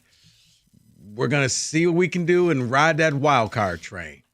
And hopefully we'll make the playoffs, and nobody will be talking about getting rid of Skubal, because if we get rid of Skubal, we won't give ourselves the best chance of making the wild card, so we have to keep him. And we don't need to add because we have players coming back. So, yeah, there's that. So I say nothing happens. Nothing. Gentlemen? I'm just so frustrated by everything because Skubal keeps talking. Don't want to hear from him. He keeps, then he goes after the fans in this article. Wow, don't want that at all. And then just everything has just been flipped upside down with this information that Paul presented, because it would be great if, doesn't matter what comp pick we get, doesn't matter what the payroll is, let's just go for it. But they're not going to do that, which means they're going to sit there and probably lose him for nothing for just the first round pick, or maybe buy and then you get the 4th round comp pick.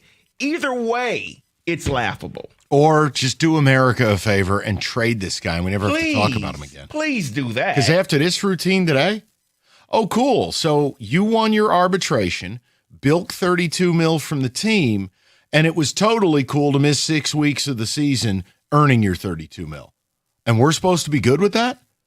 Well, I don't want to become the story. Dude, every time you open your mouth, you're a story. So either you're too unintelligent to realize that, or even worse, you're dishonest. Please don't do this Babe in the Woods thing. Please. I told you, I warned you this is how this would go down. No, I don't care. We don't need rose petals. I'm just making a point. It's going exactly like I told you it would go. He's going to keep opening his mouth. Yeah. It's going to be noise all summer. And I'm at a point, and I know it's not rational. I don't even want to see him anymore. Just leave. No, we knew. Go. No. You saw how this was going to go, Mike, and I'm saying I see how this is going to end. Oh, man, I hope you're wrong. And it's not going to end the way people think it's going to end. It's going to end with, man, that was a hell of a run, whether they make the playoffs or not. Didn't you guys have fun? Wasn't this a great summer?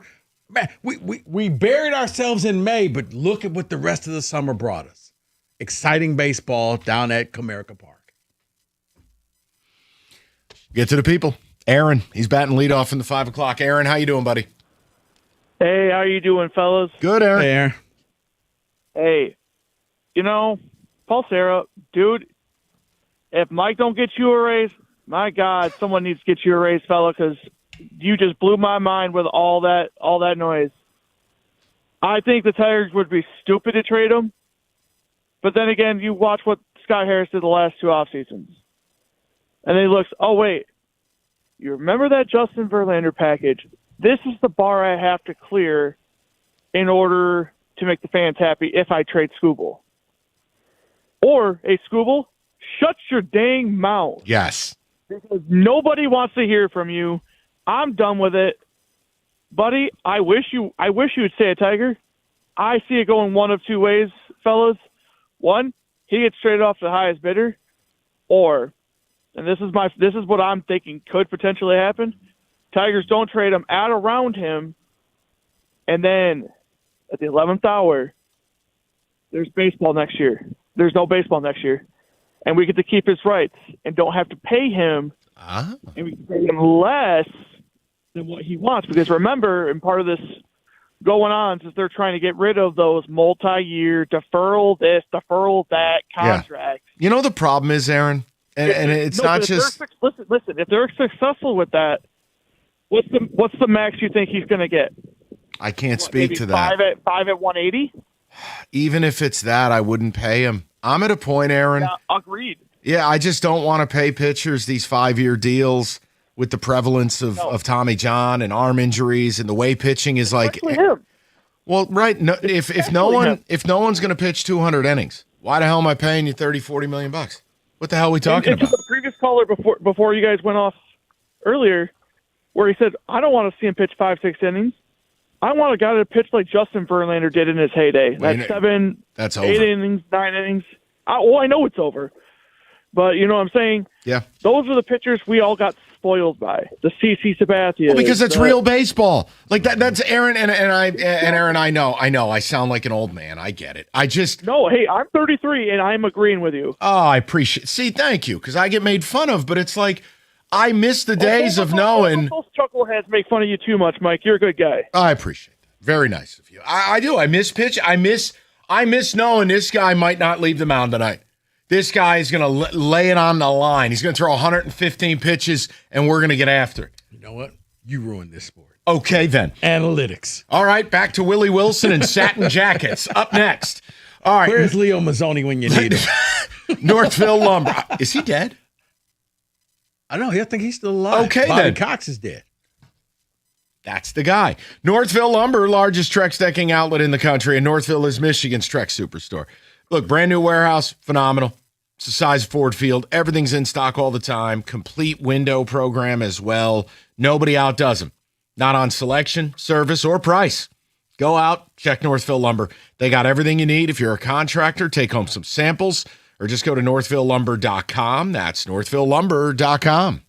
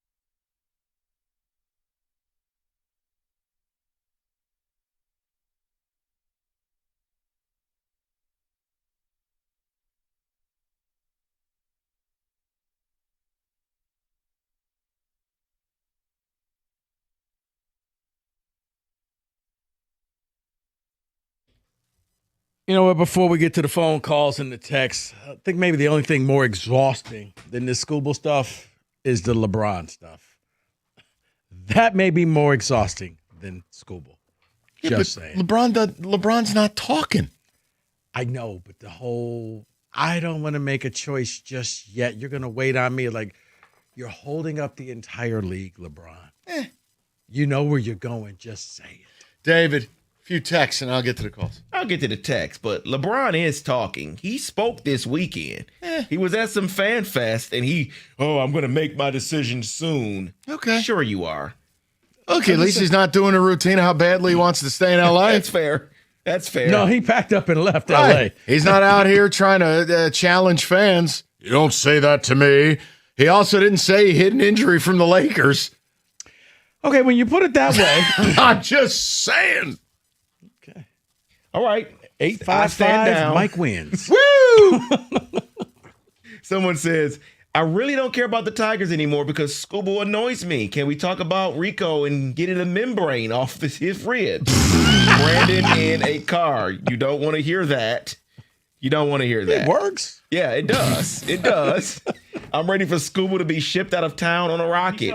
Harris needs to put him out there and take the best package offer. That is Reno and Howell. I'm with you on Scooble, Mike. I'm so done. He needs to go. That is Patty in Shelby Township. Another text comes in and says, Paul Sarah knows ball. Clearly he knows ball with that one, but I'm still depressed from it. No, I know, but listen, the idea, the whole idea that keeping him and adding is impossible without getting people to take things you yourself don't want. Like an example of a Kenley Jansen, like who's going to be excited to take prorated $9 million and take Kenley? Your bullpen stinks and you don't want him. So that again, it's like, it's so obvious what has to happen, yet I'm not arguing with Rika. I have Scott Harris PTSD. He's got no pedigree to make a move of this caliber. And go back to last deadline. You were in first place. Look at that deadline he offered you. See, I would say, Mike, he does have pedigree. He has history. He's showing you, this is what I do.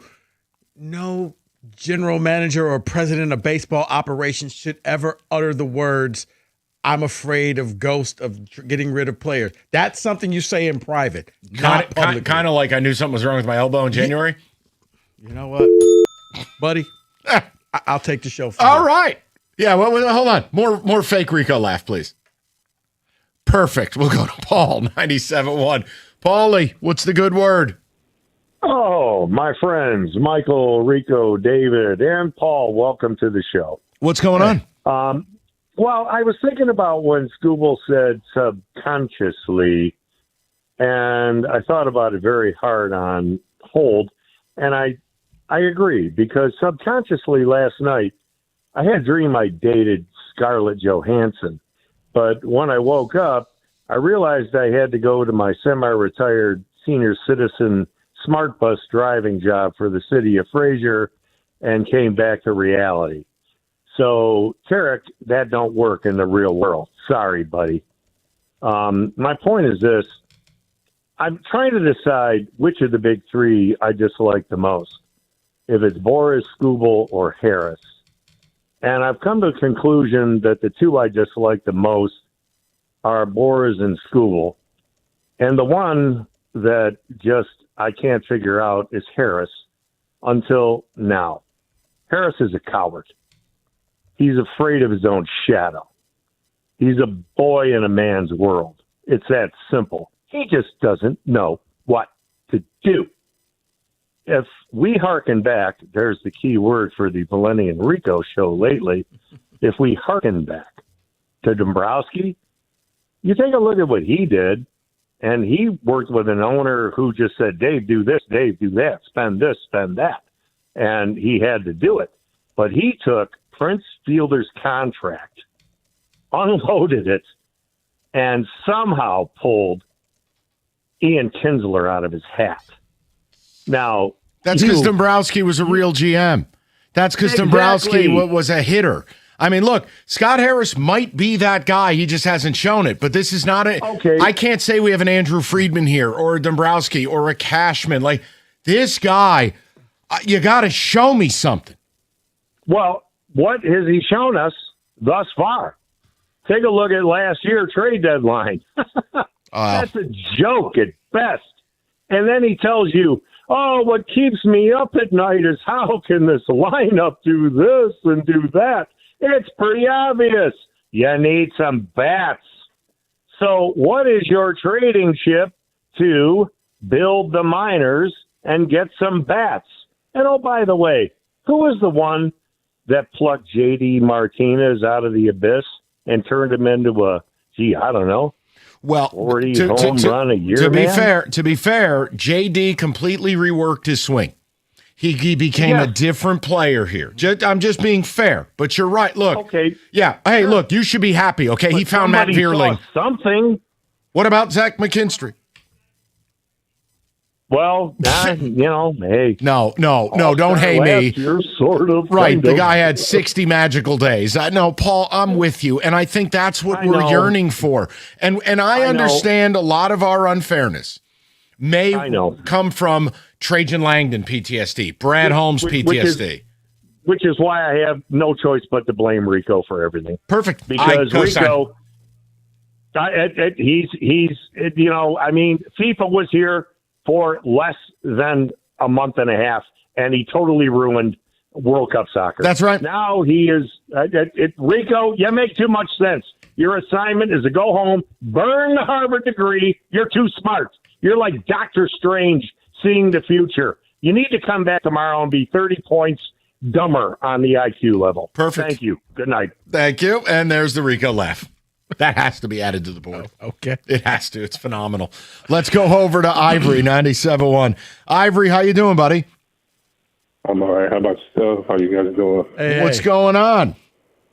It's just a lot to unpack. Like, I had called earlier, but I had to hang up, and I wasn't going to call because I'm like, so I'm like, this Scooble thing is really just like, it's so much to unpack, man. I'm a big Tigers fan, a big baseball fan, and I'm just so tired of, like, what aggravates me, and I'll be real quick because I know you guys got callers.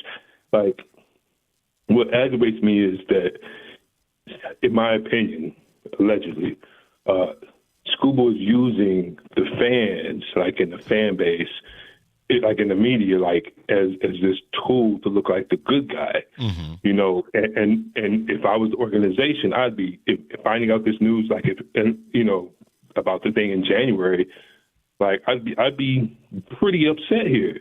And like I've always maintained from day one with the Scooble thing. I mean, well, at least if it was up to me, he would have been traded last year or in this off season. But now it's to the point where you have to trade him because of the financial stuff. And then think about it, like, and the thing too is that upsets me with the fan base is, why is there this idea that, oh my goodness, Scooble's gone. We can't play baseball anymore. Oh man, we can't win anymore because Scooble's not here. You can still win with, you have a good pitching staff in place. Valdez has got to get better, but I'm saying, like, you can still win if you trade him. And then also, if you're the organization, you already think about it like this: if you keep Scooble and you miss the playoffs, you would have wasted the value, whatever you want to say about it, the time of two of your greatest pitchers. Yeah. They didn't get anything for Verlander, and then you're going to go and lose this guy for nothing. Well, it's a fireable offense. And Ivory, just to make your point even more crystal clear, look, if you're 10 games over 500 right now, I can't make the case for trading him.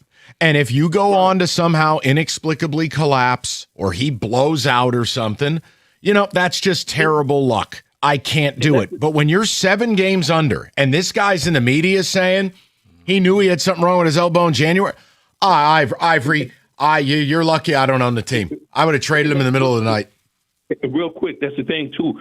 I completely agree with you. Like, if you're going to trade him now, because if something happens or whatever, like, it's like 10, 11 days till the deadline. Yep. Like, trade this, like now. Look at the other night, right? And the Tigers benefited from it. 1 line drive off a foot.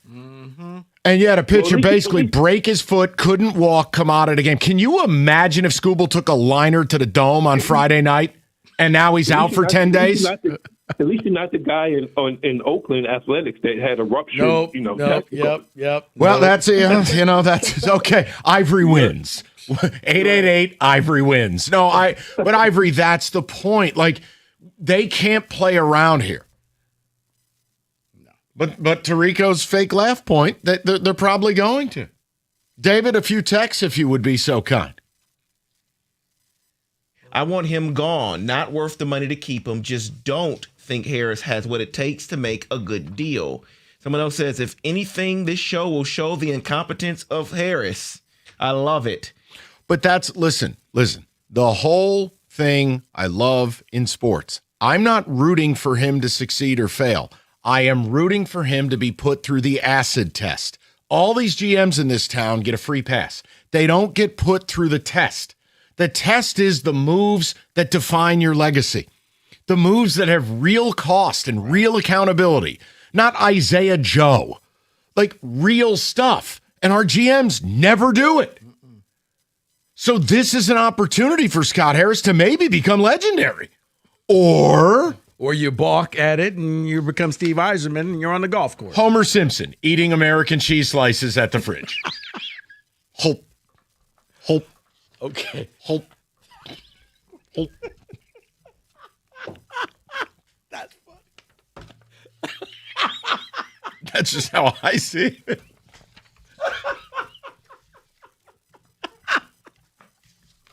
Exactly that. Take him to church. Okay, all right. We'll just take care of some business. Warm weather shows up. Everybody's on the road, including distracted drivers. People flying around. My God, that damn near saw 2 accidents on my way to work today. You wouldn't believe what I saw earlier. I'll tell you during the break. I'm telling you, people are out of their damn minds. You get in an accident, you need to call David Femininia, the accident response team. Help you get your life back, and David's going to fight to get you what you deserve. Don't let the insurance company run the show. Call 855-65-CRASH, or you can go to getdavidgetpaid.com. That's getdavidgetpaid.com.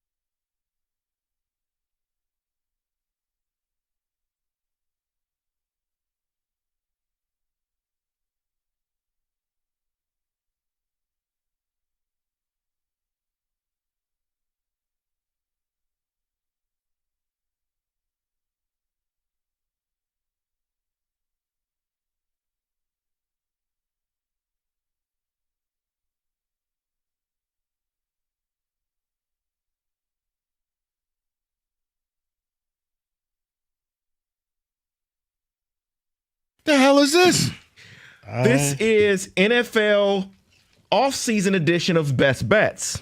I love to do this during the regular season, but I'm going to do this now because I've selected different categories here. So we have Defensive Player of the Year, we have MVP, all this type of stuff here. And I'm going to go through who I think would be the best choice for a best bet within that category. Oh, dear God. So let's start with Defensive Player of the Year because it's a local product that I want to give here because overwhelming favorite in the betting is Myles Garrett. We know that for Defensive Player of the Year. And then right after him, you have Will Anderson at plus 750, Max Crosby at plus 800, and then Aiden Hutchinson would be my choice also at plus 800. Here's why. Max Crosby is declining a bit. Will Anderson, yes, he is great. He is outstanding, but he does share production with Danielle Hunter. So Aiden Hutchinson, maybe select him at plus 800. I mean, the media loves him, and he's got commercials. He has no one else. Yeah, no, I just, sure.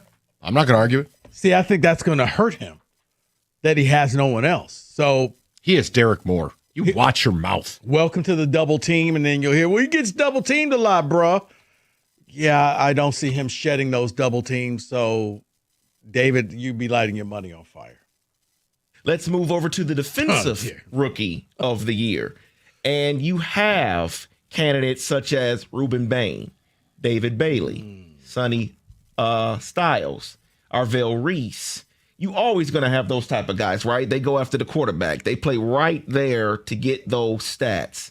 But I give you one, Caleb Downs at plus 850. If Dallas is expected to take a huge leap this year, a safety? I understand why you're saying that. It is a safety, but you should expect great production from him for the defense to take the next step, to have that step for Dallas. Your thoughts? I say no. I mean, it's a safety. I get it. It's just the positional value. I mean, he's a smart football player, but you do need stats. He can have a huge impact and play center field and be a rover, but like if it doesn't equate to stats, how do you win this award? Well, you know what? Let me help you out with that, David, because this is a bet that I may take.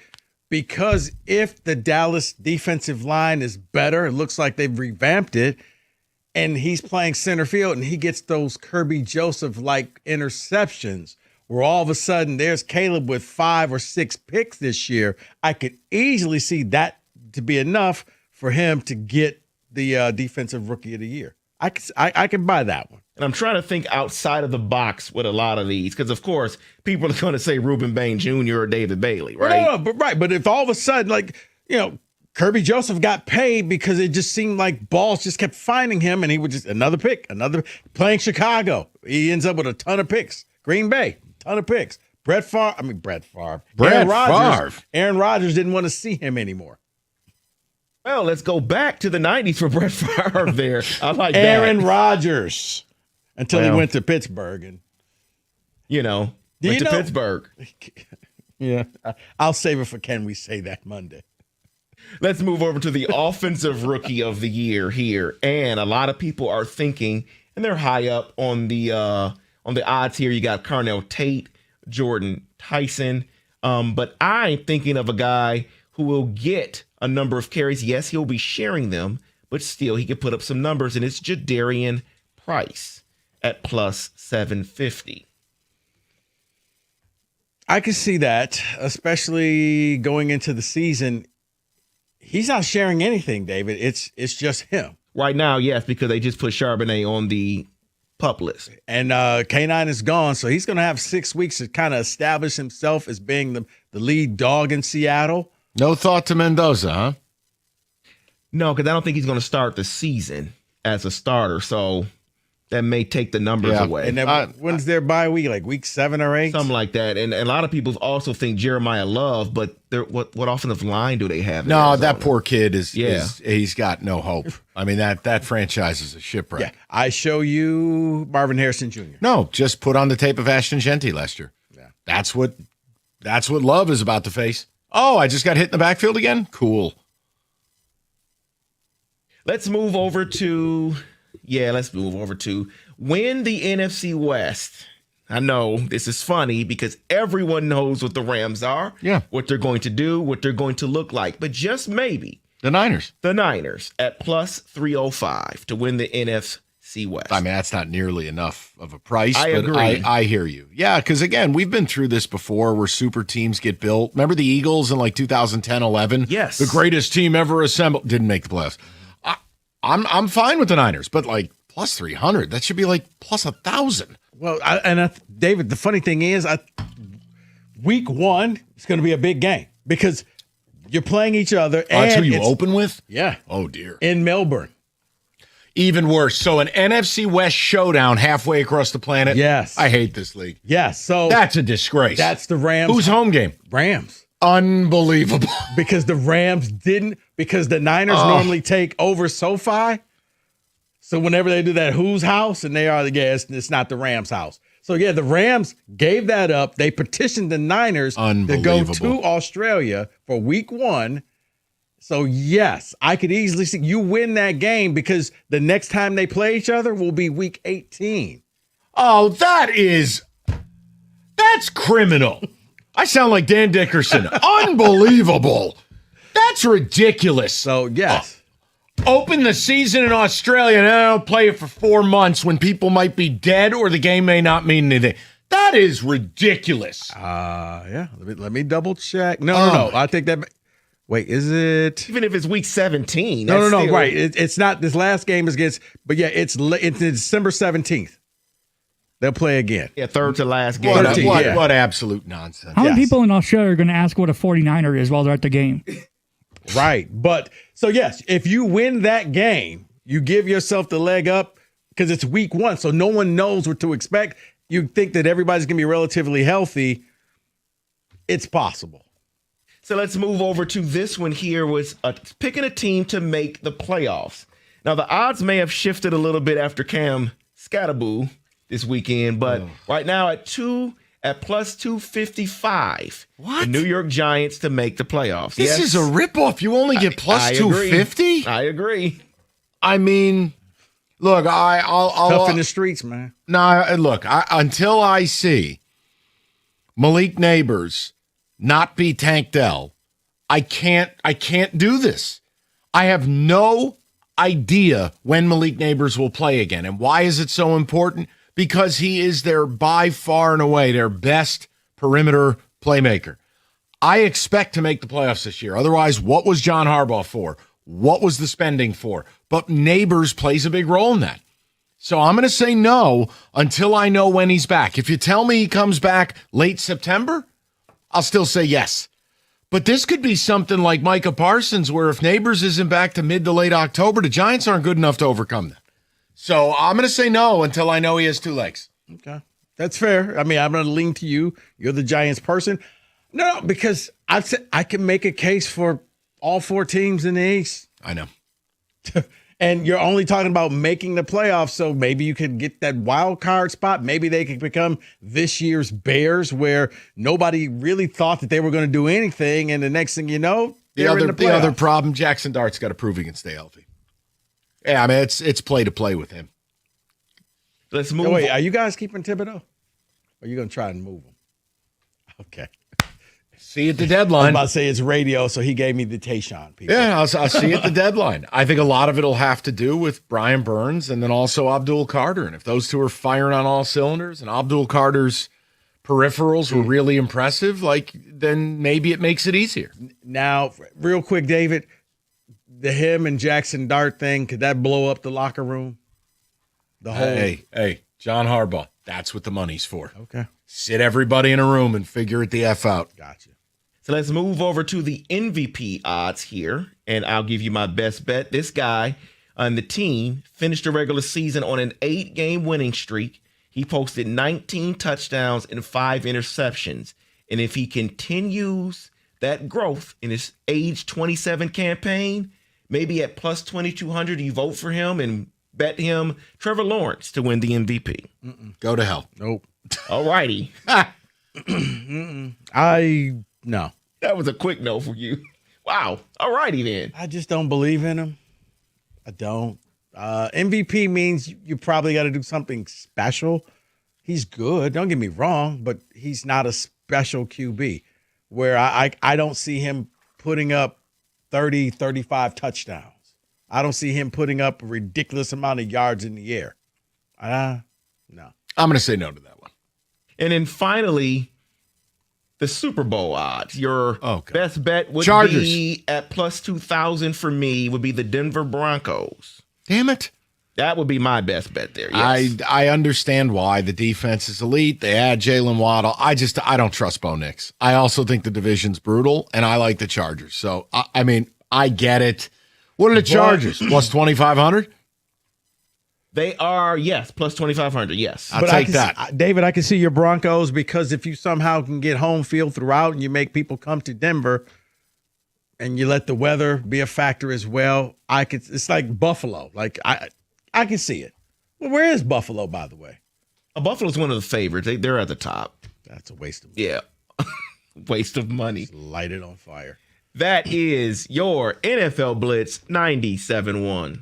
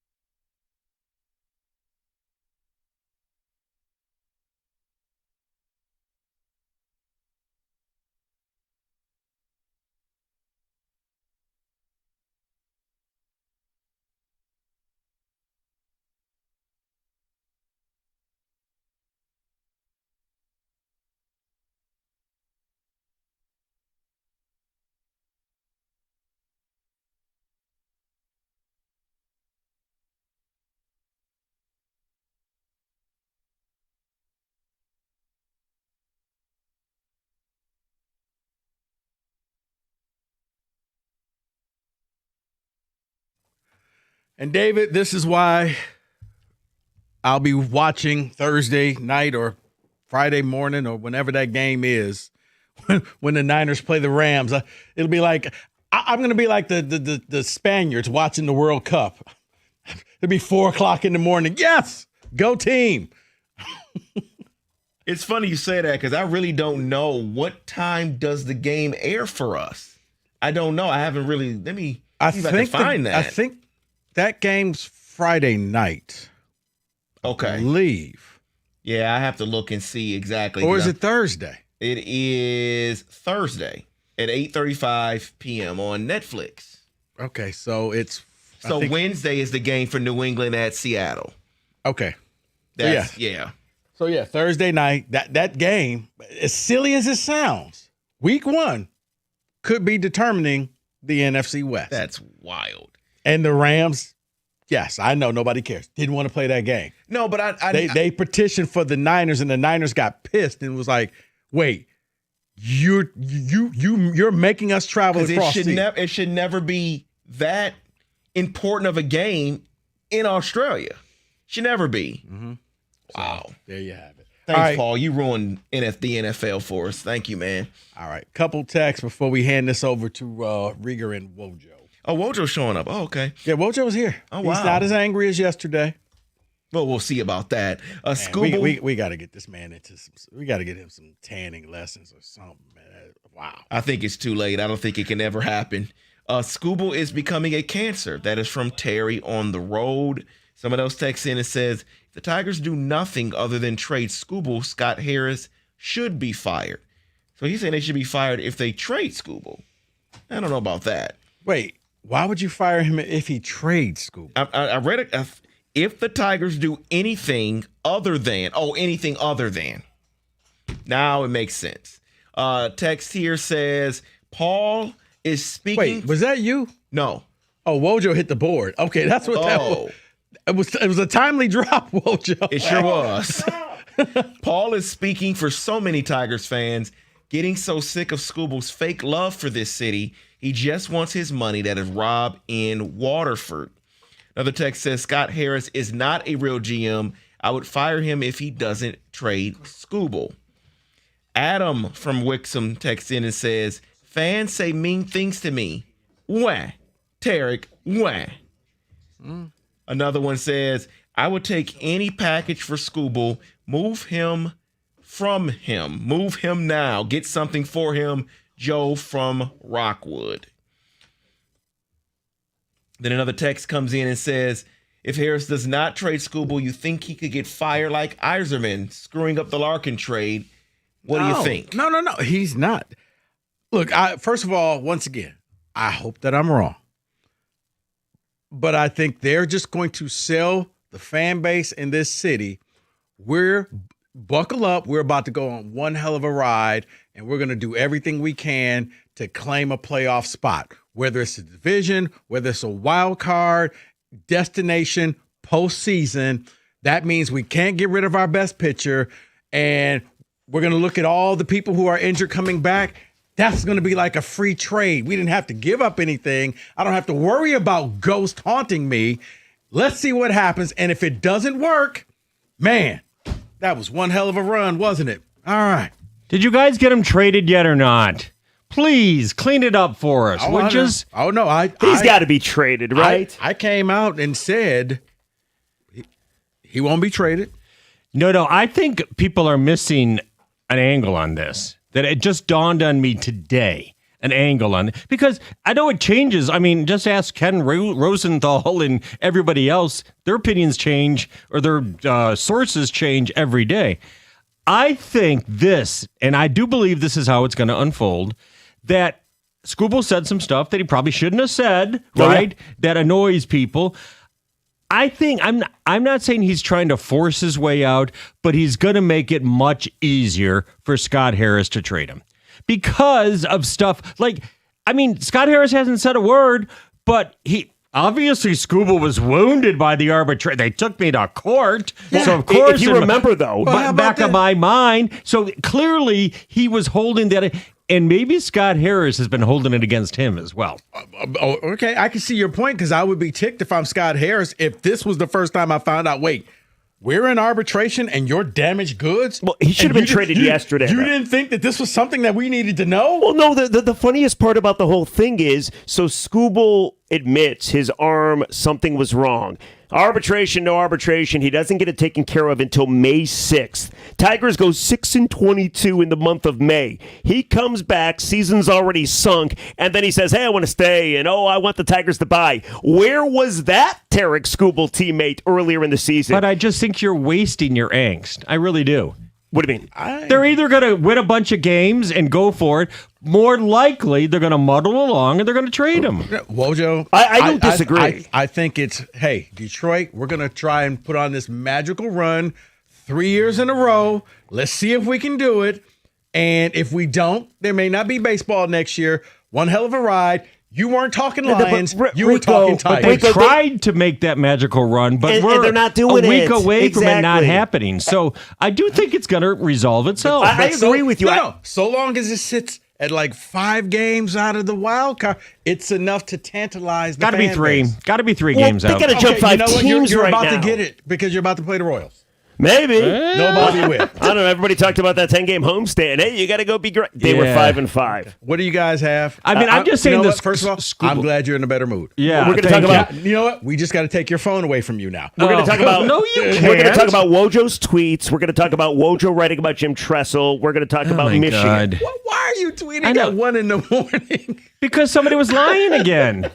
You were tweeting at 1 in the morning. Why were you up at? That's early for he me. doesn't go to sleep. He doesn't Yeah, go I to don't sleep. sleep. Yeah. Oh, okay. He was Like- probably watching his stories, drinking gin. I mean, if somebody says a really big lie, I have to say something back. You know what? Thank you for the content. Because I was Yes, you're welcome. like, why are you up at 1 o'clock in the morning? That is early for me. Well, it's early for All right. everybody. What did you say at 1 in the morning? Oh, none of your business. I'm going to go look. All right, 97. Woo!